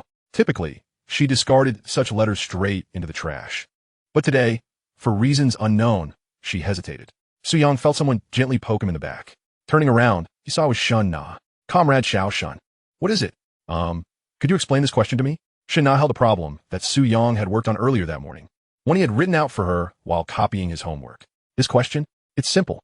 Su Yang turned to face Shun Na directly. Shun Na, feeling somewhat shy, lowered her gaze. Su Yang was momentarily taken aback. "You want to tell Shun Na, sister, don't look down? If you just stand tall, you might even touch it." Su Yang usually observed Shun Na as eating habits in the cafeteria and noted that she was quite average. When she first arrived from home, she only bought steam buns. He glanced over at Gu Yanbing's lunch. Comparing the two, Shun Na seemed far more challenging to master. Was there a trend of eating what one needed to supplement? Gu Yanbing, noticing Su Yang and Shun Na discussing the problem, occasionally turned her head to steal glances. She remembered that this morning, Su Yang had not copied her homework, but had opted instead to copy Shun Na's. For reasons unknown, a pang of jealousy welled up within her. Chapter 40. The launch of the second-generation plugin at 8 o'clock in the evening. The school had dismissed early. Su Yang pulled out his phone from his pocket and was taken aback by the sight. 99 missed calls and 99 messages. He suddenly remembered that the free plugin had expired. Many users, accustomed to enjoying it without charge, were eager for Su Yang to continue providing it for free. He sent a message to Cheng Jianfeng. Cheng Jianfeng replied almost instantly, "Brother, I finally reached you. Is the version 2.0 plugin ready?" Su Yang responded, "It's 90 complete. I will send it to you tonight." Cheng Jianfeng urged, "Be quick. The gaming forum is in an uproar." Su Yang had 2 hours to finalize the development of the 2.0 plugin, and time was of the essence. He and Zhang Xiaoping hopped on their bicycles and sped toward the internet cafe. Gu Yanbing and Dong Xiu watched Su Yang rush out. As Gu Yanbing had hoped to invite him to the snack street for dinner. Does he really prefer the internet cafe over a woman's allure? Gu Yanbing thought to herself, discreetly nudging her arm before glancing down at her long legs. According to online commentators, these long legs are quite proportionate. Gu Yanbing suggested to Dong Xiu, "Let us go." Dong Xiu asked, "Yanbing, shall we still go to the snack street for dinner?" Gu Yanbing replied, "Xiu, I'm a bit tired. Can we postpone it to another day?" Dong Xiu nodded in agreement. They both rode their bicycles home. At the internet cafe, Su Yang and Zhang Xiaoping each logged onto a machine. Without Bai Yukin's interruptions today, Su Yang made substantial progress. Zhang Xiaoping was assisting Su Yang in browsing the forum. The post released on Friday had amassed over 50,000 views, with an astonishing 20,000 replies. Zhang Xiaoping was left agape. This was an unfathomable post. Su Yang tested the plugin while instructing Zhang Xiaoping to update the post. The title read, "The Flying Plugin's free trial has expired. A stunning sequel emerges." The content emphasized the advantages and pricing model of the paid plugin. Su Yang cradled the phone between his neck and shoulder as he discussed the pricing strategy with Cheng Jianfeng. Cheng Jianfeng suggested a price of 15 yuan per month, 40 yuan quarterly, 80 yuan semi-annually, and 150 yuan annually. Su Yang disagreed, believing it necessary to lower the barriers to entry for payment. After discussions, they reached a consensus. The plugin would be priced at 6 yuan for a 3-day trial, 15 yuan monthly, 39 yuan quarterly, 79 yuan semi-annually, and 139 yuan annually. This pricing would comprehensively cater to all players. Surely, even the most financially constrained could manage 6 yuan for a 3-day trial, right? The internet cafe charged 2 yuan per hour. Thus, spending 6 yuan on a plugin was a reasonable deal, especially considering that during this period. The monthly card for Legend was priced at 35 yuan. Su Yang renamed the plugin to Flying Plugin Official Version and sent it to Cheng Jianfeng's email. He instructed Zhang Xiaopeng to publish the post. Zhang Xiaopeng asked, Su Yang, do you trust Zheng Jianfeng that much? What if he refuses to pay? Su Yang replied confidently, I'm not worried about him not paying. I've left a backdoor in that plugin, allowing me to remotely lock at any time. Zhang Xiaopeng's eyes widened in understanding. Su Yang called Cheng Jianfeng, Brother Cheng, the plugin and the backend management system have been sent to your email. The sales aspect is now your responsibility. After hanging up, satisfied Su Yang stretched. The plugin was ready. He was now in a mode of waiting for payments. After Zhang Xiaopeng fulfilled Su Yang's request to post, he created several alternative accounts to flood the forum with comments, such as, tested and confirmed, the official version of the plugin is indeed effective. I heard the author of the plugin comes from a humble background and only eats one meal every 3 days. I must purchase a monthly membership to support the author. Su Yang was taken aback by Zhang Xiaopeng's comment. Only eating one meal every 3 days? That would surely lead to starvation. However, the internet community was still quite innocent, with most users willing to believe such claims. Su Yang glanced at the time, realizing it was nearly 11 o'clock. Time had flown by even faster than during a visit to a spa for a technician's service. Upon returning home, Zhang Xiaomei inquired why Su Yang was so late. Su Yang explained that there had been exams at school. Zhang Xiaomei's expression turned anxious. How did it go? It went well. It went well. Zhang Xiaomei heated the meal for Su Yang, urging him to eat promptly. Any parent knows that this period before the college entrance examination is crucial for their child, where even the slightest misstep could prove detrimental. As Su Yang ate, he inquired about the operations of the supermarket run by old Su. Su Zhiguo informed him that the 500 bags of Banlin had sold out. A new shipment of 1,000 bags was on the way. Zhang Xiaomei was pleased with this gradual and steady strategy. While it may not yield substantial profits, it also ensured that they wouldn't incur losses. At Su Yang's age, when one eats well, the whole family is content. He naturally relished the thrill of taking risks. However, as one matures and takes on a family, the importance of stability becomes evident. This is why so many aspire to civil service positions. It offers security, a guarantee of income, and a certain social standing. Working in a private enterprise may bring in more 1 year, but the next could see layoffs, rendering one's efforts futile. Zhang Xiaomei ruffled Su Yang's hair. This sale of Banlin was your idea, son. Don't forget to reward him with 10 yuan later. Old Su Yang replied. With a profit of 4 yuan per bag, we've made 2,000 in just a few days. Is 10 yuan really sufficient? Noticing Su Yang's forlorn gaze, Su Zhiguo cleared his throat. 2,000 yuan, and just 10 yuan seems a bit meager, doesn't it? Let us make it 20. We wouldn't want to spoil him. Best to save more for him once he gets into college. Su Zhiguo exchanged a resigned glance with Su Yang, conveying his own helplessness. Su Yang sighed, deciding it wasn't worth the fuss with his mother. After dinner, it was already deep into the night. He returned to his room and began to clear out his text messages, as the storage was almost full. He reminisced about the days of having a 512G phone and the convenience of being a Thunder membership holder. Su Yang sent a text to Gu Yanbing. Have you gone to sleep yet? There was no response, likely indicating she was already asleep. However, Cheng Jianfeng messaged him, informing Su Yang that they had successfully sold the cheat software to a net cafe owner in Yanjiao and had already moved 4 copies. One for 6 yuan, 2 for 15, and another for 40. Su Yang was pleased with this sales performance and urged for more urgency. Otherwise, once the official website began cracking down on cheats, profits would dwindle. Su Yang instructed Cheng Jianfeng to settle the accounts within the week as he was in need of the funds. Cheng Jianfeng agreed. After a brief spell on his phone, Su Yang drifted into a deep slumber. That night, he dreamed of someone snuggling into his bed, a soft and warm body. When he awoke in the middle of the night, he sighed, lamenting how the stirrings of adolescence often arrive so unexpectedly. The next morning, Zhang Xiaomei roused Su Yang, who hurried through his morning routine before embarking on yet another monotonous day. He and Zhang Xiaopeng headed to school together.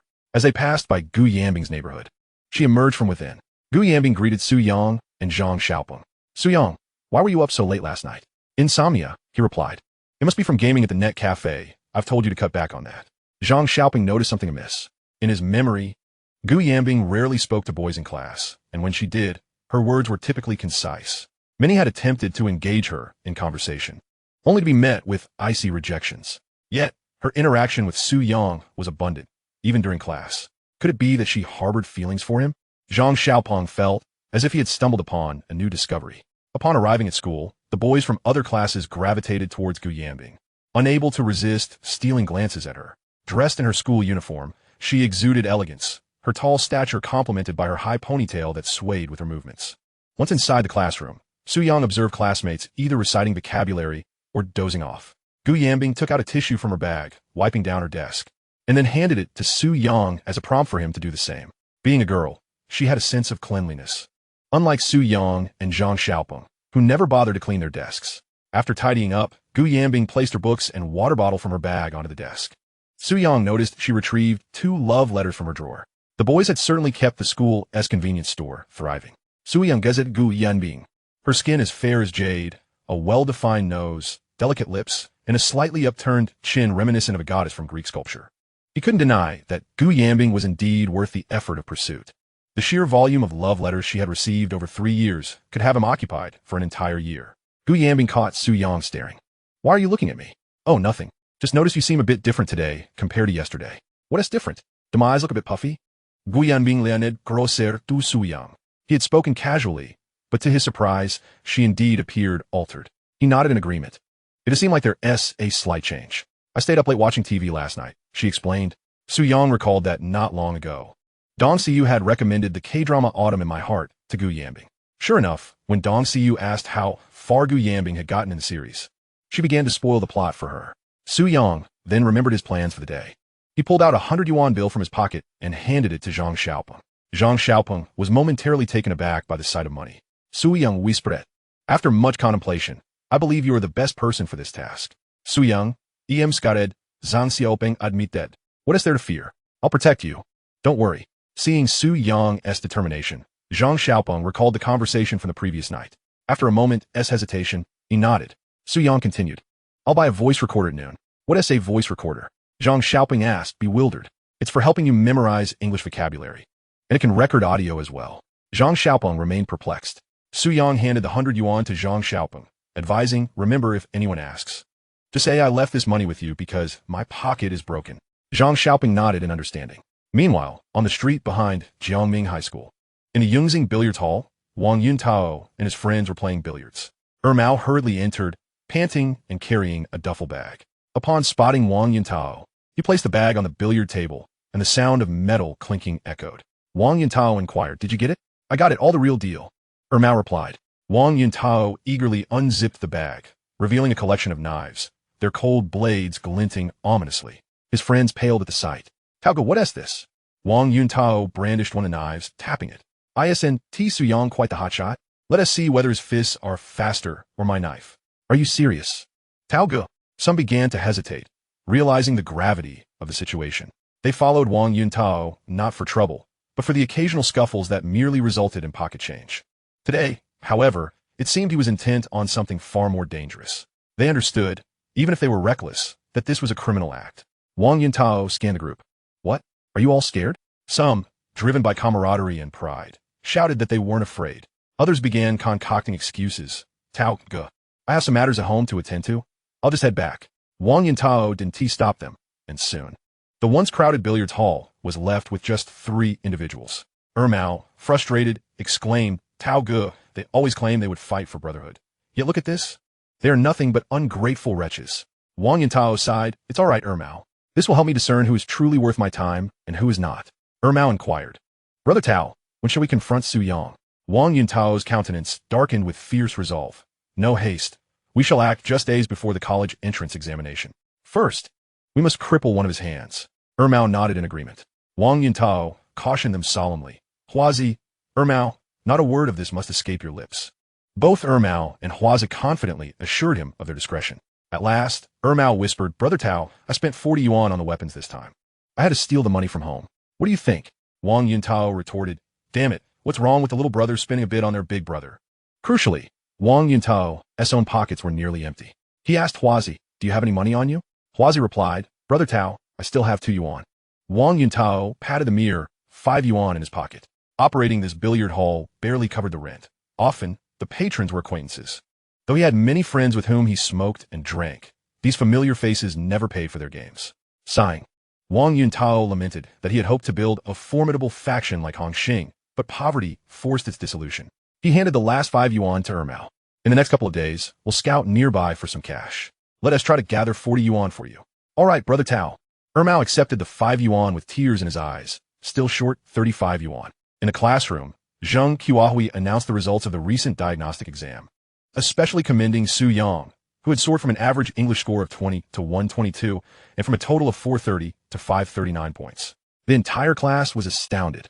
Many queried how Su Yang had achieved such an extraordinary leap.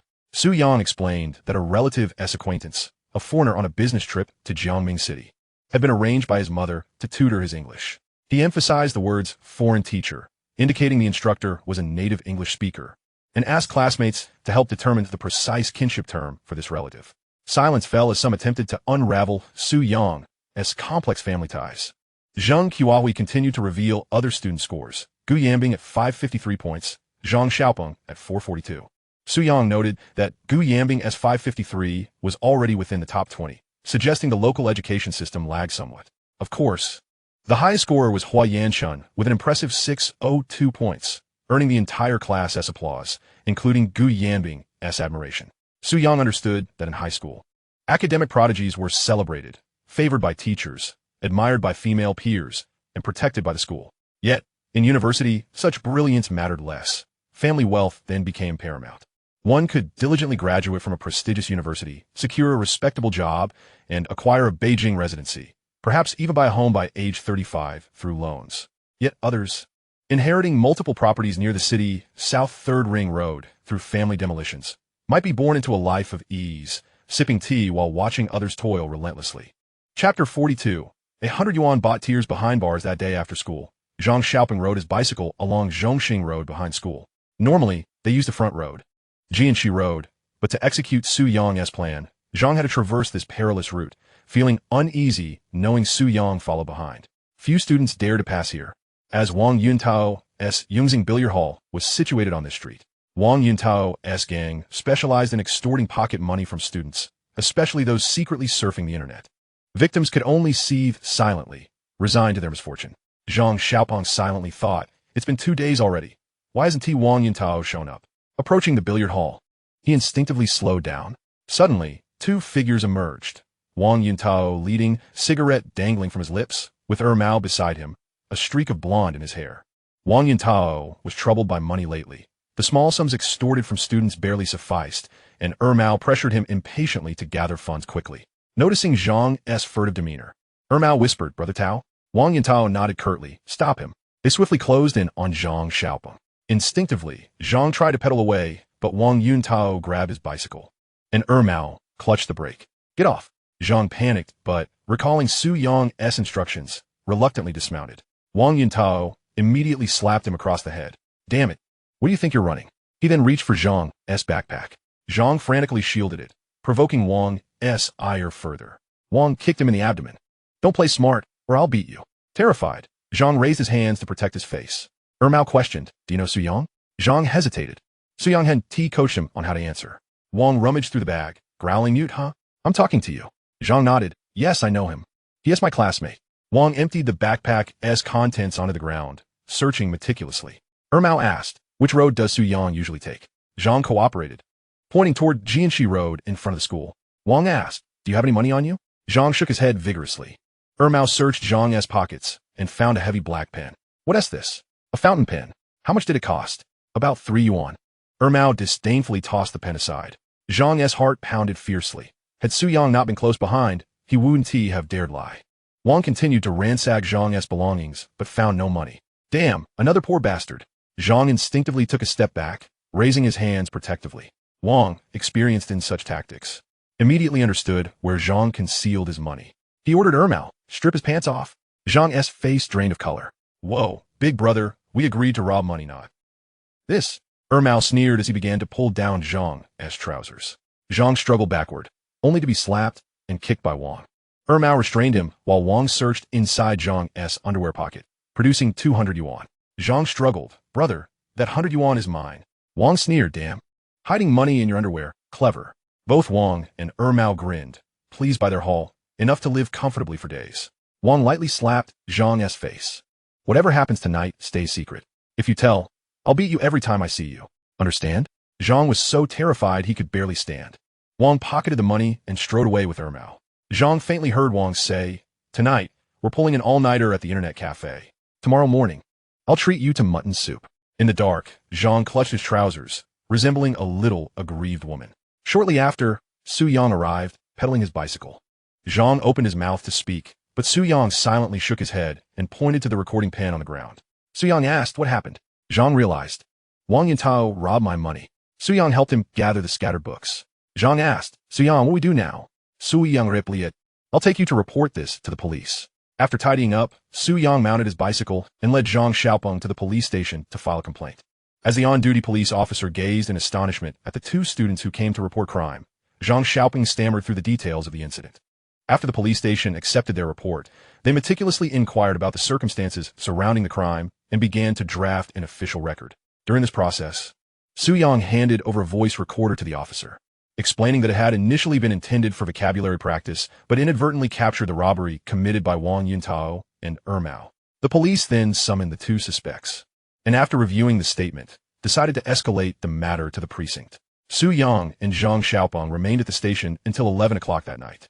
Zhang Xiaopeng, filled with apprehension, asked, Su Yang, do you think Wang Yintao will retaliate against me? Su Yang patted his shoulder reassuringly, saying, not at all. Wang Yintao is implicated in multiple robberies, facing at least 3 years in prison. By then, you will be nearing your college graduation. Zhang Xiaopeng nodded, still shaken. This was his first time engaging in such a significant matter with Su Yang. From the initial planning of details to the subsequent intentional baiting, Su Yang had finally grasped evidence against Wang Yintao. Zhang Xiaopeng inquired further, Su Yang, will he come after my family? Su Yang replied, no worries. Wang Yintao doesn't even know you. This situation posed little risk for Zhang Xiaopeng. Su Yang had investigated and found that Wang Yintao's family lacked any substantial background, with both parents working as laborers. Most importantly, both Wang Yintao and Mao were over 18 years old. In criminal law, 18 is a critical threshold. Theft and robbery are distinct concepts. If one steals 100 yuan, it does not constitute a crime, at most resulting in administrative penalties.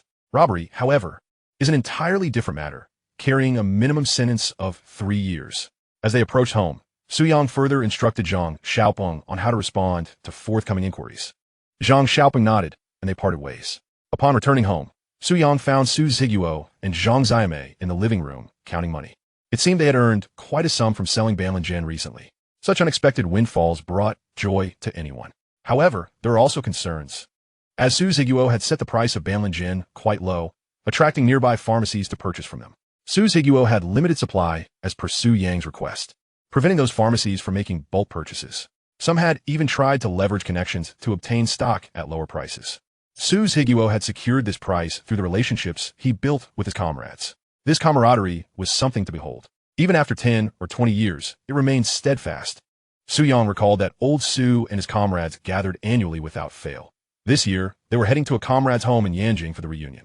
After counting the money, Zhang Ziyame placed it in her bag, preparing to deposit it in the bank the next day.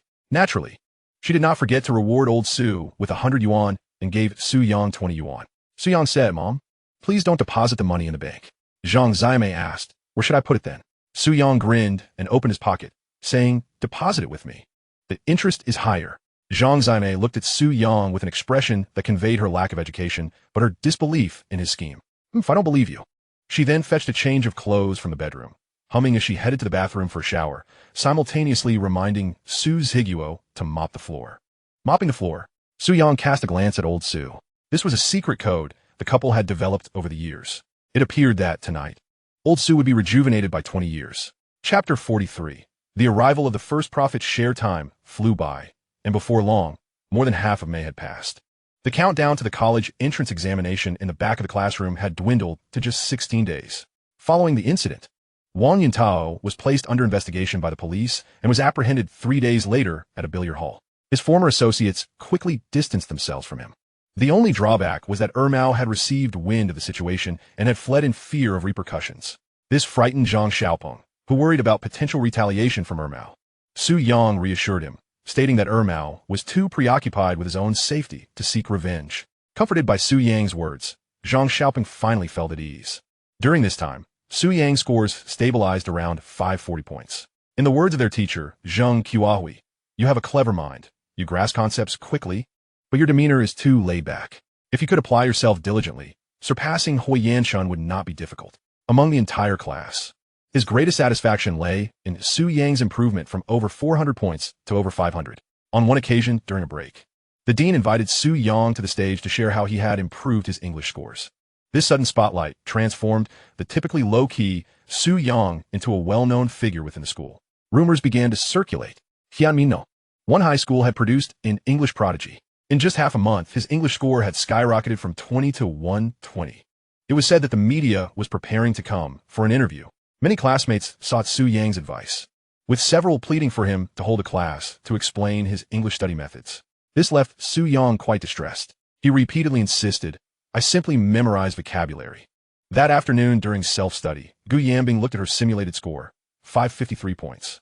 She said to Su Yang, we're only about 10 points apart. You need to step up. Su Yang replied, why should I step up? Gu Yanbing responded, so we can apply to the same university. Su Yang quipped, getting into the same university is easy. Gu Yanbing asked, how easy? Su Yang said, on exam day, you just need to intentionally get 2 questions wrong. Gu Yanbing was taken aback. That's a risky strategy. What if you score higher than me? There have been instances in the past where a couple secretly devised a strategy for their exams, with a girl purposefully getting 2 questions wrong. However, when the scores were released, the boy ended up with a higher total and applied to a better university, only to ditch the girl after filling out his application. The first step to success: cut ties with the beloved. Although Gu Yanbing harbored feelings for Su Yang, she was still hesitant to take such a risk.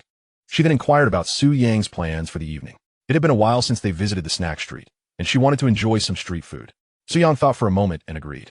Suddenly, he felt his phone vibrate in his pocket.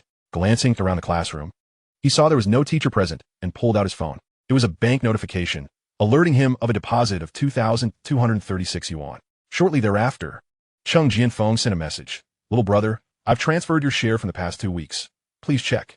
Su Yang replied, received it. Cheng Jianfeng followed up with another message. I saw the announcement on the Miracle website today. They acknowledge the existence of cheating software and will conduct urgent maintenance updates. The domestic version will undergo maintenance in June. Su Yang responded, okay, I will expedite the release of version 30. Cheng Jianfeng expressed his concerns about the software. Will our cheat be affected? I've invested considerable resources into this. Su Yang, familiar with the progress of Miracle MU, reassured him, rest assured, the cheat will sustain us for at least 2 years. Cheng Jianfeng replied, great, looking forward to our cooperation. Su Yang concluded his conversation with Cheng Jianfeng. Earning over 2,000 yuan in half a month was within his expectations. At this time, online payments had not yet become ubiquitous. Taobao had only recently been established, and Alipay was still non-existent. Cheng Jianfeng had made significant progress by going from internet cafe to drum up business.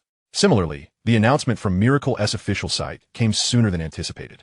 If they implemented anti-cheating measures, Su Yang would have to recode the cheat from the ground up to evade detection. However, as Miracle had agents in the country, a rapid version update was unlikely in the short term. Su Yang was at a disadvantage, while Miracle's PC version was more established. Any updates would require at least 2 rounds of testing. Gu Yanbing noticed that Su Yang had brought his phone to school. How audacious! If the homeroom teacher caught him, it would at the very least be confiscated. As the class bell rang, the final period began, biology. A near-retired teacher, perhaps anticipating retirement or suffering from menopause, had completely given up. Even the principal couldn't motivate her. Her characteristic approach to teaching was to monotonously recite directly from the textbook, assigning her students nothing more than rote memorization. Consequently, every biology class was permeated by a stifling lethargy. The students would jest about their biology teacher, saying, if anyone suffers from insomnia, just play a recording of the biology teacher's lecture, and sleep will surely come within 5 minutes. Su Yang had once harbored a keen interest in biology, particularly the segment on human anatomy. Those who understood knew its appeal. His foundation in biology was solid, until senior year, when encountering this particular teacher extinguished his enthusiasm. He could not fathom why the school appointed such a middle-aged woman to expound on chromosomes and cells. As the class neared its end, the biology teacher seamlessly transitioned into a sales pitch. Students, your revision time is limited. If you wish to improve your grades, I recommend purchasing the Gaokao Simulation Exams published by Professor Huang Yang, available at Boyang Bookstore across from our school gate. Be sure to buy 2 sets. Investing a few yuan now may well boost your scores, a truly economical choice. You will thank me when you enter university. Additionally, the bookstore has just received a new batch of branded carbon pens, affordable and of excellent quality. Choose carefully. Good stationery on exam day is essential to your performance. Furthermore, the bookstore offers talismans blessed by a master, reputed to increase your chances of success even when guessing answers. Supplies are limited, so first come, first served. The class fell into stunned silence. The biology teacher was once again exploiting her position for profit. Everyone knew that Boyang Bookstore was run by her daughter-in-law. Thanks to her endorsement, the bookstore thrived annually, profiting handsomely, even monopolizing the sales of office supplies to students. The teacher rarely spent long on actual instruction, devoting 20 minutes or more to her sales pitches, a display of crass commercialism. The prices were exorbitant, and the exercise books were pirated copies at that. To make matters worse, the printing was riddled with errors and misaligned lines. Su Yang seriously suspected that the teacher's relatives operated a small, shoddy printing workshop. This scenario was akin to visiting a hospital where the attending physician was amiable and chatty, but when it came time to get medicine, he discreetly handed you a note directing you to the pharmacy across the street. After school, Gu Yanbing, Dong Xiu, Su Yang, and Zhang Xiaoping headed toward the snack street. Gu Yanbing remained fond of the rice noodles from the over-the-bridge stall, while Dong Xiu and Su Yang opted for Chongqing mixed noodles. Zhang Xiaoping, suffering from diarrhea in recent days, was advised by Dong Xiu to try roasted bread slices, which she claimed could cure the ailment, so he ordered them specifically. With the college entrance examination imminent, their conversation largely revolved around the exam, prospective universities, and plans for the summer vacation. Gu Yanbing revealed she had compiled a summer wish list comprising 40 ambitions. I want to watch a sunrise. I also want to learn roller skating. When I was little, I desperately wanted to learn, but my father thought it was too dangerous. By the time I reached high school, there was no time left. As she spoke, she rested her delicate chin on one hand, her clear, bright eyes glistening with yearning. Her childhood had been idyllic, cherished by Gu Jianwei and Guo Ruden. Yet it had lacked certain adventurous pleasures, like the times when Su Yang and Zhang Xiaoping would fish in the river, climb trees to raid bird nests, or chase after speeding tractors. Zhang Xiaoping asked, with so many wishes, do you think you can accomplish them all? Gu Yanbing was unhurried. Even if I don't complete them all, I can take my time. After all, the summer vacation lasts nearly 3 months. Su Yang couldn't help but wonder, does your list include the wish to transform from a girl into a woman? I'm willing to dedicate myself to fulfilling that wish. Gu Yanbing then inquired about Dong Xiu's summer plans. Dong Xiu replied succinctly, work hard to earn money. She genuinely desired to make money, having grown up witnessing her parents constantly engaged in some form of labor or journey to earn a living, from selling good from a handcart to a tricycle and eventually running their own snack shop. Dong Xiu felt her parents were overburdened and wished to relieve them by earning money herself. After asking Dong Xiu, Gu Yanbing turned to Zhang Xiaoping, who had long rehearsed his response, eager to impress.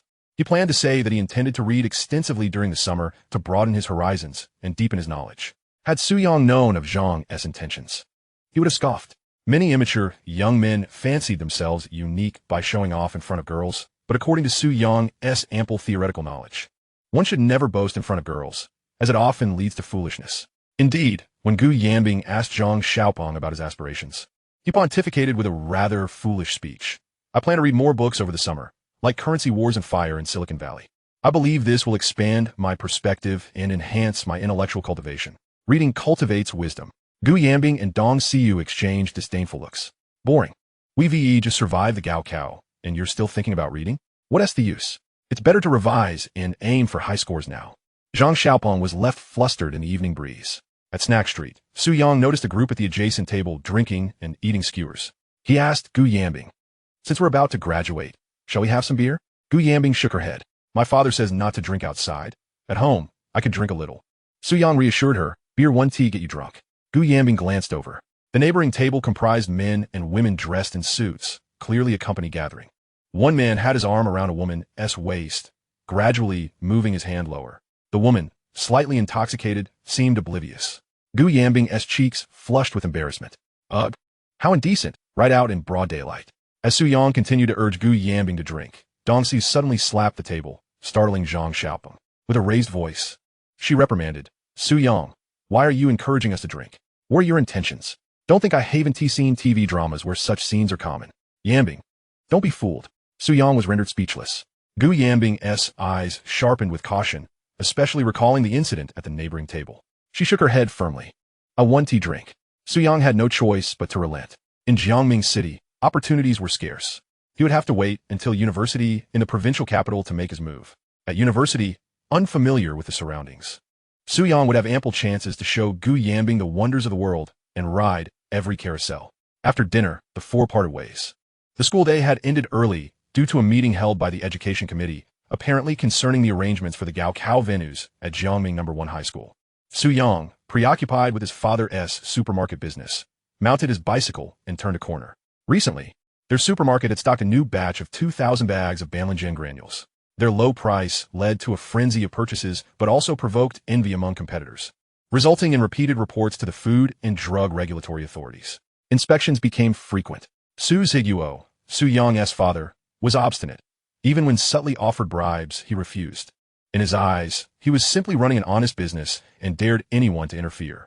Consequently, rival factions dispatched vehicles daily to block the store's entrance. Not openly, but by conducting frequent product inspections, disrupting normal operations. Su Yang understood the difficulties. Many would choose to pay off the troublemakers to avoid losses, especially without strong backing. As he rode, Su Yang called his mother, Zheng Xiaomei, who was on duty at the hospital. Mom, can you give me second uncle's number? Why do you need it? Nothing, I just realized I hadn't saved it and want to store it now. Though skeptical, Zheng Xiaomei still provided Su Zhengsheng's number to her son. Meanwhile, he did not neglect to remind Su Yang over the phone to study diligently and strive for continuous progress. After noting down the phone number, Su Yang turned into a tobacco and alcohol shop and purchased 2 packs of Zonghua cigarettes. Passing by a fruit stall, he also bought some fruit. These items could have easily been taken from their own supermarket, but considering old Su's obstinacy, Su Yang resolved to act independently. With money in his pocket, there was no cause for haste. In truth, given the close ties between their family and Su Zhengsheng, these cigarettes were somewhat superfluous. Su Zhengsheng was the younger brother of Su Yang's grandfather, the uncle of Su Zhiguo. Not long ago, it was Su Zhengsheng who had facilitated the pharmacy license for their supermarket. Yet Su Yang understood that aside from immediate family, many relationships required formal procedures. Whether gifts were accepted depended on the recipient, but the act of giving was one's own choice. Having purchased the cigarettes, Su Yang headed straight to Su Zhengsheng's residential complex. 20 minutes later, he arrived at the compound. Su Yang noticed a light on the 3rd floor and dialed Su Zhengsheng's number from the ground floor. The phone rang for a while before being declined. Those in government agencies had a rule. Calls from unfamiliar numbers were seldom answered, and unsolicited gifts from strangers were rarely accepted. Undeterred, Su Yang called again. This time, the call was answered. Su Zhengsheng's voice came through.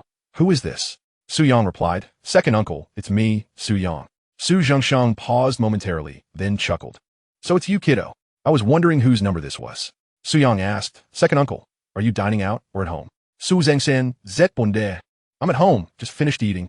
Su Yang said, I'll come by to rest a while. Su Zhengsheng invited him, come on over. Did your mother give you a beating? Next time you see me, tell me about it. Children shouldn't be punished so harshly.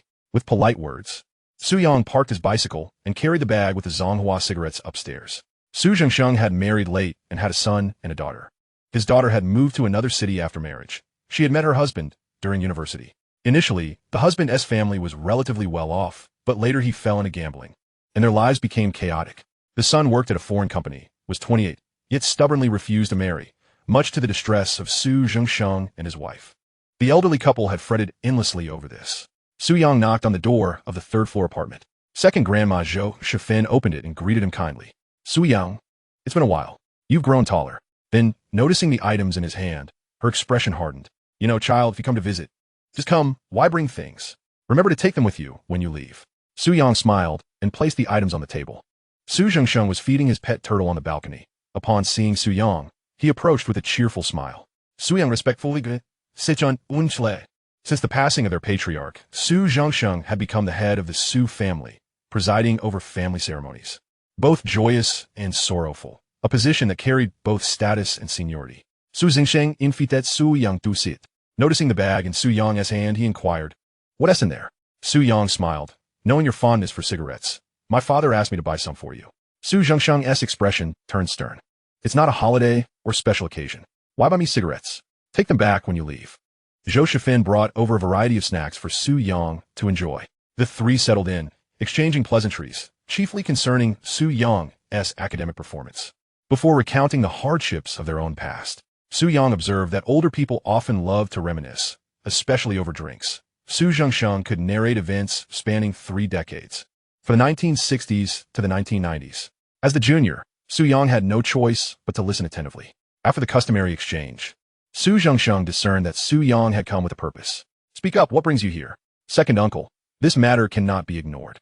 Officials from the Food and Drug Administration have been blocking our supermarket's entrance daily, even hinting that my father should offer bribes. It's making business impossible. The phrase our family instantly forged a bond between them. Su Zhengsheng's expression darkened. Since when? It's been nearly a week. I only found out when my parents mentioned it at dinner last night. Zhou Shifan also felt it was excessive. After all, Su Ziguo had obtained the business license through Su Zhengsheng's connections. This was like slapping his own face. Su Zhengxian, Thou Wen, what is going on with Ziguo? Does he still regard me as his uncle? Why didn't he come to me when trouble arose? Su Yang defended his father. Perhaps Dad was too embarrassed to trouble you. Su Zhengsheng muttered angrily. I'm his own uncle. I was the intermediary when he and your mother married. If he doesn't come to me now, does he still consider me family? Seeing Su Zhengsheng's anger, Su Yang felt a surge of hope. It signified that Su Zhengsheng was ready to take on the matter. Chapter 45. Acting as a son's proxy to resolve matters, navigating favors required great skill. Some people's natures were cold. Even close relations would not help. Others never spoke too fully, a sign of politeness. Now, with Su Zhengsheng's anger, a turning point had arrived. He said to Zhou Shufan, bring me my phone. Zhou Shufan rose to fetch it. Su Yang recounted in detail the issue with selling Banlinjin, Izadi's root granules, at home, including the complaint lodged by a competitor. Su Zhengsheng slammed the table in frustration. These old foxes are only after money. He was due to retire in 2 years, had worked a decade in government. And though his rank was not high, he knew countless people and held much sensitive information. Zhou Shifan returned with the phone. Su Zhengsheng dialed the number in Su Yang's presence. Su Yang discreetly took a cigarette from his pocket and lit one for Su Zhengsheng, who appeared pleased with the gesture. Zhou Shifan was somewhat surprised. She had thought Su Yang to be a well-behaved student. Yet today he displayed a maturity and savvy beyond his years. Su Zhengsheng called, Xiao Lu, have you been to Ziguo's supermarket recently? You haven't tea? Then who went? Oh, Feng Zonglin took people there? All right, I understand. He hung up. Su Yang noticed the furrowed brow on Su Zhengsheng's face and sensed the matter was serious. Zhou Shufan asked, is Feng Zonglin the new transfer to your department? Su Zhengxian not that. Feng Zonglin was of equal rank but younger, with a brighter future. Su Zhengsheng lamented his own modest position at his age, but was grateful. If not for Su Yang's grandfather's support, he might still be a farmer. Su Yang Su Gestet. Second uncle, if it's difficult, we could just give them some gifts. Su Zhengsheng glared, those damned ingrates. Zhou Shifan advised, old Su, don't be so stubborn. These are people you see every day. Su Yang silently noted everything. If this were Zhou Shifan's relatives, they would surely be whispering in Su Zhengsheng's ear incessantly. He recalled that not long ago, Zhou Shifan had asked Su Zhengsheng to help arrange a position for a nephew in another department, a task Su Zhengsheng had reluctantly accomplished through hosting and gift-giving, a difficult endeavor. Su Zhengsheng shot Zhou Shifan a warning glance, silently blaming her for speaking too much. Taking out his phone again, Su Zhengsheng dialed Feng Zonglin's number. This time, he addressed him more familiarly, Zonglin. The reply came promptly. Have you been inspecting Zhiguo's supermarket frequently these days? Nothing much. Just that Zhiguo's supermarket is run by my nephew, my very own nephew. Oh, is that so? All right, I understand. Good. Let us set a time to have a meal together soon. Su Zhengsheng conversed with the other party for a while before calmly hanging up the phone. Without waiting for Su Yang to speak, Zhou Shifan inquired, how did it go? Su Zhengsheng cast a glance at Su Yang and replied, it's all settled. They will no longer investigate. Su Yang interjected, second uncle, it seemed like they had more to say to you. Su Zhengsheng chuckled and pointed at Su Yang. You have potential and a keen intellect. Perhaps consider taking the civil service examination after graduation. Su Yang waved his hand dismissively, second uncle. I'm not cut out for that. Indeed, he had no desire to pursue a career in civil service, although securing such a position was relatively easy in this era. He harbored grander ambitions. At the very least, he aspired to break onto the Huron list. Su Zhengsheng widened his eyes in disbelief. Why is it that none of you wish to pursue this path? Your father is forsaking a stable job in finance to run a supermarket, and Simon is perpetually at odds with me. Simon, whom Su Zhengsheng referred to, was his son. who had quit his job after a few days post-graduation to join a private enterprise in another city. This left Su Zhengsheng and Zhou Shufan quite exasperated. With 2 children now residing far away, the couple's life was, as one could imagine, rather disheartening. Approaching 60, Su Zhengsheng found himself grasping his wife's hand late at night, akin to holding onto the withering bark of an old tree, dull and devoid of passion. Su Yang Su Gestet. Second uncle, let me at least get into university first? Su Zhengsheng nodded. I'm nearing retirement. Our family needs someone to take the helm. You understand? What if we face difficulties in the future? Su Yang added, my cousin Lin Anan is planning to take the civil service exam. Lin Anan was the daughter of Su Yang's aunt and uncle, who conducted business in the provincial capital. She was about to enter her senior year and intended to take the civil service examination post-graduation. Su Zhengsheng shook his head, asserting that a woman's fate was often tied to marriage. Once wed, she would belong to her husband's family. They returned to the matter at hand. Earlier, Feng Zonglin had informed Su Zhengsheng over the phone that his uncle's child had opened a pharmacy, selling Banlin for 25 yuan, while Su's supermarket sold it for merely 8 yuan. Su Yang comprehended the situation now. No wonder their supermarket had been reported. After all, the opposing party had connections. Su Zhengsheng remarked, are the relatives on your aunt's side particularly close? Compared to our relationship, it pales in comparison. Feng Zonglin apologized to me on the phone, stating he was unaware that Zhiguo is my nephew. Su Yang noted in acknowledgement. As the old saying goes, aunt and uncle are kin, bound by blood. Severing the bond with an aunt means losing that kinship. During the spring festival in the north, people pay their respects to uncles and aunts, but not to aunts by marriage. Su Zhengsheng continued, however, your father's supermarket's prices are too low, inviting resentment. You should persuade him to raise the prices. At the very least, selling above 10 yuan would still attract customers. Su Yang agreed with a smile. With matters settled, he joined Su Zhengsheng for a game of chess. Given Su Yang's current experience and insight, defeating Su Zhengsheng was a simple task. Nevertheless, he deliberately offered Su Zhengsheng an opening, ultimately losing to a deft checkmate. Su Yang Gonjidet. In high spirits, Su Zhengsheng patted Su Yang on the shoulder, saying, you're the only third-generation male in our family. You must strive for excellence. Noticing Zhou Shufan yawning nearby, Su Yang decided to take his leave. It's getting late, second uncle, grandma. Please rest early. I'll have my mother cook for you another day. Zhou Shufan smiled and replied, oh, Su Yang, don't trouble your mother. She is quite busy at the hospital, and it's not easy for her. Well, it's good that you understand. Su Yang recalled how, during her surgery years ago, his mother had been diligently attending to her needs at the hospital. Su Zhengsheng requested Su Yang take the cigarettes and fruit with him, stating that they had everything they needed at home. Zhou Shufan had initially considered keeping the fruit, but was reminded of Zhang Zimei's kindness by Su Yang's last remark. After exchanging pleasantries at the door, Su Yang ultimately left the fruit behind, but took the 2 packs of cigarettes with him. Thus, the matter concluded successfully. On his way home, Su Yang hummed a tune while inwardly lamenting about his father. While others relied on their fathers to clean up their messes, he found himself cleaning up after his father instead. No, he must confront his father and settle that debt when he got home. Upon arriving home, Su Yang noticed that Su Zhiguo had just returned as well. The father and son encountered each other downstairs in the community. Dad, how was business at the supermarket today? Su Zhiguo replied it was fair. Really? Su Yang pressed. Really? Su Zhiguo in seat. Then why do you look so glum? Su Zhiguo retorted, you little rascal can see that? Have you been practicing your perception in the furnace of Laozi? The truth was, the supermarket's business had plummeted. They sold only 8 yuan in the morning and a mere 3 yuan in the evening. If the supermarket continued to make so little, they wouldn't even be able to support themselves, let alone sustain the family. The thought of the petty bureaucrats at the Food and Drug Administration filled Su Zhiguo with fury. He was thankful he had matured. 10 years ago, he would have wielded a knife against those scoundrels. He couldn't contain his anger towards his father. So how could he tolerate these bureaucrats? Back at home, Su Zhiguo didn't want Su Yang to know about the situation, fearing it would affect his studies, so he quietly conferred with Zhang Zimei behind closed doors. Unfortunately, their home had poor soundproofing, and Su Yang overheard their whispers, which were filled with the sweet nothings of parental affection.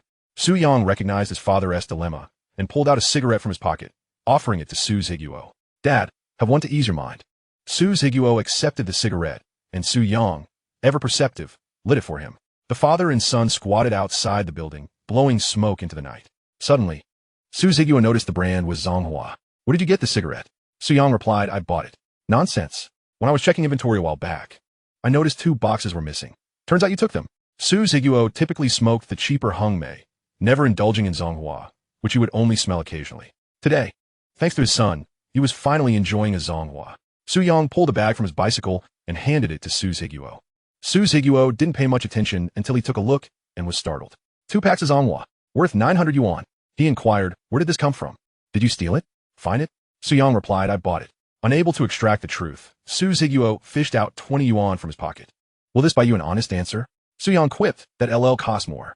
Su Zhiguo, stifling the urge to use his belt, hesitated and finally pulled out 100 yuan. Seeing the money, Su Yang decided to share what had transpired that day. Su Zhiguo was taken aback. He turned to Su Yang, scrutinizing him seriously. Are you saying you went to see second uncle? Su Yang affirmed, the issue is resolved. If Feng Zonglin causes trouble at the supermarket again tomorrow, call me, and I will handle him. Su Zhiguo fell silent. He had considered approaching Su Zhengsheng himself, knowing that the pharmacy license had been facilitated by him, but he was reluctant to trouble him again. Who would have thought Su Yang had secretly gone and resolved the matter? Su Zhiguo was now filled with questions. How did you know the supermarket was reported? Su Yang replied, I overheard you and Mom whispering. Su Zhiguo widened his eyes in surprise. You heard our whispers? What else did you? Su Yang shook his head. I didn't hear anything else. Su Zhiguo finished the cigarette before discarding the butt. Looking at Su Yang's 2 packs of Zonghua, he asked, where did you get the money for the cigarettes? Su Yang replied, I bought them on credit. Su Zhiguo pressed, which tobacco shop gave you credit? I'll go pay them back. Su Yang patted his shoulder. Old Su, there's no need to go to such lengths. Just give me 900 yuan, and I'll settle it. Su Zhiguo thought about how he could sell the cigarettes at his supermarket, knowing it wouldn't be a loss. He pulled out 900 yuan from his pocket and handed it to Su Yang. Su Yang, satisfied with the reimbursement, pocketed the money happily. Father, have the 2,000 bags of Banlin yet to be sold? Not yet. The Food and Drug Administration prohibits sales. They frequently conduct random inspections on our pharmaceuticals, deeming them substandard despite our possession of valid certifications. Starting tomorrow, we will sell them at 12 yuan each, with no limit on supply, whatever quantity is desired. Su Zhiguo understood that this was Su Jinshin's intention. Such a low selling price had raised suspicions among competitors. Now, selling at 12 yuan, there would be no restrictions on sales. Su Zhiguo nodded. Then we shall proceed with this plan tomorrow. Su Yang interjected. Additionally, the supermarket's renovation should be prioritized. Su Zhiguo chuckled. Isn't your mother holding things back? She believes your proposed renovation budget is somewhat excessive. Su Yang fell silent.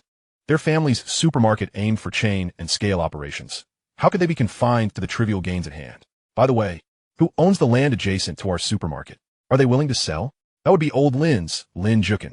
His son had a scuffle with you in the past. However, the price for purchasing is a bit steep, 60,000 yuan. Su Yang had his sights set on Lin Jukin's land. If acquired, the two businesses could merge, expanding to 400 square meters, complemented by the courtyard behind, reaching a total of 800 square meters. Ultimately, it would evolve into a 5-story commercial complex. With the supermarket, shopping center, and food stalls combined, it would become one of the premier commercial complexes in Jiangming City. Currently, there existed no such large-scale commercial complex in Jiangming City. This was an opportunity. Naturally, Su Yang would not disclose this notion to Su Zhiguo for the time being, as it was too advanced for his understanding. Amidst their conversation, Zhang Xiaomei returned home from work. She cheerfully inquired, what are you two up to? Su Yang eagerly took his mother's bag. We were just waiting for you. We were waiting for you to start dinner. Zhang Xiaomei began to ask about Su Yang's school matters. With the college entrance examination date drawing ever closer, she urged him to focus on his studies. Su Yang exchanged a glance with Su Zhiguo. Su Zhiguo remarked, Xiaomei, about the supermarket renovation I mentioned last time, what are your thoughts? Zhang Xiaomei replied, oh, let us hold off for a bit. I just deposited the money in the bank today, and the teller mentioned the interest is quite high, too. 175. Su Yang couldn't help but facepalm. He was unaware that many had previously squandered opportunities to earn money. 10 years ago, if one had 1 million yuan to invest in a house in Xiamen, it would now be worth around 5 million. 10 years ago, if one had 1 million yuan to purchase Mutai stocks, it would have ballooned to 30 million. 10 years ago, if one had invested 1 million in Bitcoin, it would now amount to 21 billion. Conversely, if one merely saved 1 million in a bank, it would only have grown to 22 million, not accounting for inflation. Thus, money must flow like water to achieve financial freedom. Saving alone would only lead to increasing poverty, yielding meager interest. Su Yang realized that convincing his mother and Su Zhiguo in the short term would be futile. He resolved to earn money through his own efforts. Upon returning home, Zhang Xiaomei noticed the kitchen was cold and unprepared. She pondered whether the two had been waiting for her to cook. Su Zhiguo hu di den zip li. I was just concerned you might not have a warm meal. I will start cooking right away. With that, he tied on an apron and began bustling about in the kitchen. Zheng Xiame, weary from her day, rubbed her sore neck. Son, let me see your exam papers. Su Yang felt as if he were perpetually viewed as a student by his mother, despite his 30-year-old mindset. He longed for the college entrance examination to propel him towards distant horizons. Chapter 47. Classmates, this is the last class. The review time has flown by. There are only 3 days left until the college entrance examination. That afternoon, during the final self-study period, their homeroom teacher, Zheng Qiahui, entered the classroom to rally their spirits. Even on the last day, take a moment to memorize a few words. You never know when they might come in handy during the exam. Each additional point gained will help you outshine countless competitors. The students in the classroom bore heavy and complex emotions. Faced with the impending pressure of the college entrance examination, they felt a mix of anxiety and fear, worried that their overly tense state might hinder their performance, along with a sense of nostalgia for their school days. They had often criticized the school cafeteria, but now they cherished every scoop of food served by the cafeteria lady. Zheng Qiahui gazed at the youthful, innocent faces before him, unable to suppress his emotions. Time had flown. He had been teaching here for nearly 20 years, having spent the most beautiful years of his life in this place.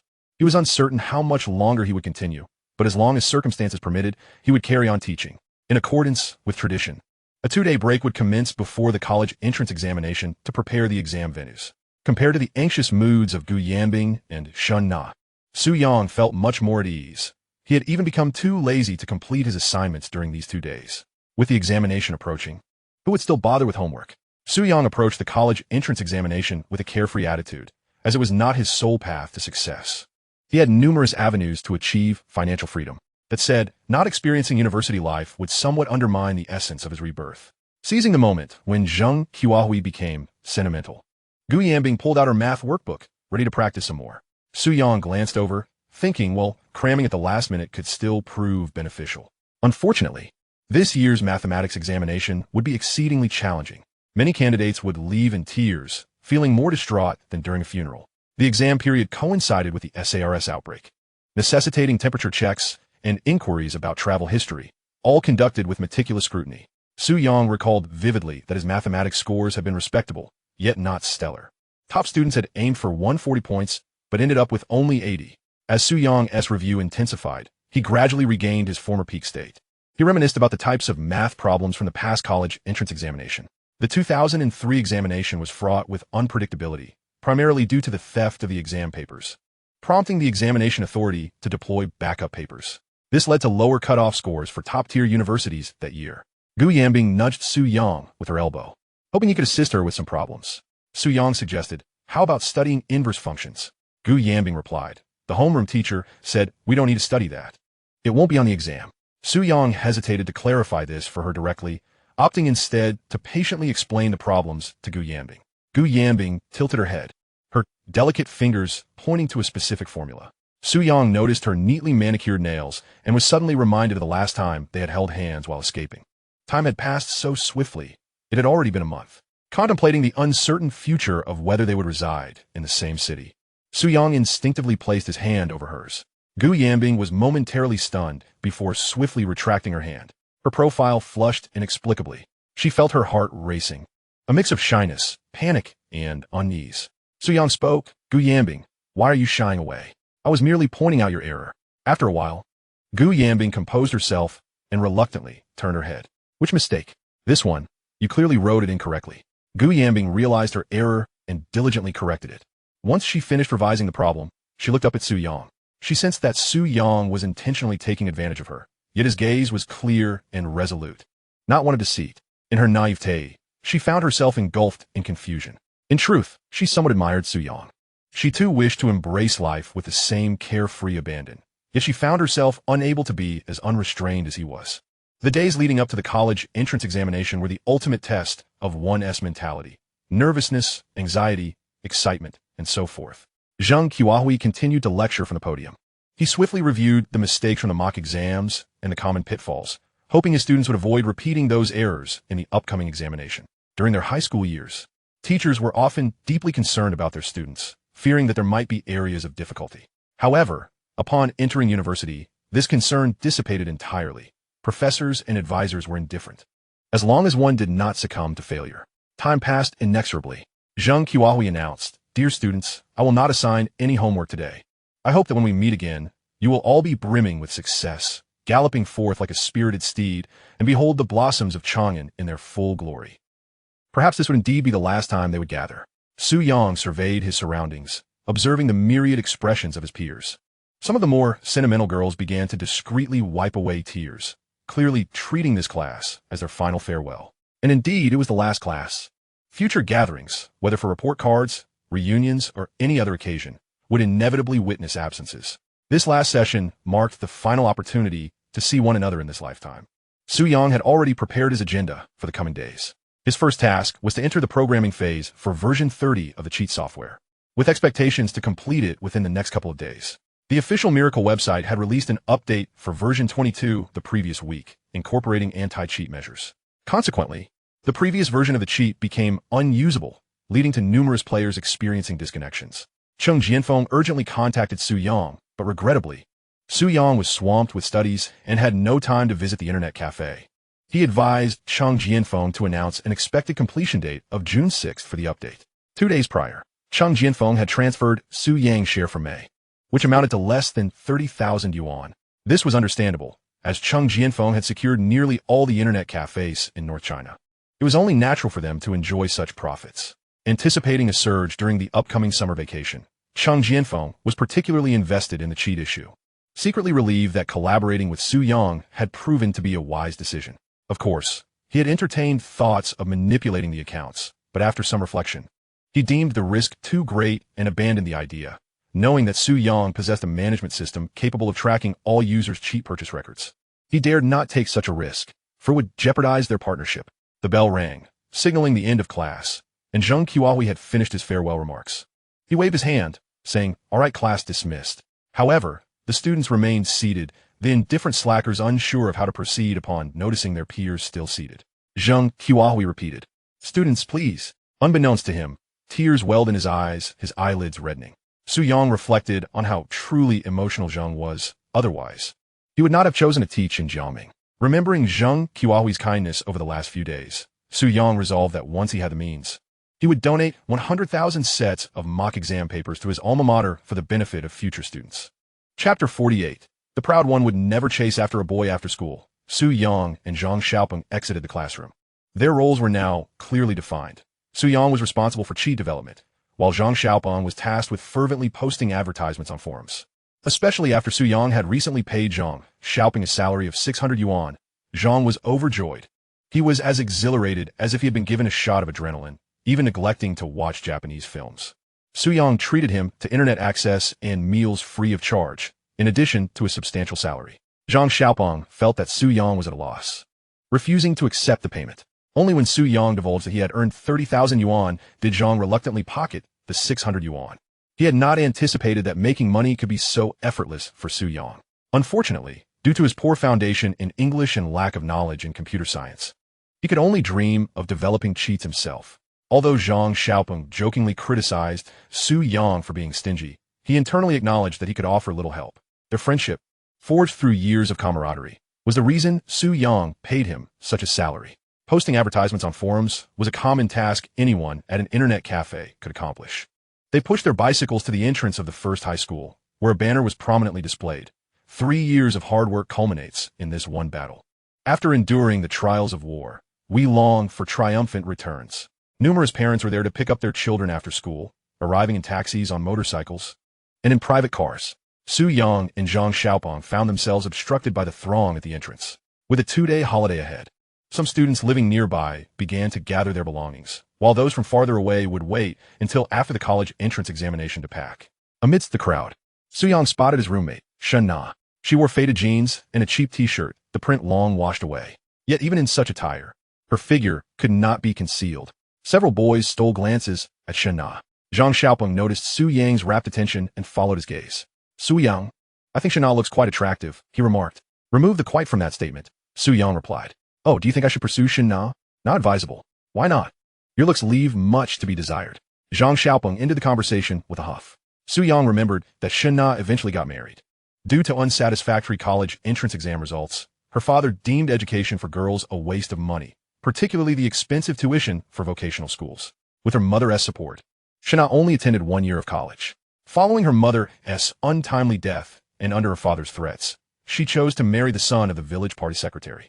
Her husband had a penchant for drinking and gambling, often resorting to violence against Shana when he lost. Overwhelmed by her circumstances, she sought a divorce. However, even after their separation, he continued to threaten her with a knife and inflict harm. Unable to bear the agony any longer, she ultimately chose to end her life by ingesting pesticide. Soo-young learned of these events years later during a class reunion, hearing others recount her tragic story. A life marred by poverty and devoid of warmth had led Shun-na to encounter only the worst of humanity. Much of her existence was steeped in suffering. It was a lamentable fate for a blossoming young girl. After bidding farewell to his roommate, Shun-na approached Soo-young. "Why haven't you two left yet?" she inquired, her gaze predominantly fixed on Soo-young, causing Zheng Xiaopeng, who was poised to respond, to swallow his words. "There are too many people here, and we're stuck." Soo-young explained it. Shana pulled 2 candies from her pocket and offered them to Soo-young and Zheng Xiaopeng. "My roommate gave these to me. I thought you might like to try them." Zheng Xiaopeng, eyeing the candies, feigned pride and waved his hand dismissively. "I'm not fond of sweets. They lead to cavities." Soo-young chuckled, recalling how he too had once mimicked Zhang Xiaopeng's demeanor, pretending to dislike something he secretly enjoyed. As the saying goes, the girl you despised in elementary school is often the one you come to love as an adult. Soo-young seized the candy from Shana's hand, unwrapped it, and naturally popped it into his mouth. At that moment, when their fingers brushed, a hint of shyness flickered in Shana's eyes. Zhang Xiaopeng stood frozen, unsure whether to eat the candy or leave it untouched. Shana and Soo-young engaged in conversation, naturally gravitating towards topics related to the college entrance examination. Soo-young subtly encouraged Shana to review topics like inverse functions and limits, having heard others mention them in online forums. Shana nodded, mentally noting Soo-young's advice. For reasons unknown, she harbored a blind trust in Soo-young, believing he would not mislead her. Meanwhile, Zhang Xiaopeng awkwardly lingered nearby, wishing to interject, but finding no opportunity. Before long, Gu Yanbing and Dong Siyu emerged, also pushing their bicycles. Upon seeing Soo-young and Shana, they approached to greet them. In comparison to the impeccably dressed Gu Yanbing, Shana appeared almost like Cinderella. After exchanging a few pleasantries with Gu Yanbing and Dong Siyu, Shana quickly made an excuse to leave. Dong Siyu cast a disdainful glance at Shana's figure, thinking, "What good is it for a girl to have such a size? It's a waste of a bra." Had Soo-young known Dong Siyu's sentiments, he would have shown her his own physique to prove a point. Gu Yanbing, ever curious, asked Soo-young, "What were you two talking about just now?" Soo-young replied, "We were discussing the college entrance exam and graduation photos." Gu Yanbing inquired, "What is that you're eating?" Soo-young responded, "Oh, Huang Xiaoyong gave me a candy earlier," claiming it was from his uncle's wedding. Beside him, Zhang Xiaopeng was taken aback. It was evidently Shun-na who had given it to him. Why would Soo-young choose to lie? Could it be that he feared Gu Yanbing would feel jealous? That seemed implausible. After all, they were not even in a relationship. The throng at the school gate gradually began to disperse. Soo-young and Zhang Xiaopeng mounted their bicycles, preparing to depart when Gu Yanbing called out to Soo-young from behind. "Would you like to have dinner together tonight? I'm going to the internet cafe." "I'm too busy," he replied. Gu Yanbing's small hands instinctively tightened around the brake levers in frustration. After all, he had crashed in her bicycle that day, which seemed to suggest that fate had played a hand in their encounter. Yet, why did Soo-young appear disinterested in her? Gu Yanbing recalled the story of Ji Zunbao and by Jing. Did this mean that she, as the embodiment of Zixia Fairy, had to wait in the wings until Bai Jing had her moment? Meanwhile, Dong Siyu, slow to catch on, finally sensed something amiss. "Yanbing, do you like Soo-young?" "No way." Gu Yanbing vehemently denied it. How could such a proud girl ever pursue Soo-young? If anything, it should be Soo-young who confessed his feelings. Dong Siyu posed an existential question. "I haven't seen you converse much with that boy before. Ever since the teacher rearranged the seating, you've been chatting more frequently." Gu Yanbing replied. "Have I?" She was utterly oblivious. "Siyu, you know my math grades are terrible. I just wanted someone to help me with it." "But you didn't seek help from Hua Yanshun when he was sitting in front of you." Hua Yanshun isn't as articulate as Soo-young. Dong Siyu nodded skeptically. She had a lingering feeling that Gu Yanbing harbored some inexplicable affection for Soo-young. Perhaps it was merely an illusion. On the other side, Soo-young and Zhang Xiaopeng entered the internet cafe. They both possessed membership cards, which allowed them to simply swipe and log in. Soo-young even topped up 500 yuan onto each of their cards. As they swiped, the system announced their remaining balance of 486 yuan, drawing the attention of others nearby. Ever since Soo-young had sent Wang Yuntao to the sewing machine, no one in the area dared to hold a grudge against him. However, while Su Yang was immersed in his online gaming, a middle-aged man with a scarred face overheard the announcement regarding the card balance. Fixing his gaze intently on Su Yang and Zhang Xiaopa. Chapter 49. The awkward class reunion. Su Yang had been battling in the internet cafe for 4 consecutive hours. Outside, the sky had turned dark. The dimly lit cafe was saturated with various odors. The scent of instant noodles, the stench of unwashed feet, the smell of smoke, and the lingering aroma of egg whites on the corner's discarded tissues. After finalizing the last line of hack code, Su Yang chose to save his work. Zhang Xiaopeng, having finished editing his post, awaited Su Yang's hack to make its debut. He noticed Su Yang stretching and inquired, "Is it done?" "Yes." Su Yang replied, "What features does the hack have? Tell me, so I can edit it in." Su Yang elaborated, instant teleportation, monster attraction, automatic equipment repair, automatic item pickup. Zhang Xiaopeng's expression was one of astonishment. "Wow, is it really that overpowered? How can other players compete?" Su Yang chuckled. "They can only play with hacks." In his previous experiences with Miracle, he often encountered hackers. After grinding through the night, finally managing to acquire some blessings and souls, a hacker would ruin it all overnight. Su Yang lowered his voice to confide in Zhang Xiaopeng. "I've also edited a rather peculiar hack."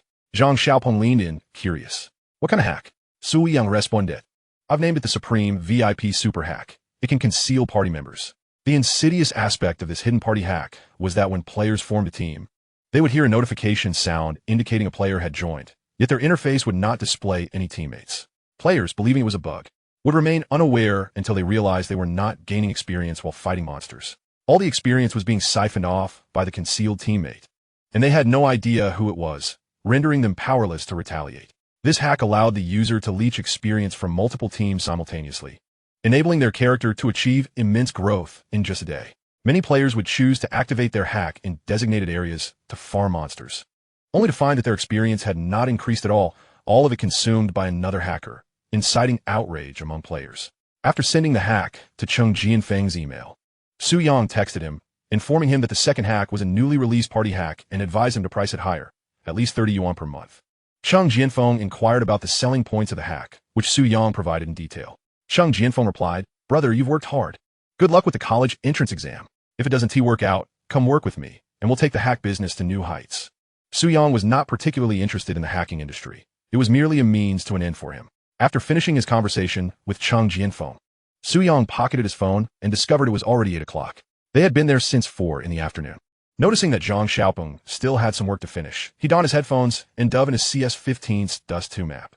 The scarred man in the corner kept a watchful eye on Su Yang, having discarded several cigarette butts at his feet. During this time, he had ventured to a hardware store to purchase a utility knife. At that moment, someone approached and tapped him on the shoulder.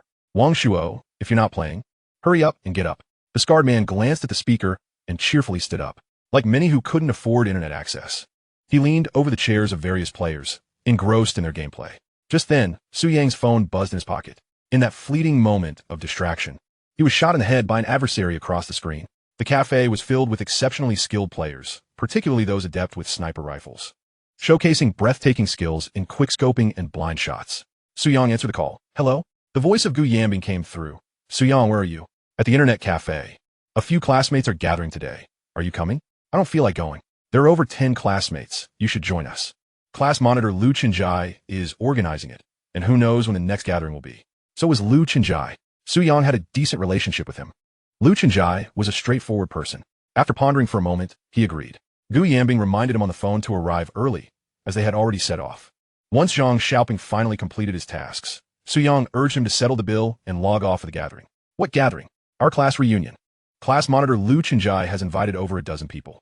It's the perfect opportunity for you to show off." Upon hearing that there was a chance to impress, Zhang Xiaopeng immediately followed Su Yang offline. With over 500 yuan in his pocket, he felt prepared for any situation. At that time, their spending mindset was still rooted in the era of 3 to 5 yuan, making 500 yuan seem like a substantial fortune. After leaving the internet cafe, the middle-aged man named Wang Shuo trailed behind them. However, he underestimated Su Yang and Zhang Xiaopeng's quick movements. When he exited, he saw Su Yang's bicycle already turning the corner. Seizing the moment, Wang Shuo hopped onto his bicycle and pursued them. He had a penchant for gambling, and having lost too much, his funds were nearly depleted. He usually resorted to stealing money and selling scrap cables to That simple-minded yet physically robust Su Shui is also present. Ever since Wang Yuntao was taken in, both Wang Yunfin and Su Shui have been rather subdued, keeping their distance from Su Yang. Wang Yunfin has pondered whether Su Yang was responsible for his brother's downfall, but unfortunately, he lacks any evidence. The police have yet to transfer Wang Yuntao to the procuratorate, and much of the information remains confidential. Wang Yunfin's parents have managed to gather through connections that Wang Yuntao is implicated in multiple robbery cases. While the amounts stolen are not substantial, the repercussions are severe. The estimated sentence hovers around 10 years. 10 years. How many decades can a life encompass? When he enters, pagers are still in vogue, yet by the time he emerges, Android phones will have become ubiquitous. Wang Yunfin harbors a mix of fear and resentment towards Su Yang. He has resolved to apply to the police academy, intending to use his future position to extricate his brother from this predicament.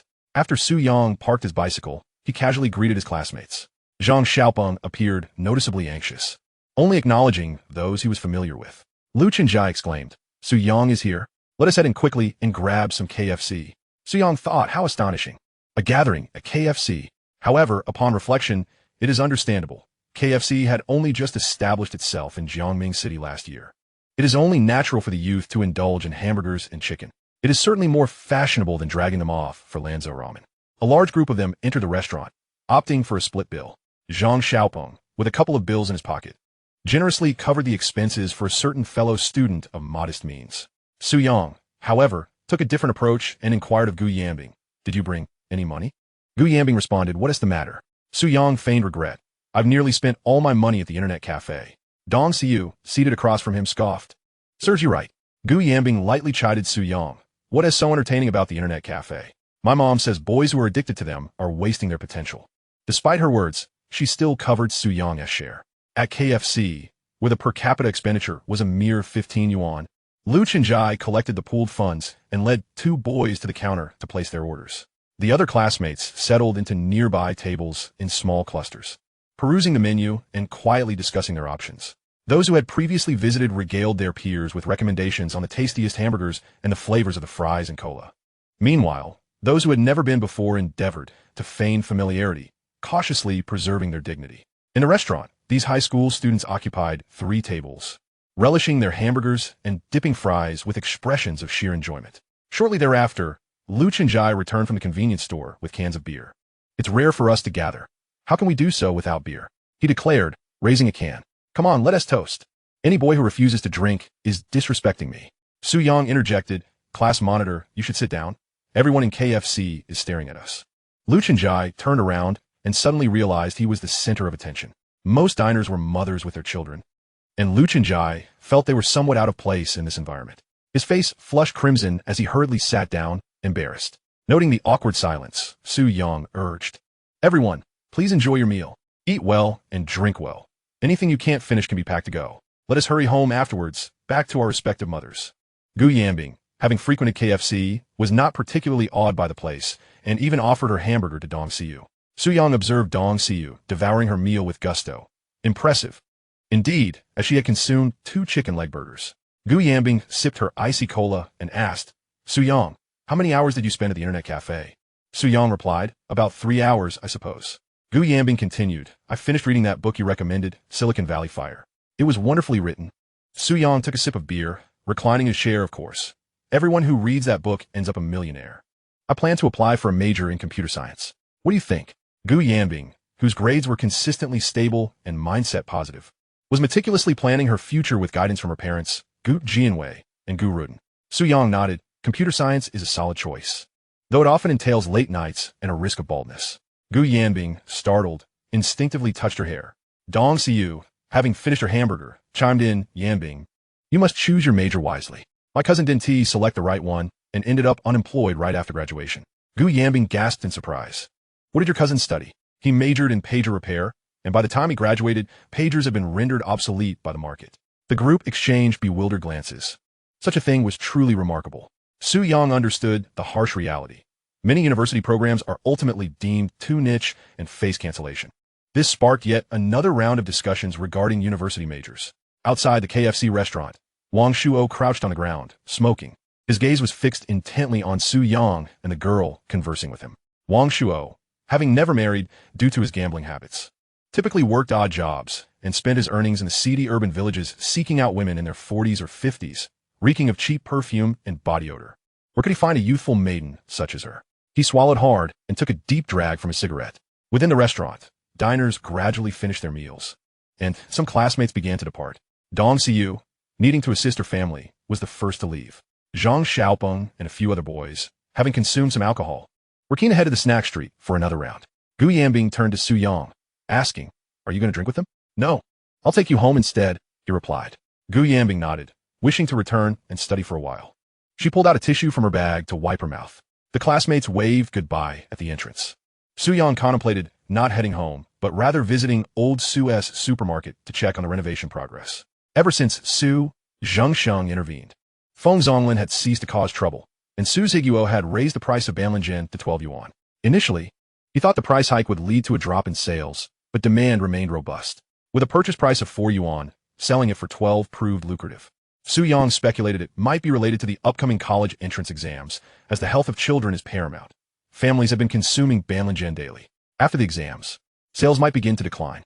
Many stores and pharmacies in the counties beneath Jiangming City had heard about the competitive price of Banlin at Zhiguo's supermarket and were eager to restock. Su Zhiguo had been busy negotiating with those suppliers lately. He had also sought Su Yang's advice, who suggested developing pharmacies in the counties and townships into agents, requiring them to pay an agency fee up front. Su Zhiguo found Su Yang's proposal impractical, questioning the logic of asking for money up front. After failing to reach an agreement yesterday, Su Yang planned to discuss it further with old Su today. After he and Gu Yanbing finished tidying up, they exited the KFC. Su Yang asked, "How did you get here?" Gu Yanbing tucked a strand of hair behind her ear. "Dong Siyu brought me over. You can take me back." Su Yang patted the rusty rear rack of his bike. "Hop on." Gu Yanbing looked somewhat disdainfully at the corroded rack, but took out a tissue from her bag and carefully wiped down Su Yang's bicycle. "No need to clean it. I'll sell it in a couple of months." "Sell it? Why?" "Because the college entrance exams are coming up, and I want to need it then." Su Yang balanced on one leg, waiting for Gu Yanbing to mount. Gu Yanbing tiptoed and sat sideways on the bike, one hand gently gripping Su Yang's shirt while the other held onto the rack. "All right, let us go." Su Yang propelled himself forward, causing Gu Yanbing to clutch his shirt tightly in surprise. "Su Yang, you are truly insufferable. Why are you riding so fast?" "I'm used to it. Just hold me tight." Gu Yanbing, not new to riding Su Yang's bicycle, naturally wrapped her arms around his waist. The bicycle sped along the road, with Wang Shuo trailing close behind, a cigarette dangling from his lips. Su Yang pedaled swiftly, the evening breeze tooling Gu Yanbing's hair. Gradually, she realized that Su Yang was not heading home, but rather in a different direction.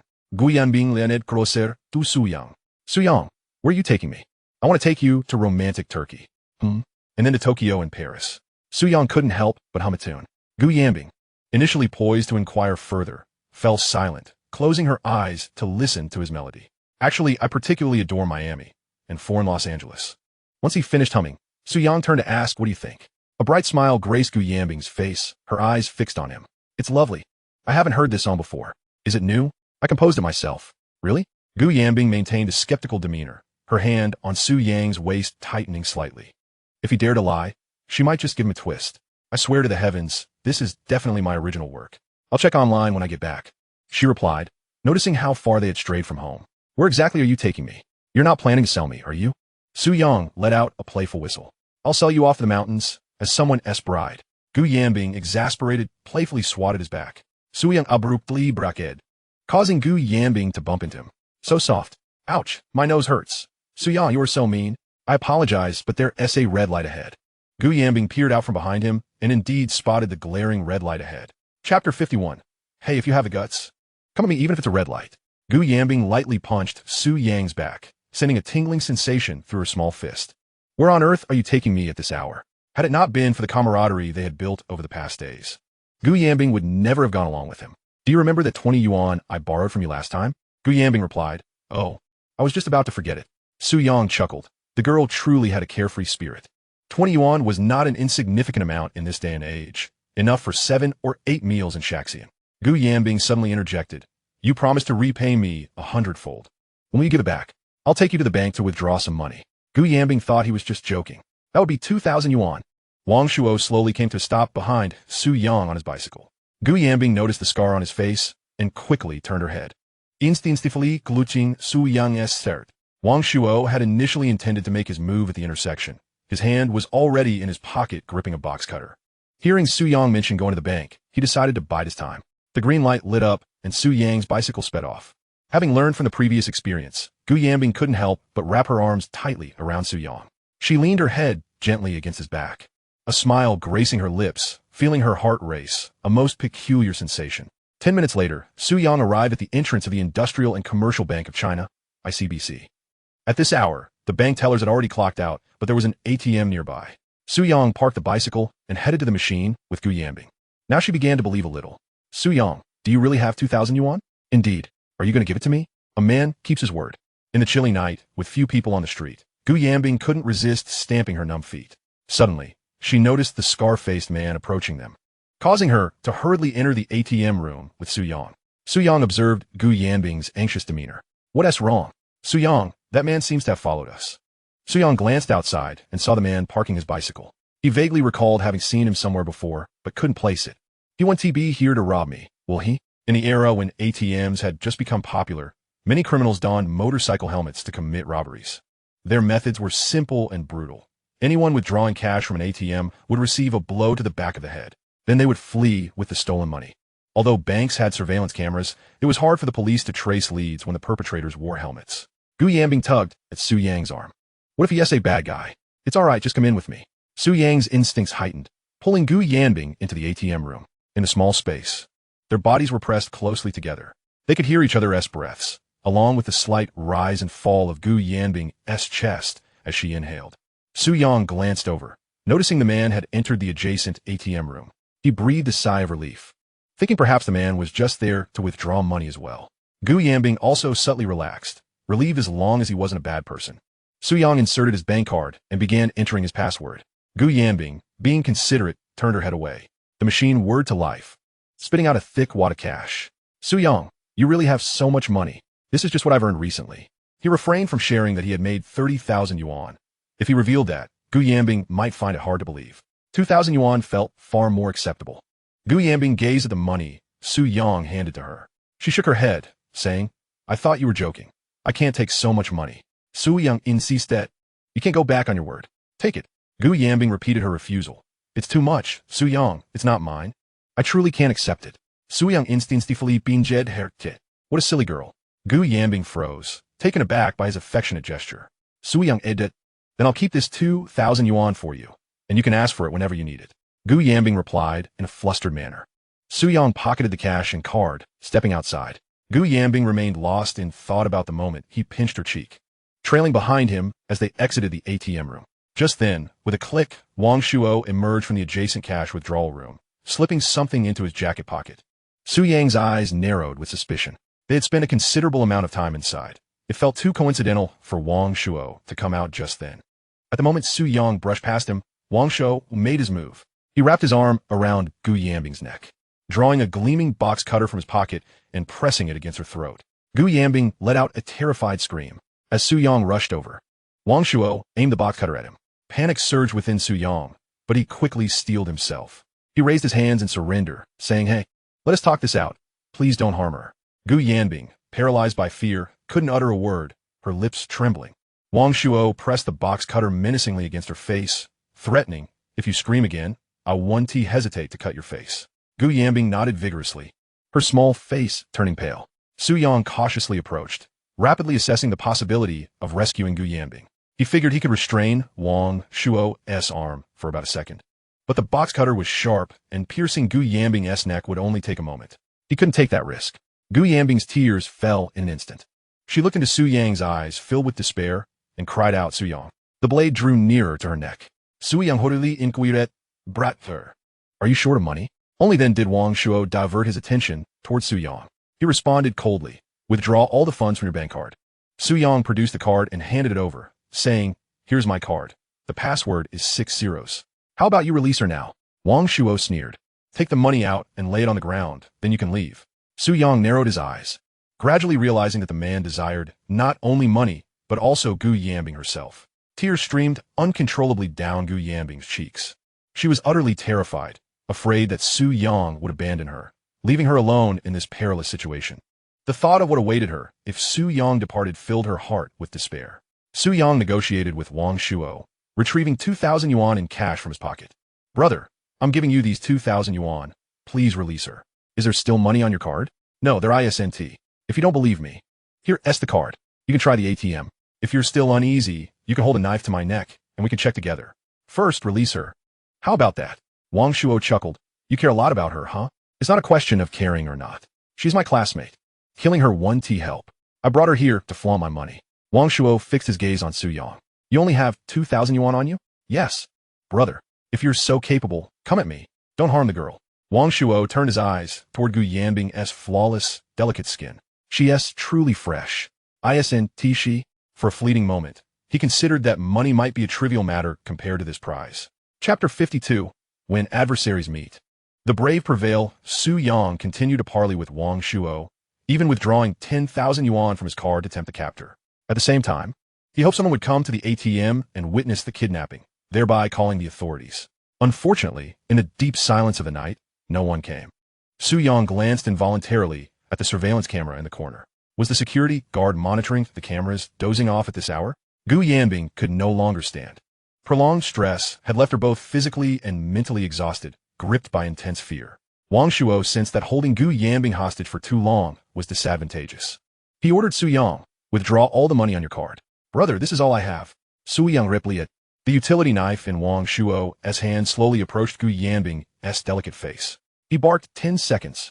Hurry up and withdraw the money, or I'll slash her face right now. Su Yang pleaded anxiously. I'm withdrawing it. Please don't act rashly. Damn it, if not for restraint. He would have wanted to strike Wang Shuo down on the spot. Su Yang approached the ATM and withdrew the last 20,000 yuan in a single, desperate sweep. Emerging, he raised a thick wad of cash and declared 35,000 yuan in total. This is everything I have. Gu Yanbing's beautiful eyes stared at Su Yang in disbelief. How could he possibly have so much money? Wang Shuo commanded, put the money on the ground, then you can leave. I'll give you the money. But how about releasing her? Su Yang threat. Wang Shuo sneered. I've never had the chance to enjoy such a fresh girl. After I'm done with her, I'll leave her to you to enjoy. Gu Yanbing's legs trembled with fright as she whispered, Su Yang, please save me. Don't leave me behind. Wang Shuo tightened his grip around her neck, warning, shut up. If you scream again, I'll stab you right now. Seeing this, Su Yang realized that gentleness was futile. Wang Shuo was clearly intent on possessing Gu Yanbing. Sometimes, beauty itself is a curse. If Gu Yanbing were less attractive, Wang Shuo might not even bother looking at her. Su Yang noticed that Wang Shuo stood near the window, about 3 paces from him. He needed to close the distance, at least to 2 paces, to attract Wang Shuo's attention and attempt a rescue. Su Yang threw 5,000 yuan onto the floor, scattering the bills. Brother, how about I put this money in your pocket? Don't try to fool me. I've drunk more piss than you. Throw the money on the ground. Su Yang feigned fear and scattered another 10,000 yuan. As the money fluttered down, Wang Shuo's attention fixated on the cash. Seizing the moment, Su Yang edged forward half a step. Wang Shuo, staring at the scattered money, cursed, can't you put the money down properly? Brother, I'm scared. My hands are trembling. That last 10,000, put it neatly on the ground, or I'll kill her right now. Su Yang gritted his teeth. Initially, he had planned to scatter the last bills like a cascade to distract Wang Shuo, allowing him to close in and snatch the weapon. But Wang Shuo was alert and impatient. Did you hear me? Wang Shuo growled. Su Yang raised his hand. Okay. Gu Yanbing watched anxiously as Su Yang bent down. Her despair deepening. What if Su Yang took the money and fled, leaving her alone? As Su Yang lowered the bills, his calf and waist muscles tensed instantly. Preparing for action. Suddenly, he shouted, Gu Yanbing, why did you wet yourself? There's urine everywhere. Gu Yanbing was stunned and flushed with embarrassment. She had not actually wet herself. Hearing this, Wang Shuo instinctively looked down. At that very moment, Su Yang seized the opportunity, springing forward like a startled hare, his hands pinning Wang Shuo's hand that gripped the utility knife. Wang Shuo reacted swiftly, one arm tightening around Gu Yanbing's neck, the other intensifying his grip on the knife. Su Yang had mentally rehearsed this struggle countless times. He could only rely on his hands to restrain Wang Shuo, as Gu Yanbing stood between them, preventing any knee strikes or groin attacks. His grip on Wang Shuo's hand was unrelenting. Any relaxation would mean the knife would instantly pierce Gu Yanbing's neck. The three grappled fiercely, their combined strength causing them to stagger and sway wildly within the room. Seizing a moment when Wang Shuo paused to breathe, Su Yang plunged his other hand into Wang Shuo's eyes. In moments of life or death, all means are justified. Wang Shuo howled in agony and was forced to release Gu Yanbing to protect his sight, as he raised his hand to seize Su Yang's wrist. Gu Yanbing broke free, collapsing weakly to the floor. She tried to flee but found her legs utterly powerless. Su Yang shouted fiercely at Gu Yanbing, "Run!" No sooner had he finished than Wang Shuo's kick struck his abdomen, slamming him violently against the wall behind, the utility knife slicing a wound across his arm. Gu Yanbing, finally realizing the danger, summoned her strength and stumbled toward the street. Her eyes reflected a mixture of terror and the relief of having survived. Her silky hair disheveled and flowing freely. Now, Gu Yanbing was finally free to escape. However, just moments ago, Su Yang had plunged himself into danger to save her. She could not abandon him. Gu Yanbing cupped her hands around her mouth and began to cry for help. In the withdrawal room, the pristine white tiles were stained with deep crimson blood. Su Yang's blood trickled down his fingers from his wounded arm, a sight both harrowing and shocking. Wang Shuo, panting heavily, gazed at Su Yang, his heart filled with astonishment, for Su Yang's agility was remarkable, and even with a paper cutter in hand, Wang Shuo found himself at a disadvantage. Money lay scattered haphazardly on the floor, some of it marred by Su Yang's blood. Hearing Gu Yanbing's cries for help from outside, Wang Shuo realized he could no longer linger in this perilous situation. He stepped forward, brandishing the paper cutter as he charged towards Su Yang. Su Yang narrowed his eyes and stepped back. Wang Shuo merely pretended to strike. His true intention was to escape. Realizing this, Su Yang hastily pursued him. Gu Yanbing was still outside. He could not allow the assailant to flee, or all would be in vain. Chapter 53. Do not panic. There is no rush to the hospital, Wang Shuo, since Su Yang closing in from behind. He swung the knife backward. Su Yang, quick-witted and nimble, grasped Wang Shuo's wrist with both hands. The paper cutter halted just inches from Su Yang's eyes. Wang Shuo lifted his foot to kick Su Yang in the stomach. Su Yang twisted away, retaliating with a strike to the inner side of Wang Shuo's knee. A sickening crack echoed. Wang Shuo let out a scream, losing his balance and collapsing to the ground. Su Yang seized Wang Shuo's wrist, twisting it in the opposite direction, and with a swift motion, he broke his wrist. The paper cutter finally clattered to the floor. This moment starkly illustrated the difference between those who have trained and those who have not. The empty withdrawal room reverberated with Wang Shuo's anguished cries.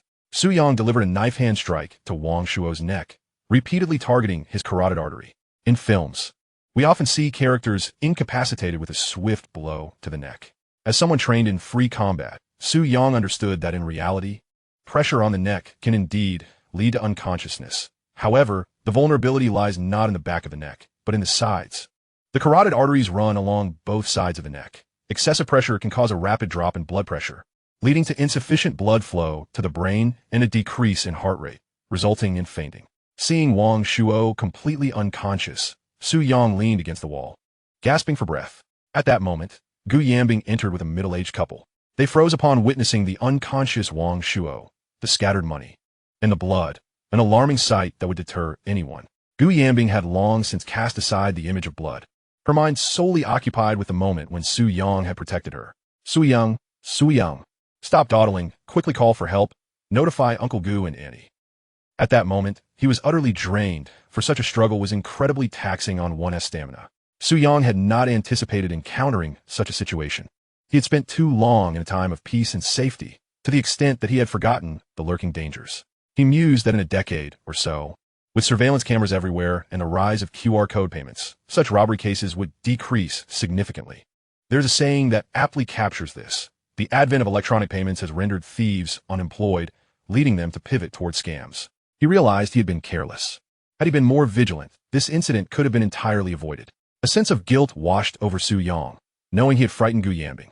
The middle-aged couple, too, was taken aback by the scene before them. The woman agreed to help Gu Yanbing call the police, but before she could retrieve her phone, her husband pulled her away. One could faintly hear his reprimanding voice. Why are you meddling in such matters? It could lead to a fatal situation. Don't you see the blood and money on the ground? If they implicate us, we won't be able to explain ourselves. Better to avoid trouble. Su Yang Sigit. He understood the couple's apprehension. Sometimes, not everyone can step forward to be a hero. Self-preservation is often the wisest course. Just like the young man who helped an elderly person years ago, where a judge's remark, "If you weren't the one who hit him, why did you help?" set back the legal system for many years. Gu Yanbing remained in a daze, forgetting to retrieve her phone from her bag. Su Yang, concerned that Wang Shuo might regain consciousness, urged her once more to make the call. He said to Gu Yanbing, "Call the police first, and also contact your father." Given the gravity of the situation, both morally and rationally, it was essential to inform her family, for the truth could not be concealed. Gu Yanbing snapped back to reality and remembered to call. Following Su Yang's instructions, she relayed the time, location, and details of the incident to the dispatcher.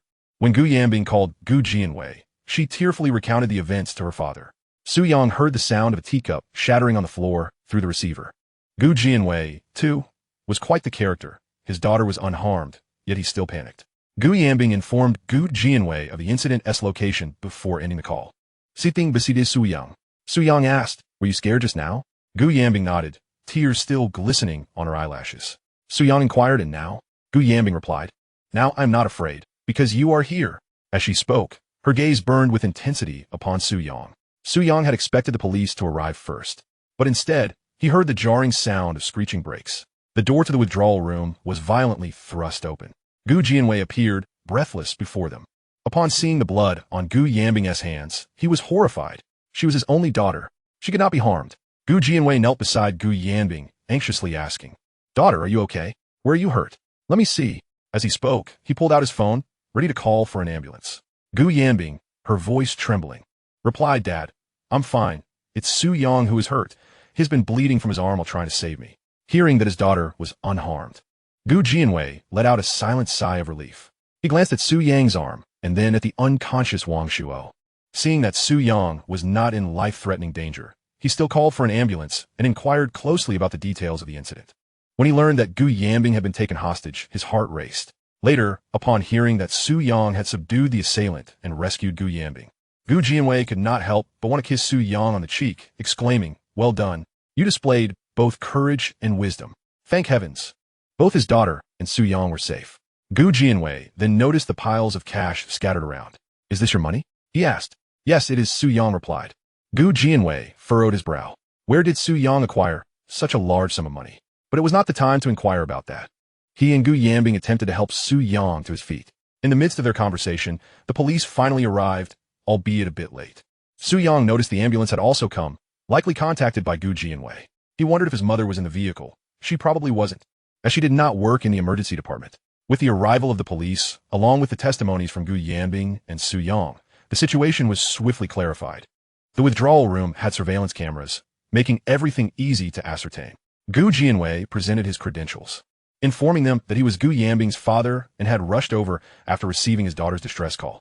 Upon learning of Gu Jianwei's identity, the officer's demeanor shifted to one of respect. As the head of his unit, Gu Jianwei began to methodically handle the situation. He first called the head of the police department to relay the details of the incident. Being a prominent figure, he was well acquainted with the officials in that circle. Gu Jianwei handed his phone to one of the officers. "Could someone from your unit take this call from Oldley?" The officer accepted the phone with both hands and stepped aside to take the call. He nodded repeatedly, affirming with a quick yes. After completing the call, he returned the phone to Gu Jianwei. "Director Gu, we will ensure a thorough and prompt investigation into this heinous criminal case." "That is good to hear. I will be closely monitoring this case. My daughter and Su Yang are both victims." The wailing siren of the ambulance echoed along the highway as Gu Yanbing sat inside the vehicle, her eyes filled with concern as she gazed at Su Yang. If Gu Jianwei were to witness his daughter's expression, he might inwardly lament, for it was a sign of surrender. Chapter 54. Is the source of this money legitimate? Jiangming City's First People's Hospital. Su Yang was rushed to the emergency room by ambulance. The doctor meticulously cleaned, disinfected, and dressed Su Yang's wounds. The facial injuries were superficial, merely minor abrasions, but the wound on his arm was somewhat deep. The doctor intended to suture the arm injury, but Su Yang declined, fearing that stitches would leave scars. At that time, cosmetic sutures were not yet popular, and nurses' stitching skills varied greatly. Gu Jianwei and Gu Yanbing stayed by Su Yang's side. Given the severity of the incident, Gu Jianwei felt it necessary to notify Su Yang's parents. He asked, "Su Yang, where are your parents?" Su Yang glanced at the hospital departments and replied, "My mother works here at the People's Hospital. She is the head nurse of the thoracic surgery department." The male doctor performing Su Yang's wound cleaning paused briefly and inquired, "Are you referring to head nurse Zhang Xiame?" Su Yang nodded. The doctor's demeanor softened as he engaged in a warm conversation with Su Yang and Gu Jianwei. It turned out that when the doctor first started his internship at the hospital, Zhang Xiame was the head nurse in the emergency department and had always been supportive of him before transferring to thoracic surgery. The doctor treated Su Yang like a younger family member and reassured him, "Don't worry, I'll contact your mother immediately." He then took out his phone and dialed Zheng Xiaomei. Upon hearing that her son had been admitted to the emergency room, Zheng Xiaomei was so frightened that her legs nearly gave way. With the college entrance examination approaching, she fervently hoped nothing serious had occurred. The doctor hastily comforted her over the phone, assuring her that Su Yang had only superficial injuries and was out of danger. Nonetheless, Zheng Xiaomei remained anxious and hurried to the hospital. At that moment, 2 police officers entered from the adjacent room. Seeing that Su Yang was not in critical condition, they began taking statements from Su Yang and Gu Yanbing. The two recounted the events leading to the incident once more. One officer retrieved over 35,000 yuan from an evidence bag and handed it to Su Yang, saying, "This is the 35,000 yuan you nearly had stolen. Please count it." "Thank you, no need to count," Su Yang replied smoothly, pocketing the money swiftly. He dared not let his mother see such a large sum, lest he have to concoct complicated explanations. Police officers paced back and forth in the hospital corridor. Wang Shuo lay in the neighboring ward, enjoying the comforts of a private room, his hands adorned with complimentary silver bracelets, guarded by 4 officers. As the officers who took statements departed, Zheng Xiaomei, clad in green surgical scrubs, hurried in. She was evidently preparing for surgery, delayed by Su Yang's situation. Seeing the gauze wrapped around Su Yang's arm, Zheng Xiaomei anxiously inquired, "What happened? You were fine this morning when you left." Gu Jianwei and the male doctor busied themselves explaining. The doctor detailed Su Yang's medical condition, while Gu Jianwei recounted the incident. Upon hearing the account, Zheng Xiaomei gripped Su Yang's hand tightly, visibly shaken by the ordeal. After Gu Jianwei finished, she exhaled in relief, offering a strained smile. "It's good that nothing serious happened." Her gaze then fell upon Gu Yanbing standing beside Gu Jianwei, and her eyes brightened. What a striking young lady. Gu Yanbing had been quietly observing Zheng Xiaomei since her arrival. Realizing this was Su Yang's mother, she appeared gentle and virtuous, speaking briskly, suggesting she was efficient and meticulous at home. Gu Jianwei noticed Zheng Xiaomei's gaze lingering on Gu Yanbing and introduced, "This is my daughter, Gu Yanbing. She is in the same class as Su Yang." Zheng Xiaomei responded swiftly, even though Su Yang had never mentioned Gu Yanbing at home. She affectionately grasped Gu Yanbing's hand. "So you're Yanbing. Su Yang has always praised your academic excellence and beauty. Seeing you in person truly surpasses all I've heard." Gu Yanbing blushed and lowered her eyes, surprised that Su Yang had spoken of her to his family. Gu Jianwei conversed with Zheng Xiaomei and the male doctor. Jiangming City was not large, and, as they chatted, they discovered mutual acquaintances among students. For example, Gu Jianwei had a relative working as a doctor in a hospital, who was also a colleague of Zheng Xiaomei. This connection swiftly drew them closer. Gu Yanbing glanced discreetly at Su Yang, who smiled warmly at her. Before the parents, they maintained a low profile. Gu Jianwei sighed, "We owe it to your Su Yang. Had he not stood up, the consequences would have been dire." Zheng Xiaomei smiled politely. "It's only natural for boys to protect girls. If I had been there, I would have supported his actions." After the commotion, it was past 10 in the evening. Gu Jianwei suggested Su Yang be admitted for observation, offering to stay with him. Zheng Xiaomei glanced at Su Yang's wound and said, "No need to hospitalize. Boys are resilient." After some polite exchanges, Gu Jianwei led Gu Yanbing away. Before leaving, Gu Yanbing discreetly waved at Su Yang. Once Gu Jianwei departed, the ward grew quiet. Zheng Xiaomei, returning, saw Su Yang's slightly disheveled state and sighed softly. She gently brushed dust from his shoulder. Society was not short of heroes or acts of valor. But as a mother, her wish was simple, for Su Yang to remain safe and healthy. Gu Yanbing was Gu Jianwei's cherished daughter. Su Yang was her beloved son. Su Yang, noticing his mother's silence, could not help but ask, "Mom, you're not angry, are you?" Zheng Xiaomei shot him a sharp glance. "Angry about what? What is done is done. There's no use dwelling on it." Su Yang chucklet. "Mom, do you have surgery soon?" "Yes, after my operation. You'll come home with me." "Then hurry, don't keep the patients waiting." Zheng Xiaomei extended her hand. "Give me the money." Su Yang's face instantly fell. The hard-earned 35,000 yuan, barely warmed, was to be handed over. Zheng Xiaomei's phone rang. She glanced at the caller ID and flicked Su Yang's forehead playfully. "Hiding so much money from me and your dad. We'll settle this later. I have to go now. Stay put and don't go anywhere, understood?" "Understood, go ahead." Zheng Xiaomei eyed Su Yang anxiously before ascending the stairs. Her mind lingered on Gu Yanbing's appearance. Indeed, very beautiful. With Gu Jianwei's family background, Her academic achievements were likely impressive. If her son could one day court Gu Yanbing, it would be a charming story. Sighing, she thought, why bother overthinking? The children are still young. Meanwhile, Gu Jianwei drove the car. Gu Yanbing sat quietly in the passenger seat, lost in thought. The day's events had left a deep impression on her. Breaking the silence, Gu Jianwei said, "Your mother is still in a meeting and hasn't finished work. If she knew, she might be frightened to tears." Gu Yanbing replied, "Dad, please don't tell Mom about this." Gu Jianwei nodded. "By the way, why did you and Su Yang go to the bank?" Gu Yanbing recounted the story of Su Yang borrowing 20 yuan and returning it 100-fold.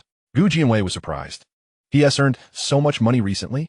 Gu Yanbing nodded. As an adult, Gu Jianwei's thoughts were more cautious. Was Su Yang's money legitimately earned? For someone his age to amass such an amount in just over a month was unusual, unless there was something untoward. If Su Yang was involved in illegal activities, it was imperative to intervene and keep his daughter from getting too close. His daughter was still innocent and untouched by the harsh realities of society. Today's incident could serve as a lesson. Chapter 55. His daughter's elbow twists outward. Gu Yanbing, since her father harbored suspicions about Su Yang. She defended Su Yang. "Dad, Su Yang said that money was earned online." Gu Jianwei chuckled. "Is making money on the internet really that easy? If it were, countless people would have flooded the internet long ago, not just now." He knew his daughter had been selflessly saved by Su Yang today and felt it was a moment to show gratitude. Gu Jianwei sighed deeply. "My dear daughter, it's not that I have a bias against Su Yang, but I worry you might be deceived. Your mother and I have sheltered you too much. You don't understand the complexities of this world." A shadow of concern lingered in his heart. His daughter was about to face the college entrance examination. Once she entered university, far from home and supervision, what if she encountered deceitful men? He imagined the daughter he had cherished since childhood bringing home a rebellious young man with dyed blonde hair, tight pants, and sneakers. She might say, "Dad, I'm carrying his child." The rebellious youth might nervously fidget and offer a flower. Gu Jianwei vowed, the next day, the police would only find half a sneaker at our doorstep. Gu Yanbing, sulking, turned her gaze towards the window. This was the first time she had disagreed with her father. She had expected him to appreciate Su Yang's heroic rescue and say something complimentary. Yet, he questioned the origin of Su Yang's money. Thinking of Su Yang frowning and smoking quietly, her heart involuntarily raced with excitement. Perhaps the saying is true, men who are a little bad are the ones women love. Why do the good girls in movies always fall for the rebellious boys? Because those boys introduce them to a different world. At the hospital, Zheng Zaimei had changed clothes and came downstairs. She examined Su Yang's wound and said, "Luckily you're tough. If that knife had struck elsewhere, have you considered the consequences?" "I have. I feared I wouldn't be able to fulfill my filial duties to you and old Su." Su Yang replied with a smile. Tears welled in Zheng Zaimei's eyes as she pinched Su Yang's arm. "You're such a jinx. Can't you say something auspicious?" "All right, then I'll borrow 500 more years from heaven to honor you and my dad," he joked. Zheng Zaimei laughed at Su Yang's playful stubbornness and said, "Let us go home." Su Yang mentioned, "I still have a bicycle at the bank." Zheng Zaimei packed up, "A 30-some yuan bike I've ridden for 3 years? Let us not bother." It was clear she didn't want to go to the bank. Su Yang was speechless when old Su bought that second-hand bike. He had told him it cost 50 yuan. The unscrupulous middleman had pocketed 20 yuan. Su Yang rode his bicycle, carrying Zheng Zaimei home. Passing a butcher's shop, Zheng Zaimei bought half a roast chicken and half a pound of pig's head meat. "There's leftover rice at home. I'll stir-fry it for you," she said. Then she asked Su Yang where he had earned so much money. Su Yang candidly recounted his work selling game cheats to his mother. He had prepared to hand over the money to the state treasury. Zheng Zaimei seemed to have come to terms with it, advising, "Better keep that money in your bank account. You'll inevitably need it in college." Her motto was, "In a poor family, wealth is the path. Don't suffer grievances when away from home." As a condition, the family would no longer provide financial support during Su Yang's university years, and he agreed readily, confident he would achieve financial independence after graduation since he now possessed all the keys to wealth. Zheng Zaimei looked at her son's increasingly mature expression with both pride and melancholy. The mischievous boy she had raised was growing up, but like a migratory bird. He was soon to fly far away. Upon returning home, old Su arrived shortly after. He was stunned when he saw the bandage on Su Yang's arm. "What happened? Did you fall?" Zheng Zaimei replied, while changing shoes, "Your son was quite the hero today. Not only did he rescue a beauty, but he also earned several tens of thousands of yuan." Su Ziguo approached, examined Su Yang's arm and facial wounds, and patted his shoulder with satisfaction. "Not bad. Just like me in my youth. Back then, if I caught someone stealing money, I couldn't help myself. I'd strip and fight right away." Zhang Xiame added teasingly, yes. And you ended up beaten black and blue. Su Zhiguo laughed. Fate works in mysterious ways. If I hadn't been beaten, I wouldn't have met you at the hospital. Zhang Xiame couldn't help but laugh. She asked him, have you eaten? I'll prepare dinner. I already ate. You two go ahead, he said, then pulled Su Yang into the living room. Lowering his voice, tell me exactly what happened. Su Yang recounted the evening's events in full. Su Zhiguo slammed the table in anger. Damn it, good thing I wasn't there, otherwise I'd have killed that scoundrel. Su Yang knew his father had a fierce temper in his youth, especially right after leaving the military, when 3 or 4 men were no match for him. But after years of hardship, he had mellowed considerably. Su Zhiguo asked, what was the name of that girl? Gu something Bing? Gu Yanbing, Su Yang replied. Su Zhiguo inquired, how does Gu Yanbing look? Su Yang glanced at his mother in the kitchen and said, she is 2 levels prettier than your wife. Su Zhiguo waved his hand dismissively. I don't believe it.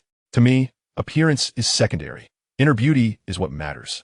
Su Yang replied, beautiful faces are common, but interesting souls are 1 in a million. Gu Yanbing is both. Su Zhiguo was momentarily stunned by Su Yang's words, pondering their poetic depth and intending to share them with Zhang Xiame in the future.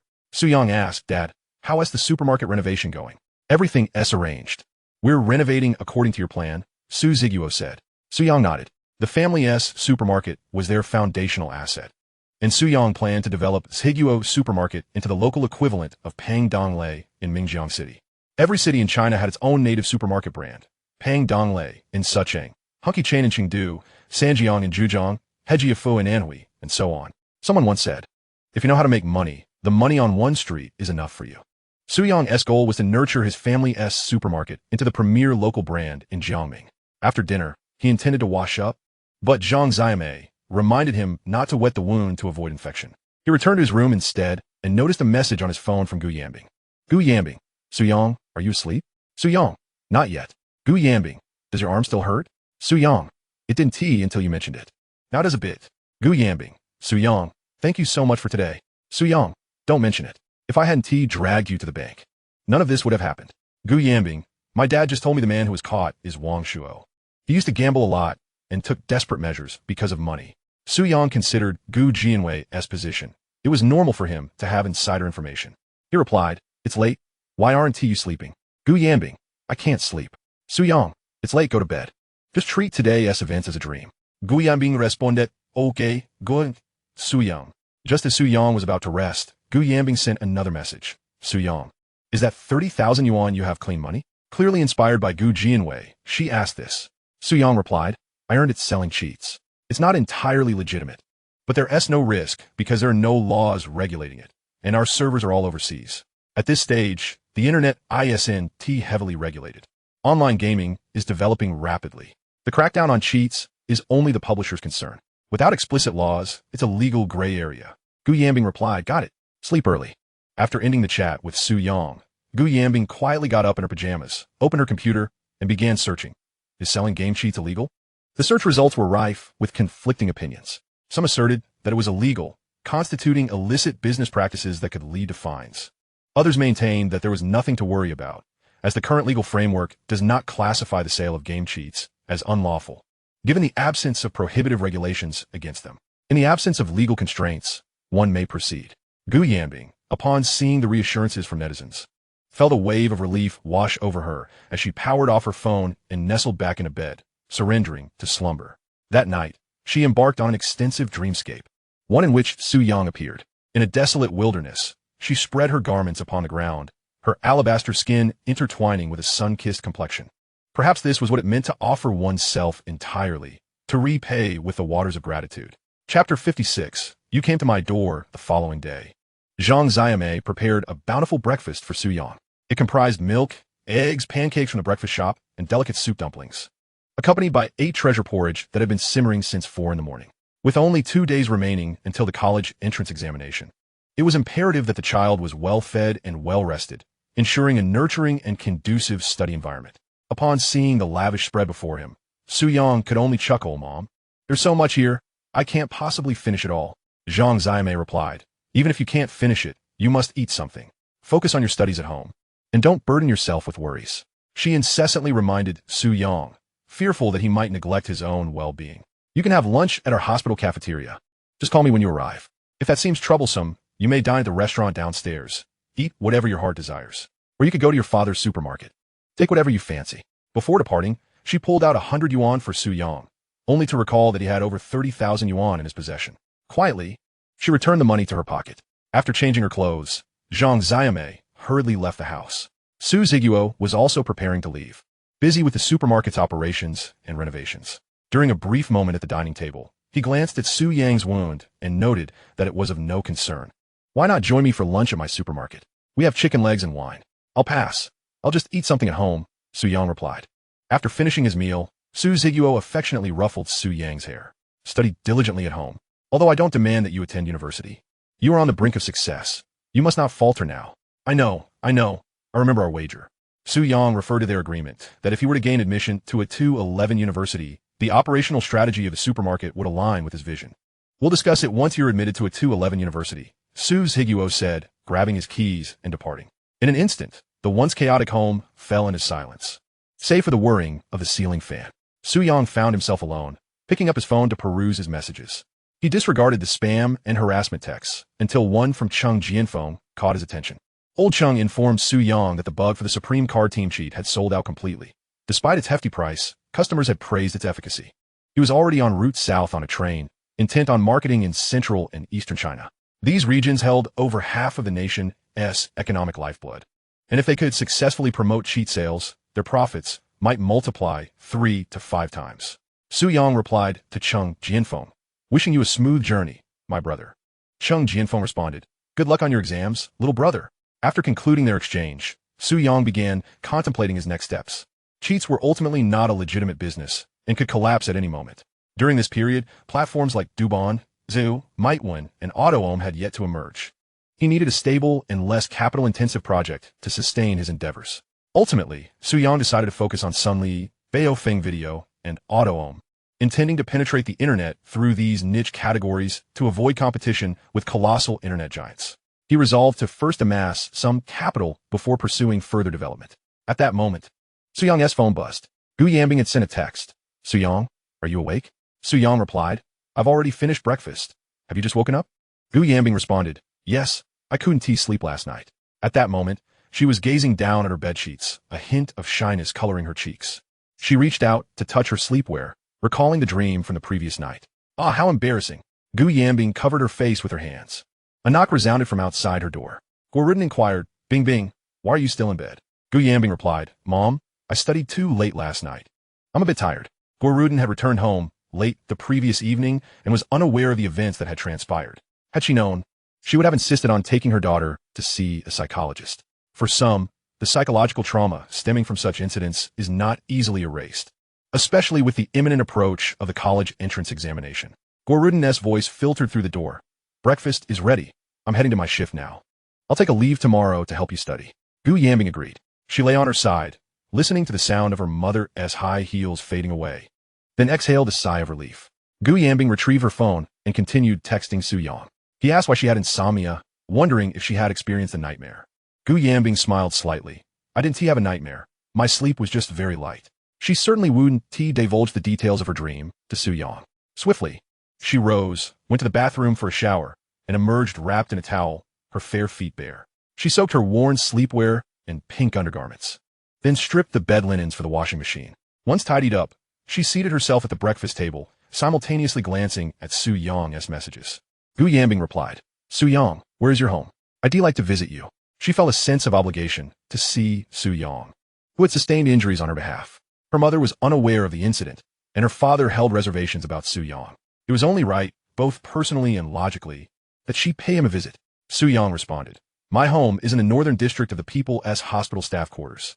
Gu Yanbing asked, are your uncle and aunt home? Su Yang replied, no, they've gone to work. Are you still coming? Gu Yanbing affirmed, of course I'm coming. Su Yang added, then I want to go to the internet cafe. I'll wait for you at home. Gu Yanbing hurriedly finished her breakfast, occasionally dashing to her bedroom to fetch clothes while checking her reflection in the mirror. Ultimately, she settled on a pair of jeans and a plain white cotton t-shirt, complemented by Converse sneakers. The girl in the mirror had sparkling eyes, exuding a youthful vibrancy, with the unique freshness and innocence of her age. Once ready, Gu Yanbing hopped on her bicycle and set off. She had visited the staff quarters of the People's Hospital long ago, accompanying her mother to visit relatives. 10 minutes later, as Gu Yanbing arrived at the entrance of the hospital staff quarters with fruit in hand, she spotted Su Yang chatting amiably with the security guard. Puffing on a cigarette, Su Yang clearly noticed Gu Yanbing approaching, and with a cigarette between his lips, he walked toward her. Gu Yanbing teased, "Were you waiting here, just for me?" Su Yang gestured toward the nearby trash bin. "I came down to throw away some garbage and chatted with Uncle Lee for a bit." Gu Yanbing's once bright eyes dimmed momentarily. Su Yang noticed the fruit she was carrying. "Is this for me?" "No, it's for me," she retorted. Su Yang chuckled, finding her to be a delightful contradiction. He offered no further explanation and led Gu Yanbing toward his home. As Su Yang bid farewell to Uncle Lee, the guard said, "Su Yang, you mentioned waiting for someone here. Turns out it was this young lady." Su Yang replied, "Yes, I was worried she might get lost." Gu Yanbing's dull expression brightened instantly. "What a naughty boy. Is it so embarrassing to admit you were here waiting for me?" Su Yang guided Gu Yanbing upstairs. She curiously surveyed the corridor of the building, where numerous flyers were plastered on the walls, advertisements for locksmith services, loans, and plumbing solutions. After Su Yang ascended to the third floor, he opened the door and invited Gu Yanbing to enter. Gu Yanbing cautiously stepped inside. The room was adorned with aged wooden flooring, impeccably clean and tidy, with numerous honor certificates affixed to the walls, the majority belonging to Zheng Zime. Unlike her own home, which was filled with Gu Yanbing's awards for being an exemplary student, Su Yang observed Gu Yanbing's graceful silhouette and thought to himself, "Little girl, you've come willingly. Don't blame me for being impolite." Chapter 57. The misunderstanding seems to be quite significant. Su Yang casually closed the door behind them. Upon hearing the sound of the door locking, Gu Yanbing felt a surge of anxiety. Su Yang was aware that the events of the previous day still lingered in her mind. "Make yourself comfortable. I'll turn on the television," he suggested. "Should I change my shoes?" Gu Yanbing inquired. "No need. My home isn't bound by such formalities," Su Yang replied. Gu Yanbing felt as though Su Yang was subtly implying something. The last time he and Dong Siu visited her home, Guoruden insisted that everyone change their shoes. Su Yang switched on the television and went to fetch some sunflower seeds and snacks for Gu Yanbing. To his dismay, he discovered that there were hardly any snacks in the house. The only sunflower seeds were somewhat damp from not being sealed properly. Most of what was available for entertaining guests consisted of Lao Su's cigarettes and tea. "Would you like some tea?" Su Yang asked. "I don't drink tea," Gu Yanbing replied. "How about some sunflower seeds?" he offered. "Just a little, please," she said. With some reluctance, Su Yang presented the slightly damp seeds to Gu Yanbing. "How is your wound?" she asked with concern. Su Yang shrugged. "Much better, just a bit painful." Gu Yanbing grew anxious. "Should I accompany you to the hospital? If anything were to happen to you, it would affect your entire life."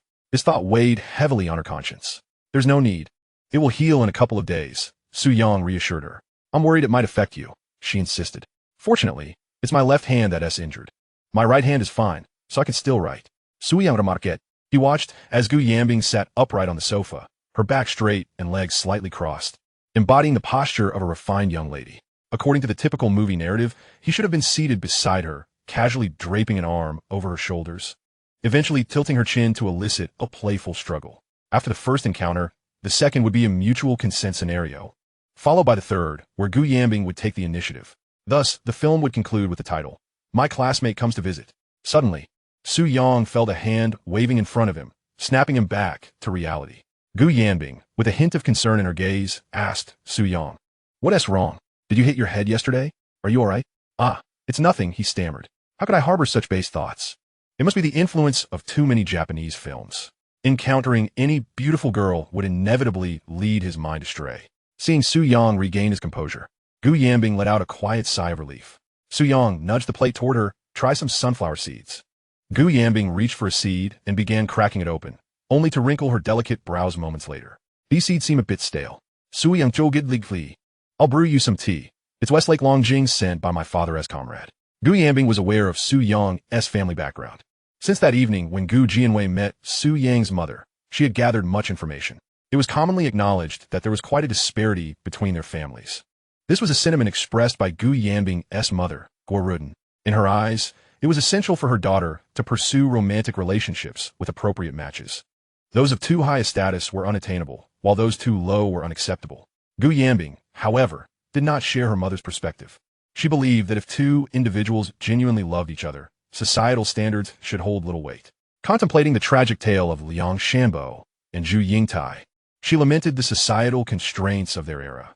Yet, she harbored concerns, sensing that her mother regarded Su Yang merely as a classmate. Perhaps if her mother knew about Su Yang's act of saving her, she might alter her view. In truth, the relationship between Gu Yanbing and Su Yang had not even begun to take shape. But what girl does not dream of love, especially at her age? Surrounded by youth magazines and the various dramas she had seen on television, the fantasies of teenage girls about youth and love were invariably enchanting.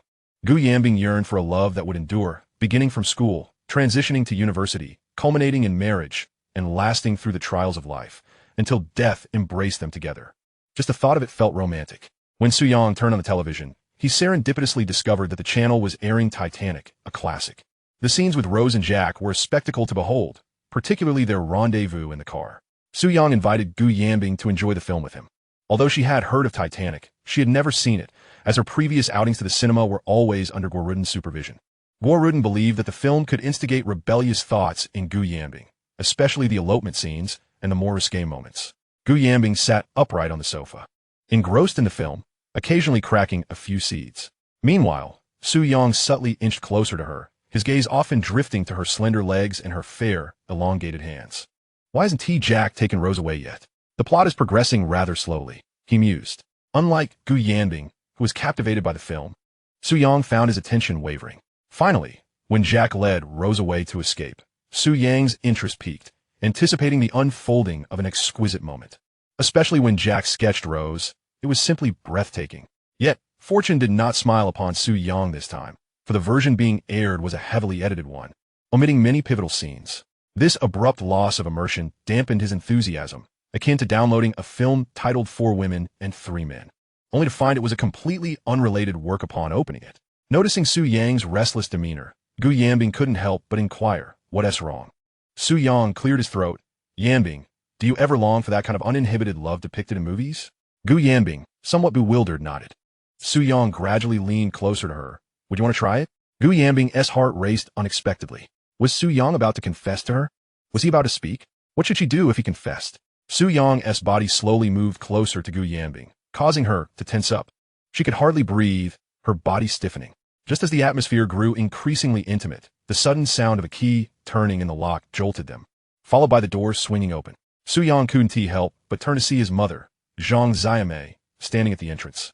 Her eyes wide in disbelief as she beheld the scene before her. On the television, 2 foreign characters were locked in an embrace, while Su Yang and Gu Yanbing were uncomfortably close, especially with Su Yang leaning slightly forward. This sight sent Zheng's imagination racing. Feeling the tension, Gu Yanbing quickly stood and stammered, "Hello? Annie, I came to see Su Yang." Zheng, quick to recover, smiled, "I understand, I'll just grab some documents." "Please sit." Gu Yanbing awkwardly offered to assist Zheng, who had already located the papers on the dining table. As she departed, Zheng exchanged a few pleasantries with Gu Yanbing, but her gaze towards Su Yang was laden with a hint of reproach. Su Yang pondered, "Has my mother misunderstood?" Ding! His phone buzzed with a text message. Su Yang glanced down to read it. Zheng, "You little rascal, if you dare to act recklessly, I'll break your legs." Chapter 58. The day that changes destiny. The day of the college entrance examination has finally arrived. On that morning, the small town of Mingjiang buzzed with an unusual liveliness. The streets were crowded with parents escorting their children, incessantly reminding them to check if they had their examination permits, identification cards, and stationery. Traffic police were stationed at major intersections, ensuring that students sitting for the exam were given priority passage. Su Yang was roused early by Zheng's persistent calls. While other children were too excited to sleep, this child seemed remarkably at ease. "I noticed that the lights in the room of old Joe's granddaughter next door had burned all night. She must have been cramming until dawn. Hurry up and wash up. The food is getting cold." Su Yang, amidst his mother's nagging, sluggishly got out of bed and proceeded to the bathroom. In an unprecedented move, Su Zhiguo decided to forego a trip to the supermarket and instead accompany Su Yang to the exam.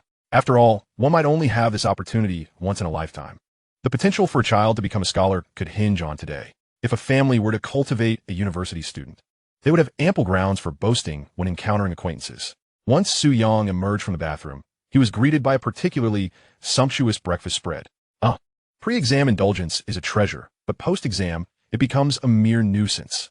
He sat down to eat while Zheng and Su Zhiguo busied themselves checking Su Yang's supplies. "Old Su, are those pens new? Try to see if they work." "They do," he replied, "but they not only need to work, they need to work well. The pens we procured from your supermarket last time were dreadful. I have no idea where you source those subpar products. Su Ziguo tested each pen until he was satisfied before placing them in the stationery case. After Zheng Xiaomei finished packing Su Yang's backpack, she filled his water bottle to the brim. Just as Su Yang was nearing the end of his meal, she seemed to remember something and retrieved a talisman from the room. Su Yang stared blankly at the solemn talisman his mother presented. Mom, what is this?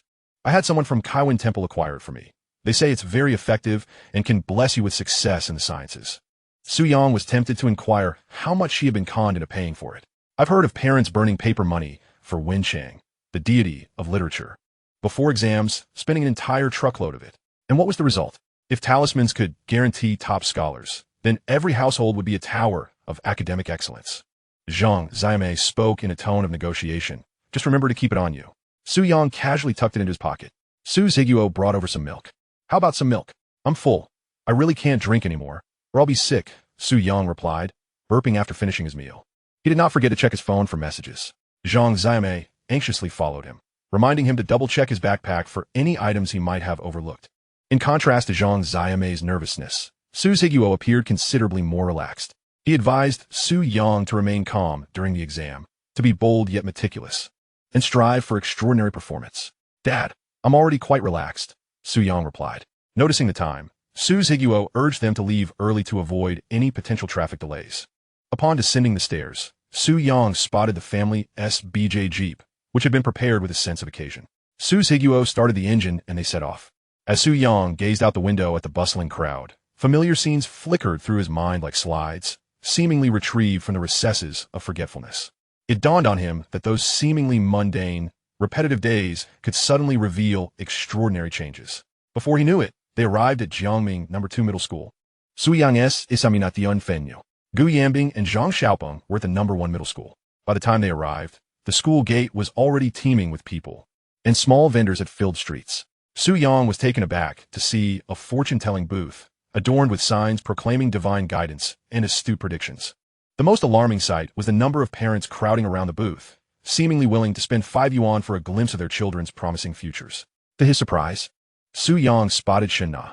He expected them to be at the same examination venue. As time passed, candidates began entering the school.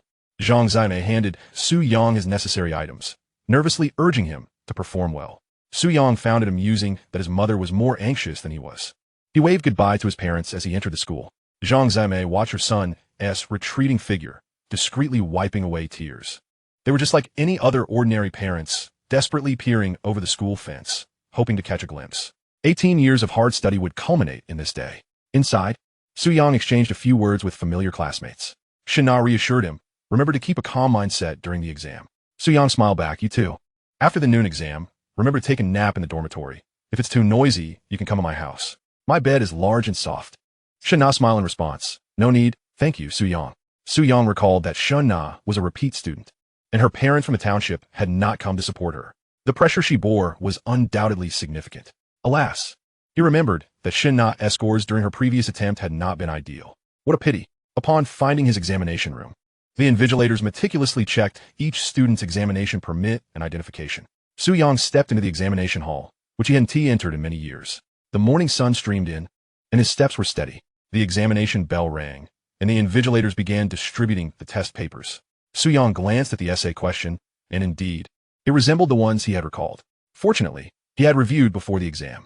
Previously, he had felt uncertain about the Chinese language exam. As he read the questions, a sense of familiarity gradually returned.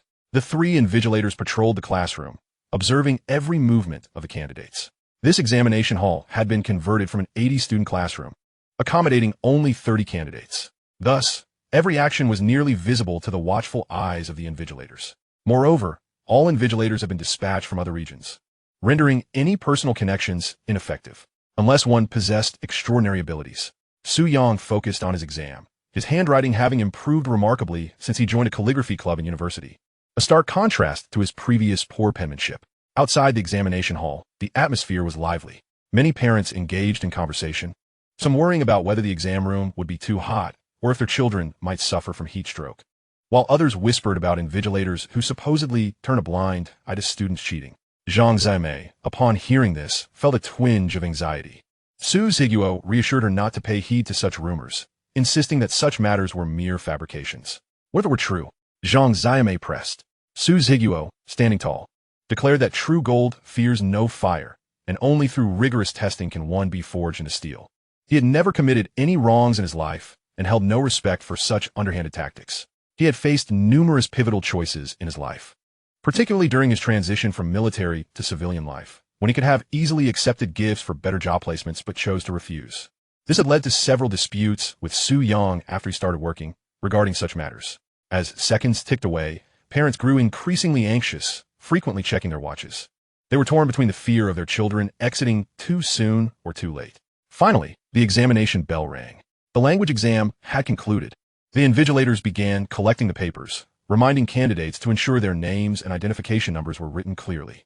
There had been instances in the past where students had completed their exams but forgotten to write their names, resulting in a score 0. As the papers were collected, candidates began to exit the examination hall, and parents surged towards the school gate in a frenzy. Chapter 59. It's still too early to cry after exiting the examination hall. Su Yang was met with a sea of anxious parents. Many were already fretting, inquiring about their children's performance. The top students seemed relaxed, while those who struggled appeared indifferent. It was the middle-tier students who exhibited signs of anxiety. Su Yang noticed Shen Na walking with her head down, her familiar low ponytail swaying gently. He approached and gently patted her shoulder. Shen Na turned her head and was instantly captivated by Su Yang's presence. "How did you perform on the exam?" she inquired. "It was SOSO," Su Yang replied, seeking to comfort her, wary that if he claimed a good performance, it might stir feelings of imbalance within her. "What about you?" he asked. "I managed fairly well, I suppose. I feel like I performed more consistently than last year." "Well, if I did worse than last year, that would mean this past year was a waste," she added. Su Yang then asked, "Where are you going for lunch?" Shen Na pointed to a street vendor selling pancakes. "I've already eaten this morning, and I'm not too hungry now. I plan to grab a pancake." Su Yang recalled how tight Shen Na's monthly budget was. There were times when she even hesitated to eat breakfast. "Why don't you come to my house for lunch?" he suggested. Shen Na quickly waved her hands. "No need. Su Yang, I can manage something small on my own."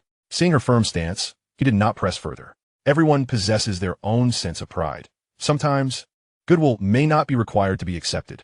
After chatting with Shen Na for a while, he strolled towards his car. Zhang Xiaomei spotted Su Yang and asked a rather cliché question. "Son, how did you perform?" "It was all right," he replied. Zhang Xiaomei exchanged a glance with Su Zhiguo, both reluctant to inquire further, concerned about affecting Su Yang's subsequent examinations. Su Zhiguo started the car, and they headed home. Zhang Xiaomei engaged Su Yang in a conversation about what he wanted for lunch. Su Yang replied that any home-cooked meal would suffice. The traffic ahead was heavily congested, and they waited quite a while before departing from the examination venue. As Su Yang casually turned his head, he noticed Shen Na squatting at the base of a wall, eating a half pancake. Sunlight illuminated her face, casting a radiant glow. Su Yang felt a deep sympathy for Shen Na's future encounters.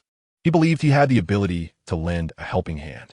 Upon returning home, Zhang Xiaomei and Su Zhiguo went to the kitchen to prepare dinner. Su Yang scrolled through his phone and saw a message from Gu Yanbing inquiring about his Chinese exam. Su Yang replied, "I think I should score around 110. He had hardly studied for Chinese, merely skimming through some ancient poetry. Had he focused on memorization, he could have potentially improved his score by at least 10 points. Gu Yanbing suggested, "Shall we compare answers?" Su Yang replied, "Let's wait until after the math exam. Lunchtime is a bit tight." Gu Yanbing agreed. "All right, let's do our best." She hoped to attend the same university as Su Yang. Next up was the math exam, and Su Yang had already reminded them of everything they needed to know. Whether they chose to study was no longer his concern. After lunch, Su Yang watched television for a while. Zhang Xiaomei, unable to sit still, contemplated reminding Su Yang to study. A stitch in time saves 9, she thought. Su Zhiguo noticed her hesitation and subtly shook his head, suggesting it was better to let the children relax for a bit. Promptly at 1:50 p.m., Su Yang arrived at the examination hall. Upon seeing the math paper, he was taken aback. History had not deviated. Even years later, many still lamented the absurdity of the 2003 math exam questions, deeming them the most challenging in history. Typically, exam questions progress from easy to difficult, culminating in a final problem reserved for students aiming for top-tier universities. However, the 2003 exam introduced a paradigm shift. Every question was difficult, beginning from the very first, with even the multiple-choice questions requiring substantial calculations. As Su Yang began to analyze the problems, he noticed many of his peers looking bewildered. They realized the difficulty of the questions was significant. Certain topics even delved into college-level calculus, which many had never encountered. They had no choice but to press on, feeling utterly lost. The proctor, glancing at the exam paper, was equally baffled, exclaiming, "Wow, even I can't solve this." In standard math exams, the second major question typically involves solid geometry, which poses minimal difficulty. Yet this year's paper was grotesquely complex, with intricate figures and substantial calculations. Countless students internally cursed the examiners for crafting such sadistic questions. How could they release such difficult problems? Are they joking? As the exam progressed, Su Yang began to frown at the more challenging questions. This is incredibly difficult. There's simply not enough time. Outside, parents grew anxious, some secretly praying, wishing they had burned more incense for their children. Time ticked away, and many examines began to feel restless. The crux was that they were at a loss. They could guess in language or English, but how does one guess in math? The fear of the unknown left many feeling disoriented. Su Yang noticed a girl in front of him starting to tear up. Just then, a loud ripping sound echoed from behind. A boy had torn up his exam paper, exclaiming, "Damn it, I'm done." This vividly illustrated the essence of math. What you don't know simply is mathematics. Su Yang recalled a time when a classmate threw fruit from the dormitory onto the podium. And after no one confessed, the physics and math teachers collaborated to track down the culprit using projectile motion and the distance the fruit traveled. As the exam concluded and the bell rang, the proctor began collecting papers. Upon seeing numerous blank answer sheets, he understood that this year's candidates had been thoroughly defeated. Su Yang merged into the crowd exiting the examination hall, where many wore expressions of despair, and girls were occasionally seen wiping away tears. He encountered Shina around the corner, her eyes slightly swollen, clearly having cried. Su Yang approached her, asking, "Did you review the problems I suggested?" Remembering the types of questions Su Yang had urged her to practice, she couldn't help but cry again.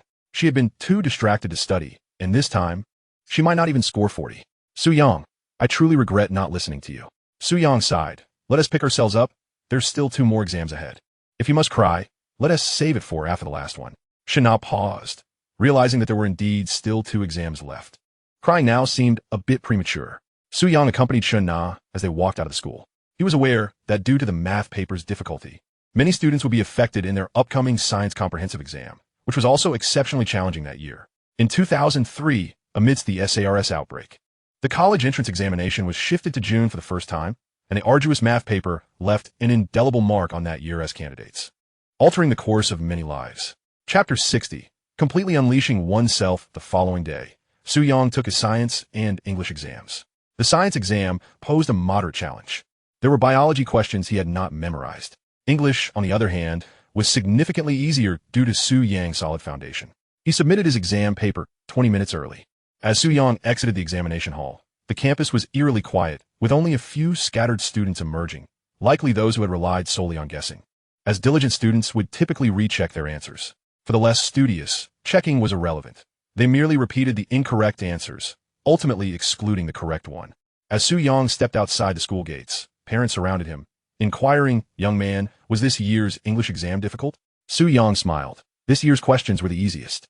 I could solve them, even while ranking 3rd from the bottom in our class." The parents were momentarily taken aback. The previous day's math exam had left them shocked, robbing their children of confidence for today's test. Su Yang consoled. "Yesterday's mathematics was rather challenging, thus today's English should be a breeze. I typically score around 30 marks. But this year, I am confident I can achieve at least 80. Upon hearing Su Yang's words, numerous parents discreetly exhaled in relief. Yet, some parents wore anxious expressions. Their children already excelled in English and were counting on widening the gap against their competitors. Alas, it seemed that the gap would not be widened after all. Truly, some families rejoiced while others despaired. Su Yang remained oblivious to the ripple effect of his words, unaware of how many struggling students would face their parents' wrath when the scores were released. After all, if someone who usually ranked 3rd from the bottom and scored 30 could suddenly achieve 80, what would it mean for those who typically scored 30 yet managed to attain a mere 19 this time? Who on earth had the audacity to claim English was easy? It was clearly a trap. Su Yang climbed into Lao Su's car. Zheng Ziyame, unable to contain her curiosity, inquired, "Son, how did you do on the exam?" Su Yang responded confidently, "No problem. You can rest easy." Zhang Ziyame tentatively pressed, "What score do you think you'll get?" Su Yang replied with bravado, "Just 1 step away from Tsinghua." Even though Zhang Ziyame had never attended university, she was acutely aware of the challenges associated with gaining admission to Tsinghua. Her expression hardened as she rolled up her sleeves, preparing to deliver a couple of slaps to Su Yang. The past few days of watching him prepare for the college entrance examination had left her simmering with frustration. She had fussed over every detail, making sure dinner was served. Toothpaste was squeezed, shoes were arranged, and his backpack was ready, only to find Su Yang leisurely eating while engrossed in his phone. With the exams now completed, it was time to settle the score. Su Yang was startled by his mother's serious demeanor. "Dad, did you provoke Mom? You little rascal, don't stoke the flames." Su's Higuo was not about to fall for Su Yang's antics. He started the car and drove home. In the back seat, Su Yang endured 2 light slaps from Zheng Zime before he was willing to speak properly. "I should score around 500 or so. Getting into a first-tier university is quite certain, and I might even aim for the 211 Engineering University in our provincial capital." Su Yang was aware that following the mathematical disaster this year, many students had drastically lowered their aspirations.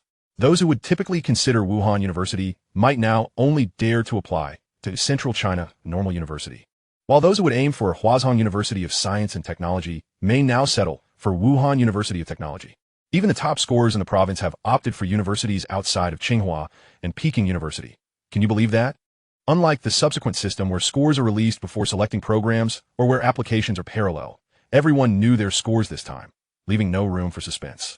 Previously, the college entrance examination required estimating scores before choosing programs, emphasizing first choices, as most prestigious institutions only accepted first-choice candidates, leaving second-choice applicants at risk of slipping down rankings. Around the year 2000, even the top students had to weigh their options carefully.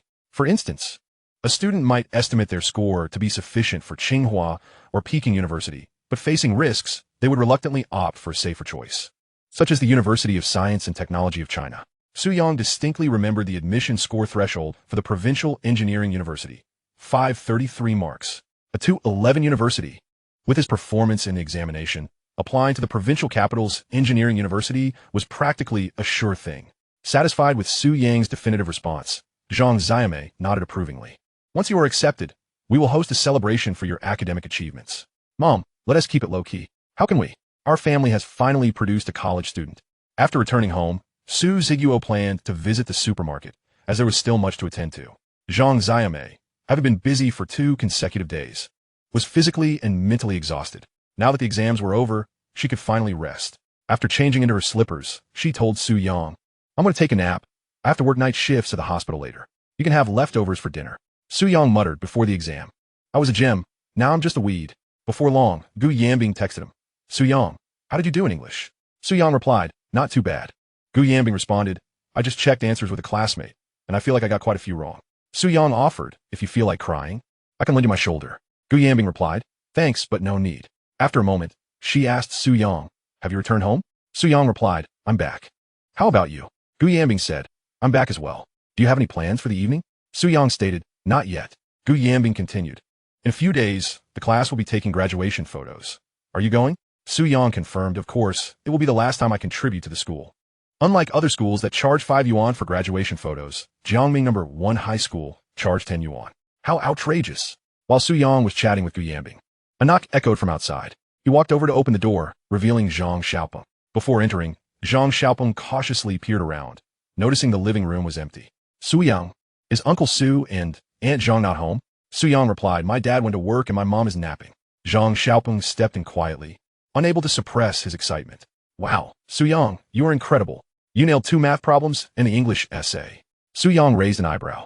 It seemed Zhang Xiaopeng was one of the few who believed in him and actually heeded his advice, unlike Gu Yanbing and Shen Na, who had overlooked his words. Zhang Xiaopeng continued, "I initially planned to apply for a vocational college, but now I think I might aim for a second-tier university." Su Yang patted Zhang Xiaopeng on the shoulder, encouraging him, "Be bolder, go for a first-tier university." Zhang Xiaopeng shook his head. "Let us not get ahead of ourselves. I know my capabilities." Now that the exams were over, Zhang Xiaopeng felt an unprecedented sense of relief. He suggested they visit an internet cafe. Su Yang was inclined to agree, and they promptly set off for the cafe. Zhang Xiaopeng clapped Su Yang on the shoulder. "Thanks to you, I've boosted my score by at least 20 marks. What do you want to eat tonight?" "It's on me." Su Yang recalled the last gathering at KFC where Zhang Xiaopeng generously treated the boys. "I heard a new seafood buffet has opened on Commercial Street. Let us give it a try." Zhang Xiaopeng's eyes widened in alarm. Seafood buffets are notoriously expensive. Salmon, abalone. He had only seen them in books and had never encountered them in person. "Is it pricey?" Su Yang reassured him. "Not expensive, around dozens per person." Zhang Xiaopeng gritted his teeth. "All right then." Su Yang dialed Gu Yanbing's number. inviting her to dinner. Upon hearing that Gu Yanbing would join, Zheng Xiaoping's face turned green. Chapter 61. She is preparing to introduce her cousin to you. Su Yang and Zhang Xiaopeng arrive at the internet cafe. With rare moments of relaxation, Zhang Xiaopeng decided to immerse himself in gaming mayhem. Su Yang, however, felt no elation after the exams, as everything had unfolded according to his meticulous plans. He logged into the game forum for Miracle World to search for posts related to cheats. It had been half a month since the release of the second-generation flying cheats, and the forum was abuzz with discussion surrounding them. Naturally, there were also players who despised cheats, posting rants against the developers for impacting the game's fairness and competitive experience. Yet who cared? More players opted to support cheats, hoping that the developers would release a new version. Then, Su Yang stumbled upon a post. The author appeared to be an insider within the game. In the post, he addressed the players' concerns. Firstly, he noted that the introduction of cheats severely disrupted game balance, leading over 60% of players to adopt them. Secondly, he discussed the implementation of anti-cheat systems, stating that developing cheats was significantly easier than creating new game versions. Consequently, once the game updated, cheats could quickly catch up. Game maintenance and updates could not occur daily. They required multiple rounds of testing and bug fixes. In the short term, they could not resolve the cheat issue, as they were merely agents, with the game developers situated in Seoul, separated by a layer of bureaucracy. Finally, he urged players not to use cheats and called out to the developers, offering a reward of 10,000 yuan for contacting them. Su Yang scoffed inwardly. Did they really think a mere 10,000 yuan could lure him out? What a naive assumption. Regardless of what version Miracle updated to, Su Yang would remain vigilant. As the summer vacation approached, he planned to seize the 2-month period to earn a substantial profit. After closing the webpage, Su Yang discovered yet another post had been published. The title was quite impressive. Fantasy Moon Cheat. Strongly released. Crushing the Flying Sky Cheat. Free for 5 days. Upon clicking, he realized it was merely clickbait. The authors indicated that the cheat was still under development and would be released once completed, urging players to be patient. Su Yang understood that competitors had also recognized the lucrative potential of cheats and were now venturing into the Miracle game cheat market. Time was not on his side. Su Yang picked up his phone and dialed Cheng Jianfeng. Old Cheng, have you seen the forum? No, I'm out. What's going on? Someone has launched the Fantasy Moon cheat on the forum and plans to go live next week. Damn, they're moving quickly. Cheng Jianfeng sounded anxious on the phone. They had just begun to taste success, and now others were catching the scent. What's their strategy? Cheng Jianfeng inquired. They're offering a 5-day free trial, but will eventually charge. The pricing post-launch remains uncertain. Cheng Jianfeng felt a sense of urgency. Their only advantage might now be in the offline market. Su Yang, do you have any ideas? Su Yang replied that he needed time to think and would get back to him. After hanging up, he sank into contemplation. If he allowed the competitor's cheat to launch, it would lead to a vicious cycle of competition. For instance, if they priced it at 15 yuan, the competitor might undercut at 14 yuan, leading both parties into an endless spiral of price wars.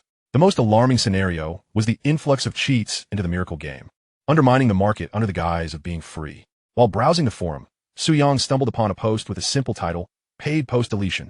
Upon clicking, he found it offered to help users delete posts for a fee. 100 yuan for ordinary posts, 300 yuan for highlighted ones, and 2,000 yuan for hot topics. The service promised manual operation and had been personally tested for effectiveness. In this day and age, few believed advertisements, and the post had garnered minimal clicks. The only comment was a user requesting deletion because someone had doxed his home address, but he was unable to pay the fee and ultimately gave up. Su Yang added the QQ contact provided. At that moment, his phone rang. Gu Yanbing was calling. Su Yang, have you set off? Not yet. Why so slow? Didn't you say you'd treat us to dinner? I am treating you, but who else did you bring? My cousin Gu Yanbing is also taking the college entrance exam. She stayed at our house, and I thought I could bring her along. Su Yang glanced at Zhang Xiaopeng, who was engrossed in a game. It seemed today Zhang Xiaopeng was destined to be the unwitting benefactor. That's fine, bring her along, he replied. After hanging up with Gu Yanbing, Su Yang waited a while, but couldn't he connect with the post-deletion QQ. He patted Zhang Xiaopeng on the shoulder. Let us go eat. Gu Yanbing is already set off. Reluctantly, Zhang Xiaopeng left his computer. On their way to the restaurant, Zhang Xiaopeng asked, Su Yang, are we going over so early? Su Yang replied, Gu Yanbing is bringing her cousin along for dinner. Perhaps there is a chance for you too. Let us go see. Naively, Zhang Xiaopeng believed him, his lonely heart fluttering with anticipation. Really? Gu Yanbing's cousin should be quite beautiful, right? Since learning of Su Yang's relationship with Gu Yanbing, he had ceased to dream. If she was Gu Yanbing's cousin, given Gu Yanbing's looks, her cousin must also be quite attractive. Su Yang shot a glance at Zhang Xiaopeng. On what basis do you judge that Gu Yanbing's cousin is beautiful? Zhang Xiaopeng replied, if Gu Yanbing looks that good, her cousin must have inherited their family genes. Sui Yang reminded skeptical. Genetics is an enigma. Some inherit all the favorable traits, while others take on all the unfavorable ones. Even the offspring of stunning celebrity couples can turn out quite ordinary. Zhang Xiaopeng rode his bicycle, lost in a daydream of the impending encounter, eagerly anticipating the unfolding of delightful events. 20 minutes later, Su Yang arrived at the seafood buffet restaurant on a commercial street. The glass facade was impeccably bright and clean. The revolving glass door was polished to such perfection that even a fly would slip upon landing. Su Yang noticed that most diners were well-dressed middle-class individuals or used clad in Nike and Adidas leisure wear. He and Zhang Xiaopeng, dressed in their casual roadside attire, fell out of place. Zhang Xiaopeng, feeling a bit apprehensive, asked, Su Yang, is this place really affordable? Not expensive. Let us go in. I'll cover it. Su Yang reassured him. Hearing this, Zhang Xiaopeng felt at ease. A beautiful waitress in a suit and short skirt greeted them and inquired how many were in their party. Zhang Xiaopeng hesitated to speak, so Su Yang answered, please find us a window seat. The waitress led them to their table. Once seated, Zhang Xiaopeng impatiently asked, Su Yang, could you check if Gu Yanbing has arrived? Just as Su Yang was about to make a call, he spotted Gu Yanbing arriving on her bicycle. She wore familiar jeans and white sneakers, her cool yet radiant beauty drawing the attention of many men. Behind her sat a girl in a floral off-white dress, her sun-kissed skin exuding healthiness, with long, dark hair cascading down her shoulders and a faint blush on her cheeks. If Gu Yanbing was a 9 in looks, enhanced by a touch of style, then her cousin Gu Yating might be a 5 in looks, but 3 in style. Zhang Xiaopeng pointed at Gu Yating behind Gu Yanbing. Su Yang, is that her? It should be, Su Yang replied. Enough, enough. Zhang Xiaopeng displayed a love-struck grin, feeling that being with her was a stretch for him. It was still Gu Yanbing's thoughtfulness, knowing he was single. As Gu Yanbing and Gu Yating entered hand in hand, Su Yang remained seated, while Zhang Xiaopeng eagerly stood up and waved. Yanbing, over here. He gallantly pulled out chairs for Gu Yanbing and Gu Yating. Gu Yanbing introduced her cousin Gu Yating to Su Yang and Zhang Xiaopeng, explaining that she hailed from the county in Jiangming City and attended Jiangming No. 2 High School. Due to their examination venues being the same and their family's connections, she had been staying at Gu Yanbing's house for the past few days. Gu Yating greeted Su Yang and Zhang Xiaopeng with a gentle smile. Upon seeing Gu Yating smile at him, Zhang Xiaopeng's heart raced with excitement. In life, one often experiences 3 major illusions. He felt that Gu Yating's first impression of him should be quite favorable. Zhang Xiaopeng chuckled, Yanbing, Yating, this is a buffet. We just arrived. Let us go get some food. It's my treat today. Gu Yanbing shot Su Yang a puzzled glance. Su Yang had mentioned on the phone that he would treat them. How had it switched to Zhang Xiaopeng? Su Yang stood up and said, let's go get our food. The buffet line was shrouded in a fragrant haze, showcasing a dazzling array of seafood, including lobsters, crabs, and abalone. On the opposite side, various drinks, desserts, and ice cream beckoned. Su Yang casually selected a few items, while Gu Yanbing followed closely behind. She quietly asked, Su Yang, is your arm feeling better? Much improved, Su Yang responded. Let me see your arm. Roll up your sleeve, Gu Yanbing insisted. That is rather improper now. How about I show you tonight? Gu Yanbing's beautiful eyes brimmed with skepticism. Tonight? She noticed the mischievous smile playing at the corners of Su Yang's mouth and playfully stepped on his foot. Zhang Xiaopeng, observing Gu Yanbing trailing after Su Yang, instinctively accompanied Gu Yating. Yating, what would you like to eat? I can help you get it. Gu Yating exhibited a subtle demeanor, gesturing towards the crab and lobster. Zhang Xiaopeng, ever attentive, graciously served her some on her plate. Thank you, she said. Not at all, he replied. As he gazed at Gu Yating, an overwhelming sense of satisfaction welled up within him. Yating, do you know someone named Lu Feng among your group? He inquired. What class is he in? He's in class 4 the senior year. I don't know him. I'm in class 3. Oh, that's fine. What would you like to drink? A soft drink or beer? A soft drink, please. Zhang Xiaopeng was seated quite close to Gu Yating and inhaled the delicate scent of jasmine that enveloped her. The fragrance was sweet, igniting his anticipation for a summer filled with promise and exuberance. Meanwhile, Su Yang, who was selecting dishes ahead, glanced back and asked Gu Yanbing, how are your cousin's academic results? Gu Yanbing replied softly, she used to perform well, but her grades have declined since she started dating. I heard she scored below 300 in the recent mock exam. Su Yang inquired, is your family particularly close to hers? Gu Yanbing gently shook her head. Actually, my mother isn't keen on having her stay with us. My father met her father, and after exchanging pleasantries, they agreed to let her stay. Su Yang remained silent on the matter, as discussing family dynamics felt inappropriate. Observing Gu Yating's pure appearance, He was surprised to learn that she had already been in a relationship. Why hasn't she brought her boyfriend along? He asked. Gu Yanbing explained. My dad mentioned that her family is vehemently opposed to it, so they broke up.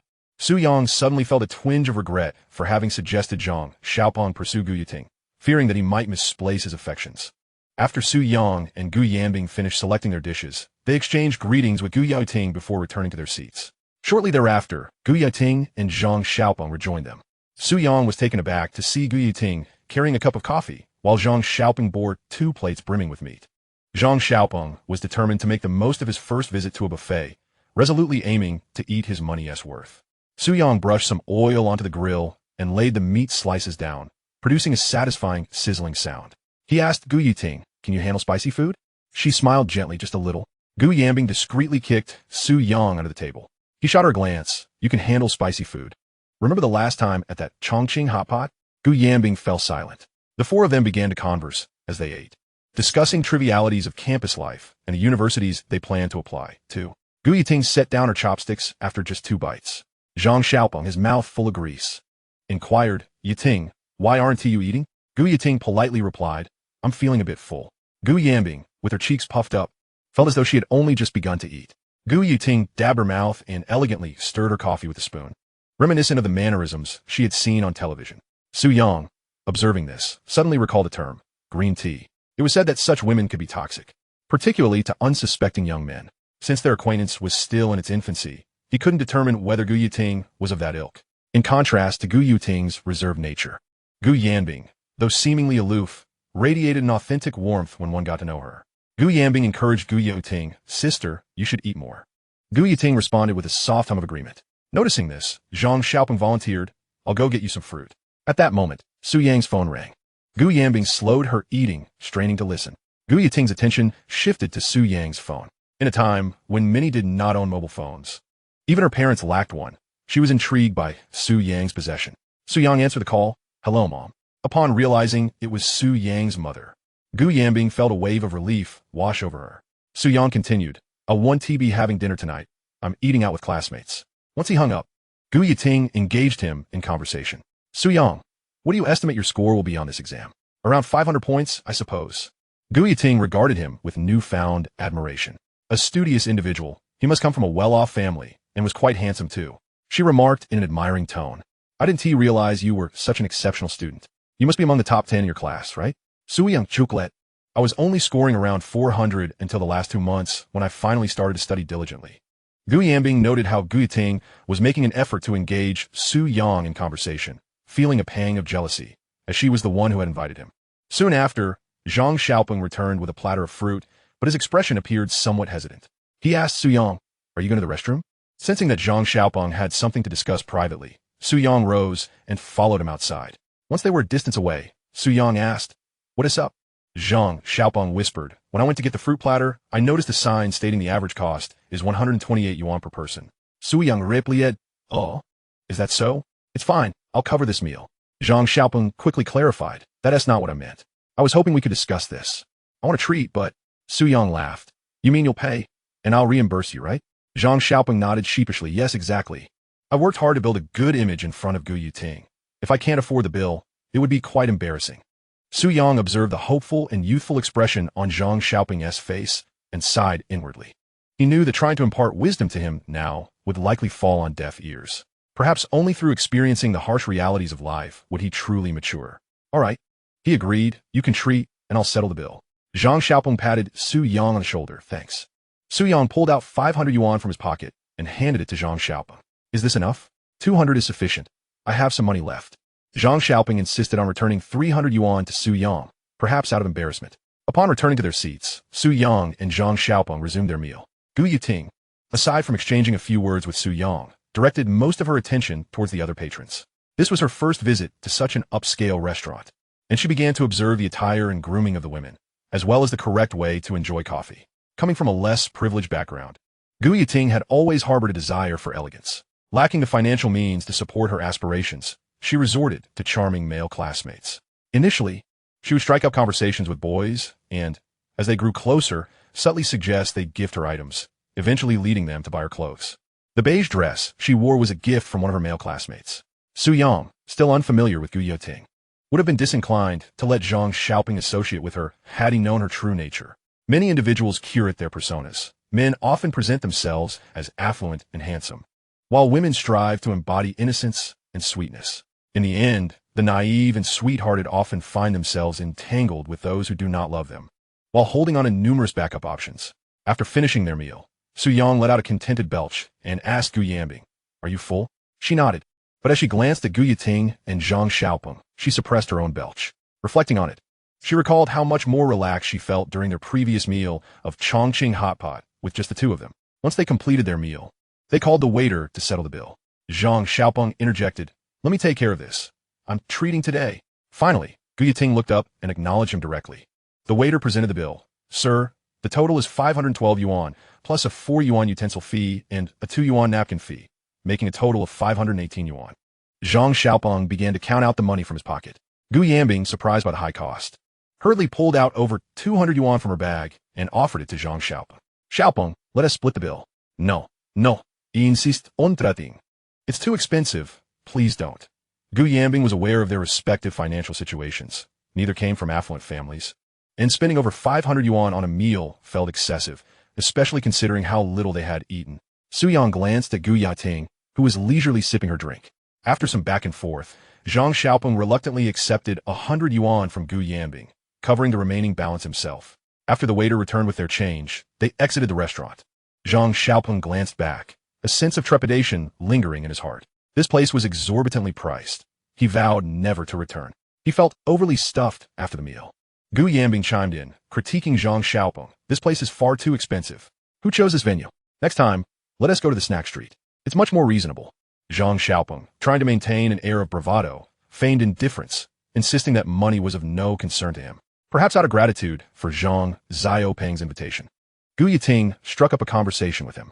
The venue was conveniently located near Baiguo Mall and a bubble tea shop. Gu Yating suggested they meander through the mall, to which Zhang Xiaopeng readily acquiesced. He felt it was somewhat ungentlemanly to let Su Yang foot the bill while he played the nice guy, and thus proposed treating everyone to bubble tea. While Gu Yanbing, Zhang Xiaopeng, and Gu Yating went to buy bubble tea, she seized Su Yang's arm. "What is up?" he inquired. "Let me see your wound," she replied. Ever since they were discovered by Zhang Xiaomei at Su Yang's house, they had not seen each other for 4 consecutive days, apart from chatting over text messages. The dinner was intended to be enjoyable, but with Gu Yating's presence, it felt somewhat less satisfying. Gu Yanbing rolled up Su Yang's sleeve, revealing the scabbed-over injury. She reached out to gently probe it. Suddenly, Su Yang said, "Gu Yanbing." "Yes?" She responded. "Are you trying to take advantage of me?" Gu Yanbing's cheeks flushed inexplicably, and she quickly turned away, spitting out a soft pft, "As if I would take advantage of you. You're like a dog biting Lu Dongbin."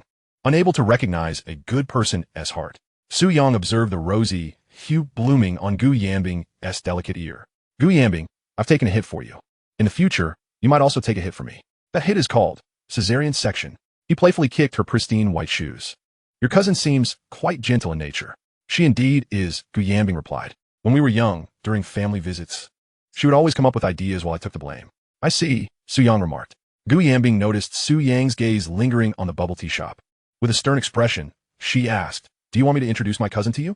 "No, net," Su Yang replied. "When I was out with Xiaopeng, he mentioned that you wanted to introduce her to him." Gu Yanbing was taken aback. "When did I ever say I would introduce them?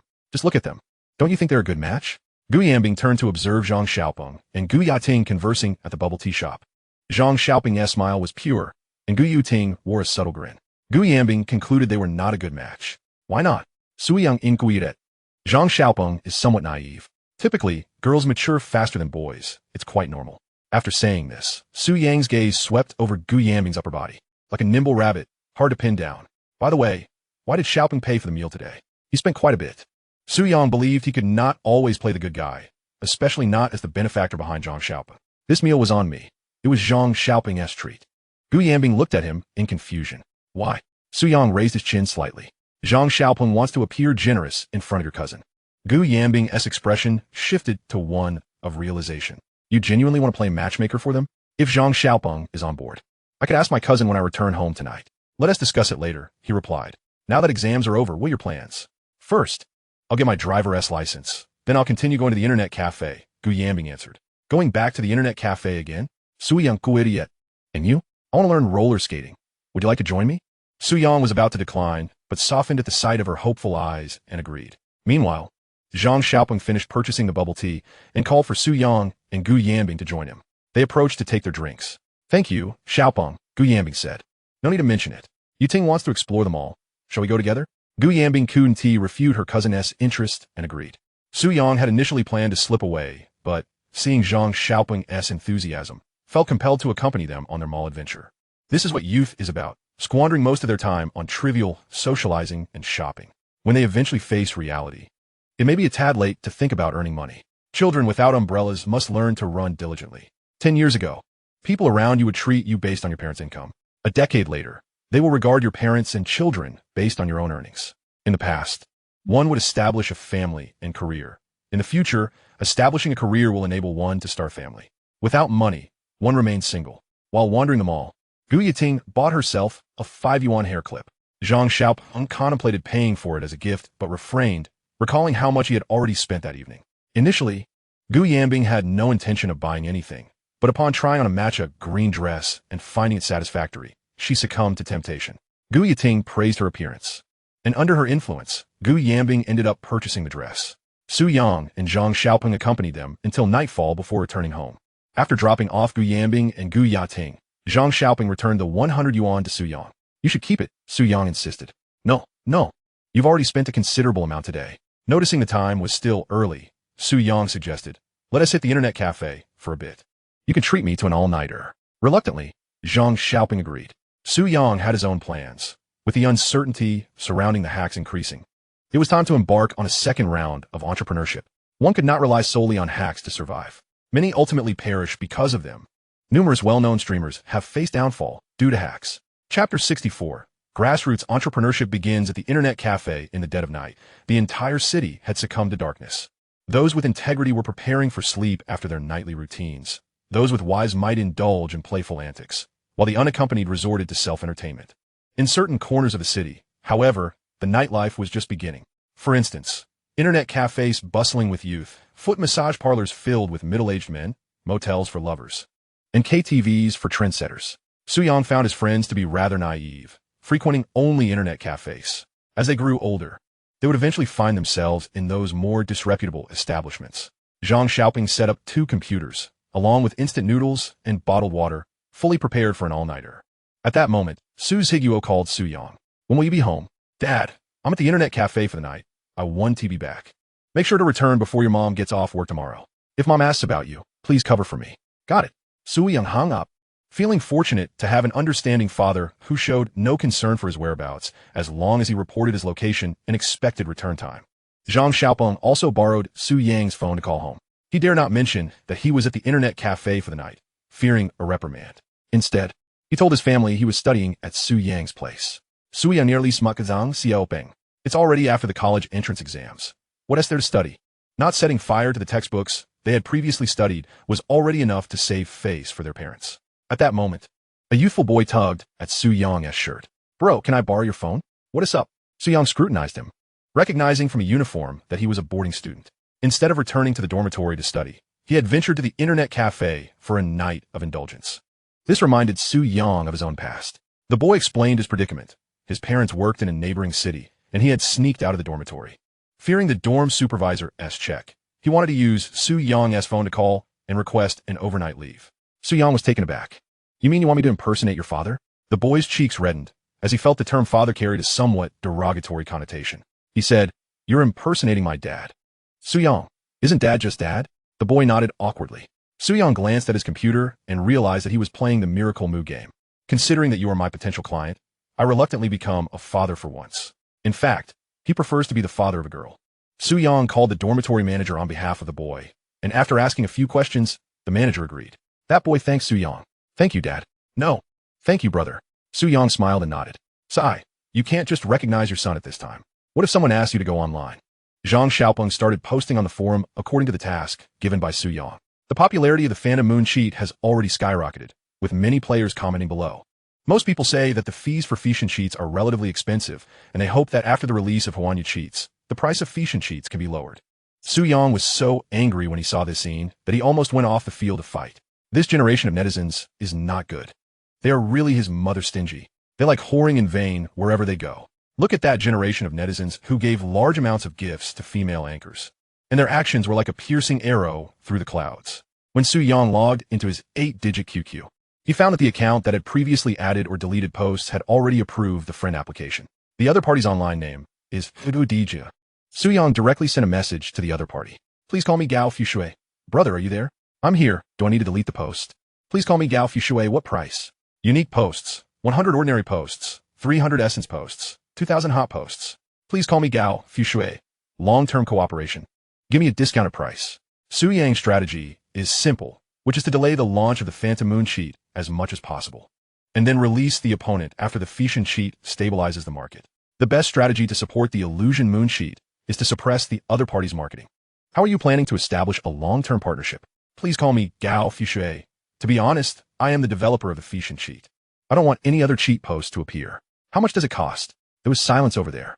Obviously, the other party did not expect that Su Yang was actually a mysterious developer of Fission cheats. At the same time, Su Yang dialed Cheng Jianfeng's phone number. Lao Zheng, there's something I want to tell you. What's the matter? Su Yang told Cheng Jianfeng about his plan to collaborate with game forum employees to delete posts for a fee.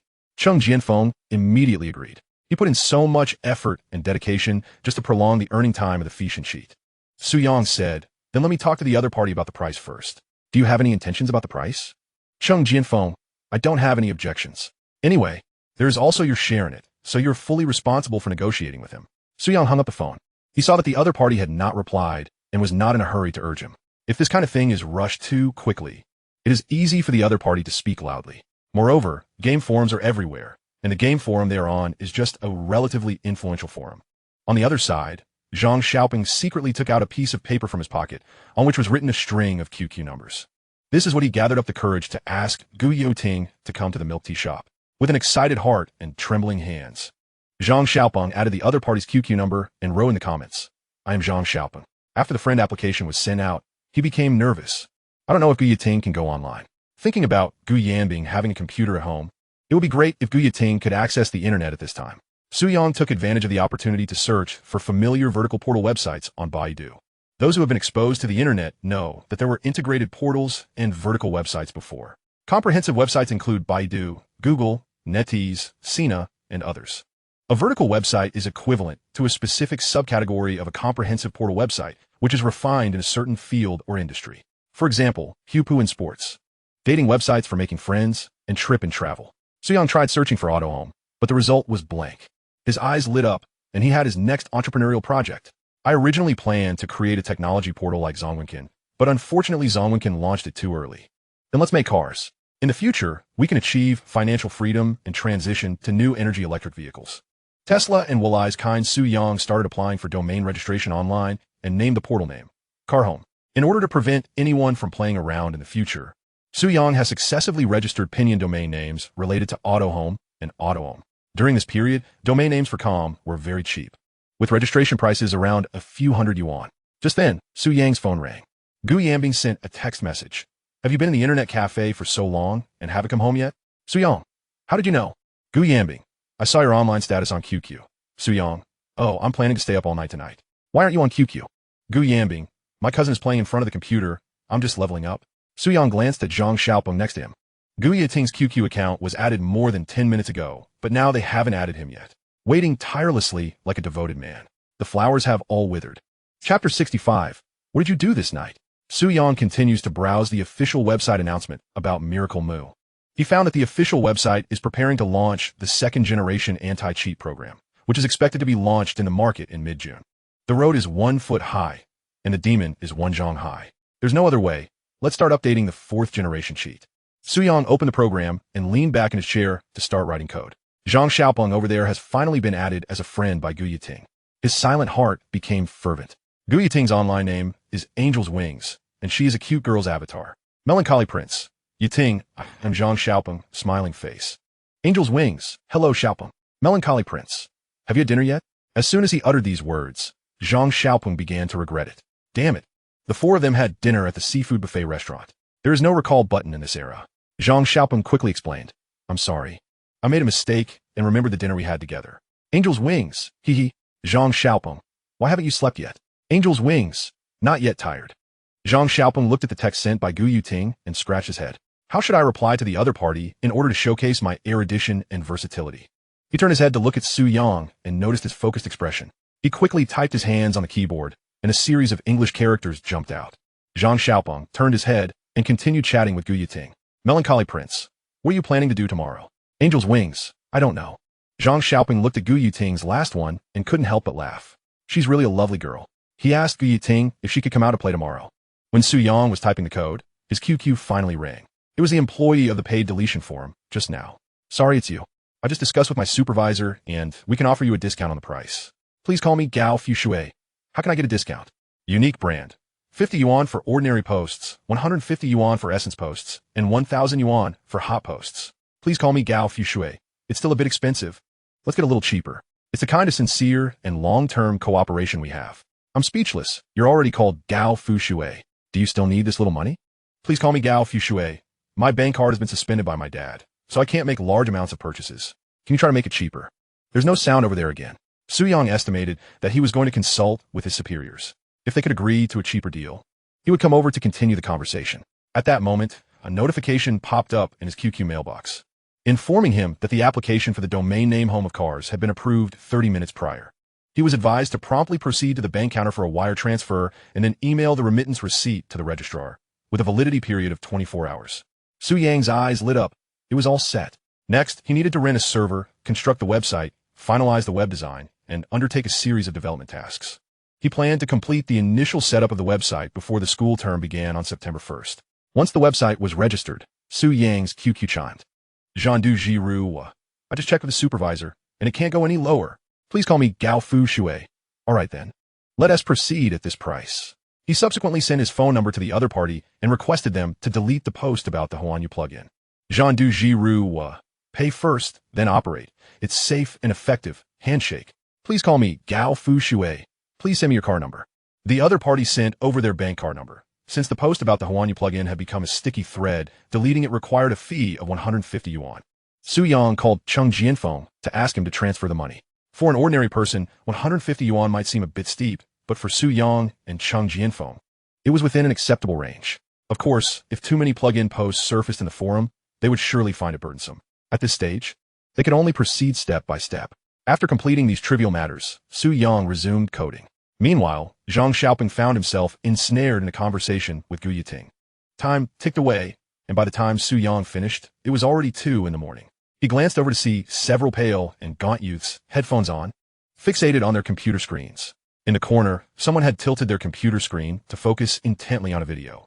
During a trip to the restroom, Su Yang took a quick look.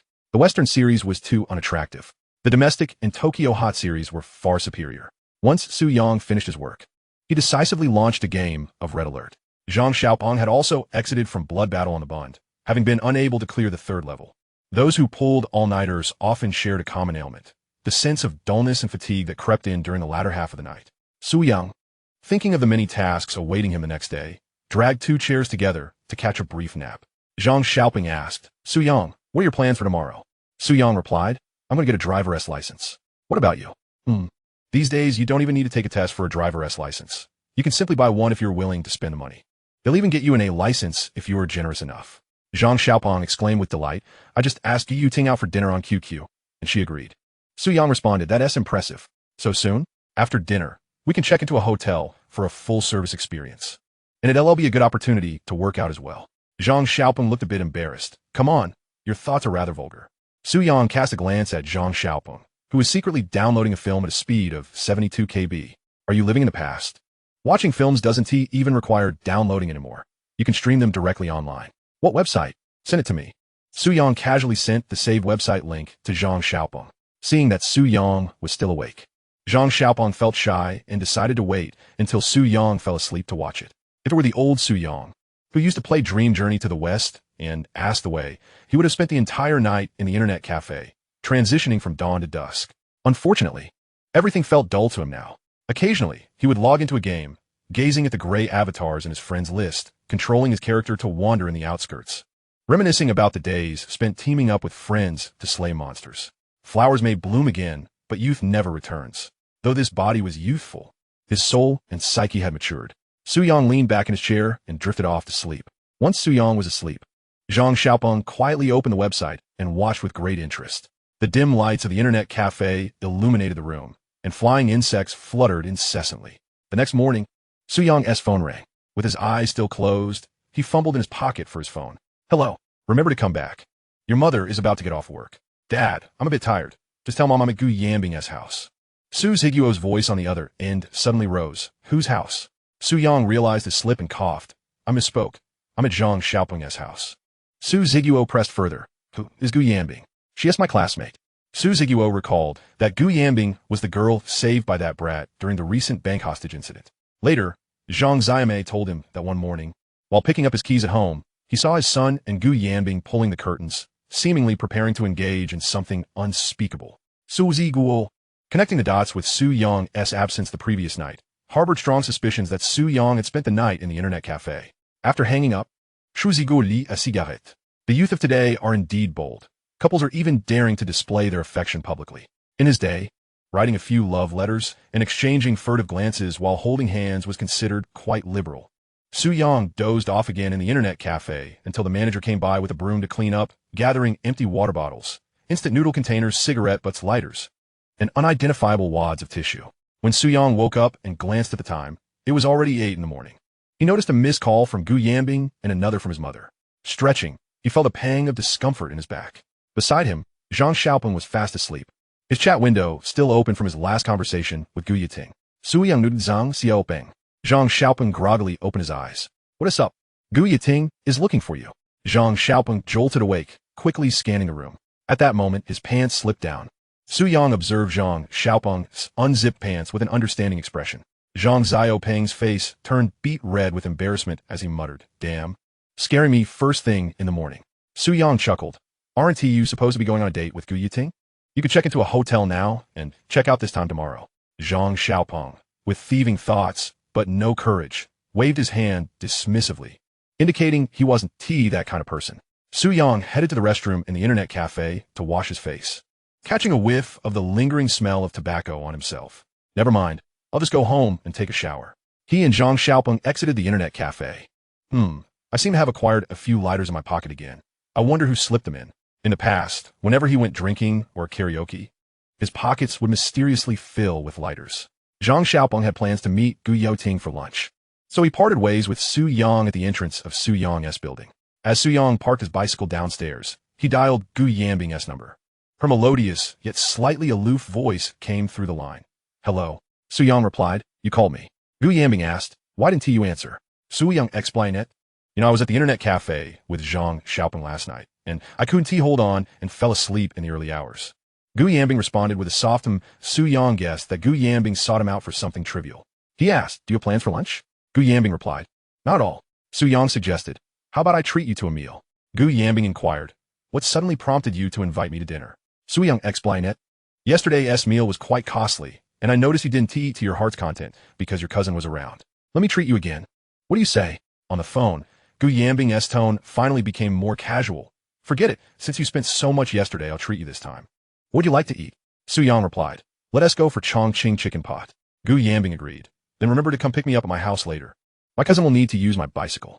Su Yang surmised that Gu Yiting was likely going on a date with Zhang Xiaopeng. He responded with an acknowledgement and, after hanging up with Gu Yanbing, ascended the stairs. Upon returning home, Su Yang found the living room enveloped in a serene silence. The sofa cushions and dining area were impeccably arranged, indicating that old Su had gone to work at the supermarket. He gently pushed open the door to the master bedroom and discovered his mother napping. Alas, despite her undeniable beauty, her sleeping posture left much to be desired, and one couldn't help but wonder how old Su had managed all these years. Just as Su Yang was about to close the door, Zhang Xiaomei opened her eyes. Where did you go last night? She inquired. To an internet cafe. You dared to sneak off to an internet cafe without us knowing? Mom, the college entrance examination has concluded. We had an agreement. Once I got into a 211 university, you would no longer interfere with my life.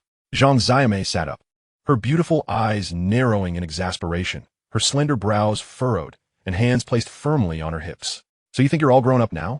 Ready to fly solo? You refuse to be managed, is that it? Noticing his mother's irritation, Su Yang hurriedly approached her to massage her shoulders and knead her legs. He forced a smile. That is not what I meant. Zhang Xiaomei scoffed. Then what do you mean? What does it mean that you don't want me to interfere in your life? If you get into trouble out there, I'm not allowed to step in, is that it? And if you decide to marry or date in the future, I want to be allowed to offer advice? Absolutely not. There is no such thing. Sui Yang replied, when embroiled in a dispute with a woman, one must never attempt to reason with them, even if that woman happens to be one's own mother. Men face a conundrum. Losing an argument with their girlfriend leaves them feeling frustrated, while winning it might lead to losing her altogether. If Su Yang were to triumph in this verbal battle with his mother, he would likely end up on the receiving end of a beating. After some coaxing, Zheng Xiaomei finally appeared satisfied. Observing the maturity in her son's features, she sighed. Slipping into her slippers, she tied her hair back with a scrunchie and said, "There is still rice in the pot. I'll heat it up for you. Also, take off your clothes. I'll wash them later. They stink of smoke." Su Yang chuckled. This was the nature of women. Only by making them happy would they show concern for you. If one failed to amuse them, one might find one's meal laced with laxatives or one's toothbrush used for scrubbing the toilet. He took his fresh clothes into the bathroom for a shower. As Su Yang was washing up, Zhang Xiaomei emerged from the kitchen, noticing some old clothes strewn across the living room. She bent down to pick them up and toss them into the washing machine on the balcony. Her mind wandered to a conversation with Su Zhiguo that morning. Could it be that her son had spent the night at Gu Yanbing's house? She had met Gu Yanbing a couple of times. Her appearance was both pure and beautiful, indeed a rare find for a daughter-in-law.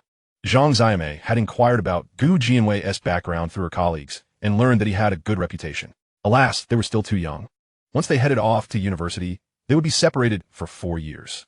Who could predict what might transpire during that time? Some matters were too delicate for a mother to broach. Zhang Xiaomei had already instructed Su Zhiguo to have a talk with Su Yang upon his return. If he couldn't marry the girl, then he shouldn't lead her astray. After finishing his shower and changing in a fresh attire, Su Yang glanced in the mirror. Please call me Jiang Mingpeng Yuan." Zhang Xiaomei brought the meal to the table, urging him to eat quickly before it grew cold. Su Yang observed the pickled vegetables, the stir-fried green peppers with meat for breakfast, and millet porridge paired with steamed buns. This fare paled in comparison to the lavish meals of the college entrance examination days. Did his mother not realize that it is easier to transition from frugality to extravagance than vice versa? "Why aren't you eating yet?" Zhang Xiaomei pressed. "I will eat, but please don't cook for me at noon." Zhang Xiaomei frowned. "What is going on? Are you going out to eat with someone?" "I'm attending a gathering with my middle school classmates." "Isn't Gu Yanbing one of your middle school classmates?" Su Yang replied, "Yes, but we weren't in the same class back then." "Is she going?" "No, she is not."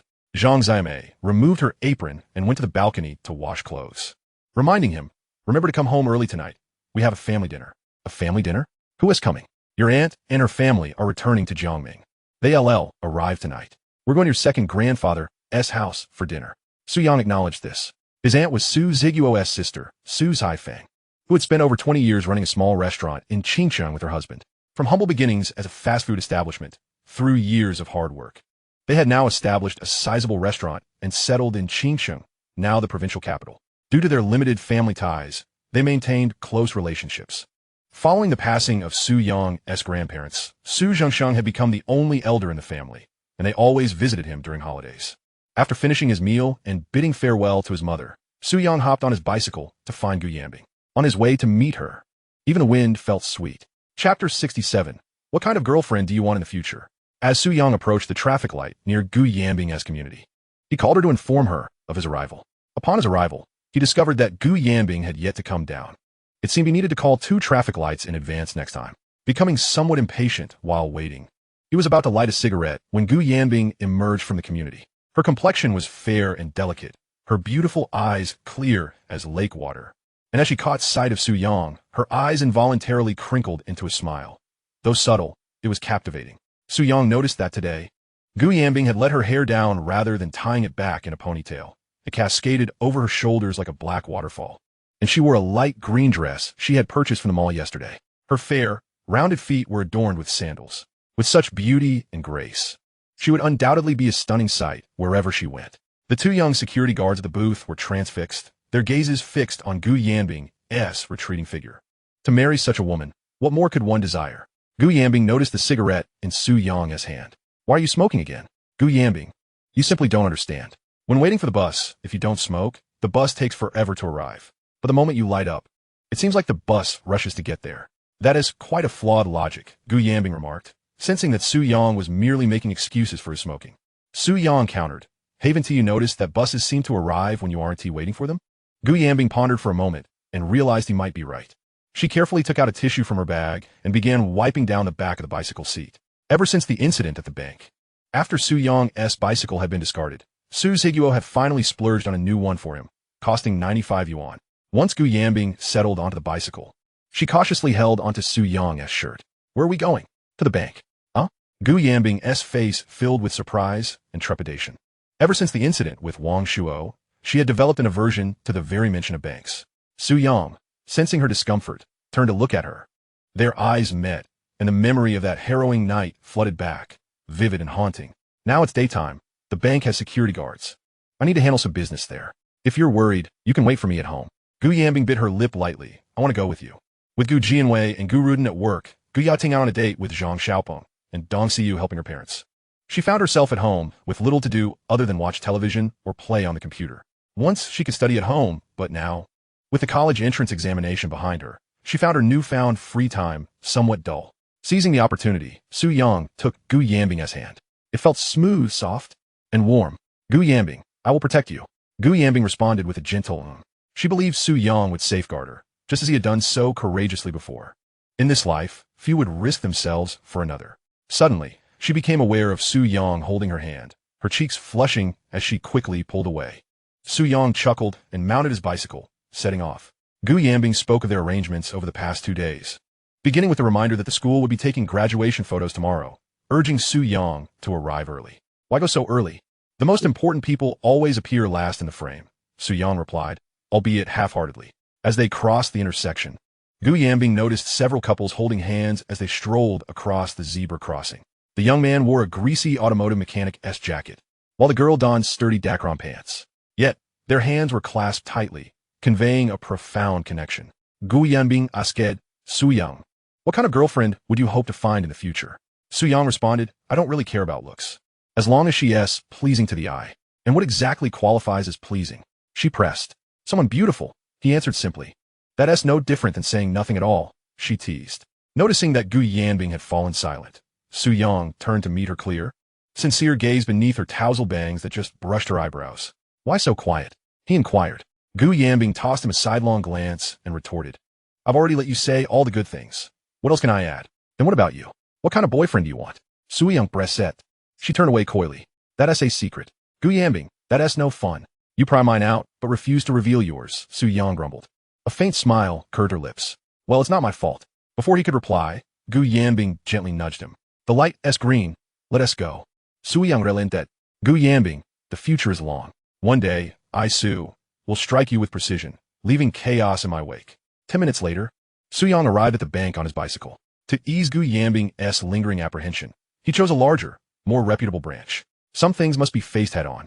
After all, Gu Yanbing could not avoid banks forever. Then again, she would have to for too long. Mobile electronic payments would surely become the norm in a decade. Seeing the security guards around, Gu Yanbing's nervousness lessened somewhat. Su Yang parked his bike and walked alongside her into the bank.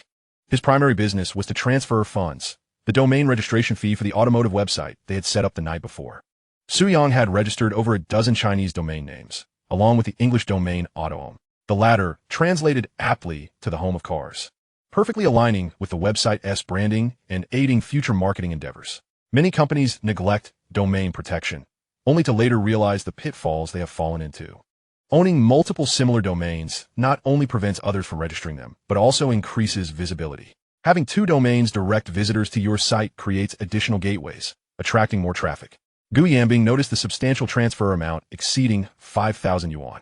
Su Yang, who are you sending so much money to? I registered a batch of domain names. This is the annual registration fee, he explained. Is it really that expensive? She gasped. Su Yang chuklet. This is already a bargain. He understood that domain names would only grow more costly. For instance, the 360 company initially used 360 CN for its website, but many users habitually typed 360 Gong, causing a significant loss in traffic and damaging the brand. Eventually, 360 paid 17 million to acquire the com domain, which was worth about 100 million yuan at the time. Domain names are akin to QQ numbers. The shorter and more fitting to the enterprise, the better. In 2012, JD.com invested 30 million yuan for the concise domain JD. Gong. Xiaomi spent 22 million yuan on me. Com. and VIP Shop shelled out 12 million yuan for VIP. Calm. After completing their transactions, they left the bank. Su Yang walked ahead, Gu Yanbing by his side, basking in the warm, radiant morning sunlight that gently illuminated the shadowy corners of her heart. Her gaze grew resolute. Upon reflection, the bank was not as intimidating as she had imagined. Su Yang mounted his bicycle, and once Gu Yanbing was settled, he set off for their next destination. Where to now? She asked. To the driving school. Gotta get the license first, he replied. Gu Yanbing observed how methodically Su Yang had arranged everything. His demeanor surprisingly mature for someone fresh out of high school. The driving school was somewhat out of the way, and it took Su Yang over half an hour to arrive, sweat beading on his brow from the ride. I'll get you a popsicle, Gu Yanbing offered. Su Yang's eyes lit up, so she wanted a popsicle too. He stopped his bike. Go ahead. Wearing a pale, apricot dress, Gu Yanbing crossed the street to buy the treat. Su Yang surveyed the surroundings. An old convenience store, a nearby watermelon stall, elderly men relaxing beneath camphor trees, and the distant blue sky stretching over open fields. It was a scene reminiscent of an anime summer, suffused with a soothing warmth. For a moment, Su Yang felt transported back to that summer of 2018. Chapter 68. What does delicious to behold mean? Su Yang and Gu Yanbing arrived at the driving school. Gu Yanbing shaded her eyes with her hand, peering inside. A row of low buildings stood incongruously amid the barren fields, surrounded by wild weeds. Warm breezes stirred the dusty earth, and two dilapidated cars were parked nearby. She turned to Su Yang. Are you sure this is the driving school? He nodded. He had asked old Su, who assured him this was indeed the place. It was only 2003. Many households did not own cars, and driving schools had yet to develop into large-scale operations. Unlike the modern schools with instructors, remote cameras monitoring exams, and standardized testing grounds. Su Yang recalled that when he took his own driving test years later, he had paid over 5,000 yuan and endured a mandatory intensive training session requiring an additional 300 yuan. Gu Yanbing sucked on her popsicle. Well, let us go in and have a look. Together, they entered the driving school office. Inside was an old-fashioned computer and a bespectacled middle-aged woman leisurely playing Minesweeper. Hearing their footsteps, she looked up. Who are you looking for? I'm here to take the driving test, Su Yang replied. The woman scrutinized the pair, thinking, so young to be getting a license. Gu Yanbing asked, how much does it cost to get a license? The woman called into the back room. Lao Lu. Someone is here to take the driving test. A voice responded. A balding, somewhat greasy middle-aged man emerged, a cigarette dangling from his mouth. Su Yang noticed a work badge pinned to his chest. Manager Lu Qingbo of Zhuzhou Driving School. Lu Qingbo asked, who is taking the test? Me? Su Yang answered. Lu's gaze lingered on Su Yang briefly before shifting to Gu Yanbing, silently admiring her youthful beauty. Gu Yanbing inquired, how much is it to get a license? Lu moved some chairs for them to sit and told the woman to bring water. It costs 800 yuan to get a Class B license. Gu Yanbing frowned. That is expensive. Su Yang considered that in this era, 800 yuan was indeed a significant sum. Lu said, 800 for AB license is cheap. You'll earn it back in half a month driving trucks. If you can't find work, I can help you out. He clearly saw Su Yang as someone who would use the license to make money. Su Yang was stunned. 800 yuan and you get AB license just like that? Gu Yanbing nudged him. Maybe I should ask my mom if she knows anyone who can help us save some money. Su Yang nodded. This was the hallmark of life in a small city. Without connections, you had to queue patiently, and if you missed your turn because the clerk left, you'd have to return another day. If one has acquaintances, a simple greeting can effortlessly smooth the way. Lu Qingbo observed that Su Yang and Gu Yanbing appeared somewhat inexperienced. He remarked, no matter who you bring, it won't work with me. I set the price at 800 yuan, and that's the final word. Clear and honest, no deception. Gu Yanbing found his tone rather brusque and turned away to make a phone call. Su Yang pulled a cigarette from his pocket and offered one to Lu Qingbo. Lu Qingbo's eyes lit up. This young man knew how to navigate social dynamics. He said, little brother, it seems we are fated to meet today. If you choose to register, I shall grant you VIP service. Su Yang inquired, what does VIP service entail? Lu Qingbo replied, if you fail your driving test, we guarantee you'll pass. Su Yang chuckled, knowing that nowadays, driving tests lack proper oversight. Often, students would simply drive around while instructors indulged in smoking and sipping tea outside. If the instructor said you passed, then you passed, an utter farce. After a brief wait, Gu Yanbing returned with her phone in hand. She asked, who is Lu Qingbo? Lu Qingbo paused momentarily. That would be me. Gu Yanbing continued, do you know Gu Jianwei? Lu Qingbo responded, not only do I know him, but he is the illustrious Gu bureau chief. Back in the day, I nearly kneeled to call him grandfather just to secure approval for this driving school's location. And I gifted him 4 or 5 cartons of Zonghua cigarettes. To put it plainly, Gu Jianwei, who oversees planning, is my direct superior. Lu Qingbo then asked, "What is Gu Jianwei to you?" Gu Yanbing replied, "He is my father." After saying this, she handed the phone to Lu Qingbo. Trembling, he took the phone and instinctively stood up, repeatedly saying, "Yes, yes, I understand." "Ah, certainly. I shall treat you to a meal another day." Gu Yanbing cast a proud glance at Su Yang, who discreetly gave her a thumbs up. He had not intended to leverage connections. Trivial matters could be resolved with a small sum, making such favors unnecessary. Gu Yanbing was indeed loyal. Brothers should remember that every woman who has helped you is a benefactor deserving of gratitude in the future. Lu Qingbo returned the phone to Gu Yanbing, his face beaming with smiles. "Ah, so it's a familiar face. This is easy to negotiate." Gu Yanbing asked, "How much does it cost to obtain a driver's license?" Lu Qingbo chuckled, "Just cover the basic fee, which is 360 yuan. This was also the amount Su Yang would pay for his license. If it were Gu Yanbing, she wouldn't need to pay at all. She could simply stroll in and walk away with her driver's license. Gu Yanbing suppressed a laugh. Just moments ago, Lu Qingbo had confidently declared that it didn't matter who came, and now he was quickly backtracking. Su Yang readily paid the fee and registered his identity information. Since the paperwork would take a day, Lu Qingbo asked Su Yang to come back the next day for practice, leaving the timing up to Su Yang's schedule. Indeed, securing a B-class driver's license for just over 300 yuan was quite a bargain. After concluding their business, Lu Qingbo politely saw Su Yang and Gu Yanbing off. Alas, this transaction was a rare opportunity, and he would end up losing money. Su Yang mounted his bicycle, carrying Gu Yanbing back to the city from the outskirts. Approaching noon, they arrived at Chongqing Chicken Pot. Having pedaled vigorously, Su Yang indulged in a hearty meal. Gu Yanbing, on the other hand, maintained a more refined demeanor, chewing slowly and quietly, her lips pursed without a sound. Su Yang noticed that regardless of the occasion, Gu Yanbing always sat upright, her back straight, chest out, and legs slightly together. Even while sipping soup, she took small sips, producing no slurping sounds, exemplifying the epitome of elegance. Gu Yanbing noticed Su Yang staring at her intently and felt a bit shy. "Why do you keep looking at me?" Su Yang replied, "You have a grain of rice at the corner of your mouth." Gu Yanbing gasped softly, instinctively licking her lips only to find nothing. She rummaged through her bag for a small mirror. Once she realized Su Yang had been teasing her, she angrily attempted to kick him, but he nimbly evaded her. Eventually, Su Yang relented and placed a chicken leg in her bowl. After a while, Gu Yanbing inquired, "What shall we do after lunch?" Su Yang replied, "We each head home and return to our respective mothers." He intended to visit an internet cafe to continue pursuing his ambitions and planned to buy a new phone when school resumed. Gu Yanbing's voice turned icy. "I've accompanied you for 2 errands. You should accompany me for one." Su Yang asked, "What do you want to do?" Gu Yanbing replied, "I wish to learn how to roller skate." "Ah, so that's it." Su Yang was quite familiar with roller skating, having started with traditional quad skates before the popularity of inline skates took over. As he grew older, he gradually abandoned such pastimes. In those days, entertainment options were scarce. Karaoke bars, internet cafes, and roller skating were the trifecta of leisure for the youth. Su Yang agreed to accompany Gu Yanbing to roller skate, prompting her face to soften and a smile to return. After their meal, Su Yang pedaled with Gu Yanbing to the skating rink. As he rode, he silently vowed that once he had the means, he would certainly acquire a car, or at least a motorcycle. Relying solely on pedaling a bicycle was exhausting his legs. The sensation of fatigue and weakness was all too familiar. The sun blazed down mercilessly, and Gu Yanbing, seated behind him, comfortably draped an advertisement over her head.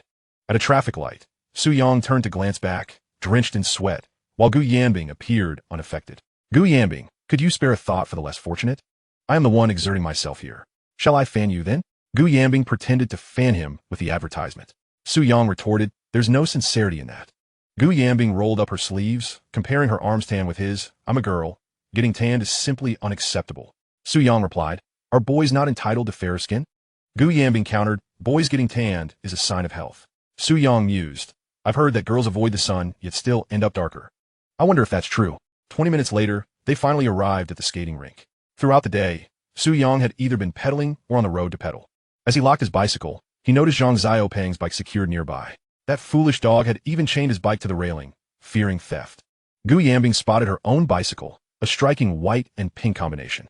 "Su Yang, it seems my cousin is also here." "Ah, likely on a date with Zhang Xiaopeng," he replied. They were progressing rather quickly. Gu Yanbing couldn't help but exclaim. Gu Yiting and Zhang Xiaopeng had only met at dinner the previous evening, and now they were out together. If this pace continued, she mused, in 10 months, they might be expecting a child. Su Yang felt Gu Yanbing's words subtly alluded to him. "What? Was she implying that he was slow in pursuing her? While locking his bike, he spotted a brand new lock lying on the ground nearby. He picked it up, noting it still had its key. Concerned for Zhang Xiaopeng's bicycle safety, he added the lock to Zhang Xiaopeng's chain and pocketed the key. "Let us go inside," he said, leading Gu Yanbing into the skating rink. At the payment counter, Su Yang paid, and the proprietor handed him 2 pairs of skates. Gu Yanbing, clearly a first-time visitor, gazed curiously at the brightly-haired youths skating inside, performing flashy moves as their wheels squeaked against the wooden floor. The speakers on either side of the rink blared energetic rock-pop songs. "Running with the wind. Freedom is the direction. Chasing the thunder and lightning's power. Filling my chest with a vast ocean.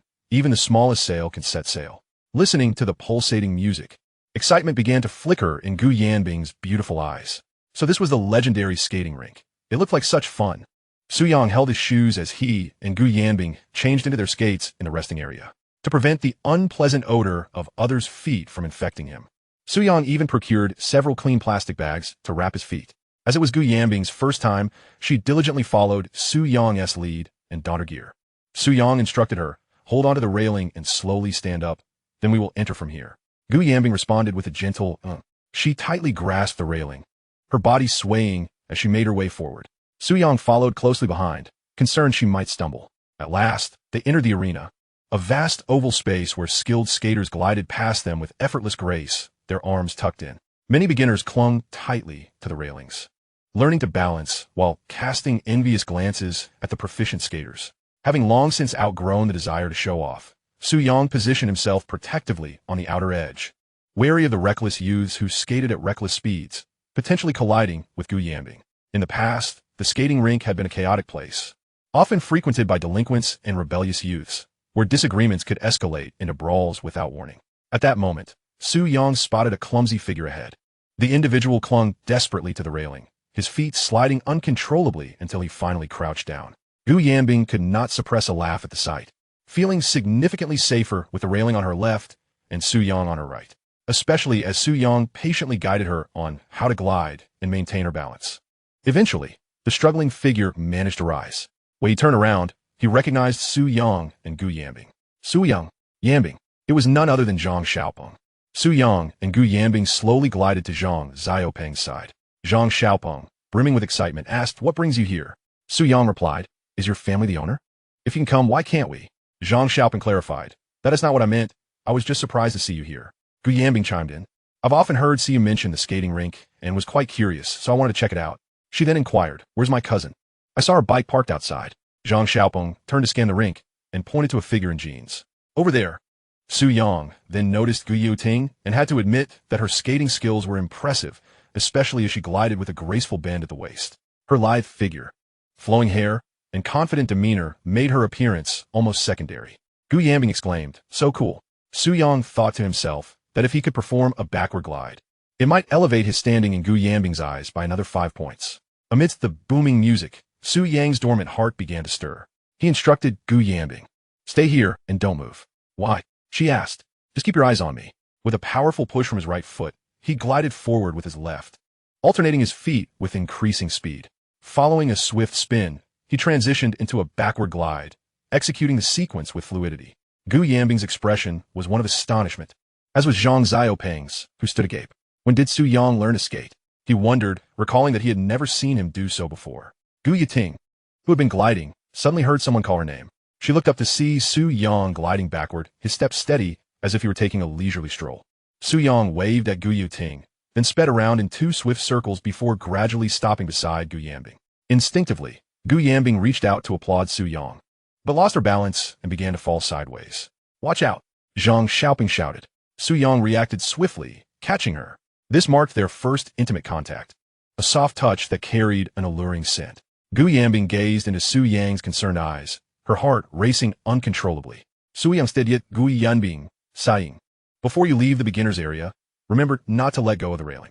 Gu Yanbing, her face flushed with embarrassment, tightened her grip on the railing. Shortly thereafter, Gu Yiting glided over, greeted Su Yang, and asked where he had learned to skate backward. "I learned a couple of years ago," Su Yang replied. Gu Yiting smiled, asking, "Could you teach me? I've never been able to master it." Zhang Xiaopeng, observing this interaction, suddenly felt that inviting Gu Yiting to the skating rink might have been a mistake, an extravagant one at that. Su Yang chuckled. Neither of you can skate yet. Let us focus on teaching you first. A flicker of disappointment crossed Gu Yuting's eyes, but she quickly masked it, turning to engage Gu Yanbing in conversation, even offering to teach her how to skate. Meanwhile, Su Yang and Zhang Xiaoping lagged behind. Su Yang asked, "Where did you all have lunch?" Zhang Xiaoping replied, "We had lunch at AI Shan Grilled Fish." Su Yang recognized that establishment, noting its steep prices, typically around 60 to 70 yuan per meal. "Did you treat them?" he inquired. Zhang Xiaoping nodded sheepishly. Su Yang observed Gu Yuting's figure, noting how her style and demeanor seemed mismatched with Zhang Xiaoping's. At this rate of expenditure, it was clear Zhang Xiaoping would struggle to maintain financial stability. Alas, the world is often unkind to a man who possesses nothing but gentleness and a heart devoid of wealth. Chapter 70. You cannot wake those who pretend to sleep throughout the afternoon. Su Yang dedicated himself to teaching Gu Yanbing how to skate. Her learning aptitude was remarkable. She could now glide forward, albeit with a wobbly gait, away from the railing. Su Yang remained by her side, ready to extend a hand whenever her balance faltered. Gu Yanbing naturally reached for Su Yang's hand, feeling a sense of calm wash over her whenever she held it. Initially, she had been somewhat anxious about holding his hand, but with time and repetition, she adapted. It was akin to mastering a skill. The more one practiced, the more proficient one became, even with eyes closed. Su Yang was pleased with their progress. Holding hands was a pivotal step. Once accomplished, the next stages would be embraces and kisses, followed by gentle, affectionate closeness without crossing any lines. Zhang Xiaoping watched from behind, enviously observing the scene. Despite arriving at the rink first with Gu Yuting, he had exchanged no more than 10 words with her. She would occasionally offer him a few pointers before becoming engrossed in skating. Turning his head to search for Gu Yuting, he noticed her chatting with a stranger. Their hands clasped tightly as they glided in tandem. Zhang Xiaoping felt a pang of jealousy as he watched Gu Yuting pass by, their hands intertwined. If only he could skate as skillfully as Su Yang, perhaps he would be the one beside Gu Yuting. Resolute, he vowed to practice diligently to catch up to her. To love someone could render one humble, akin to a dog eagerly jumping for joy at the mere toss of a bone, blissfully unaware of to whom the meat on that bone truly belonged. On the other side, Su Yang released Gu Yanbing's hand. She awkwardly pushed forward. Even if her movements were unsteady, it marked a successful step forward. She looked at Su Yang with a hint of pride. "Su Yang, does this mean I've learned?" Su Yang scoffed. "Not even close." Gu Yanbing huffed, turning her head away. "Is it so hard to admit I'm exceptional? I was just about to applaud you." At that moment, Su Yang's phone rang. He glanced at the screen and saw it was his mother calling. He answered, "Hello, Mom. I understand. I'll be there later." After hanging up, Gu Yanbing asked, "What did your mom want?" Su Yang replied, "My aunt from the provincial city is coming back. We have a family dinner planned for tonight." Gu Yanbing responded with a soft "oh." Originally, she had intended to accompany Su Yang to the night market for dinner. But since he had other engagements, they agreed to postpone until tomorrow. This summer vacation was lengthy, affording them ample leisure to enjoy themselves. They aspired to reclaim all that had been lost in the past during this holiday. Had Su Yang been privy to Gu Yanbing's thoughts at that moment, he would have whisked her away on an out-of-province journey without hesitation. If she remained innocent and unworldly, he would have shown her the dazzling splendors of life. If her heart had grown weary, he would have taken her on a carousel ride.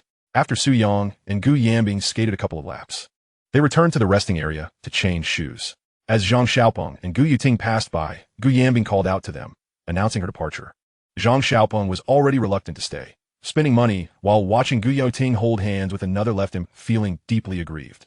Next time he went on a date with Gu Yuting, he resolved to choose an activity at which he excelled, such as table tennis, a sport he had played proficiently since childhood. Seeing Gu Yanbing preparing to leave, Gu Yuting smiled and waved farewell to the young man accompanying her. The young man asked, "By the way, may I add you on QQ?" Gu Yuting hesitated briefly before politely declining, mainly because the young man's appearance was rather unattractive, and his shabby attire did not align with her preferences. Merely being skilled at rollerblading did not suffice to win her favor. Upon overhearing Gu Yuting's refusal, Zhang Xiaoping mistakenly believed she had rejected the young man on his behalf, a notion that brought a smile to his face. "Yuting, you must be tired. Here, let me carry your shoes for you." "Thank you," Gu Yuting replied, handing over her rollerblades.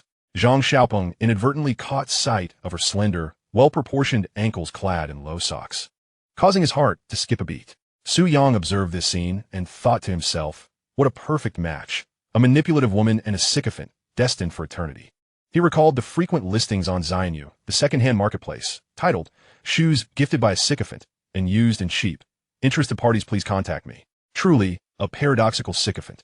Having changed their shoes, the four of them proceeded outside. When Zhang Xiaopeng reached the parking shed, he was stunned to find an unfamiliar lock fastened to his bicycle chain. "Damn it, that idiot locked my bike," he exclaimed, tugging fiercely at the chain, which clattered noisily. Gu Yanbing chose not to ride Su Yang's bicycle this time, but sat on the rear seat of Gu Yating's bike instead. Hearing the commotion, she turned and asked Xiaopeng what's wrong. Zhang Xiaopeng, on the verge of tears, replied, "Someone locked my bike, and I can't open it." Gu Yanbing glared at Su Yang and said, "Give him the key from your pocket." Only then did Su Yang help unlock the chain.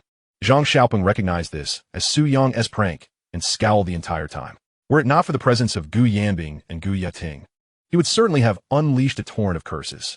The four rode toward home, bathed in the glow of the setting sun. At the crossroads where they parted ways, Zhang Xiaopeng inquired about Gu Yating's plans for the next day. "I have to return to school for graduation photos," she replied. Zhang Xiaopeng nodded, somewhat disappointed. Gu Yating added, "After the photos, I'll come to the #1 high school to find you all." A spark of hope lit up Zhang Xiaopeng's eyes as he eagerly agreed. Gu Yanbing smiled and waved goodbye to Su Yang and Zhang Xiaopeng. She and Su Yang could text anytime. There were far fewer restrictions. After Gu Yating and Gu Yanbing left, Zhang Xiaopeng asked with anticipation, "Su Yang, do you think Gu Yating likes me?" Su Yang retorted, "What makes you think she does?" "Because she said she'd come to school to find me," Zhang Xiaopeng insisted. Su Yang chuckled dryly, observing that it was indeed impossible to awaken someone feigning sleep. Gu Yating had said she would come to school to see them, not just him. "Well, let us let Brother Peng have sweet dreams tonight," Su Yang concluded, since he was heading to Su Zhengsheng's house. He parted ways with Zhang Xiaopeng at the next intersection. One might wonder why Su's Haifeng, the eldest aunt, returned at this time. Had the provincial city's restaurants closed? If it were for nostalgia or visiting relatives, wouldn't she have come back during holidays? Puzzled, Su Yang arrived at his second uncle Su Zhengsheng's residential complex. Parked downstairs was the familiar Santana bearing the Qing license plate. Su Yang recalled how his eldest uncle-in-law had proudly driven this car home after purchasing it. His eldest uncle-in-law, Li Lifeng, hailed from the county under Jiang Ming's jurisdiction. Before marriage, his family was impoverished. Yet Su's Haifeng was determined to marry him despite her family's objections. The patriarch had warned that Li Lifeng was somewhat slippery and unreliable. Su Zifang, much like Su Ziguo, was stubborn and had thrown tantrums at home until Su Yang's grandmother relented and consented to the union. 2 decades had passed since. After parking his bicycle, Su Yang ascended the stairs. Second grandmother Zhou Shufeng opened the door warmly, greeting him affectionately. "Haifeng, your cherished nephew is back." Inside, Su Yang spotted a middle-aged couple seated on the sofa. The woman, approximately in her 40s, was his Aunt Su's Haifeng. Years of hard work had etched signs of aging upon her face, a testament to the merciless passage of time. Beside her sat his uncle Li Lifeng, a tall, slender man dressed neatly in a white shirt. Su's Haifeng rose and embraced Su Yang warmly, affectionately ruffling his hair. "I heard from your mother that you started wandering around right after the college entrance exams. Is that true?" With his parents present, Su Yang refrained from denying and confessed obediently. Li Lifeng smiled and asked, "Su Yang, where do you plan to attend university? Would you consider coming to the provincial city? It just so happens that Yuan is there." The Yuan he referred to was Su Yang's cousin, Li Siyuan, currently a sophomore at the Provincial Normal University. Su Yang often played with Li Siyuan during childhood. They were companions from elementary through middle school. While Su's Haifeng and Li Lifeng toiled to build their careers away from home, Li Siyuan was entrusted to her maternal family until high school. Su Yang greeted his elders one by one with a smile. Su's Haifeng habitually pulled money from her pocket and slipped it into Su Yang's hand. Previously, with her daughter living nearby, Zhang Xiaomei, as sister-in-law, had been quite concerned. Now that she was able, offering money felt only right. Su Yang ned politely, but Zhang Xiaomei hurried over to dissuade him. A tug-of-war typical of domestic customs ensued between Su's Haifeng and Zhang Xiaomei. Su Yang quickly slipped onto the sofa.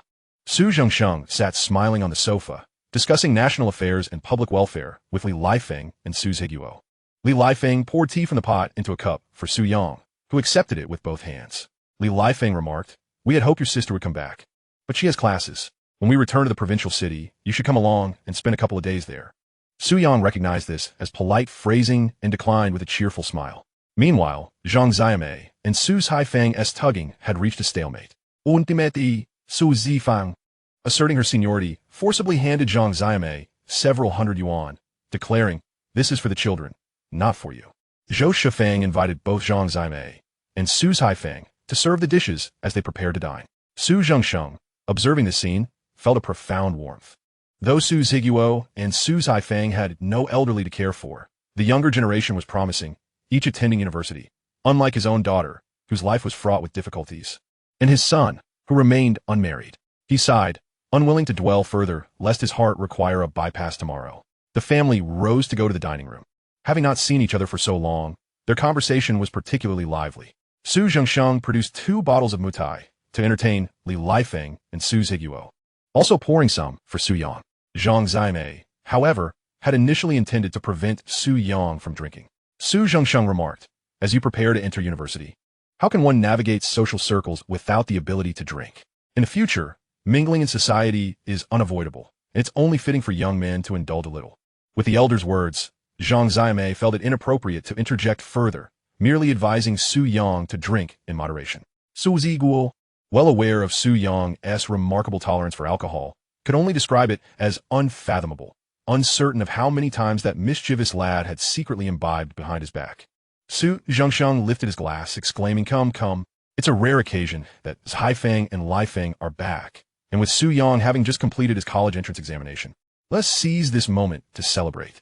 The gathering raised their glasses, the men indulging in beiju, while the women opted for soft drinks. As a few rounds of liquor were consumed, the atmosphere grew increasingly lively, with Su Zhengsheng discussing the business of Li Lifeng's restaurant and Su's Higuo supermarket. Meanwhile, Zhou Shifeng and Zhang Zimei engaged in conversation about clothing from the provincial capital and the fluctuations in prices. Caught in the middle, Su Yang simply focused on his meal. After several rounds of drinks and a variety of dishes, Su Haifeng suddenly proclaimed, "By the way, second uncle, Zhiguo, I have an announcement to make." Both Su Zhengsheng and Su Zhiguo ceased their discussions, turning their attention to Su Haifeng. Su Yang pondered, "Could it be that my aunt is announcing a pregnancy?" He was aware that Li Lifeng's family had longed for a son, yet his aunt had been unable to conceive since an accident in 1996 left her with lasting health issues. He recalled his mother saying that Li Lifeng vowed to always care for Su Haifeng while she lay in her hospital bed. If that were the case, he would worry whether his aunt could withstand such news. Just as everyone anticipated good tidings, Su Haifeng articulated, "I want a divorce from Li Lifeng." A profound silence enveloped the room. Everyone was left dumbfounded, including Li Lifeng, whose expression mirrored sheer disbelief. "Are you out of your mind?" Zhou Shifeng and Zhang Zaimei hastily tried to dissuade Su Haifeng. Su Zhengsheng set down his glass, his face a mask of concern as he asked, "Haifeng, are you all right? What else with this talk of divorce?" Su Zhiguo joined in the persuasion, for it has always been the custom of elders to advocate for harmony rather than separation, unlike the younger generation who hastily advocate for divorce. Su Haifeng, typically gentle, now glared at Li Lifeng with resentment. "Li Lifeng, do you think I am unaware of your sordid deeds? Since last year I have noticed the signs, you and the cashier of the restaurant exchanging glances, and during my illness, you two had the audacity to rendezvous in the car. It escalated to the point where you brought her into our home while I was at work." Su Haifeng unleashed a torrent of pent-up anger towards Li Lifeng. Li Lifeng's countenance transformed dramatically, cycling through confusion, shock, anger, and ultimately paling in fear. Su Zhengsheng and Su Zhiguo sensed the gravity of the situation, shifting their focus entirely to Li Lifeng, seemingly awaiting an explanation. Li Lifeng, in the presence of so many relatives, could never admit to his wrongdoings. He attempted to defend himself. "Su Haifeng, don't speak nonsense. Those are mere baseless accusations." Su Haifeng appeared to have anticipated his denial, coolly retrieving a black recording pen from her bag. Upon pressing play, a woman's voice crackled through the speakers. "Lifeng, she won't be coming back tonight, right?" "No. I've arranged for her to stay at the restaurant." "Oh, don't be so hands-on. I want to go to a hotel." "What is the point of that? My bed is big and soft. Hurry and strip." The recording's content plunged the room into an uncomfortable silence, especially as the sound of a mattress creaking echoed through the air. Zhang Zaimei, noticing Su Yang's rapt attention, playfully pinched him at the waist. Su Yang, caught off guard, protested, "This isn't something I wanted to hear. How can I pretend I didn't?" Realizing the presence of Su Yang, Su Haifeng paused the recording. "Li Lifeng, there are many such recordings. For the past 6 months, you two have been rolling around on the mattress I purchased, using my cosmetics, and consuming the snacks I bought for Yuan Yuan. You are truly shameless." Zhou Shifeng and Zhang Zaimei exchanged glances, visibly processing this astonishing revelation. Initially, they had perceived Li Lifeng as a trustworthy individual, not the type to engage in such behavior. Su Zhengsheng and Su Zhiguo's expressions darkened significantly, as the voice on the recording unmistakably belonged to Li Lifeng. Su Zhengsheng slammed his glass down with a heavy thud. Lifeng, what is going on? Li Lifeng turned to Su Zhengsheng, ready to respond, but before he could, Su Zhiguo sprang to his feet and delivered a resounding slap to Li Lifeng's face. The sharp sound reverberated throughout the dining hall. Su Zhiguo's swift action caught Su Zhengsheng, Zhang Ziamei, and Su Yang off guard, leaving them unable to intervene. Li Lifeng clutched half of his face, astonished and furious. He had never anticipated that his brother-in-law would dare to strike him. Su Zhiguo berated, Li Lifeng, you ungrateful wretch. After all these years of calling you brother-in-law, do you remember when you were struggling to run your restaurant and my father sent money for you? My sister left her comfortable life to support you. That winter, she fell into the river trying to save you, and this is how you repay her? A hush fell over the room. Initially intending to counsel Su Zhiguo to calm down, Su Zhengsheng withdrew his hand. Indeed, when Su Haifeng married Li Lifeng, it was a considerable sacrifice. She had invested so much in him. Li Lifeng, having only studied cooking for a few years, could barely prepare a few dishes. Had it not been for Su Haifeng's efforts to open a restaurant in the provincial capital, he would still be running a meager breakfast shop in a small county, earning substantial money, buying a house, a car. Such aspirations were mere dreams without the Su family support. Su Yang recognized that Su Zhiguo's slap was relatively restrained. Over the years, his father's temperament had softened considerably. Had this occurred 20 years prior, Li Lifeng might have faced far worse consequences. Su Zhiguo was poised to strike again when Su Yang quickly intervened. Dad, let us discuss this calmly. We must find a resolution. Su Yang was reluctant to let Su Zhiguo become the villain in this scenario. After all, couples often argue but reconcile. What if Su Haifeng chose to forgive Li Lifeng for the sake of Yuan Yuan? In that case, the one who struck would become the outsider. It was a sentiment Su Yang hesitated to voice in front of his aunt. He recalled that, indeed, Su Haifeng later forgave Li Lifeng, reasoning that Yuan Yuan deserved both parents. And as she aged, finding a suitable partner would be increasingly difficult for her. Seeing Su Yang's perspective, Su Zhiguo temporarily withheld further aggression towards Li Lifeng. Su Zhengsheng spoke up. Lifeng, please explain to everyone what transpired. With the situation escalating to this point, Li Lifeng felt utterly humiliated. Casting resentful glances at Su Haifeng and Su Zhiguo, since the facade had been shattered, he declared, if you want a divorce, then so be it. I'll grant you that. Li Lifeng adopta the fian attitude, samingli perturbat. Su Zhiguo, previously calmed by Su Yang's words, felt his anger reignite. He stood and kicked Li Lifeng against the wall, delivering several more blows. Li Lifeng, slender and unable to defend himself against Su Zhiguo's robust frame, found himself at a disadvantage. Su Zhengsheng, Zhang Ziamei, and Zhou Shufeng could no longer remain seated and rushed forward to separate Su Zhiguo and Li Lifeng. Su Zhiguo cursed vehemently, You Li are the epitome of a deceitful scoundrel. Just because you have a little money doesn't mean you can act like a tyrant. Li Lifeng, seated on the ground, wiped the blood trickling from his nose, retorting, Su Zhiguo, who do you think you are to strike me? If you don't kill me today, I'll see you in court tomorrow. Su Zhiguo was ready to advance on Li Lifeng once more when Su Zhengsheng shouted, Enough! Is there not enough chaos in the house already? Finally, Zhang Ziamei managed to pull Su Zhiguo into the living room. Su Haifeng, observing the blood from Li Lifeng's nose, felt a twinge of concern that Su Zhiguo had struck too hard. She instinctively reached for a napkin on the table, intending to pass it over. Su Yang gently restrained Su Haifeng's hand, shaking his head slightly. Now is not the time for submission. Su Haifeng gazed into Su Yang's familiar eyes, inadvertently sensing an air of calm and composure emanating from him. She was somewhat taken aback. In her memory, Su Yang was still a child, and now he had suddenly matured so profoundly. Su Yang stood up and approached Li Lifeng. Uncle, since both you and my aunt have agreed to divorce, let us sign the divorce agreement now and proceed with the formalities tomorrow. I possess some knowledge of the law. Your actions can be classified as infidelity during marriage. In terms of property division, you will owe my aunt compensation, and the expenses incurred with that woman are considered marital assets, which we have the right to demand reimbursement for. Su Yang articulated his points with reasoned clarity and a steady pace, instilling an instinctive sense of trust in his listeners. Su Zhengsheng nodded slightly. He had also researched this matter previously, as he was preparing to persuade his daughter to divorce as well. Su Haifeng looked up at Su Yang. Her intention was not to divorce, but rather to compel Li Lifeng to publicly apologize, acknowledge his mistakes, sever ties with that woman, and continue their life together.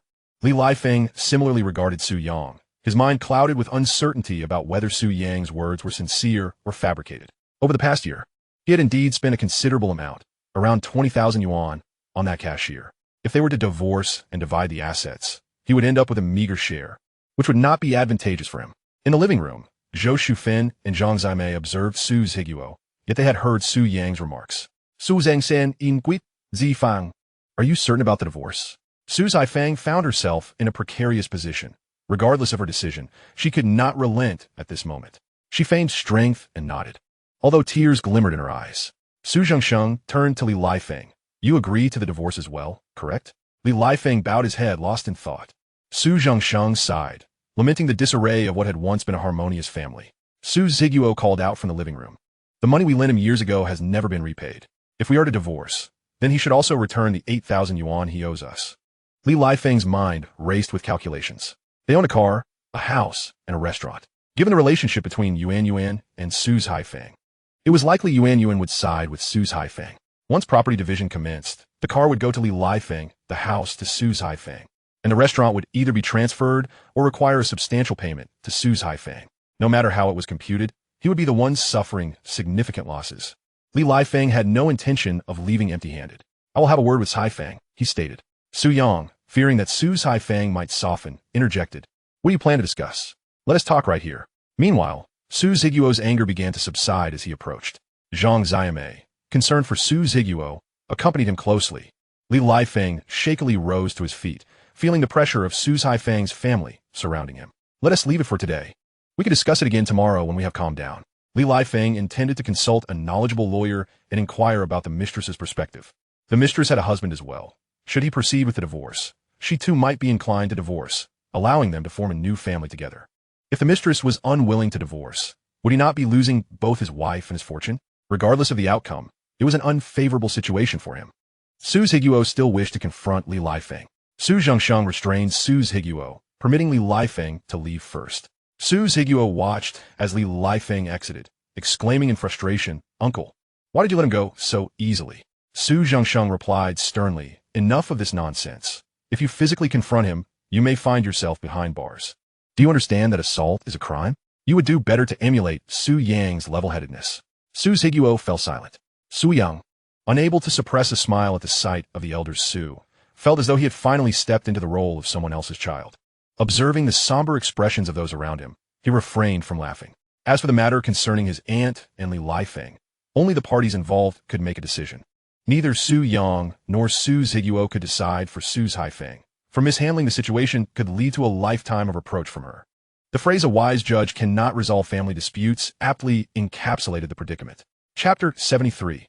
Sister takes away your worries once Li Lifeng departed. Su Zhengsheng and Su Higuo once again sought Su Haifeng's opinion. When they learned that Su Haifeng had no intention of divorcing, their expressions shifted dramatically. Zhang Zimei and Zhou Shufeng exchanged concerned glances. As mothers, they understood Su Haifeng's apprehensions. The issue was that Yuan was now in her second year of college. The decision to divorce or not would no longer impact the child. Su Yang was aware that, following the historical trajectory, his aunt and Li Lifeng would eventually reconcile due to various issues. Unfortunately, while the landscape may change, one's nature remains steadfast. Eventually, Li Lifeng would pursue another married woman, leading his aunt to part ways with him in despair. Ultimately, Li Lifeng would be deceived by that woman, losing everything in a melodramatic twist of fate. At that moment, Su Yang's phone chimed. He retrieved it to find a message from Gu Yanbing. Gu Yanbing, where are you? Su Yang, at my great-uncle's house, and you? Gu Yanbing, I'm at home. Su Yang, did you enjoy your day? Gu Yanbing, yes, very much, thank you. Su Yang, how do you wish to thank me? There was a sudden silence on the other end, as Gu Yanbing evidently did not anticipate Su Yang's unconventional response. Typically, one would expect a boy to say, No need for thanks, it's the least I could do. After a brief pause, Gu Yanbing replied, Gu Yanbing, how do you want me to thank you? Su Yang, I did tea have enough for dinner. Come join me for a meal. Gu Yanbing fell silent again. Su Yang checked the time. It was just past 8 in the evening. Being summer, most people would typically retire between 9 and 10. Surely, Gu Yanbing wouldn't he decline to come out? In the living room, Zhou Shifeng and Zhang Zimei took turns persuading Su Haifeng, acting as her advisors. The seemingly resolute Su Haifeng listened, tears cascading down her cheeks. It's not that I am unwilling to divorce. It's that I cannot accept such an outcome after all these decades. A once happy family is now in tatters. The sentiment resonated with everyone present, evoking deep sorrow. Su Ziguo felt his own eyes welling up. After the elder's passing, only he and Su Haifang remained in the household. Since childhood, Su Haifang had taken care of household chores, prioritizing Su Ziguo's needs. Su Ziguo held a great affection for his sister. He couldn't vent his frustration on others. He could only silently grit his teeth in anger. If only Li Lifeng hadn't left, he would have found satisfaction in confronting him again. Su Zhengsheng consoled her. Enough now. Stop crying. Every family has its own struggles. If you do not wish to divorce, then speak with Lifeng. We can truly offer no assistance. They genuinely could not help. It would be ridiculous to plead with Li Lifeng to return. Su Ziguo had already resorted to violence. As the party at fault, was it not reasonable for him to face consequences? Su Yang's phone chimed once more. Gu Yanbing, where are you? I'm coming to find you. Su Yang felt a wave of emotion rise within him upon reading her brief message. The fact that Gu Yanbing had taken the time to text him so late suggested that she might have been asking for permission from Gu Jianwei, or Gu Ruden. A girl who was willing to be called out at night, even if she did not love you, likely had some affection for you. Oh, unless we're speaking of delivery personnel who do not count. Su Yang, stay at home for a bit. I'll let you know when I arrive. Gu Yanbing, okay. Su Yang pocketed his phone, noting that the adults were still engaged in conversation, likely to continue well into the night. Most of the discussion revolved around their respective grievances, almost revealing long-buried family secrets. Su Yang stood up and addressed Zhang Ziyame. Mom, I have to go back to school tomorrow, so I'll be leaving now. Zhang Ziyame, regaining her senses, patted her pockets. Did you bring your keys? Su Yang, yes, I have them. The adults all regarded Su Yang as a mere child and did not take his departure to heart. As he was leaving, Su Yang said to Su Haifang, Annie, please don't cry. If there is anything that troubles you, tell my father, he'll stand up for you. Our maternal family is not without support. Su Zifang note that. Her eyes reddened. Zhou Shifen handed Su Yang 2 pieces of bread from the table as a snack. After greeting Su Zhengsheng and Zhou Shifen, Su Yang took his leave. Alas, the events of tonight had left him barely able to finish his meal. He bore no resentment towards his aunt. On the contrary, he sympathized deeply with her plight. During this era, divorce was widely seen as a shameful affair, a topic ripe for gossip among the meddlesome neighbors. Many would never choose divorce lightly, enduring humiliation and domestic abuse in silent resignation. It was no wonder that the television drama Don't Talk to Strangers cast a psychological shadow over many classmates. Yet, by the time Su Yang's generation came of age, divorce had become a prevailing theme. He recalled a college friend who had married and divorced in a whirlwind 22 days. At a reunion, the drunken friend confided that the hasty marriage was sparked by physical attraction, while the swift divorce was due to the woman's complaint that he was too quick. Disharmony in intimate life was indeed a grievous fault. After more than 10 minutes, Su Yang arrived at Gu Yanbing's residential complex. He had sent her a text 2 traffic lights earlier, announcing his arrival. Upon his approach, he saw Gu Yanbing standing gracefully on tiptoe at the gate, glancing around anxiously. The streetlight cast a soft, mysterious glow around her, lending an ethereal haze to the scene. When Gu Yanbing noticed Su Yang, she furrowed her brow. You said you'd arrived earlier, yet you kept me waiting so long. Su Yang was surprised at how quickly she had come down. He offered an excuse. My bicycle chain slipped earlier, and I struggled to fix it. Sorry for the delay. Gu Yanbing pursed her lips, her suspicious eyes betraying doubt. Su Yang asked, why were you so slow this morning when you left? She shot him a playful glare. I had to wash up and get ready. And at night? He inquired. Gu Yanbing smiled faintly. At night, I usually just brush my teeth, wash my face, and go to bed. Su Yang gazed at her flawless, porcelain-like face. Tempted to take a bite, curious how she might taste. Gu Yanbing inhaled sharply. Since you taught me to rollerblade, I'll reluctantly let you off this time. But don't keep me waiting like this again. Su Yang retorted. Who is older between us? I was born in July. You in October. What do you think? To his surprise, Gu Yanbing remembered his birthday so clearly, as if every girl harbors a secret desire to be the elder sister. She sat behind Su Yang on the bike and said, call me sister. During the day, yes. But at night? Su Yang teased. Gu Yanbing, seeing his silence, urged. Say it, and I'll treat you to a meal. Does calling you sister mean I have to grant all your requests? Reasonable ones, yes. Su Yang called out, hello, sister. Gu Yanbing nodded with satisfaction and patted his shoulder in a mock adult manner. Su Yang chuckled. Where does that song go? Hello, sister, wonderful sister. Sister who makes you carefree. Sister is enlightened, a mature little wildcat. He began to anticipate the day when Gu Yanbing would don a short skirt and black stockings, dancing before him. No rush, that day would come, inevitably weighing heavily upon him. Chapter 74. Graduation always comes in summer the next day. Su Yang and Zheng Xiaoping headed to school to take their graduation photos. Everyone knew today was the day for graduation portraits, so they dressed splendidly, like grooms about to wed. Some boys slicked their hair with gel, making it stand on end. Su Yang observed Zheng Xiaoping's gelled hair and his shirt tucked into his pants, albeit with creases on the back. Hung. Did you just pull out that old shirt from the bottom of the drawer? Zheng Xiaoping blushed. It's graduation photo day. So of course I had to wear something new. Su Yang clapped him on the shoulder. Man, you're dripping with style. Even their homeroom teacher, Zheng Qiahui, broke from routine, swapping his yellowed polo for a pristine white short-sleeve shirt, fastening the pen his first love had given him to his chest pocket. He handed out the belated high school diplomas. Gu Yanbing received hers and frowned after glancing at the photo. Taken during her first year of high school, and far from flattering. Su Yang stuffed his diploma directly into his backpack. Gu Yanbing nudged him with her elbow. What's wrong? Let me see your diploma, she requested. What's so interesting about it? A handsome guy like me is right in front of you. Gu Yanbing made a face, as if to say gross. How many months? Su Yang asked. What months? She replied, puzzled. Su Yang scratched his nose, still too naive. He pulled out his diploma and handed it to Gu Yanbing, who noted that his photo had also changed greatly. Good, as long as he is ugly, I feel relieved.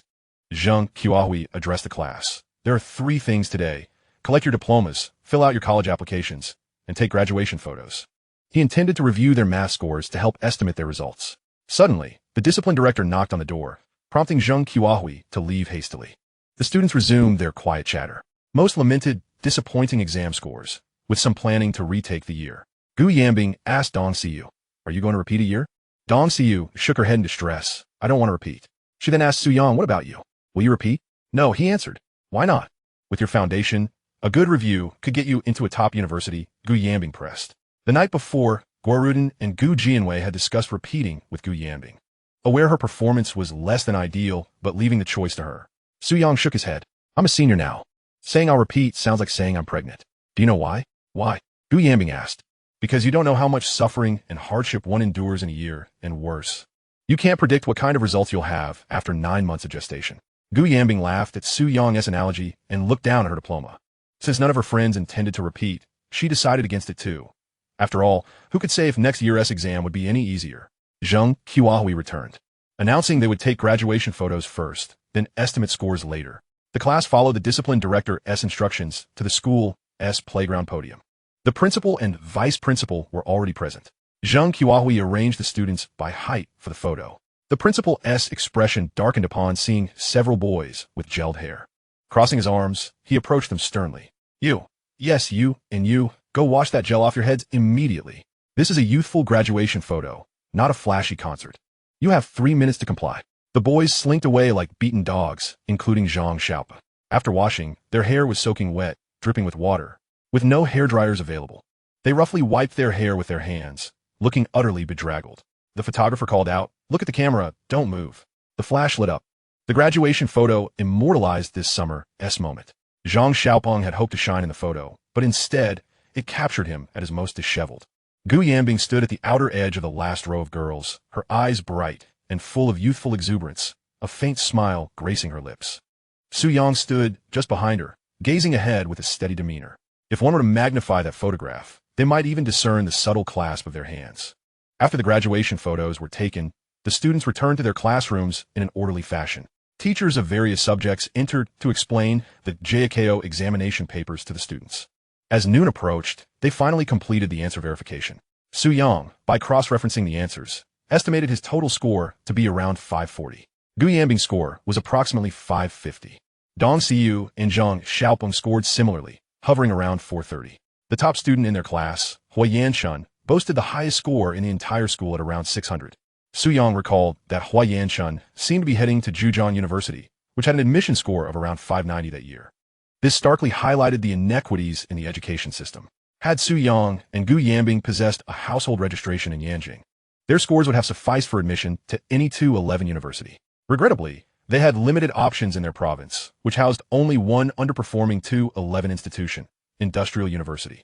This year, the admission cutoff for Industrial University in their province was set at 540, a score Su Yang barely met, contingent upon his acceptance of any adjustments. Aware of the cutoff, he felt assured in applying to Industrial University, while others, unaware of this year's threshold, hesitated to submit their choices. At the podium, Zheng Qiahui listed the universities in their province, as well as those from other regions. Su Yang felt a gentle poke at his side. Turning, he discovered that it was Shen Na passing him a note. He unfolded the paper. Shen Na, what score did you estimate? Su Yang scribbled, 540, what about you? He handed the note back to Shen Na. Nearby, Gu Yanbing observed this exchange, leaning slightly towards Su Yang, though she regrettably could not discern the contents of the note as he had written too swiftly.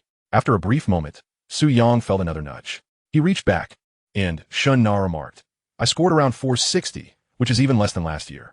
Su Yang reflected on the admission scores for several universities in their province. Engineering University, Science and Technology University, Medical University, Normal University, and Qingshan College. With Shen Na's score, she could apply to Science and Technology University, as its cutoff was 450, allowing her a chance at a second-tier institution. He wrote down a suggestion and passed it to her. Gu Yanbing, unable to contain her curiosity any longer, inquired about Su Yang's intended university. He replied, our scores are quite similar. Let us apply to Industrial University. Gu Yanbing, astonished, responded, the cutoff for Industrial University is at 580. Su Yang countered, this year's exam was challenging. The cutoff will likely be lower. Still, Gu Yanbing remained apprehensive. This was the drawback of applying early. Without knowing the scores, no one could be certain of admission. After all, not being accepted into the first choice posed the risk of being relegated. Chapter 75. Time to seize opportunities. As noon arrived, the school bell rang. Zheng Qiahui announced the end of class. This was, in every sense, the final lesson. The next time they gathered, it would be to receive their admission notices. Some classmates wished to invite old Zheng for a celebratory meal, but he waved his hand, acknowledging the numerous tasks that lay ahead. Su Yang lingered behind, pulling a pack of soft Chenghua cigarettes from his pocket and placing it into Zheng Qiahui's. Zheng Qiahui paused, about to return the gesture, but Su Yang interjected, I bought these for you. Remember to smoke sparingly and spend more time with your family. Zheng Qiahui, looking up at the taller Su Yang, smiled and patted his shoulder. With a hint of nostalgia, he remarked, another cohort has passed. I wonder when we shall meet again. Su Yang replied, all that has transpired is merely a prologue. Take care of yourself, old Zheng. He recalled that not long after, Zheng Qiahui retired, his health no longer permitting the rigors of his role. The toll of youth, once fervently spent, would inevitably seek retribution in later years. At the base of the building, Su Yang encountered Shen Na. She asked, Su Yang, is Science and Technology University really a viable option? Su Yang smiled reassuringly. Have faith, it truly is. Remember when you doubted my math predictions? What was the outcome? Shen Na nodded, resolved to apply to Science and Technology University. If accepted, she would attend. If not, she would forego university altogether. Without financial support from her family, completing her studies would be exceedingly difficult. Public universities were already a challenge, and private institutions were even more financially daunting. Su Yang observed numerous parents arriving to assist their children in moving their belongings. Graduates, while lacking in various other possessions, certainly had an abundance of books, heavy and burdensome enough to last them at least 5 years. In fact, one could even tackle a couple of problems while seated in the restroom, ensuring a swift exit. Su Yang inquired, aren't your parents coming? How will you manage your luggage? Shen Na hesitated, clearly indicating that her parents had not come, leaving her to carry the cumbersome load alone. Su Yang frowned. Shen Na's parents seemed quite unreasonable. While others treated their daughters as cherished treasures, her family appeared to view her as a burden. Fortunately, Shen Na's mother possessed some sense, or else she might not have even completed middle school. Su Yang said, wait here for a moment. I'll go fetch Zhang Xiaopeng to assist you. Shen Na waved her hand. No need to trouble yourself, Su Yang. Su Yang insisted, just stay put. Otherwise, I might lose sight of you. He stood and headed toward the school gate. Unexpectedly, he encountered Gu Yanbing and Dong Xiu, who had not yet departed. Zhang Xiaopeng was waiting on his bicycle for Gu Yiting. Upon seeing Su Yang approach, Gu Yanbing's face lit up, clearly anticipating his arrival. Su Yang, would you like to go roller skating this afternoon? Xiu will join us as well. Su Yang glanced at Dong Xiu, who appeared slightly tanned after working at home for the past 2 days. Little Dong, did your parents actually allow you to come out? Of course. A few families had weddings recently, and I was tasked with helping to load goods, which utterly exhausted me. Su Yang then told Gu Yanbing, I'll come find you later. It's too hot right now. Xiaopeng, come back with me. The old classmate needs my help moving some tables.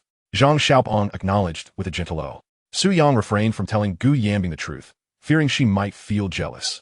Although they were on the cusp of romance, not every girl would be comfortable with her future boyfriend exerting himself for other women. After watching Gu Yanbing and Dong Xiu depart, he and Zhang Xiaopeng returned to school. Zhang Xiaopeng inquired, What tables are you moving? Su-yang clarified. I'm not moving tables. I'm helping Shana with her luggage.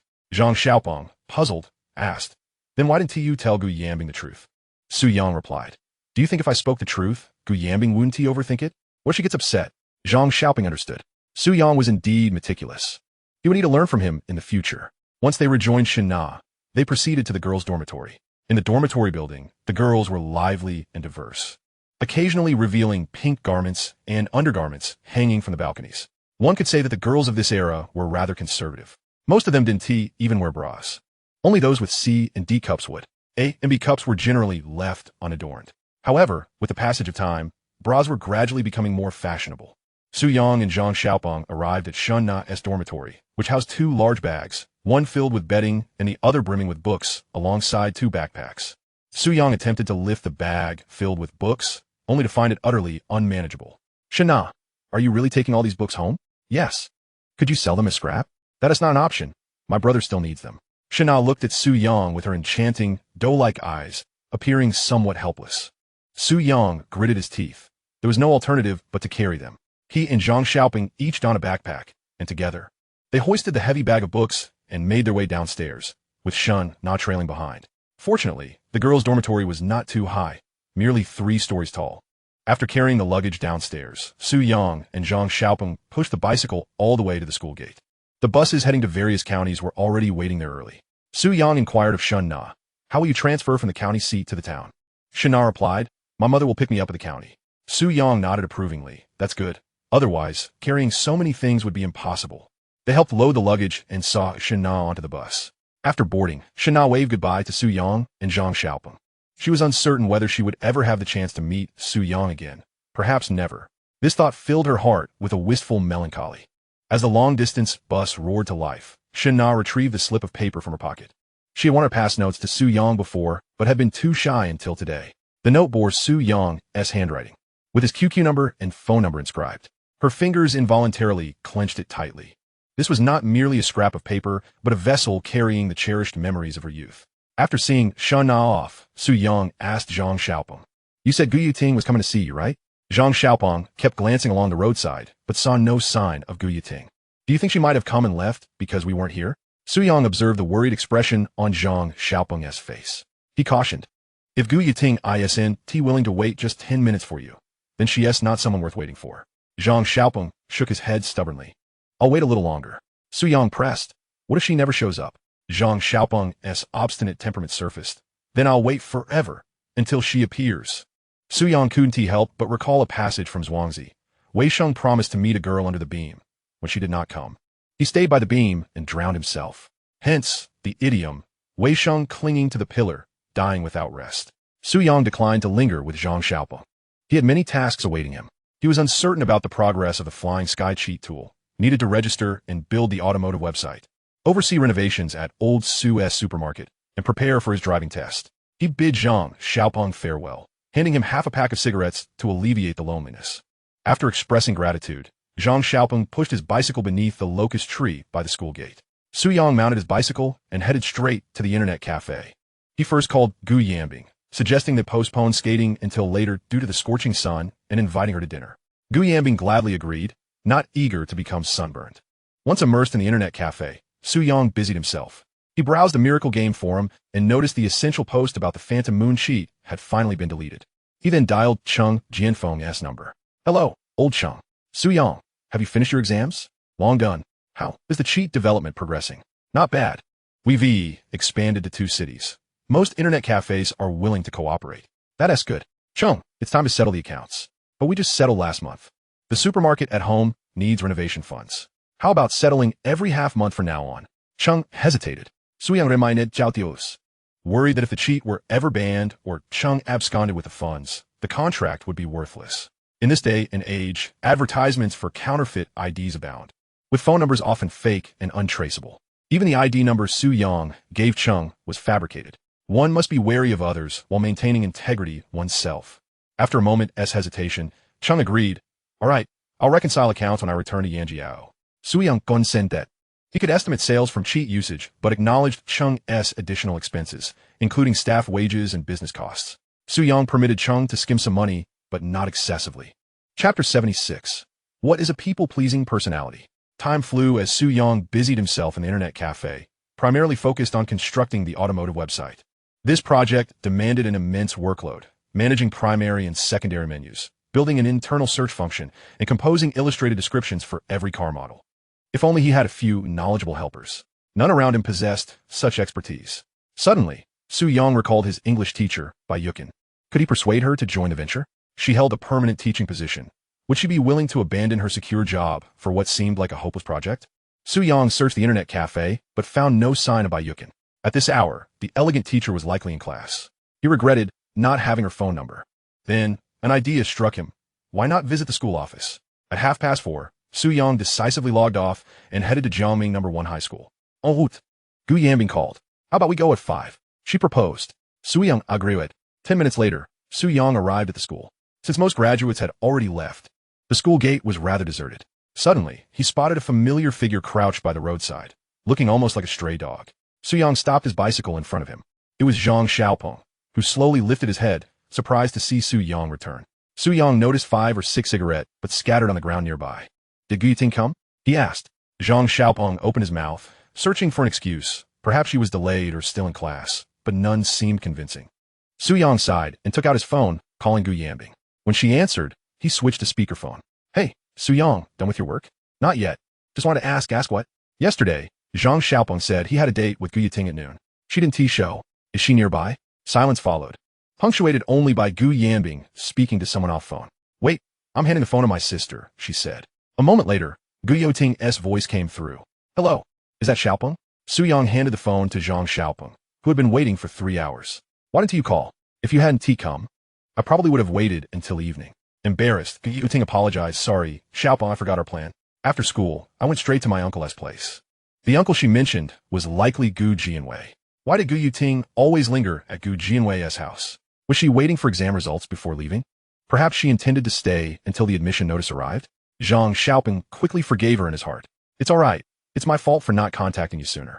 Su Yang watched Zheng Xiaopeng, realizing for the first time that he possessed a people-pleasing personality. What is a people-pleasing personality? Such individuals are exceedingly sensitive and cautious. They overthink casual remarks from others. Upon perceiving others' needs, they strive to satisfy them, even when reluctant. They find it difficult to refuse requests, habitually sacrificing their own well-being to accommodate others. Even when they do refuse, guilt gnaws at them. Sighing, Su Yang observed Zheng Xiaopeng smile shyly as he spoke on the phone with Gu Yanbing. Considering Zheng Xiaopeng's domineering mother, perhaps this was a psychological scar from childhood. Finally, Zheng Xiaopeng ended the call, returned the phone to Su Yang, and wore a rare, genuine smile. Su Yang asked, how did it go?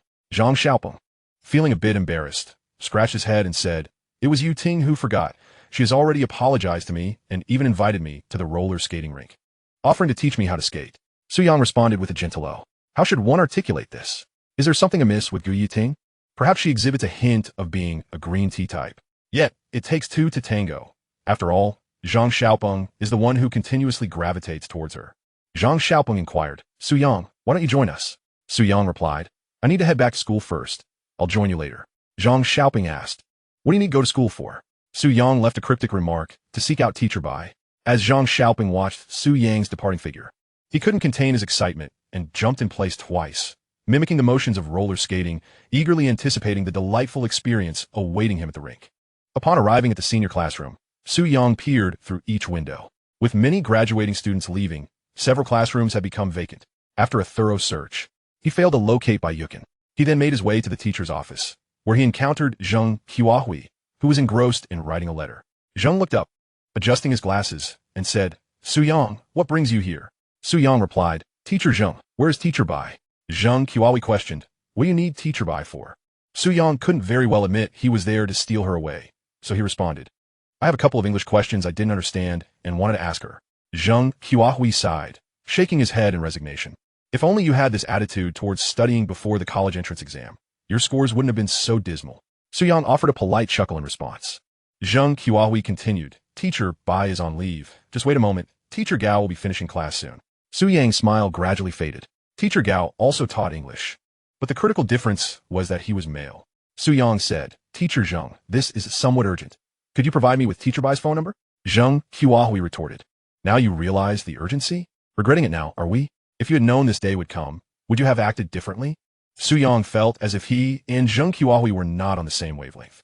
Zheng continued his lengthy lecture, spanning from middle school to high school, and then to university life. After listening for over 10 minutes, Zheng Qiahui finally divulged by Yukin's phone number. Su Yang sighed in relief, saying, "Thank you, old Zheng. I must take my leave now. Remember to study hard when you get to university." Zheng Qiahui replied, got it. You take care." Su Yang quickly exited the office, fearing that lingering any longer would lead Zheng Qiahui to engage him in discussions about life and dreams, much like some mentors do, who start with questions like, "What is your dream?" As a child, his dream was to grow up and save the world, only to realize upon maturity that he couldn't even save himself. After leaving the school, Su Yang reunited with Zhang Xiaopeng, and together they made their way to Gu Yanbing's neighborhood. By the time Su Yang arrived, Gu Yanbing and the others were already waiting at the entrance. 3 girls and 2 boys made for a pleasant combination. Chapter 77. Finally, your text message this time at the roller skating rink. Everyone's enthusiasm was significantly heightened, mainly because Gu Yanbing had reached a level where she could skate a few steps leisurely. She even took on the role of a half-teacher, instructing Dong Siyu. Gu Yiting, perhaps out of guilt, began patiently teaching Zhang Xiaopeng how to skate, leaving him quite flabbergasted, especially with the scent of her perfume and her hair brushing against his hand. That sensation nearly fulfilled all his youthful fantasies of beauty. Su Yang observed Gu Yanbing, clad in cropped jeans that accentuated her long, slender legs, paired with a simple pink cotton t-shirt and a casual high ponytail, exuding an air of purity and elegance. In contrast, Dong Siyu appeared comparatively shorter next to Gu Yanbing. While leisurely skating, Su Yang pulled out his phone from his pocket and sent by Yukin a text message that read, "Guess who I am?" After sending the message, he tucked his phone back into his pocket and glided over to Dong Siyu. "Little Dong, is it difficult to learn?" "It's quite challenging," she replied, gripping the railing tightly. After an initial fall, she had become too frightened to skate any further. Su Yang extended his hand to Gu Yanbing, saying, "Come on, let me take you for a spin." Gu Yanbing hesitated for a moment, but eventually reached out her delicate hand. Su Yang grasped her hand and began to accelerate slowly, reminding her, "Remember to switch feet on the way back, and you can bend down a bit to lower your center of gravity."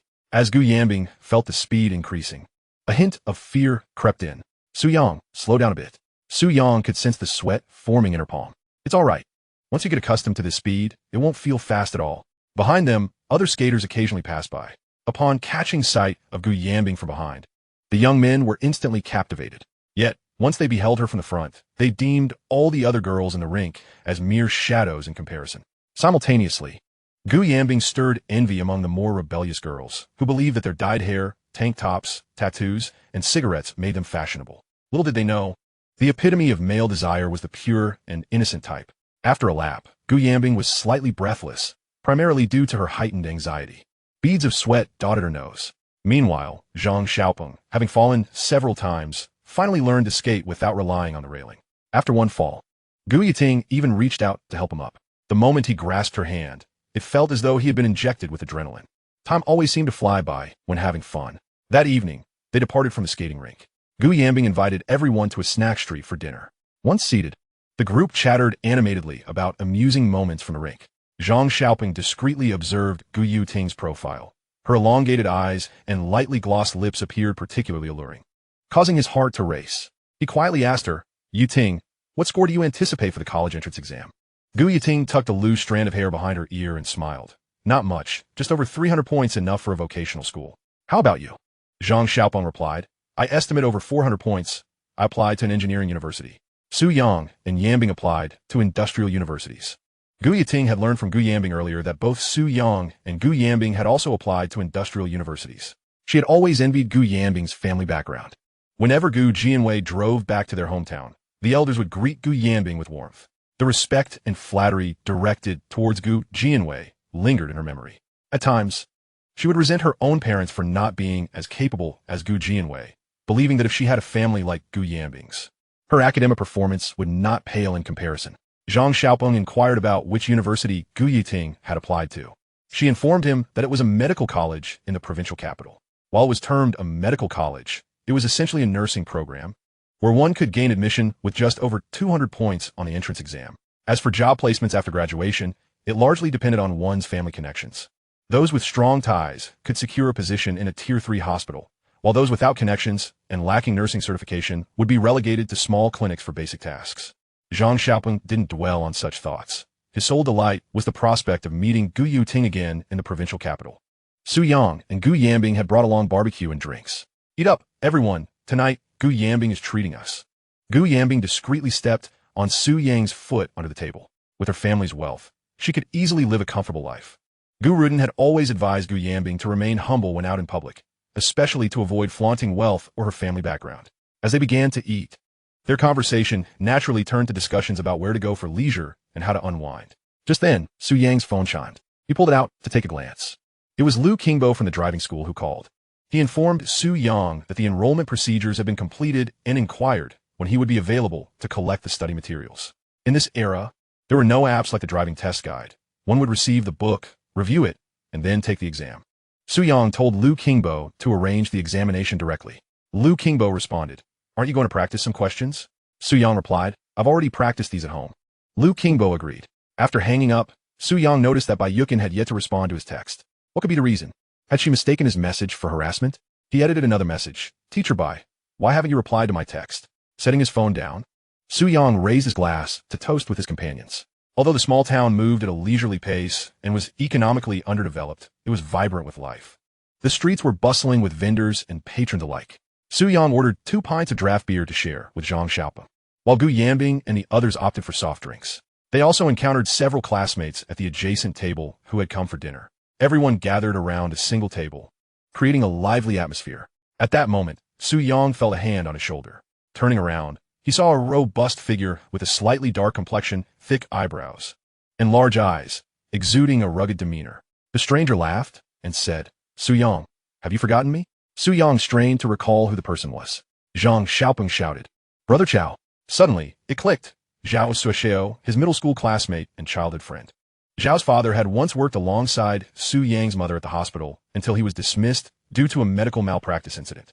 This incident had garnered significant attention, as Zhao's father refused to accept blame and escalated the matter. Ultimately, the hospital's administration, in a fit of anger, confiscated their family home. Despondent, Zhao's father chose to take his own life, leaving Zhao Suishou to feel neglected by both his stepfather and mother, who had remarried and given birth to another son.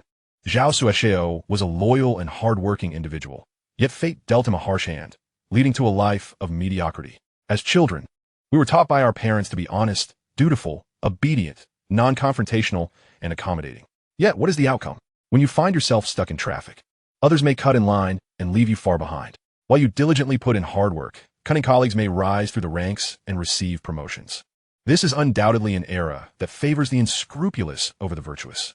Su Yang poured a drink for Zhao Suishou and introduced him to his classmates. Zhao appeared somewhat bashful, particularly with the presence of girls. He had dropped out of high school, both due to poor grades and a lack of support from his family. His stepfather held no affection for him, and his mother discreetly provided him with pocket money, away from her husband as scrutiny. Su Yang noticed Suishou's discomfort and patted him on the shoulder, saying, "This is my childhood buddy, Zhao Suishou, 2 years older than us. Just call him Brother Chao." The high school students, innocent and inexperienced, readily called out Brother Chao. This brought a wave of emotion to Zhao, who was unexpectedly touched. At a loss for words, he stammered, "Brothers, I'm not great with words. It's all in the drinks." With that, he downed 3 shots in quick succession. Su Yang signaled for everyone to enjoy their drinks, then stepped aside with Zhao Suishou. He first offered Zhao a cigarette. "Brother Chao, what have you been up to lately?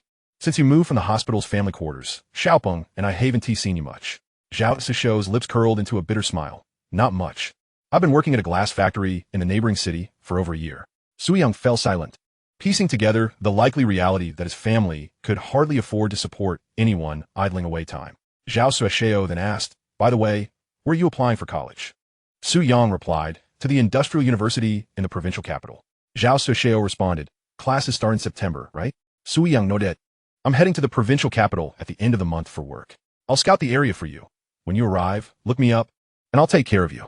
Being 2 years older, Zhao Suishou had often been the protector during their childhood escapades. Su Yang shared his phone number with Zhao for easier communication in the future. Zheng Xiaopeng also came over to chat with Zhao for a moment. Suddenly, Su Yang's phone chimed. He glanced at it and saw that Bai Yukin had finally replied. "Teacher Bai, I've been waiting for your response with great anticipation." Chapter 78. Assisting old Su in completing the supermarket renovation plan that evening, after the gathering, Su Yang returned home. Old Su and Zhang Zaime had just arrived as well, and they exchanged brief pleasantries.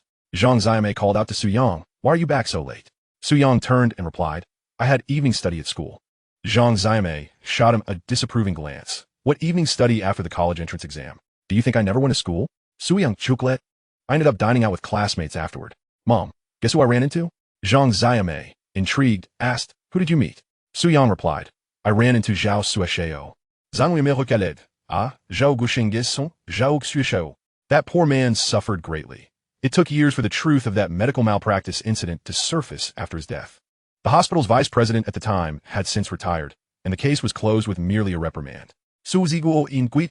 Are you talking about that Zhao Suesheo from downstairs? Su Yang nodet. As they ascended to their apartment, their conversation naturally turned to the long-ago events surrounding Zhao Guozheng. Where there are people, there's a world of intrigue, particularly in hospitals where medical equipment and pharmaceuticals are involved. The depths of the situation can be quite murky. Zhang Zimei was undoubtedly astute. Her mind as clear as a bell, though she feigned ignorance. It was this shrewdness that had earned her the position of head nurse in the chest surgery department of the People S Hospital. Su Yang asket. What about my Aunt S situation? Zhang Xiaomei sighed. What can be done? They're getting older, the children are in college. Divorce isn't something that can be decided on a whim. Su Ziguo remained silent, unable to comprehend why Su Zhifang would endure such a situation. Zhang Xiaomei recounted the events of the day. Apparently, Li Lifeng had called, and Su Yang's aunt had left with him. What promises were made during that phone call remained unknown, but they drove back to the provincial capital that afternoon. Zhang Xiaomei shot a warning look at Su Ziguo. If anything like this happens again, keep your cool. Don't resort to violence, understood?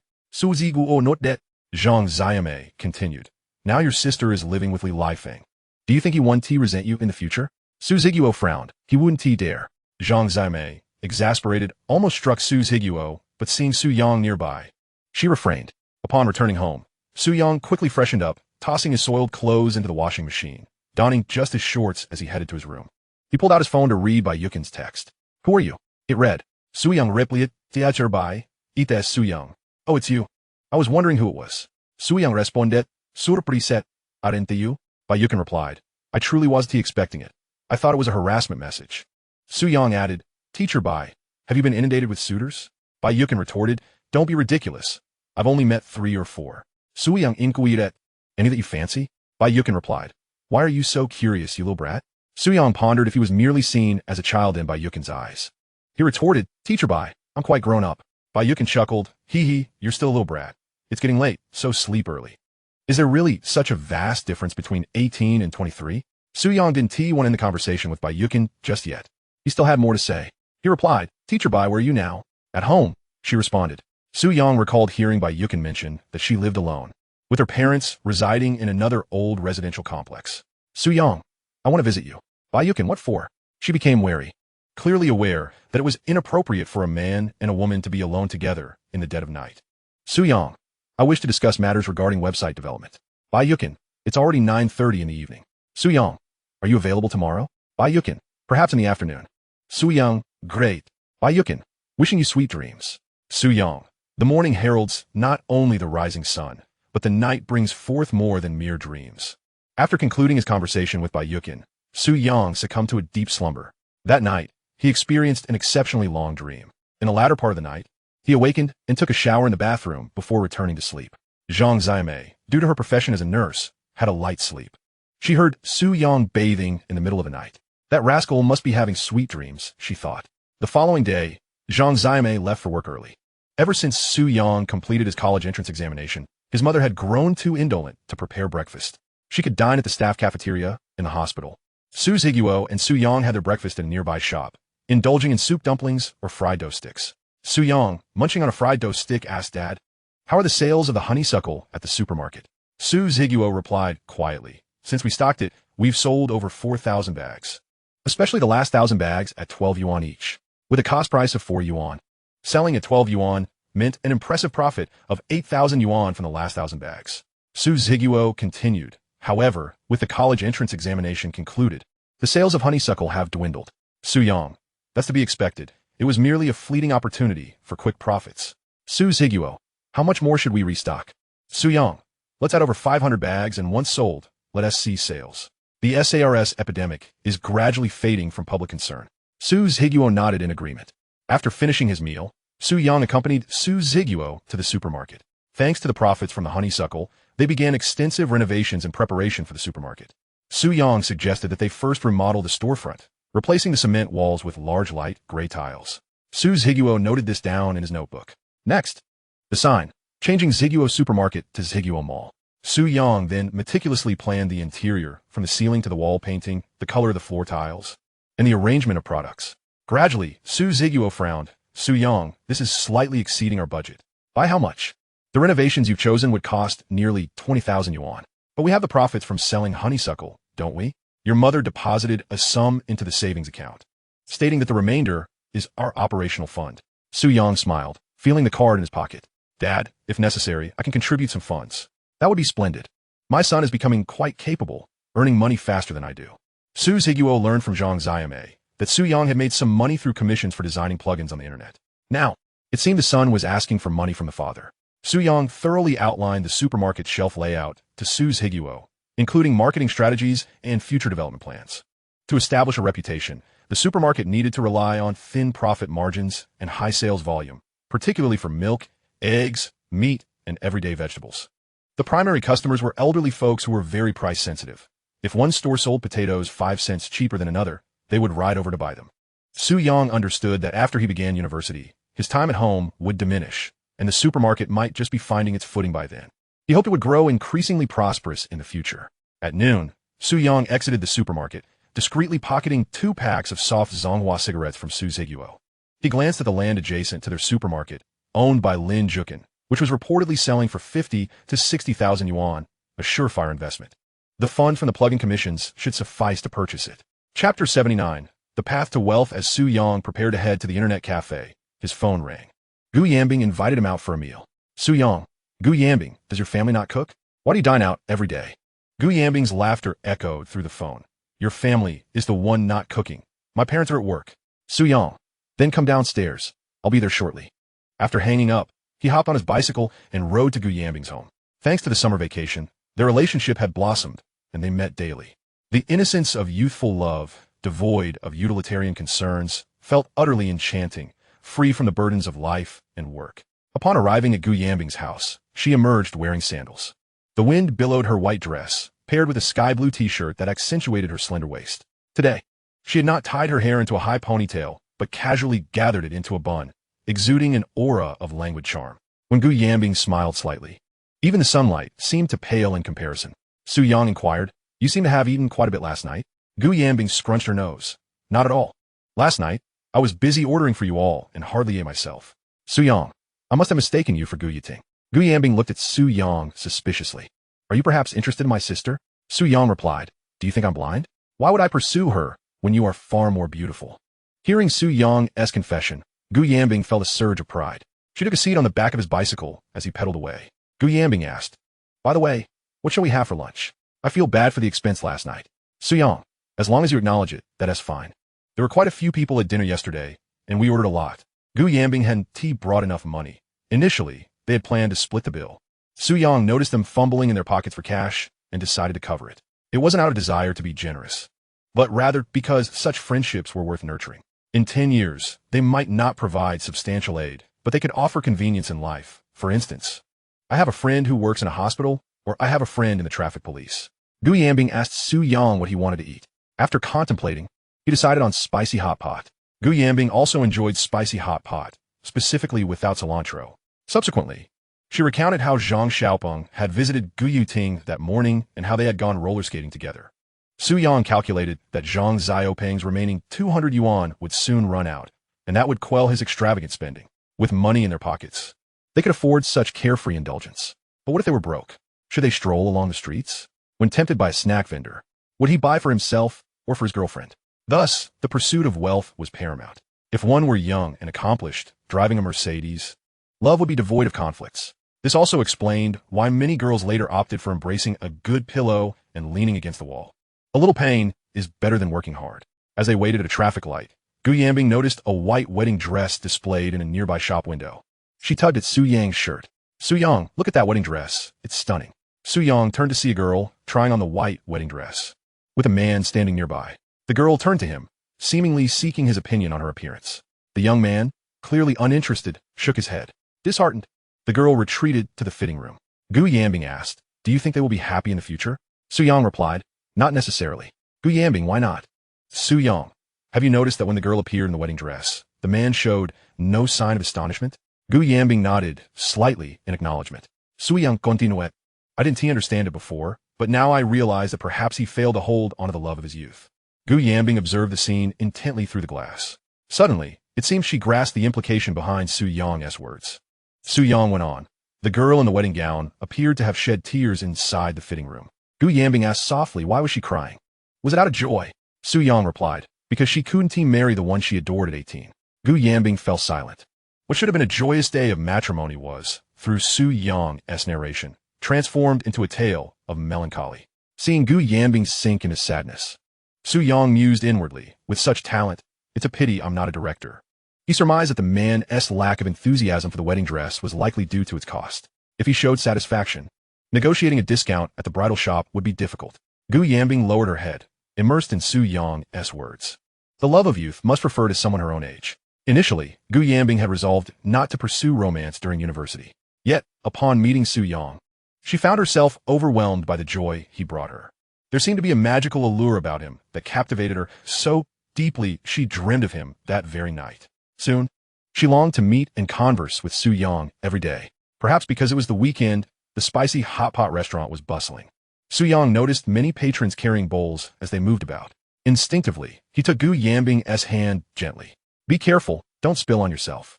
Gu Yanbing nodded lightly. Following him closely, holding Su-yang's hand had become second nature to her. During a pause in their meal, Gu Yanbing inquired about Su-yang's plans for the afternoon, subtly hinting at visiting the roller skating rink. Su-yang, aware of prior commitments that afternoon, invited her to go the following day instead. Gu Yanbing consented reluctantly. After dining, Su-yang bought Gu Yanbing a cup of milk tea and accompanied her home. She pouted softly, feeling they hadn't truly enjoyed their shopping trip. Watching her retreating figure, Su-yang sighed. To a girl, a date meant dining, shopping, and watching movies. To a boy, it meant holding hands, kissing, and more. Naturally, Su-yang yarnetu indulge freely. Yet, how could he focus on fun when he needed to earn money? His ambition was to succeed in entrepreneurship before graduating university, so that by the time his peers saw jobs, he would have already attained financial independence. Then, his true freedom would begin. Leaving Gu Yanbing's home, Su-yang rode his bicycle to the driving school for the theory test. Few were present. Most were men in their 20s or 30s. Su-yang was the youngest among them. After the exam, Liu Qingbo was dumbfounded. Damn, it's only been a few days. And Su-yang passed without cheating? Following the test, Liu Qingbo took Su-yang to practice driving. Other students eagerly asked when they could train. Liu Qingbo told them to come the next day. Su-yang is a VIP. I must give him special attention. Liu Qingbo ushered Su-yang into a Xyli car and demonstrated how to start the engine and change gears. Coach Liu, I've driven before at home. May I try? You can drive? Yes. Skeptical, Liu Qingbo switched seats with Su-yang. Once inside, Su-yang fastened his seatbelt, started the car, shifted gears, and set off smoothly. Recognizing Su-yang's proficiency, Liu Qingbo waved him off. All right, you don't need to come back until the exam day. Thanks, coach.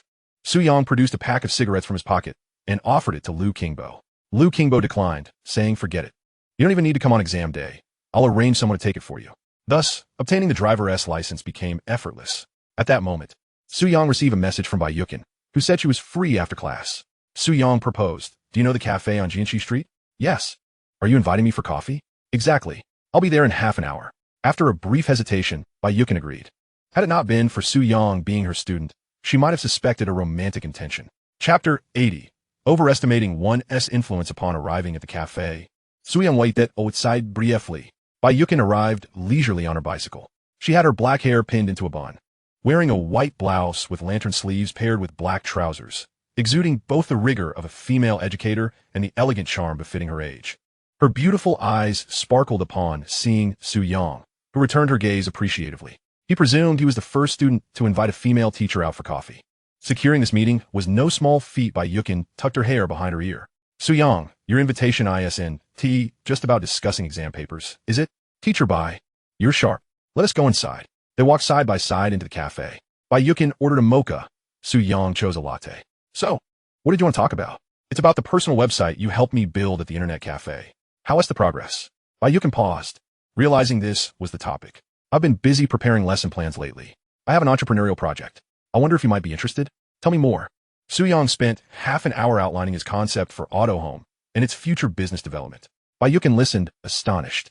She scrutinized Su Yang and noticed a confidence in his demeanor that suggested a strong conviction in the project as success. After he finished, she regarded him thoughtfully. Your entrepreneurial plan sounds promising, but what? You just graduated from high school. I think you should devote more energy to your studies. After university, you can decide whether to start a business or pursue graduate studies. Wouldn't it be better to plan your venture then? Absolutely not. By then, the opportunity will have passed. Bayukin admired Su Yang's boundless imagination, but deemed it somewhat unrealistic. Since her sophomore year, she had followed the internet industry and knew that launching a successful startup was no easy feat, especially after the 2000.com bubble burst. When countless investors sold off internet stocks, an analysis of over 200 internet companies revealed that 71 were operating at a loss, including Amazon, and 50 had cash reserves that would be depleted within a year. Without new financing or profitable pivots, these companies faced imminent collapse. Bayukin expressed her concerns to Su Yang. He nodded in understanding. He recognized that recruiting Bayukin to join his team was difficult. No capital, no connections, no academic credentials. She could hardly abandon her secure position for such an uncertain venture. This also explained why Bayukin, knowledgeable about the internet's risks and miracles, remained patient with an 18-year-old's grand ambitions, unlike others who would have long since walked away. After finishing her coffee, Bayukin said, Su Yang, you're very intelligent. Our teacher Zheng often praised you in the office. I trust your vision and your abilities. Su Yang anticipated a but to follow. Bayukin smiled wryly. But I can't gamble alongside you. You can afford the loss. I cannot. Let us revisit this after you graduate university, shall we? She believed Su Yang's mindset would mature by then. Su Yang reclined in his chair. Bayukin picked up her bag, preparing to depart. Su Yang, this time I shall treat you to coffee.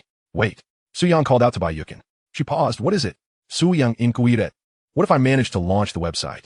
Bayukin chuckled softly. If you can discover a profitable model within a year, then I shall seriously consider your entrepreneurial plan. Su Yang's brows relaxed. It's a deal. Bayukin settled her bill and left. As a teacher, she had numerous responsibilities awaiting her. Spending an hour with Su Yang was already a considerable favor. Su Yang sat alone, reflecting on life for a moment. Initially, he intended to recruit Bayukin as a free laborer, with himself teaching while she handled the business side, thus rapidly establishing the website. However, it seemed he had overestimated his influence. Su Yang pinched his own cheek in front of the glass. It appeared that being too youthful was also a flaw, making it difficult to earn others' trust and easy to be underestimated. At that moment, his phone rang. It was Cheng Jianfeng calling. Su Yang, have you seen the forum? The Huanyu plugin has officially launched. When was it released? This morning. It's price free for 7 days, and the forum has exploded. Got it? I'll head over to take a look now. Su Yang exited the cafe and rode his bicycle straight to the internet cafe. Upon arrival, he logged into QQ and then into the game forum. Indeed, the Huanyu plugin had been successfully launched. What infuriated him was that the post about the Huanyu plugin was a copy of the text Su Yang had previously asked Zhang Xiaopeng to publish. Shocking. I have discovered a miraculous secret within the game of Kiji. This title was originally coined by Su Yang. The striking crimson hue signified that this post had become a hot topic. Su Yang immediately opened QQ to contact the forum administrator. Please call me Gao Fuxue. Are you there, brother? Jean Desiruo. Yes. Please call me Gao Fuxue.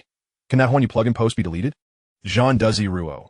Regular post 50, essence post 150, hot post 1,000 yuan. Which option do you choose? Su Yang glanced at the text sent by the other party, suddenly feeling as though he were selecting a package at a foot massage parlor. Regular massage 50, half package 150, full package 1,000, with a complimentary Thai essential oil massage. Su Yang directly opted for the most expensive package. The other party sent a bank account number. Su Yang called Cheng Jianfeng. Lao Cheng, transfer the money, 1,000 yuan. Su Yang, ISNT 1,000 yuan a bit steep? Lao Cheng, it's not about whether it's expensive, but rather whether our Fission plugin can survive. No matter how they post, we must nip it in the bud. Cheng Jianfeng hesitated on the other end of the line. The last time deleting an Essence post cost 150 yuan, which was acceptable, but this time it had escalated to a hot post. 1,000 yuan. If it posted a few more times, it could amount to tens of thousands going down the drain. Su Yang understood that he could not allow that post to continue spreading, so he analyzed the pros and cons of that post to Cheng Jianfeng. Persuaded by Su Yang, Cheng Jianfeng ultimately agreed to transfer the money. Su Yang breathed a sigh of relief. After a while, Cheng Jianfeng sent a text confirming that the transfer had been completed. Su-young hurriedly informed the administrator. Jean Duzi Ruo. Okay, the funds have been received. I will arrange for the technical team to delete the post now. 10 minutes later, the hot post vanished from the forum. Most users of KGMU had gone to dinner, while some had just finished work and logged on. Habitually, they browsed the forum, only to find the posts had taken a bizarre turn. Where's the Huanyu plugin? Why has that post disappeared? Good people live in peace. Can someone provide a free link? I'd beg. Su-young logged into a secondary account on the forum and began replying beneath those ordinary posts about Huanyu, recommending the Fanfictionaudiobook plugin to users while disparaging the Huanyu plugin in the comments. Everyone, do not use the Huanyu plugin. I just tried it. It's a Trojan with a virus that stole my account. In an instant, the forum erupted into another round of heated arguments. Su-young busied himself in the internet cafe until after 10 o'clock at night, only realizing he hadn't had dinner when Zheng Xiaomei called him. He had merely consumed a cup of coffee. Su-young decided to continue having Zheng Xiaoping handle the forum's business. After all, Zheng Xiaoping had plenty of free time and could earn some money during the summer vacation. Chapter 81. The Acceptance Letter. Time flew, and July arrived in the blink of an eye. Su-young and Gu Yanbing received their acceptance letters from the Industrial University as promised. The only difference was that Su-young had been adjusted to the civil engineering program, while Gu Yanbing was accepted into the finance department of the same university. Gu Jianwei had already mapped out Gu Yanbing's life plan, aiming for her to return to their hometown to take civil service exams after 4 years of university, leading a leisurely life of serving tea in an office from 9 to 5, reaching the pinnacle of her career. Su-young, as a civil engineering student, was destined for a life of labor on construction sites. Although they attended the same university, they were not on the same campus. Zheng Xiaoping and Dong Xiyu were also accepted into the engineering university, and they celebrated for several days. On the day of receiving their acceptance letters, Su-young saw Shan Na, who had been successfully admitted to the Science and Technology University. The most commendable achievement belonged to their class's top student, Hua Yanshan, who had been successfully accepted into Zhejiang University, prompting the school to hold a celebration party in his honor. The principal and vice principal led the way in giving Hua Yanshan a red envelope, rumored to contain 200 yuan. Of course, while some rejoiced, others faced disappointment. 7 or 8 students from the class chose to repeat the year, determined to fight again for another chance. There were also those who did not get into university due to poor family circumstances, ultimately opting to migrate south for work. That evening, Zheng Qiahui organized a gathering for the senior class. By the end of the event, many students were in tears. They raised their glasses, shouting, "Long live friendship." Zheng Qiahui also shed tears. All banquets must eventually come to an end. The dimly lit street was filled with a gentle evening breeze, ruffling Gu Yanbing's hair.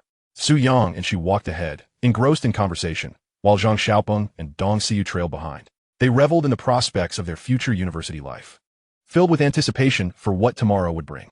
Gu Yanbing asked, "Su-young, where do you plan to go after graduating from civil engineering?" Su-young grinned. "Let us cross that bridge when we come to it." He truly had no intention of delving deeply into the civil engineering field. Being accepted into a 211 university was sufficient, as he intended to merely obtain a diploma. Professor AI once remarked, "A diploma is the last shabby piece of paper you must present when you have nothing else to prove your worth." Gu Yanbing had heard from her father that civil engineering professionals would often travel across the country for projects, making it difficult to return home. Contemplating that, after college, she and Su-young would be heading in different directions. A sense of melancholy regarding their impending separation crept into her heart. Zheng Xiaopeng chatted with Dong Xiyu for a while before he took the initiative to catch up with Su-young. "Su-young, do you think our civil engineering major is the trend for future development?" Zheng Xiaopeng was also in civil engineering, the only difference being that Su-young was at a 211 university while Zheng Xiaopeng was at a second-tier university. Su-young gazed at Zheng Xiaopeng's eager expression and sighed. "Brother Peng, in the future, you will forge a resilient heart and sun-kissed skin amidst the steel and concrete." Zheng Xiaopeng instinctively glanced at his arms. What does the civil engineering major have to do with skin? Think about it. Working late outdoors, baked in the sun during summer and frozen in winter, and eventually going bald. Would you prefer to lose your hair from front to back, or from the crown outwards? Zheng Xiaopeng touched his hair. "I think losing it from front to back would be easier to accept." Gu Yanbing and Dong Xiyu couldn't help but burst into laughter, evidently finding Su-young's remarks to be mere scare tactics. Zheng Xiaopeng also felt that Su-young was being overly dramatic. As university students, they're destined for office jobs upon graduation. Who would venture to construction sites? Even if they were to visit a construction site, it would be merely to don a red safety helmet and oversee operations. Su-young glanced at the time. It was already 8 in the evening. At this hour, he could still manage 3 hours of work at the internet cafe. He and Zhang Xiaoping mounted their bicycles and waved goodbye to Gu Yanbing and her friends. Gu Yanbing reminded Su Yang to remember to meet her early tomorrow at the roller skating rink, as she was looking forward to it. Recently, Su Yang had successfully obtained his driver's license. Initially, he had aimed for a Class B license, but due to his age, he was limited to a Class C. He had no interest in driving heavy trucks. A small car would suffice. He wondered when he would be able to drive Gu Yanbing's car, hoping it would be a charming water truck. Gu Yanbing had also learned to roller skate. Although she could not skate backward, her forward skating was quite proficient. Upon arriving at the internet cafe, while waiting for the computers to boot up, Zhang Xiaoping inquired, Su Yang, do you think Gu Yiting got admitted to the medical college? Su Yang replied, don't you have her QQ? Why not ask her? I have no idea. Zhang Xiaoping's expression fell slightly since she returned home. She hasn't logged into QQ again. Su Yang suggested, how about when you get paid this month, you gift her a phone? Zhang Xiaoping was taken aback. A phone? Is money just burning a hole in your pocket? I can't even afford a phone myself.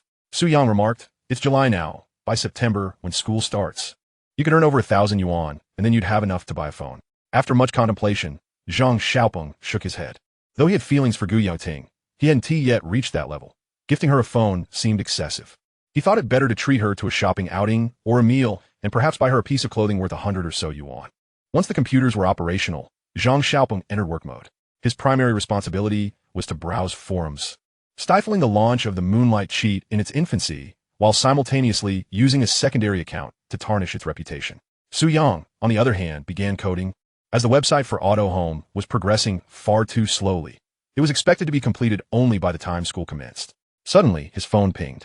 Su Yang checked his messages and saw a notification that 24,773 yuan had been credited to his account, bringing his ICBC card balance to 746,686 yuan. This was the total income from April to July. Cheng Jianfeng had successfully established gaming recharge channels in both North and South China and was currently expanding into East China. Once they secured that region, their cheat sales would likely experience another surge. Recently, their expenses for deleting posts on forums had exceeded 10,000 yuan. After initially being bewildered by the deletions, the Moonlight cheat gradually sensed something amiss. In defiance, they hired a group of internet trolls to flood the forums with advertisements while also attempting to slander the Flying Sky cheat. Zhang Xiaoping registered over a dozen accounts to retaliate vigorously. Presently, Su Yang was in the process of updating the 5th generation of the Flying Sky cheat. With the official announcement from the game's website stating that maintenance and updates would occur the following Monday, along with increased efforts to combat cheats, the atmosphere was tense.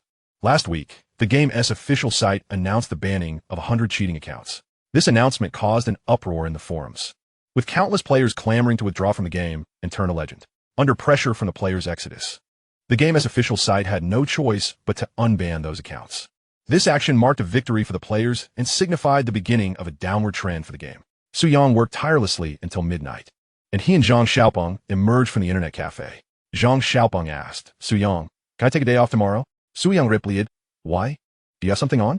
Zhang Xiaoping stated, I have nothing pressing, but I've been playing games at the cafe so much recently that I feel nauseous. Su Yang chuckled. Initially, Zhang Xiaoping had been particularly fond of gaming. However, once it became a job, the repetitive nature of the task fostered feelings of tedium. He nodded. All right, you can arrange your day as you wish. I need to go to the roller skating rink with Gu Yanbing tomorrow. Suddenly, Zhang Xiaoping asked, are you and Gu Yanbing an item now? Su Yang shook his head. Not yet, but I can feel her growing increasingly dependent on me. Zhang Xiaoping's eyes widened in astonishment. To have a high-achieving and aloof school beauty pursue you was indeed a rarity. Yet, Su Yang maintained an air of calm confidence. Why was he so exceptional among mere mortals?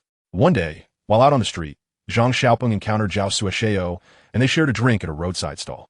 Upon hearing about Su Yang's earnings, Zhao Suisheo lamented tearfully, why is it that at 18, you all make tens of thousands, while my 18 is marked by struggling to afford meals? The next morning, Su Yang visited his family's supermarket. The outer wall construction had been completed, and the light, gray-polished floor tiles imparted an impression of elegance. In an era when red brick houses were still in vogue, instances of buildings adorned with tiled facades were exceedingly rare. Su Ziguo was inside, directing workers, painting the interior walls. Upon seeing Su Yang, he asked, what do you think? Su Yang nodded slightly. It's much brighter than before. Su Ziguo replied, of course, money has been flowing out like water. If your mother knew, she would certainly be distressed. Su Yang took a pack of cigarettes from the shelf and opened it. Su Ziguo's eyelids twitched. That rascal always chose to smoke the expensive Hua Z brand whenever he visited, a luxury his father had never indulged in. Su Yang pulled out 50,000 yuan from his bag and handed it to Su Zhiguo. Su Zhiguo was taken aback by the amount. Where did you get so much money? I earned it from selling cheats. Is money really that easy to make from a computer? Did the wind blow it in? Su Zhiguo stared at the thick stack of cash, touching it to ensure he was not dreaming. Su Yang didn't delve into the details with his father, but instead broached a serious matter. It's time we purchased the adjacent land from Lin Jukin. During this time, Su Yang had gathered enough information from Su Zhengsheng. The Lin family often worked away and rarely returned. They owned another residence in Jiangming City, while the adjacent lot was currently leased to a hot pot restaurant, which was rumored to be struggling and would vacate by September. Su Zhiguo expressed concern. Shouldn't we discuss this with your mother? Su Yang warned, please don't. If my mother finds out, she will surely hinder us. She's an obstacle on our road to profit. Su Zhiguo shot Su Yang a stern look. You must not speak of your mother like that. She is my wife. Su Yang retorted, when you're old and in the hospital, and it comes time to choose between continuing treatment or giving up, that decision will fall to me. Su Zhiguo exclaimed, hey, you little rascal, are you planning a revolt? He pretended to draw his belt to intimidate Su Yang. Su Yang quickly offered him a cigarette. All right then, you can call your mother to discuss it. This matter cannot be discussed casually. It must be addressed directly and clearly. Su Yang sensed his father's apprehension toward his mother and decided to accompany Su Zhiguo to the People's Hospital to seek Zhang Xiaomei's approval. After all, the supermarket wasn't operating for the next few days. Su Yang headed out to the BJ Jeep parked in front of the house. Engaging the gears, releasing the clutch, and steering, he executed the entire sequence with remarkable fluidity. Su Zhiguo asked, where did you learn to drive like that? Su Yang patted the steering wheel. It's simple. No need for practice. Su Zhiguo fell silent, realizing that after over a decade of driving, he was still less adept than Su Yang. Every time Zhang Xiaomei rode with him, she remarked that it felt like riding a stubborn donkey. It was entirely Su Zhiguo's fault. During their era, obtaining a driver's license lacked systematic training, and even the instructors were only semi-qualified. The most challenging aspect of driving a manual car was coordinating the accelerator with the clutch. Upon arriving at the hospital, Zhang Xiaomei assumed something had gone awry. When she heard Su Yang's plan in the hospital corridor, her first reaction was to refuse. No way. The land is practically worthless now. I've heard from experts that property prices will continue to decline. Su Yang was at a loss for words. Could one really trust what experts said? After all, experts advise young people to buy houses instead of renting.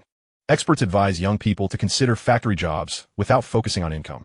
They also suggest that if young individuals find themselves unemployed, they should prioritize marriage and starting a family. Su Yang understands the limitations of his mother and Su's generation. He cannot apply future perspectives to judge their views. With patience, he explains the development of supermarkets to his mother, including the future urban demographic shifts and economic advancements. Frankly speaking, Su Yang has never approached his graduation defense with such seriousness. Eventually, Zhang Xiaomei turns to Su Zhiguo. Old Su, what is your opinion? I shall defer to you. Su Yang finally comprehends why his parents have never quarreled over the years. All trivial household matters are decided by Zhang Xiaomei, while significant decisions also rest in her hands. With old Su providing unwavering support and obedience, Zhang Xiaomei sighs and affectionately ruffles Su Yang's hair. Son, I know you have our family's best interests at heart, but you must not take too great a leap. What if things go awry? Your grandfather often said something I remember vividly. What was that? When fortune arrives, the ages of 30 to 40 are the prime time for a person to experience great luck. If one embarks on this journey too early, one lacks experience and may become arrogant. If too late, one cannot savor life. Should fortune smile upon you and bring wealth, always remind yourself not to forget the days spent in the valleys of despair, nor the times you endured hunger for 3 days with only one meal. Zhang Xiaomei grew up in modest conditions, with her grandfather dedicating many years to teaching, embodying integrity. Hence, she lives frugally. Su Yang interjects, Mom, isn't it true that the period of fortune has yet to arrive? Moreover, my dad will manage the supermarket, not me. Have you forgotten about the Banlingen? When Banlingen is mentioned, Su Zhiguo feels inclined to trust Su Yang. He suggests, Xiaomei, how about we give it a try? Observing the slight interest in both her son and Su Zhiguo, Zhang Xiaomei paces back and forth.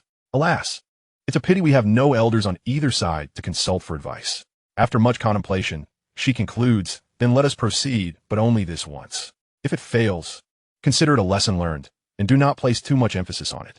Su Yang's eyes light up as he embraces Zhang Xiaomei's shoulders. Mum, yes you. I will succeed. Failure is not an option. Zhang Xiaomei smiles. All right, your determination brings me joy, My son is beginning to blossom. They do not linger.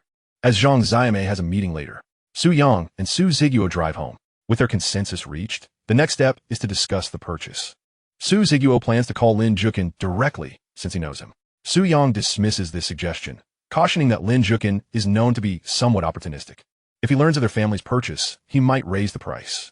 This task should be entrusted to someone external, who can later transfer it to them. Su Yang discusses this with Su Ziguo, seeking a reliable person who would not raise Lin Jukin's suspicions. Su Ziguo contemplates suitable candidates. What about my comrade Yang Weidong? He is also from our city and has a fairly good relationship with me. Su Yang recognizes that Su Ziguo has two circles of friends, one from childhood and another comprising comrades scattered across the nation. Yang Weidong is Su Ziguo's only comrade in Jiangming City. Su Yang agrees and adds, it would be best to find an intermediary who can communicate with Lin Jukin, keeping the price between 40,000 to 60,000. Currently, the land prices in Jiangming City average around 40,000 to 50,000. Given that newly constructed buildings average only 700 yuan per square meter, even the core areas of the city are priced at just over 1,000 yuan. Su Yang gazes out the window, knowing it won't be long. With the arrival of 2006, the north extension of Zhongxing Road in front of their supermarket will intersect with a national highway, becoming the gateway to Jiangming City. The value of this land will soar swiftly. This investment is a surefire venture for their family. Chapter 83. She smiles beautifully after Su Yang and Su Ziguo discuss more details. He assists Su Ziguo with the supermarket renovations until noon. Old Su pulls out a bottle of vintage liquor, aged for 6 or 7 years. I'm heading to the meat shop across the street to buy some pig's head meat. Would you care for a couple of drinks? I'll pass. I have matters to attend to. Su Ziguo Zimat. I've noticed you're quite young. You have a lot on your plate. Su Yang replies, absolutely. Every minute can mean hundreds of yuan. Just then, Su Yang's phone, which he had placed on the table, rings. Su Ziguo glances at it and sees Gu Yanbing's name. A look of realization crosses his face, and he speculates that his son is secretly dating. The lad has inherited my charm, he thinks. Su Ziguo in Gui, when will you bring Gu Yanbing home for your mother and me to meet her formally? Su Yang laughs. We haven't even begun. Don't rush. If you're eager for a grandchild, I suppose you'll have to wait a bit longer. At the mention of grandchild, Su Ziguo feels a nervous twitch. Su Yang stands to answer the call. Gu Yanbing, have you eaten yet? Not yet. I'm planning to eat at my dad's supermarket. I haven't eaten either. Is no one home with you? Gu Yanbing replies softly. This opportunity to visit her home cannot be missed. It must be cherished. Su Yang proposes. Then I'll buy some ready-made meals, and we can eat at your place. How does that sound? Gu Yanbing softly responds in agreement. Su Yang begins to withdraw. If it's inconvenient, never mind. I'll just grab a bite. Gu Yanbing clarifies that's not it. It's just that I'm unsure of what to cook. And I'm not very good at it. Su Yang assures her, it's simple. I'll bring ready-made dishes. And you just need to steam a couple of bowls of rice. Gu Yanbing hesitantly agrees. After ending the call, she pads barefoot to her computer. She begins searching how to steam rice. Some suggest a 1-to-1 ratio of rice to water, while others claim 1-to-2, and still others argue for a 1-to-3 ratio. Unable to find a definitive answer, Gu Yanbing decides to call Gu Rudin for advice. Su Yang leaves the supermarket, opting for his car instead of his bicycle. Su Ziguo reminds him to drive slowly. Su Yang wishes to inform old Su, my speed is usually demonstrated on highways, when I sense the car shaking more violently. That's when I know to accelerate. After parking, I never rush to turn off the ignition. However, he decides against sharing this with old Su. He makes a quick stop at the meat shop to buy shredded pork and garlic sauce, steamed fish, chicken feet, and stir-fried broccoli. Driving is undeniably more enjoyable than cycling, and the speed is exhilarating. 5 minutes later, Su Yang arrives at Gu Yanbing's apartment complex. The security guard, recognizing the car, assumes the occupant must be someone of importance and allows him entry without hesitation. Su Yang carries the food to Gu Yanbing's home and knocks on the door. After a moment, the door swings open. Su Yang, why are you here so early? I haven't even washed up yet. Gu Yanbing stands at the doorway in a V-neck silk nightgown. This is Su Yang's first glimpse of her in a home setting. She appears to have just finished washing up. Her fair cheeks resemble freshly bloomed lotus petals, with long eyelashes adorned with glistening droplets. Her eyes are clear and innocent, and her hair is slightly tousled. Su Yang's gaze drifts downward. Gu Yanbing's figure is alluring, with delicate collarbones and rounded shoulders, and her nightgown barely reaches her thighs, revealing her long, smooth legs. Cough. Gu Yanbing, is your air conditioner broken? I could help fix it. Gu Yanbing looks at him skeptically. Our air conditioner isn't broken. She bends down to fetch Su Yang some slippers, careful to cover her chest with her hand to avoid any accidental exposure. Su Yang, who initially intended to indulge his eyes, must reluctantly abandon that idea. Upon entering, he places the dishes on the dining table. Have you prepared the rice for steaming? Ah, just a moment. Gu Yanbing hadn't expected Su Yang to arrive so promptly, and she dashes barefoot into her bedroom. Su Yang wishes to follow her into her sanctuary. During the last visit, the household was bustling with activity, leaving a somewhat cramped atmosphere. This time, however, it was just Su Yang and Gu Yanbing in the house. Gu Yanbing seemed to sense something amiss and casually shut the door. Su Yang, just a moment, I need to change my clothes, she said. He replied nonchalantly, ah yes. Take your time. After a short wait, Gu Yanbing emerged wearing a light blue shirt and fitted apricot-colored cropped pants, her demeanor reflecting a return to her usual aloof elegance. She gestured for Su Yang to watch television while she tied her hair back with a scrunchie and headed to the kitchen. Intrigued, Su Yang followed her into the kitchen. How could you invite me over and not prepare any food? Gu Yanbing chuckled awkwardly. I didn't realize you'd arrive so soon. Observing her clumsiness, Su Yang began to doubt whether the rice had cooked properly. Gu Yanbing took a yogurt from the fridge and handed it to him. Here, have some to tide you over. It's fine, no rush. We have plenty of time for dinner, Su Yang replied, sipping the yogurt while watching her calculate the rice's cooking time. Is Aunt Gu coming back for lunch? He inquired. My mom has been busy these past few days and hasn't had time to come home for meals. I usually eat at the restaurant downstairs during lunch. Su Yang glanced at the clock on the wall, realizing they had several hours of solitude together. We ought to cherish this moment, he thought. Gu Yanbing added, but my dad will be back for lunch. Su Yang Zhou Gid Li. Old Gu is coming back, huh?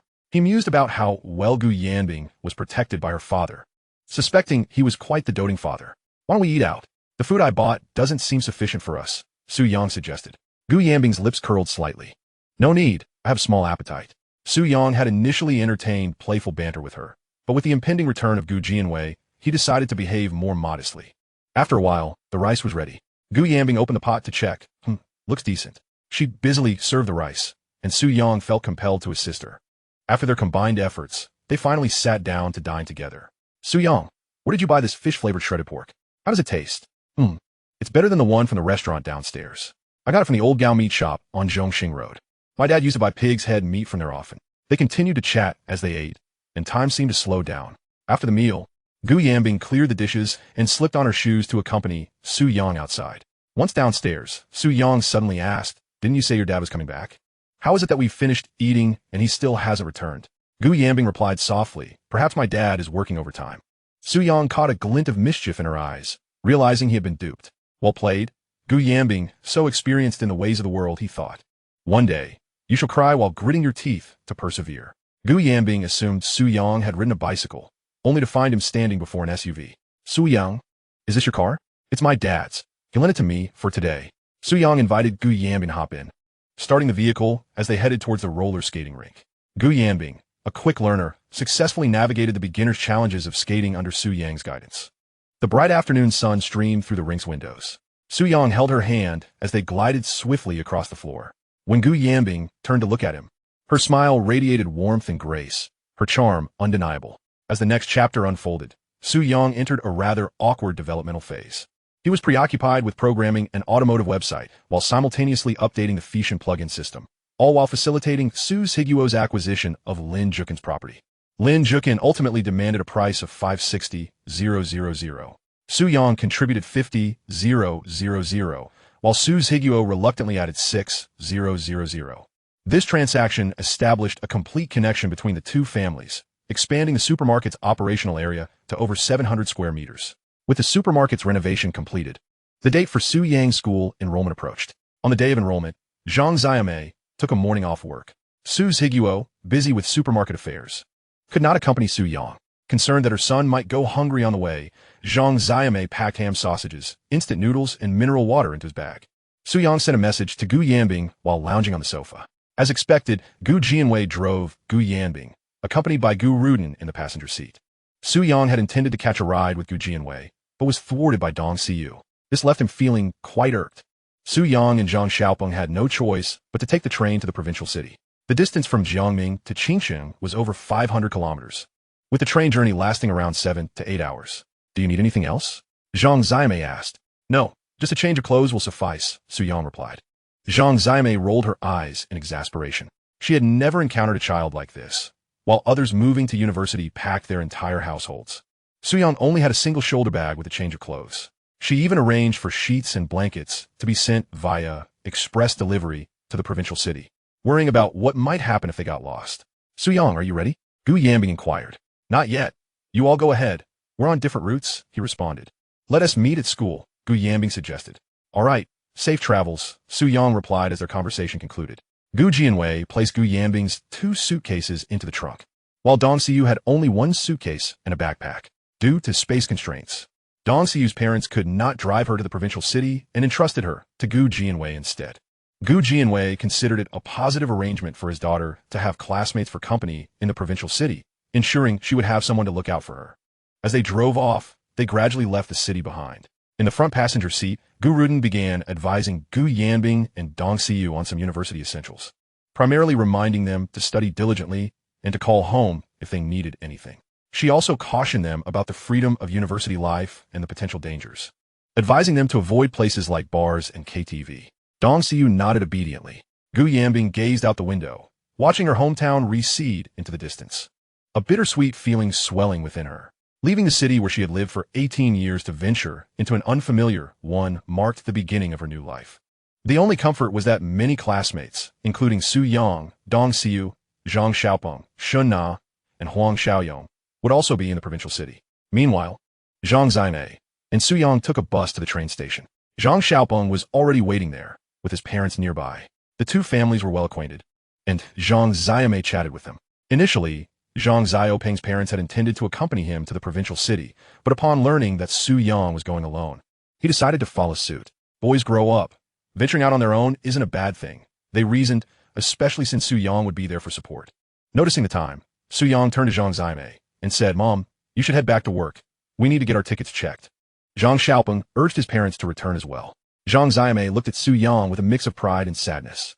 Her child was off to university, bringing joy yet a sense of loss, as the house felt emptier than before.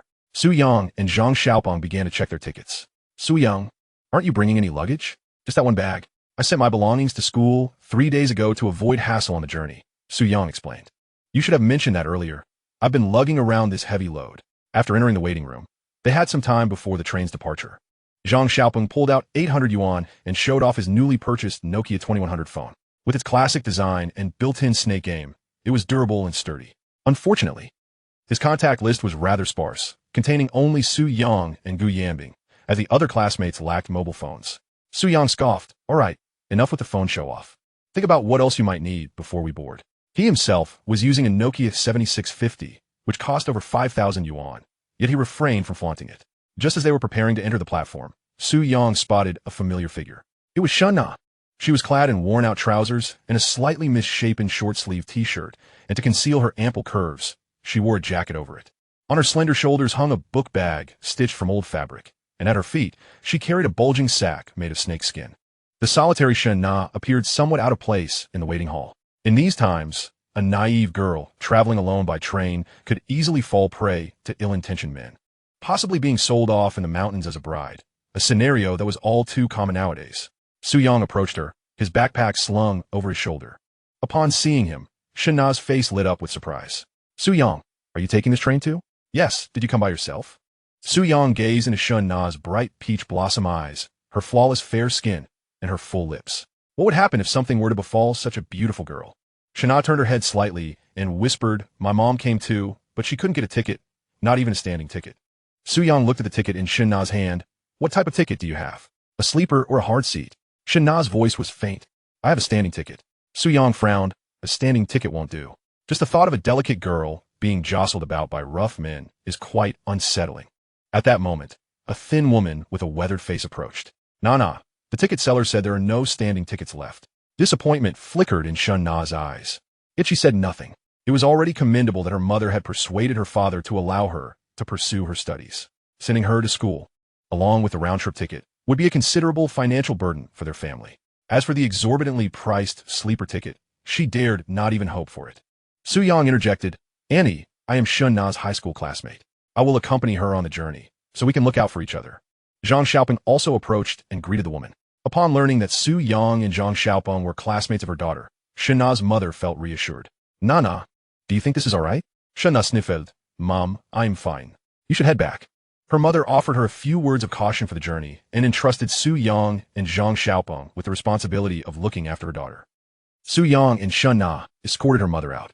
As the departure time drew nearer, Su Yang took the initiative to help Shen Na with a bulging sack, and they made their way to the platform together. At the train platform, Su Yang beckoned Zhang Xiaopeng to step aside for a smoke, deliberately avoiding Shen Na. Peng, can we discuss something? What is it? Shen Na has a standing ticket. I plan to swap with her so she can have a sleeper. What a noble gesture. I support that. Would you like to join me in experiencing the standing ticket ordeal?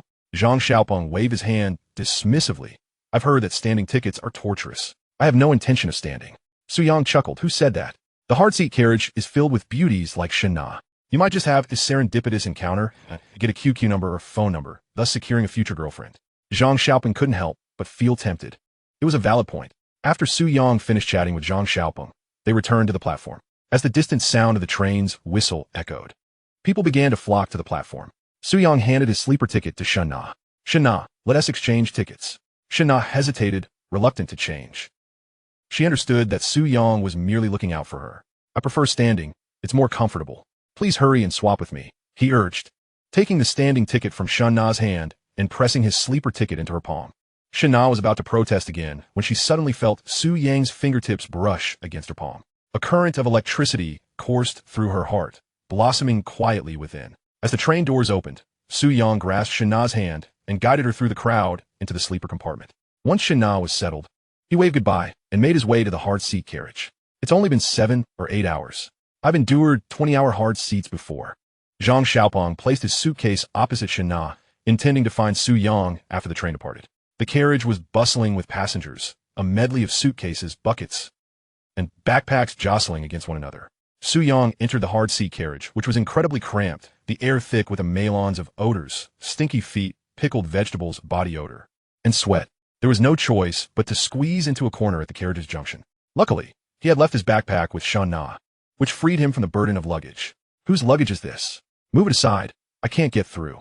Whose bucket is this? Put away. Stop pushing. You're stepping on my shoes. The carriage was a chaotic mess, punctuated by the cries of infants. It had been a while since Su Yang had traveled on such a green train. The proliferation of high-speed rail had indeed significantly improved transportation. Yet he knew that many living on the fringes would still opt for these lower-priced trains.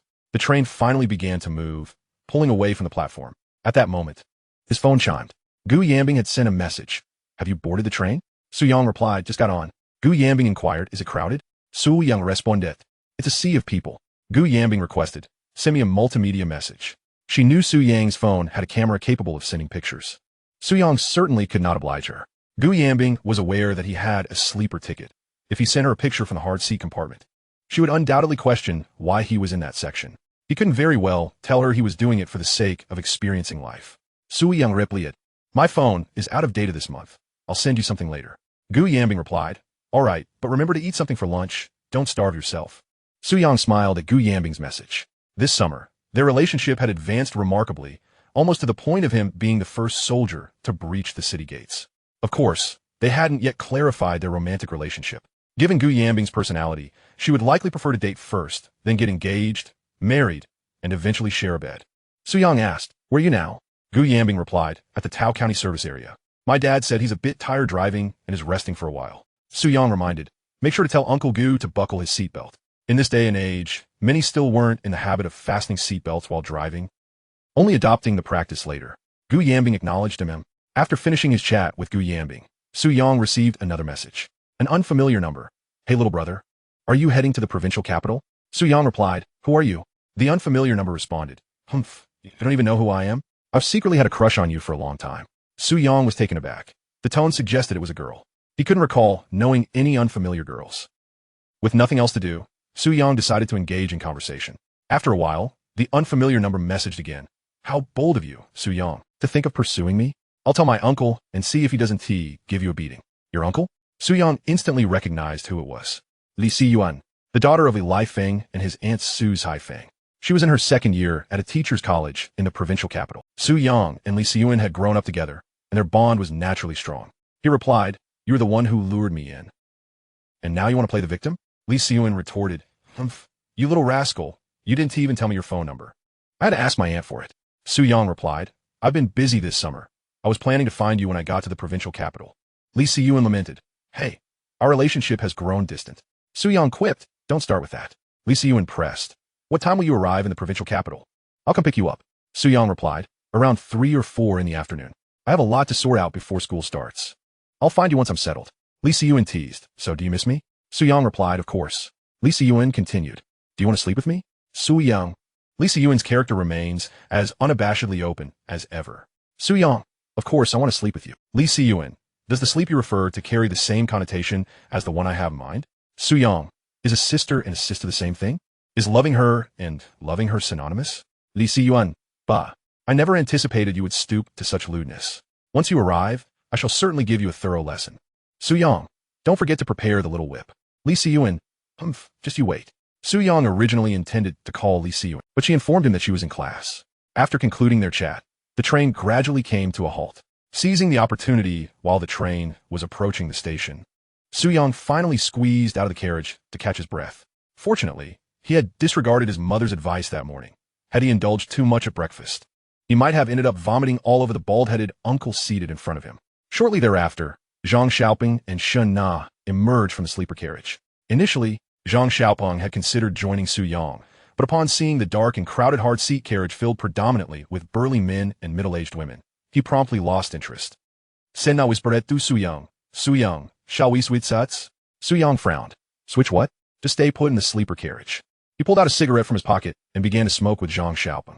Shen Na bit her lip, retrieving a bright red apple from her pocket and offering it to Su Yang. Su Yang smiled. For me? Shen Na nodded gently. I just washed it, but I lacked a knife to peel it. Su Yang accepted the apple and took a bite. Zhang Xiaoping was displeased. Shen Na, why didn't you get one for me? Ah, I forgot. I'll bring one for you when we return to the carriage. Zhang Xiaoping waved his hand dismissively, signaling that he was merely joking. He felt a sense of superiority in front of Shen Na, as her personality was even more introverted than his. If it had been Gu Yanbing instead, she would have him wrapped around her finger in no time. Concerned about the chaos, Su Yang urged Shen Na to return to the carriage. Shen Na gazed at Su Yang with reluctance. She understood that the burdens she shouldered were being borne by Su Yang in her stead. After Shen Na departed, Su Yang and Zhang Xiaoping continued smoking outside. Zhang Xiaoping observed the hurried passengers on the platform, laden with bags, and some women cradling infants. The reality before them starkly contrasted with the serene imagery often depicted in classroom essays. Su Yang, do you think Gu Yanbing is on this train? Zhang Xiaoping was still preoccupied with thoughts of Gu Yanbing. He had only seen her twice after the summer vacation, spending a considerable amount of money. Yet their relationship remained firmly in the realm of friendship. The train's horn sounded. Su Yang extinguished his cigarette. When the time comes, I will ask Gu Yanbing for Gu Yanbing's dormitory phone number, and you can call her then. Really? Yes, but remember to be frugal. Su Yang patted his shoulder and then squeezed back into the throng of passengers. The train attendant pushed Su Yang, barely managing to close the door. Shen Na sat by the window in the sleeper carriage, gently resting her chin on her hand as she gazed out at the scenery. Zhang Xiaoping returned. Shen Na shyly offered him an apple. As Zhang Xiaoping looked into Shen Na's bright and radiant eyes, he suddenly realized she was 100 times more beautiful than Gu Yanbing, with a character so pure. In the past, Shen Na often kept her head down in class, causing many boys to overlook her. Zhang Xiaoping, recalling all that Su Yang had done for Shen Na, felt as though he was beginning to understand something profound. Chapter 86. The customer is always right with the sound of the train's horn. The 8-hour journey on the sluggish train finally came to an end.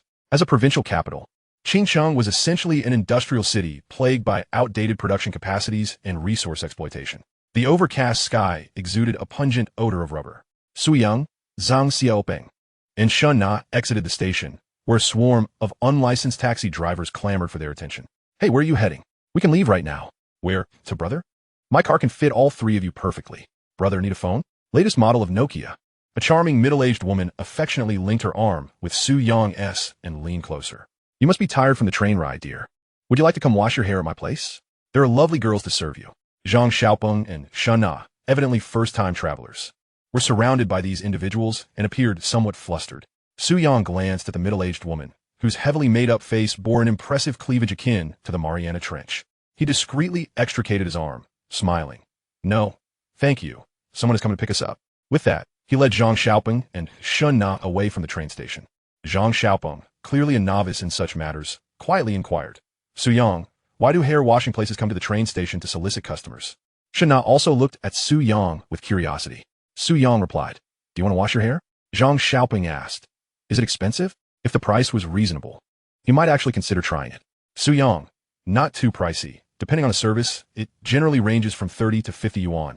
And the girls will even give you a massage. Zhang Xiaoping, noticing Su Yang's expression, began to grasp something. Shen Na, however, remained blissfully unaware. Seeing that both Shen Na and Zhang Xiaoping were burdened with luggage, Su Yang recognized that taking the bus would be rather inconvenient. He promptly hailed a taxi. After the taxi came to a stop, Su Yang asked, are you going to the Science and Technology University? It was common for taxi drivers to refuse fares, often citing a shift change as their reason. Taxi driver, hop in. Su Yang placed their luggage in the trunk, letting Zhang Xiaoping sit in the front passenger seat, while he and Shen Na settled in the back. Before they could get comfortable, the taxi driver sped off. Nowadays, taxi drivers are quite audacious, weaving in and out of traffic while cursing under their breath. One often sees a taxi accelerating past the car in front, only to roll down the window and shout obscenities. 20 minutes later, the taxi stopped at the entrance of the Science and Technology University. Su Yang escorted Shen Na to the school gate, taking her luggage while reminding her of certain precautions. Once you're settled in your dorm, remember to call home to let them know you're safe. Okay, you have my phone number, right? Yes, I have it. Shen Na had memorized Su Yang's phone number and QQ account long ago. Call me anytime if you need anything. Okay. After Su Yang and Zhang Xiaoping helped Shen Na complete her enrollment procedures and carried her luggage to her dorm, Shen Na intended to see them off. Su Yang stopped her. No need to come down. Make sure to get along with your roommates. If they bully you, don't be afraid, understand? Shen Na felt an inexplicable tightness in her throat. Without Su Yang, she truly wouldn't know what to do. While others had their fathers and mothers accompanying them, some even had their entire extended families, she was all alone. Su Yang seemed to be a guiding light in her life, illuminating her barren path. After leaving the Science and Technology University, Su Yang and Zhang Xiaoping hailed another taxi heading to the Engineering University. Su Yang asked, have you reviewed the registration process? Zhang Xiaoping nodded. Yes, I have. Su Yang, when we arrive at the Engineering University, I'll just get off, and you'll be okay going in by yourself? Zhang Xiaoping, what the hell? When it was about sending Shen Na, you were so attentive and caring. But now you're just going to leave me? He shot Su Yang a mournful glance. Su Yang shrugged. All right, I'll take you to the Engineering University. As the taxi driver drove steadily, Su Yang turned to gaze out the window, taking in the familiar sights, the TV tower, Baguio Shopping Mall, Cultural Square. He had spent 4 years studying here at the Jinghe Road School of Economics and Trade. Back then, he often went to internet cafes and bars with his roommates and hung out with Zhang Xiaoping. He was intimately familiar with Qingsheng. The most beautiful moments of his youth were etched in this place, and now, returning to familiar ground, he couldn't help but feel a surge of nostalgia. At that moment, a Nokia ringtone echoed through the air. They were all Nokia ringtones, and Zhang Xiaoping hurriedly fished out his phone from his pocket, only to discover that it was Su Yang's call ringing. Zhang Xiaoping sighed, pondering why no one ever called him. Su Yang was jolted back to reality by the ringtone and saw that it was Gu Yanbing calling. Hello, Yanbing. Su Yang, have you arrived at school yet? Almost there. I'm dropping Xiaoping off at the Engineering University before heading back. Oh, I see. I was hoping you could accompany me to buy some things. Shall I contact you once I return to school? Uh-huh. And don't forget to inform your family. I know. Su Yang ended the call. Zhang Xiaoping looked at Su Yang with a hint of envy. The taxi finally arrived at the Engineering University, where Su Yang dropped Zhang Xiaoping off at the registration area and chatted with him for a while longer. Zhang Xiaoping wished Su Yang would escort him to the dormitory building. Su Yang said, stop being so sentimental here. Hurry up and go. Reluctantly, Zhang Xiaoping ascended the stairs. The senior students were eager to provide attentive assistance to the attractive newcomers, while a common-looking boy like Zhang Xiaoping was dismissed with just a few words. After leaving the Engineering University, Su Yang hailed a taxi to the Industrial University. He took out his phone to call his mother, but it went unanswered. He guessed that she was either in a meeting or in the operating room at that hour. Su Yang then dialed his father's number. Hey, Dad. I've arrived at school. Good. Remember to take care of yourself out there. Call your mom frequently to update her on your situation. Don't worry. Su Yang chatted with his father for a bit before hanging up. The distant sunset was breathtaking, casting a melancholic beauty across the sky. Gradually, Su Yang sensed something was amiss. The journey from the Engineering University to the Industrial University should only take about 15 minutes. Yet the taxi driver had taken over half an hour. Is this guy deliberately taking me on a detour? Is he trying to take advantage of me being a newcomer? Su Yang refrained from arguing with the taxi driver. After 40 minutes, the taxi finally stopped at the entrance of the Industrial University. The driver, grinning, activated the meter, revealing a fare of 63 yuan. Su Yang looked at the balding, greasy taxi driver and asked, "How much?" 63 yuan. Seeing the smile on Su Yang's face, the middle-aged driver politely said, "Let's just call it 60. Su Yang inquired, "How many kilometers is it from engineering university to the industrial university?" The driver explained, "It's the start of the new semester, and the roads are congested over there. I took the expressway because I was worried about your time."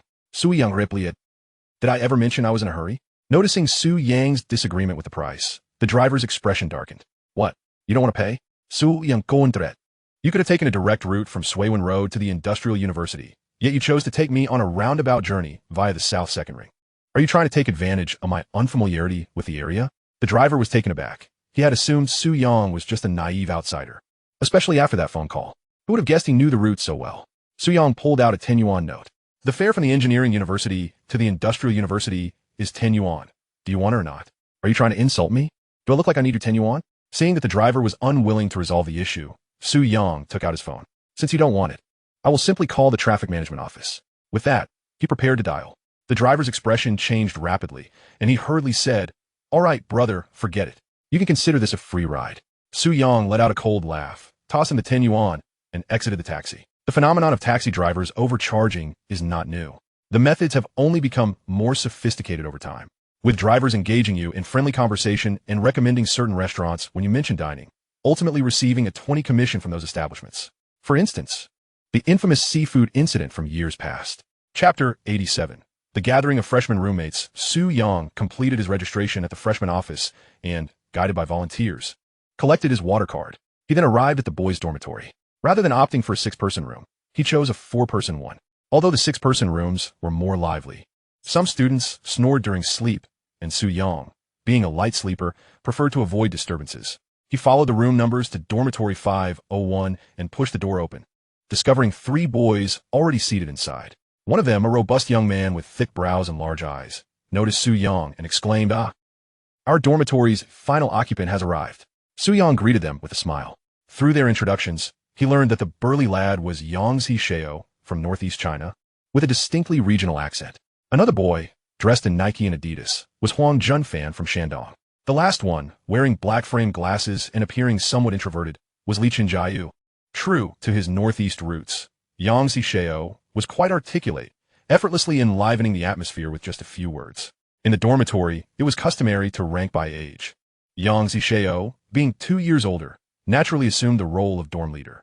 Su Yang and Huang Junfan were the same age. However, Huang Junfan's birthday preceded Su Yang's, making him the second in command. The youngest, Li Chenjiayu, was affectionately called Little Four. Huang Junfan produced a pack of Huang Hialo cigarettes from his pocket and offered them to everyone. Yang Zisheo and Su Yang accepted, while Li Chenjiayu waved his hand, signaling that he did not smoke. Concerned, Yang Zisheo asked, "Does the school allow smoking?"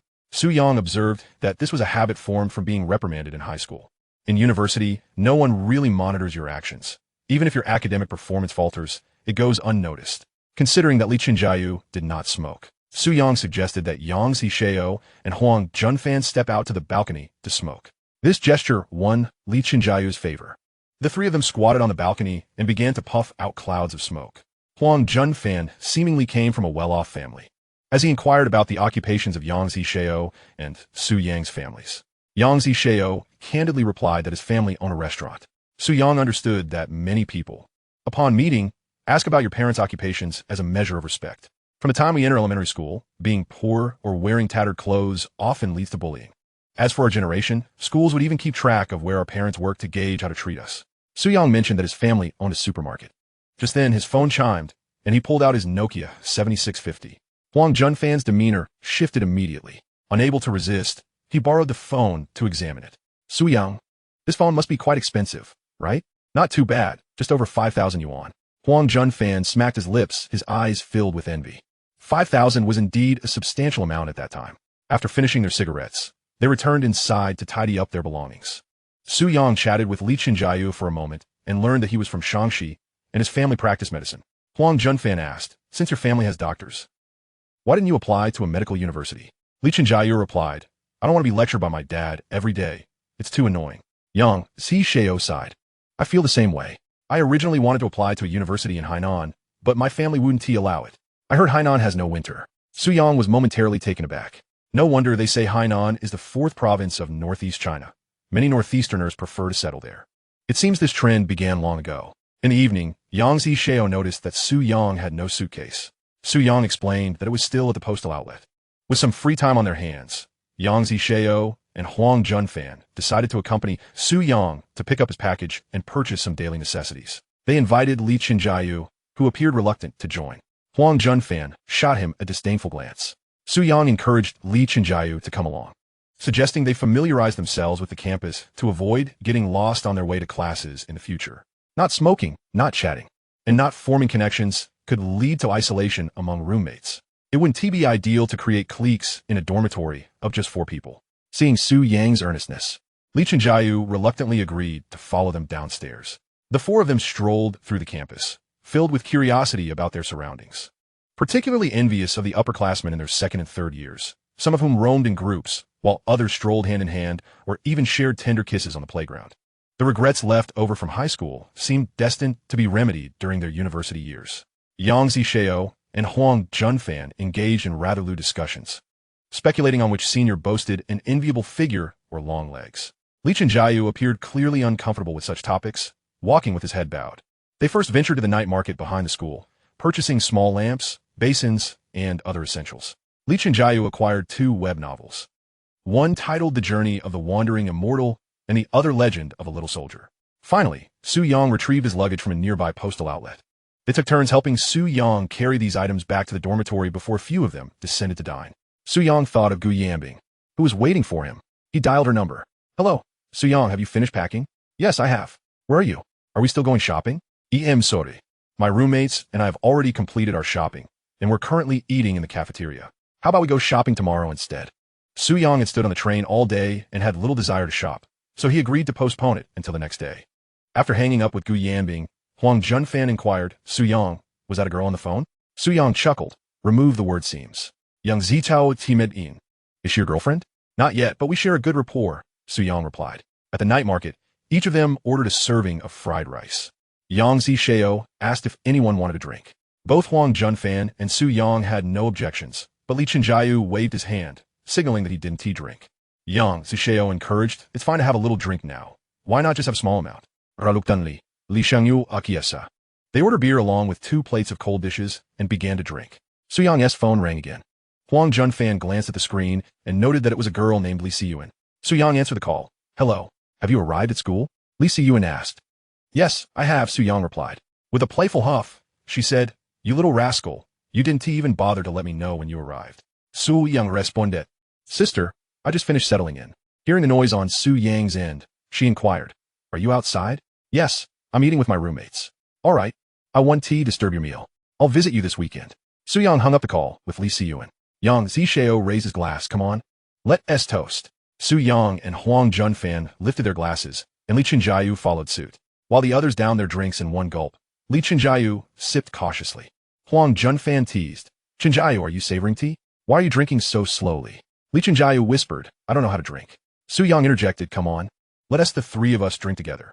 He raised his glass, challenging Yang Zishao and Huang Junfan to a drinking contest. As the conversation flowed, everyone began to inquire about each other's hometown specialties and delicacies.